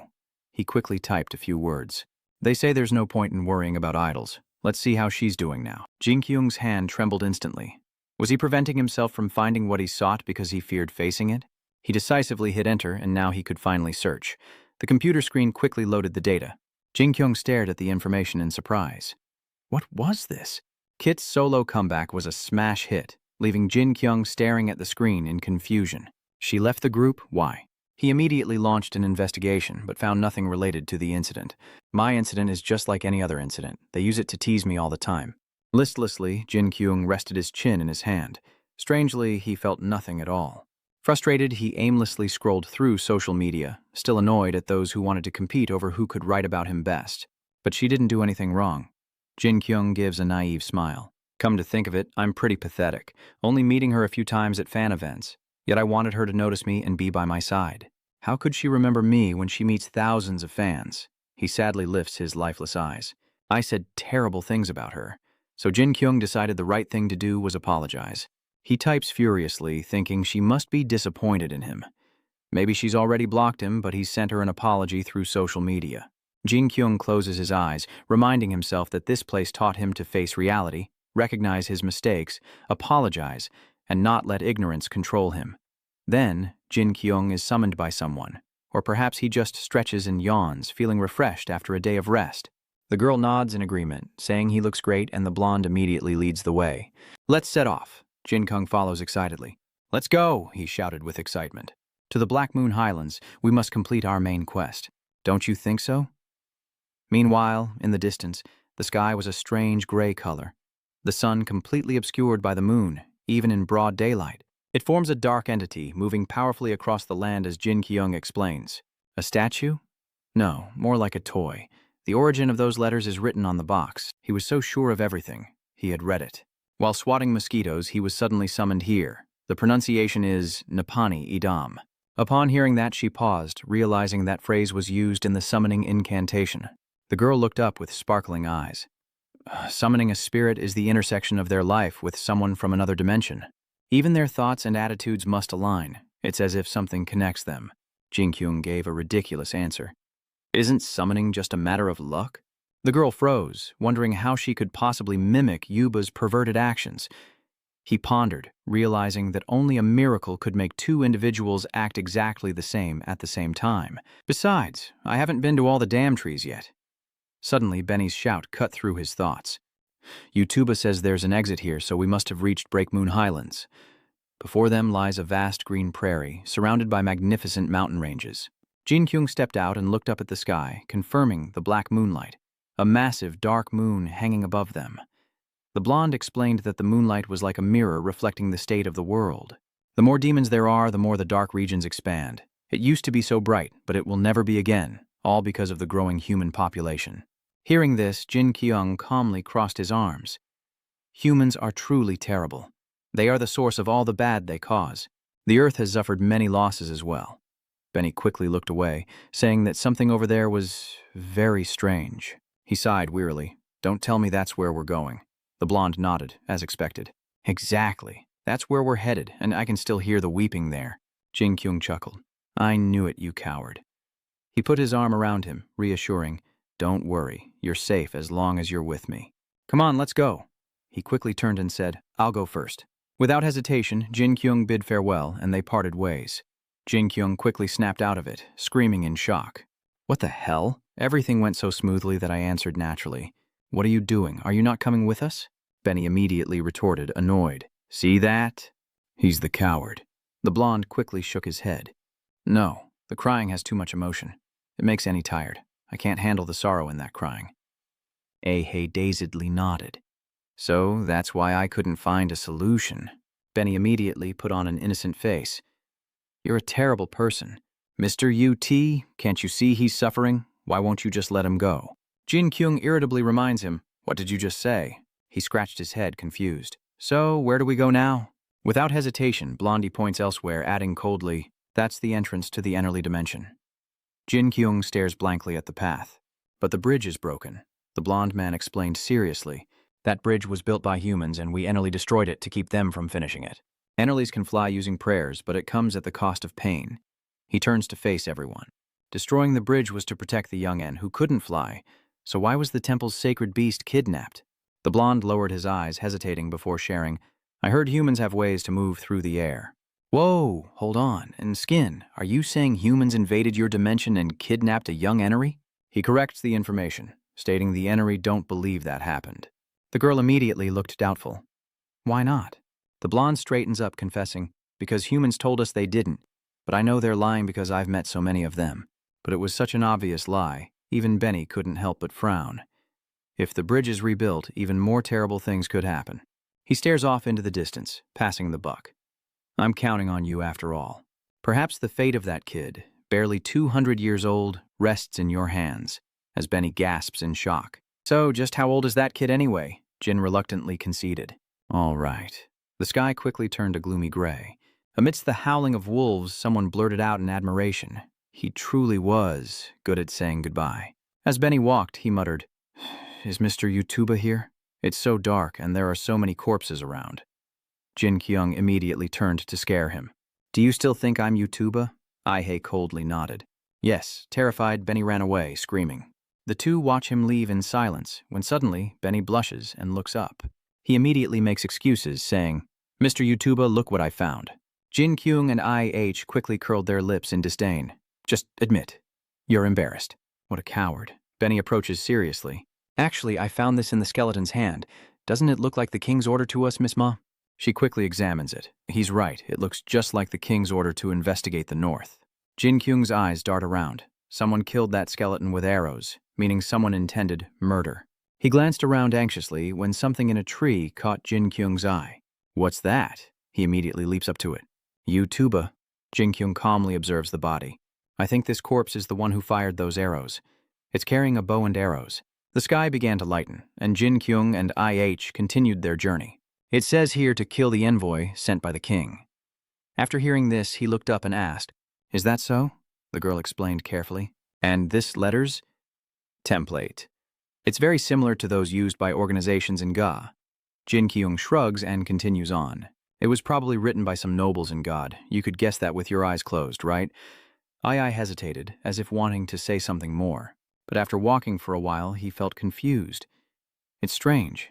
They had to pass the northernmost point to get here. And that place is full of monsters. Yet there's no trace of them here. He immediately points out the problem. Corpses everywhere. The result of people killing each other. Her words made Jinkyouong roll his eyes. How sad. He slowly remarked, "You're right. Even if humans were the only species in the world, they would still kill each other to fight over something." Suddenly, an explosion erupts before them. It's scorching hot. Benny raised a hand to shield them, but didn't offer a warning. "Ms. Maina, our journey ends here. I don't want to become grilled meat." Jinkyouong unflinchingly turned to ask about the situation. "Is this the place Anelli was talking about? Ugh, what's going on here?" He quickly reported with a serious tone. "I can sense the presence of a great deal of magic within. The atmosphere here is unstable. Maybe because of this thing. Benny seems ready to fight. How can you speak so calmly in this sweltering heat? Like it's nothing, you magic seeker." Hearing that, Ta turned away, seeking comfort, wondering if all summoner companions were so rude. The girl could only hang her head in shame, apologizing. Jinkyouong, brimming with confidence, charges forward, convinced that the foreigner's power alone will suffice. He excitedly threw it forward with all his might. "Leave these losers to me." As the attack ended, the sword flew straight into the sky, leaving the three speechless. Soon the three arrived at a barren land where a girl with black wings was imprisoned, shocking everyone. "It's Linnell." She rushes closer, saying, "Lord Yutuba, hurry." Jinkyouong quickly followed, arriving at the scene. Above her, black liquid dripped incessantly. Who was this, paralyzed by fear? Linnell is now bound by dark, viscous wings. She raised her dazed face, struggling to speak. "Who are you?" Ai-hei, unfazed, took a few steps forward. "You're Linnell, right?" Linnell quickly stopped her. "Don't come any closer." Hearing this, the girl recoiled in shock, continuing in a weak voice, "The prayer ritual will be interrupted." Linnell struggled to speak. "You there, who are you all?" Worried, Jinkyouong stands and declares, "We were ordered by the king to investigate the issues in the north. You don't need to be wary of us." Lin weakly defends herself. "I'm not like the other ends, I know you're lying." She suddenly grimaced and revealed, "She's the one backing you." As she finished speaking, one of Lil's wings exploded in a massive burst, leaving Ai-hei and Jinkyouong frozen in shock. Black droplets continued to fall from the wound onto Linnell, who silently allowed them to run down her body. Jinkyouong shouted in fear, "Now is not the time for that." Benny quickly shoved the letter into her friend's hand. "Here's the letter." Ai-hei immediately grabbed the letter and announced, "Mr. Bu asked us to deliver this letter to you." Hearing the name, Elle looks up and Ai-hei quickly adds, "Is that enough for you to trust us? Now tell us what happened in the north, what you're doing here, and how to handle these problems." The girl gently requested that she simply recount what she knew. Linnell was silent for a long moment before speaking. "Please, just read it to me and I'll decide after I've heard the letter." "So who opened the letter wide?" She gently read each line slowly, conveying her feelings. "You're an Enerly in our group and you can tell who's lying. Everyone tried to stop him, but perhaps he already knew the fate of an Ener when the Enerly's fate hadn't yet befallen him." Jinkyouong listens intently as she continues, "I could have sung your favorite songs, but I was too cowardly." His face was distraught and sorrowful. He was sacrificing himself to stop the demon dimension. "Yet I lacked the courage to tell the king that the only way to restore mana was to destroy the kingdom." Jinkyouong was shocked to realize that destroying the kingdom was considered treason, an act of a demon. Ai-hei continues reading the final lines, fearing that speaking them aloud would mean certain death. "I will wait at the river of the sea goddess, waiting for the day I earn your forgiveness. Your friend Bonds of the House of Kong has betrayed your trust."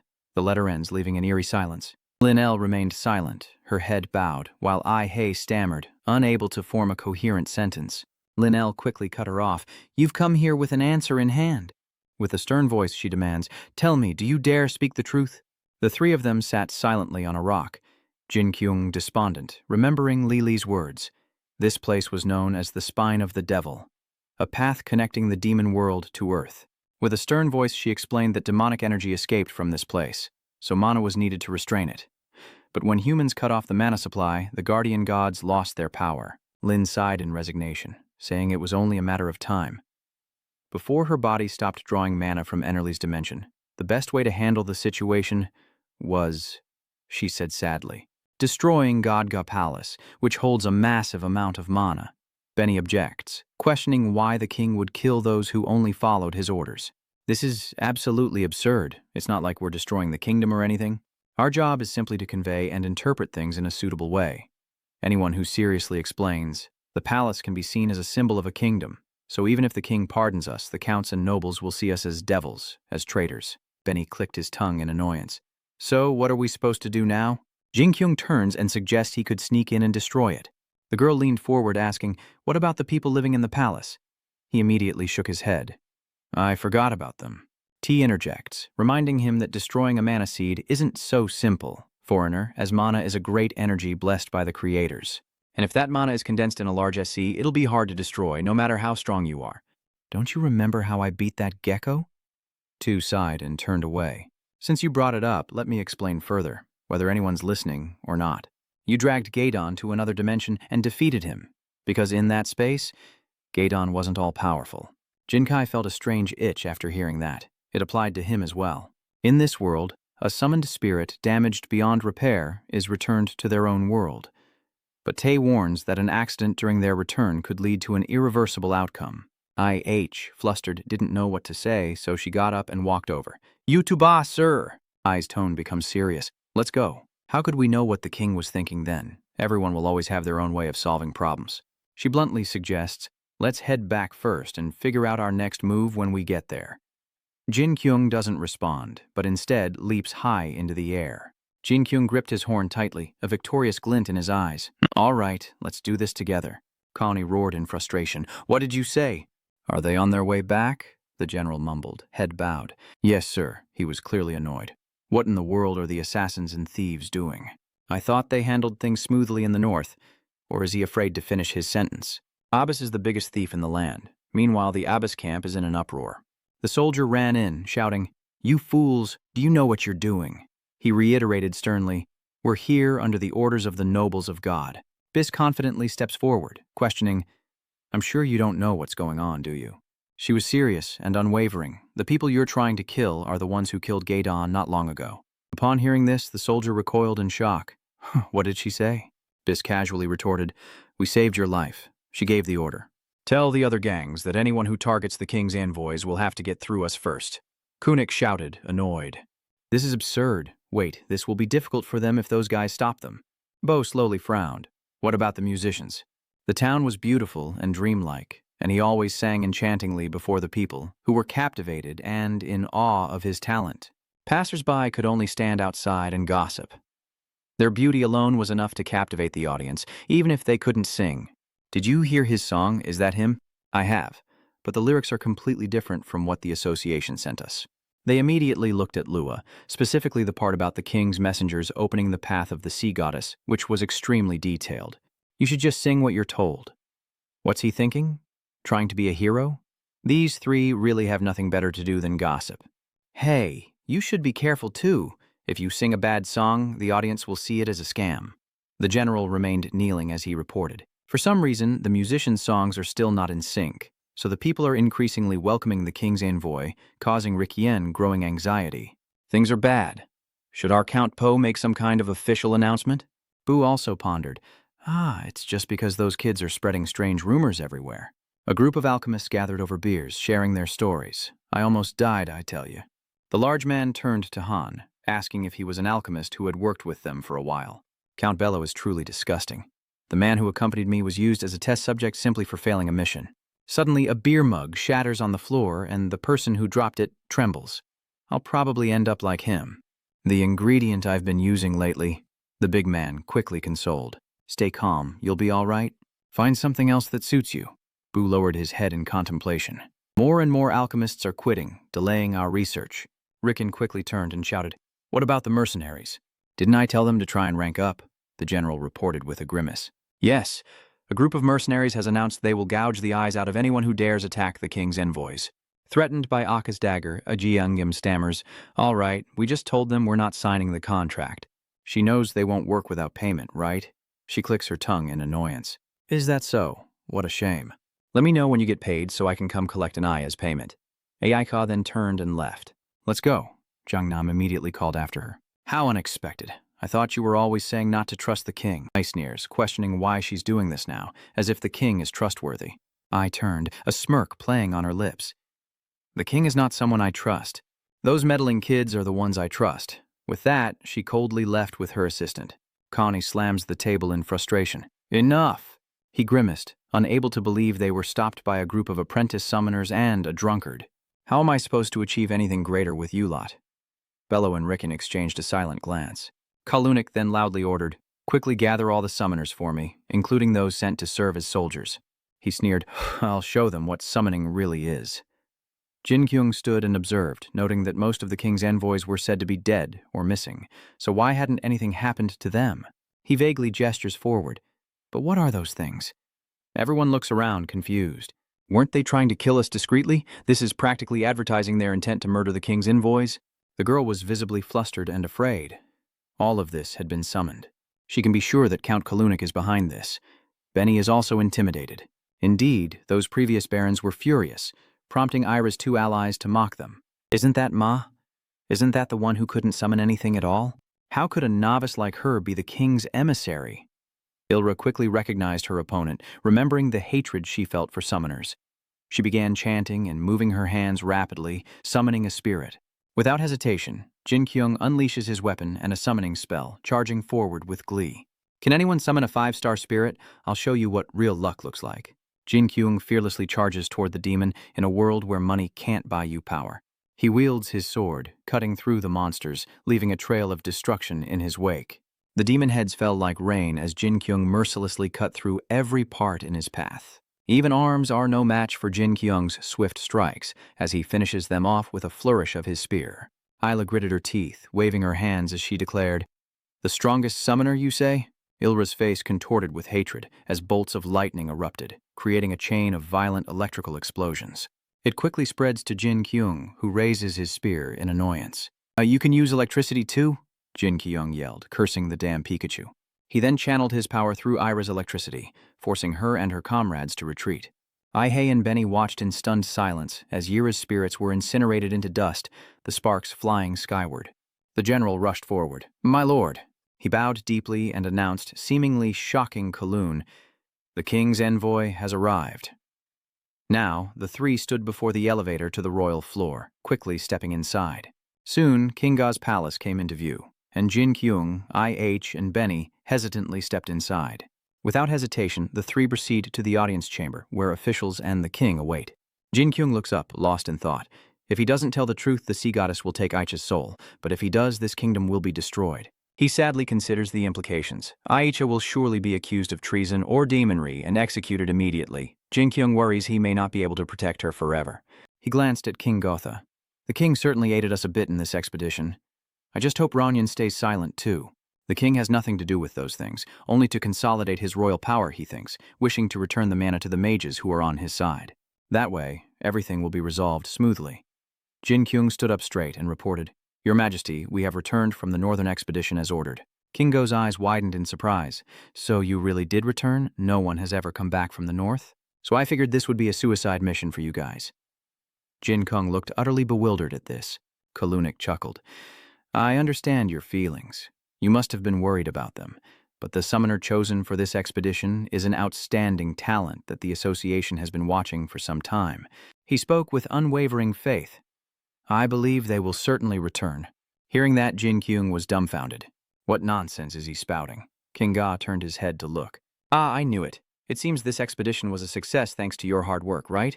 Benny and IH shake their heads in frustration. This is utterly absurd. The girl wearily lowered her head, finding it so hard to speak up, even when listening to such absurd conversation. Hey sadly reflects, I understand now. This is a class difference. But Jinkyouong instinctively shouts, Stop talking nonsense. Kowloon and the king are frozen stiff, and others are stammering in fear. Lord Yu Tua. The others were instantly bewildered. Who is he? He seems to be a summoned spirit. Connie angrily demands, Hey, summoner, what's your name? Ihei closes her eyes and replies, Yes, I'm Maina, we're in trouble. Annoyed, he scolds, If your summoned spirit can communicate like a human, then you should teach it some manners. How dare it be so rude to our king? Jinkyouong burst into laughter. What is this? Who's teaching who here? Do you really think a simpleton like her could summon anything at all? She summoned me by sheer luck. Do you really think she can control me? Why are you saying this to me? Kaunik continued to defend herself, unconcerned. If she can't control him, then cancel the summoning. Summoning magic is forbidden in this royal palace. King Gotha immediately dismissed her. Very well, it doesn't matter. He rests his head on his hand, lost in thought. How intriguing. Go on, summoning spirits, you say. Jinkyouong cheerfully gestures. I like you, dark-skinned brother. The truth is, our expedition has been sabotaged many times, but without success. But what's funny is that the people who stopped us were you, pointing fingers, the alchemist musicians. I know that you guys are under the control of the Duke sitting here. Would you mind explaining what's going on? Pello and Rick cursed in response, clearly displeased. What are you implying? Not all artisans and alchemists belong to the association. We may not be able to help, but your words are filthy. King Go listens on, expressionless. Jinkyouong immediately forces a smile and nods.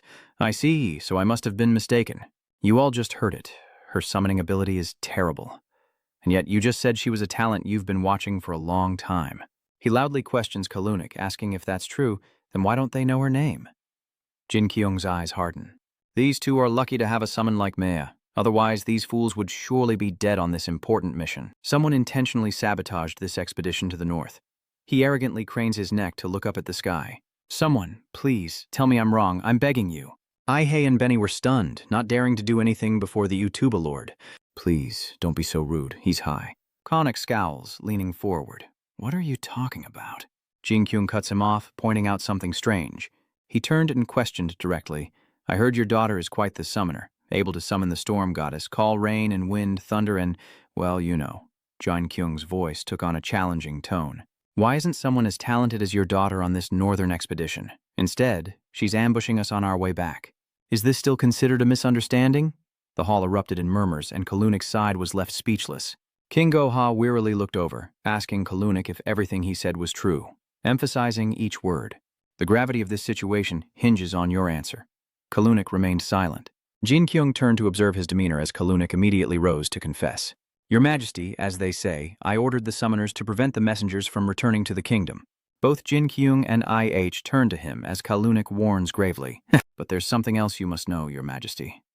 Demons from beyond the northern wall will soon be here. Those demons will devour our kingdom, he warned, recalling a past event. Surely everyone here remembers how Kantovia became a monster after being hypnotized by a demon?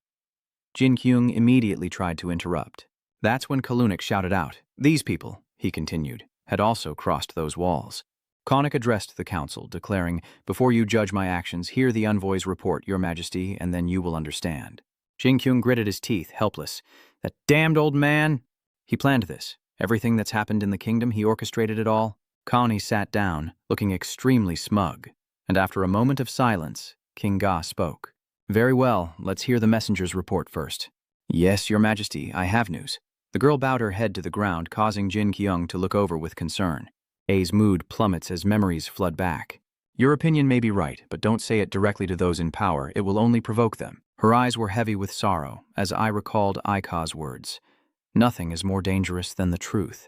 As Hai knelt on the ground, they ignored it, knowing it would make them feel guilty. And as Bis begged for help, covered in sores, Whitehair gently stood before them, stating she still had much to do here.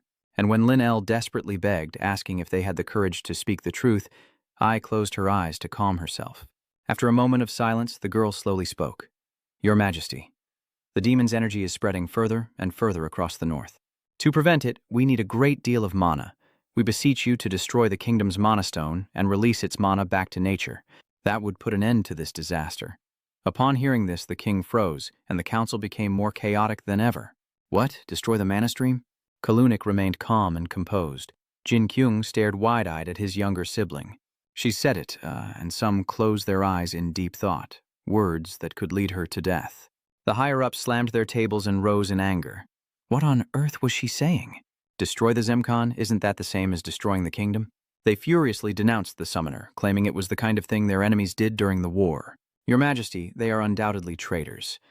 Destroying a national symbol is akin to destroying the nation itself. How dare she say such things? Rikian slammed his fist on the table in frustration. She's a demon, hypnotized by their kind to bring humanity to its ruin. In the past, the demon's apostles acted similarly, escalating their inflammatory rhetoric. Ranian approached and reported, Your Majesty, I regret to advise you to step back. You and I both understand the situation. Therefore, you must plan more carefully. My lord, if you order the kingdom's relocation and restrict the use of vehicles, that girl will die. Jinkyouong and IH remained resolute, the girl's eyes still tightly shut. Runyan clicked his tongue, seeing it as a small sacrifice for a greater good. Your Majesty, we could avoid this by exiling her. King Ga then raised his voice. Did you know about this, Ronan? His voice rising, he declared, My people have shed too much blood. The council fell silent. The Kunix looked over in stunned silence as King Ga gripped his scepter, elevating his status. He boldly declared that the destruction of this kingdom would begin now, as Ihei and Jinkyouong tensely observed the situation. The council members grew anxious. You intend to destroy the kingdom? Runyan quickly turned to carry out his plan. The charade of being a guest ends now. The leader of the Abe's gang approached, adding that there seemed to be no other way, and asked if the newcomer supported the king's decision. Of course I do, the redhead said, removing his hat to reveal his opinion. I've been waiting for this for a long time. Runyan nodded, continuing his orders. All right, please head to the castle's control room. Men are ready to assist the king's retreat. Yes, sir. He looked worriedly toward the king. Be careful, anything could happen at this point. Another official stood up, outraged, shouting that this was absurd. What are you saying? This action has been forbidden since your father's time. The others chimed in, cheering him on. Yes, this decision threatens the very existence of our kingdom. Kalunik slowly speaks. I believe... Rikian turned, confused. Duke Kalunik, what are you saying? He stands, revealing his true cunning. Lords from different territories, Ga was founded by uniting smaller kingdoms. King Ga glares as Kunik solemnly points out this very rule. That was the first law decreed at the founding of the Ga kingdom. No one shall cooperate with demons. He continued, loud and clear, that anyone who disobeys and endangers the country will receive the most terrible punishments. The next sentence startled King Ga. If the king himself violated this principle, Kalunik glared, then all opinions from the dukes would be gathered. Based on that, the king would be stripped of his power, and the council members immediately stirred. What are you saying? Ah, we know that rule too. King Ga glances at his father. Kalunik, do you dare challenge the authority of the royal family? Jinqyouong and Benny were utterly bewildered. What in the world is going on? Things are worse than we thought. Kalunik angrily retorts that all the dukes here are trying to protect the people and this land from disaster. But look at what you're doing. Your Majesty, you don't care about this country, only indulging in comfort. And now you want to join hands with the devil? King Ga retorted, displeased. How dare you speak to me like that? You're the ones who want to control this country. He spat out the truth, disgusted. You only care about your own gain, forsaking everything else. Jinkyouong awkwardly tried to mediate, saying, Stop arguing. Just apologize and kiss each other's foreheads, and everything will be fine. Bello chimed in, adding, Do you even know what you're bringing to this country? A monodrain that will consume the entire Manhwa kingdom, leaving it to be swallowed by monsters. We haven't abandoned the mages. The Alchemists Guild simply wants to grant people the power to use magic. He looked around seriously. Is there anyone here who can live without Seokan? Why is the atmosphere so tense? The army grew stronger, homes and castles became safer, and so much more. All thanks to Second. Bo, eyes wide, shouts out, Think about what will happen if we trust those demons down there and destroy the kingdom. The council buzzed with renewed fervor. This was no laughing matter. Our lands will be in danger. What about trade with other regions? It too will be destroyed by the monsters. Did they say Mana would return to nature? It's highly likely this is part of the monsters' plan to weaken humanity. King Ga scolds him. So when all the monsters flood this place, you'll be fine. It's only a matter of time before nature dies, and when it's too late, we'll all die. Kon, unfazed, rose and declared, Now, noble dukes, it's time to decide. Those who worry, look up, for you shall sell your souls to the devil. Or perhaps King Ka quickly understood his meaning. You will welcome a new era. He angrily cuts him off, shouting, Kunik, what are you thinking? Undeterred, he continued his appeal. We will hold the vote now. All those who wish to usher in a new era, stand up as Belo has. The entire hall buzzed with excitement as King Go lowered his head and glared. These damn old geezers. The council members immediately coughed, unsure of what to do. Ryan slowly pulled out his chair and explained, I use songs to tell the truth to everyone in the world, and I've realized something after receiving countless truths. He rose with a stern look. Only summoning and alchemy can protect us, while the king does nothing. Rikian's words resonated with everyone. I will stand with technology, for it is what will help us survive. Another person immediately pulls out a chair, the bald man standing up without hesitation. The others on the council also rise in agreement, the rest standing solemnly. The entire room seemed to turn against the king, and Kalunic issued a stern order on the spot. Then we shall strip the king of his power. King Ga grimaces in fury, and this nation will operate under a new system. That is all. Ronan quickly appeared before him, quietly asking about the next plan. What will you do now? Your Majesty, King Ga bowed his head in sorrow. This was likely to happen a long time ago, but I pretended not to notice. If that's the case, then he resolutely steps forward.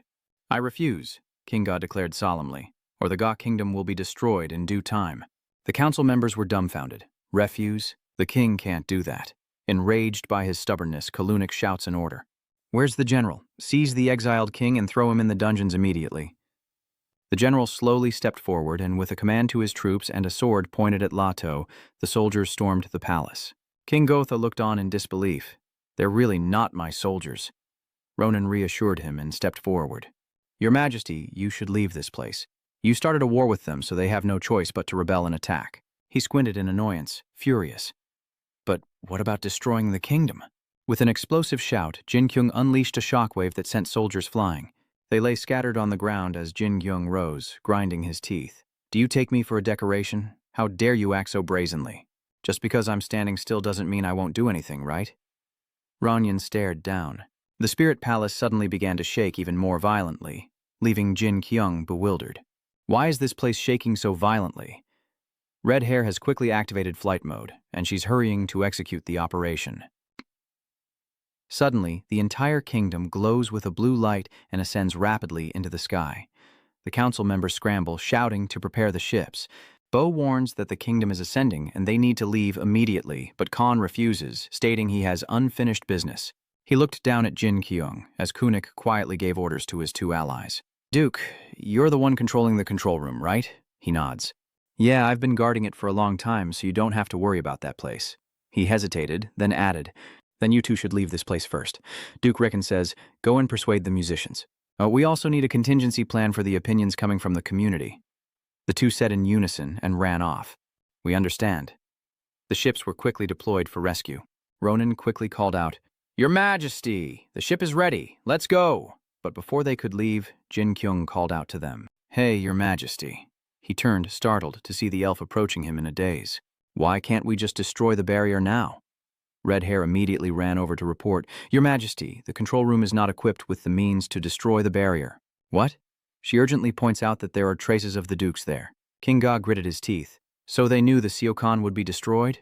Konnik quickly responded from below. That's right. He faced it head-on without hesitation. Your Majesty, King Ga looked utterly shocked. Khan summons his power before us. You pretended not to care, but now your true colors are showing. Kalunic created an explosion as he shouted each word. I didn't expect this at all. The entire kingdom shook violently, and the fortresses above began to crumble. Jinkyouong, stunned, struggled to stay upright. What had he just done? Suddenly, Ai points to the sky, where a spirit begins to emerge from the hazy smoke. Ai Hei unconsciously shouts, A spirit! Jinkyouong asks, dumbfounded. An elf. Is he a summoner too? She nodded, bewildered. Ah, yes, she understands why he's the head of the Summoners Association, because he's a great summoner. AI looks up anxiously, but she'd never seen a spirit like this before. Could it be a special spirit of the highest caliber? Hearing that, Jinkyouong chuckled, drew his weapon, and stepped forward casually. Special sounds good. I'll handle this one. Jinkyouong gave instructions before the battle, so you better get out of here. But I, worried, couldn't bear to leave as Yutuba Jinkyouong grew more confident, ready to see who was the more special spirit. From the tattered clouds, a godlike being arises, its breath a roaring tempest that shakes the sky and terrifies the earth below. Explosions tear through space, and dust and rock cascade like a flood, forcing the group to flee in desperation amidst the collapsing landscape. Ahei is exhausted from the long run and points ahead, shouting, Maina, hurry, we're almost at the ship. Panic flickered in her tearful eyes as she whispered the name of the one she feared losing. Amidst the dust and rubble, the cultivator lord watched from afar, reassuring himself that he would be all right. Jinkyouong gripped his weapon, thinking, I've traveled all over the Kalition continent, even the Gotha kingdom, but that outsider? For over 1,000 years, I've encountered every creation imaginable, but the being he summoned is unlike anything I've ever seen. Amidst the dust, he offers a calm, humble smile, silently raising his sword as a promise. I will protect everyone from the dangers ahead. What, are you scared? Ah, no, that's not what I meant. Jinqyouong charged at Kalunich without holding back. Just attack the summoner, and the summoned spirit will disappear too. He dove down like lightning amidst the exploding light, sword aimed straight at him with unwavering resolve. Kunich calmly creates an invisible barrier, defying any attack. Jinkyouong freezes, cold sweat running down his face as he realizes his full-force strike is useless against such power. What is this? He summons a terrifying power, sending him flying back like a leaf in the wind, leaving him no chance to retaliate. The ground explodes, sending dust and rock swirling like a storm as Kalunich summons a radiant power, piercing the clouds and awakening a colossal force that silences the world. From the swirling dark clouds, its massive hand descends, guiding a beam of light that shakes the floating island in terror as Jinkyouong roars in fury amidst the chaotic dust. Damn it, that goddamn god. He charged through the blinding light, determined to retaliate. You know I'll take you down too, right? Jinkyouong slashed at the creator with a flash of light, then stopped in shock. It had survived the deadly blow unscathed.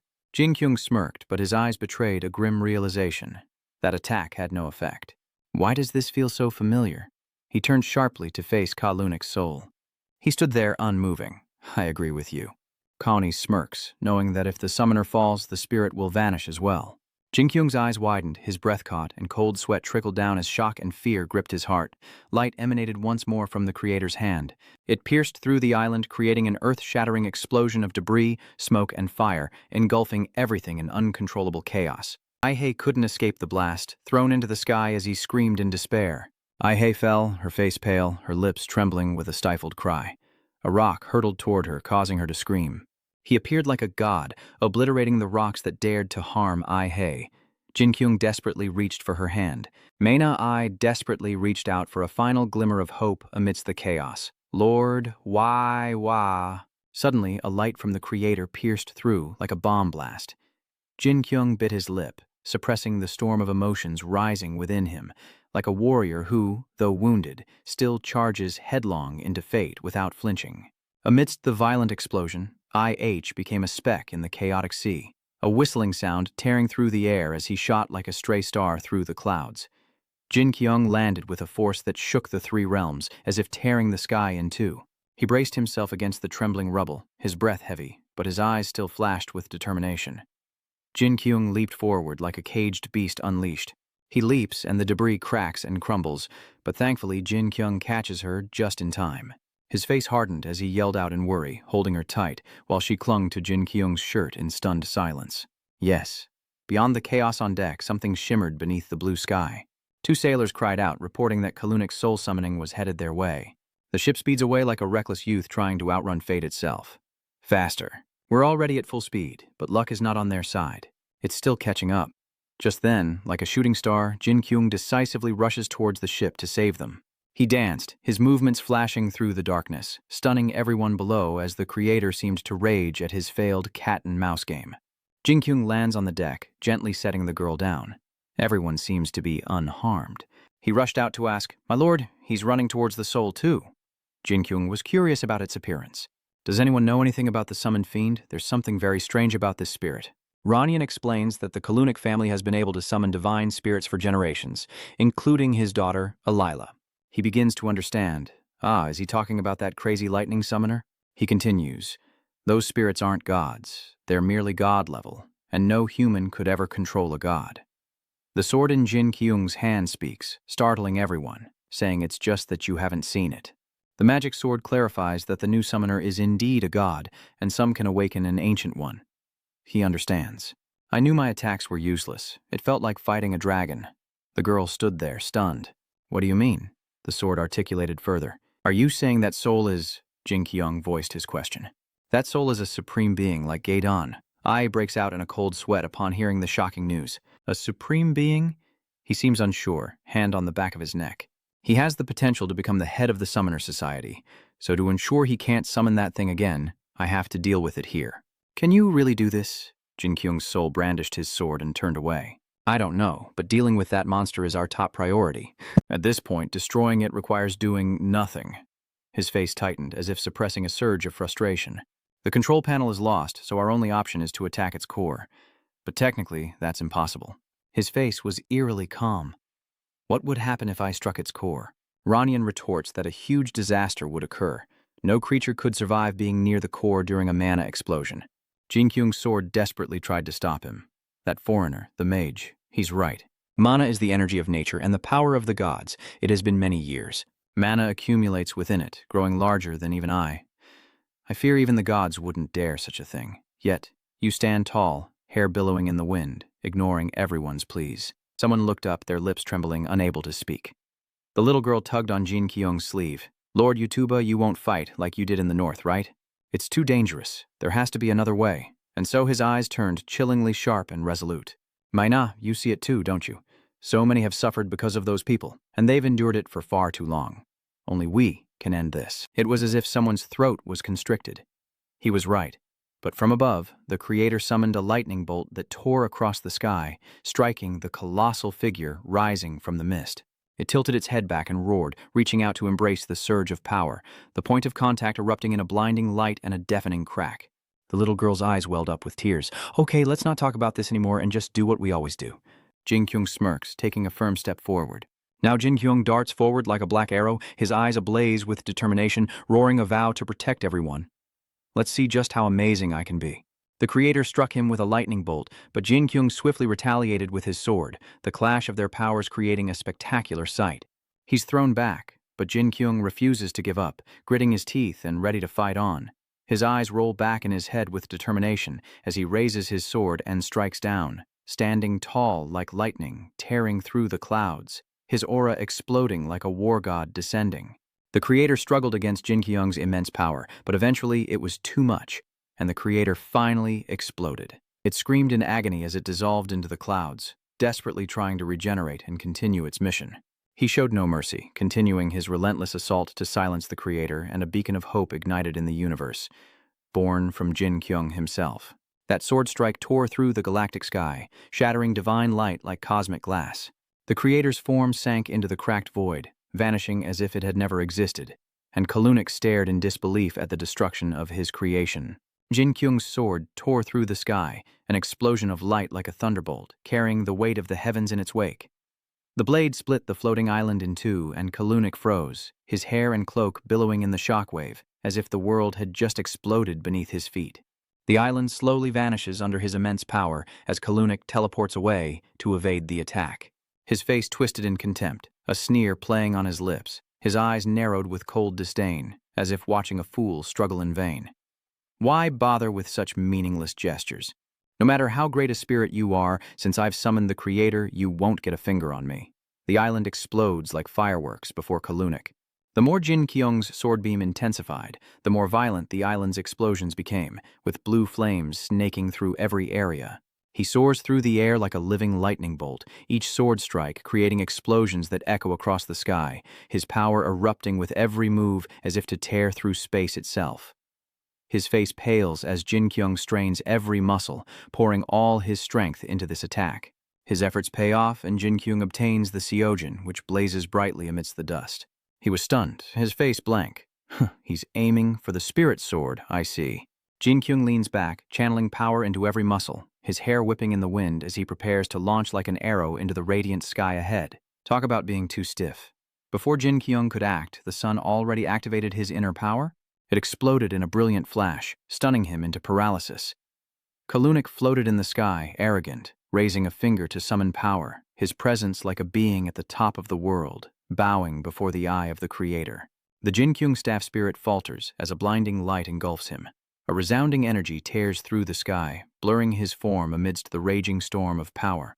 The Creator's hands combined to unleash a blinding spark. An explosion of light like the sun shattering in the sky, engulfing him, and the heavens trembled beneath that ultimate divine power. Everything converged, erupting in a cataclysmic explosion that tore the sky and shook the world to its core. Blinding light engulfed the ship. Meanwhile, everyone struggled to hold on to the ship as the girl felt cold sweat on her cheeks, her voice trembling as the thunderous shockwave approached. Lord Jinkyouong grits his teeth, enduring as blood soaks his arm, but his will burns fiercely. The sword speaks, saying the outsider's eye of creation is truly dangerous. And that attack is unlike Gaedon's breath. Did you just ignore what I said? You want me to run from that attack? The king didn't mention it, but this is my only chance. If I can't stop them, he'll seize the country and Sion. At that time, we only faced a tragic end, and Ma would become a fugitive. Once again, the sky is torn asunder by the darkness and the light of Kalunnik, the explosions echoing repeatedly through the atmosphere. He endures pain that no one can comprehend, and aboard the ship he frantically calls out to Maina. It seems the Lord is untouchable. A's eyes widened in shock, his heart sinking as he realized the Supreme Being was seemingly impervious to attack. With a trembling resolve, she raised her hand and began to chant, magical light erupting around her fingertips, causing I to pause in confusion. Stunned, she stammered, "I can't undo the summoning." He pointed. "Look over there, Miss Witch." Jinqyouong, a god wreathed in dark spatial rifts, charged forward as a final ray of hope flashed. Though his face was covered in blood, he was determined to fight to the end. Ronan suddenly appeared, explaining, "I think it's because of the space crack. Space itself has been distorted. That's why you couldn't use summoning magic. He just summoned power to get it over with. It's time to end this." Kalunnik creates an endless light that weaves through the dust of the Creator. That power flared brighter with each howl, creating a terrifying spectacle as he charged forward, whispering, "You've already crossed it." His words left the man dumbfounded, as the Creator pierced through the world's boundaries amidst a fractured universe and blinding light. Jinkyung's face was stained crimson, his eyes cold and defiant as he stared down the fate that awaited him, a boundary between life and death. His body straining to cross the threshold, leaving echoes like the call of destiny. With nothing left but his will, Jinqyouong tightened his grip on his sword and charged into the abyss of light before him. And everything collapsed. Though battered and broken, he fought like a warrior of the stars, his indomitable spirit shocking Kalunnik, who couldn't believe Jinqyouong refused to yield to fate. Fire and light exploded like the wrath of the heavens, consuming everything in a blinding rage, but he charged straight into the inferno. Though covered in blood, Jinqyouong raised his head, his eyes glazed over, but his will remained unshaken. With his last breath, he lunged like an arrow of fate towards the remaining sea. There was no turning back, only one strike to decide the fate of the world. Jinqyouong streaks like a meteor across the vast cosmos, his efforts finally rewarded. It shattered into pieces. Jinqyouong's ray of blue hope tore through the night, exploding like the rebirth of the universe. Orbits of light spiraled, celestial bodies trembled as if witnessing the birth of a new law, and light pierced the sky, descending upon the world like a divine decree. The ground trembled, the wind howled, and everyone on the ship struggled to hold on against this terrifying power, the same power that annihilated the Creator himself. Kalunnik was incinerated in mere seconds, and the planet trembled as a blue wave spread like the universe's primordial genesis. Though he created it himself, he struggled to hold on to the sword, but Jinqyouong's blade couldn't take it anymore and shattered. "Outlander, our journey ends here. As a creation of the Supreme Being, this is as far as I can go. I'm sorry I couldn't be of more help." The sword vanished into smoke before his bewildered eyes. Jinqyouong no longer cared, for he had done what no one else dared. The explosion of light created a cut through the universe, as if destiny itself had been dissected. In the endless darkness, that shining path remains, a reminder that even crushed in the void, someone dared to cleave the world's destiny, as the lower world continues to shatter into pieces. He was stunned that Jinqyouong had succeeded beyond all expectations. Had he really done it? Ranyan looks up, mana flooding everywhere. Someone is secretly praying for him. "My lord," he frantically points at the demon. The rift in the vast universe is closing. Jinkyouong floats, his body soaked in the spoils of battle. The rift connecting the universe and the world is closing. Though fallen, he doesn't yield, his posture still embracing everything. "I've never been someone that others have placed their faith in. In truth, I'm nothing special, just an ordinary person. The place I belong is where there are many crowds, but the people in those crowds are just like me. They are all special people with a place to shine, and perhaps the reason I'm so obsessed with the brightest one is because I lack what they have, and it's the first time someone has needed me. Perhaps that's why I went to such lengths." The girl collapsed, her heart aching, whispering in fear and hope. I clutches her head in pain, prompting him to rush over. "Ms. Aina, what's wrong? What happened?" He realizes the problem. "Wait, is this the pain of losing a spirit?" He quickly looks up. "Gao!" The girl trembled, gasping, her eyes frantic as if fearing the answer she awaited would never come. Meanwhile, Jinqyouong remained motionless in space, his solitary star twinkling in the vast universe like the last vestige of a soul that burned brightly and turned to light. They watched in silence as the star faded on the horizon, Jinqyouong nowhere to be seen. His body adrift in the cosmos like a lost soul, his face stained with blood, a heartbreaking serenity, as if he had given up everything. Suddenly, a star twinkled, heavy with sorrow for the fallen. Then a surge of energy erupted, swirling around him as if to rewrite fate's decree. Energy spirals twist through space, creating a breathtaking spectacle as Ea's hand reaches out from the depths of nothingness to catch Jinqyouong. That hand grasped him and pulled him away, thankfully returning Jinkyong safely to the real world. He was protected within a fragile but secure water sphere as Ea materialized and said, "Outlander, you truly are a strange one. You once said you wished you could see her complete this mission because you didn't have a single friend." Jinkyong gasped, recognizing the familiar figure. "Ha-ah," she says with a proud smile. "I didn't think that was a good enough reason to sacrifice your life. Why would you do that?" He paused for a moment, stunned, but Jinkyung still tried to explain. "What do you know? Most main characters are either rich kids, infinitely talented, or chosen by something. What about Maina? She has no one, just an ordinary person like me from the other world. If she can do it, then I think I can do something similar in my world too. I also want to ask you why you're helping me." Idea looked at him with the calm of one who held the power of judgment and salvation, because the girl had spoken the truth. "This is a small gift for those who act in accordance with nature and do what comes easily. But your time in this world is running out. I will grant you a chance to say your goodbyes." A surge of divine energy sweeps Jinkyouong across the sky, opening a path from the dream realm back to the world, back to the ship, back to everyone. A blinding light engulfs everything, and in the chaos a trembling figure catches the bloodied body, calling out his name in a hoarse voice filled with hope and fear. "Lord of the Tower." In his dying breath, Jinkyouong mustered a weak smile. "Maina, I'm sorry, but this may be your last summoning." The little girl's eyes welled up with tears as she trembled, looking at him. It was as if the whole world had collapsed, and all that remained was the fragile hope that he wouldn't abandon her. Jinkyouong didn't forget to remind everyone. "Hey, you royal mages," he responded with a start. "Yes, I'm listening. Go on, spirit." He forced a weak smile, entrusting them with his final, heavy request. "I can no longer protect this girl." "Can I trust you?" he asks, his face etched with sorrow. "Of course, spirit. I could never ignore a request from someone who has done such a great service to this world. You're determined to see this through with us. The mages who regained their power all owe it to you, and we vow to protect Maina." He wept bitterly. "My lord, your body." Jinkyung's time is running out, his body slowly dissolving into the air. He clearly remembers someone asking, "Maina, do you remember what you asked me before?" It's pointless to keep doing things you're not good at. Her tears fell, shimmering under the blue sky, as if her world was about to shatter. Jinkyouong offered a weak but warm smile, a final comforting gesture filled with tenderness, letting go and entrusting your faith in someone. "Everything we've accomplished together is thanks to your summoning skills. So, don't overthink things. Just do what you want to do. I just wanted to tell you that one more time." The girl replied with a heavy heart, "Yes, I understand. Lord of the Tower, thank you." Jinkyouong, who has answered my call, will brighten the sky, bringing hope for a bright future. The silent planet turns in the vast universe, witnessing a soul complete its mission and fade into eternal light, as green energy pierces the buildings, bringing Jinkyouong back to where he belongs. Jinkyouong lands successfully, his body unsteady from weakness, falling gently as if embraced by his surroundings. Jinkyouong lay comfortably on the floor, his eyes closed in silence as he rested, motionless. Jinkyouong rarely got to sleep so soundly. Outside the high-rise, a gloomy sky veiled his return to the real world. At the clinic, the doctor was surprised to see Jinkyouong recover so quickly without medication.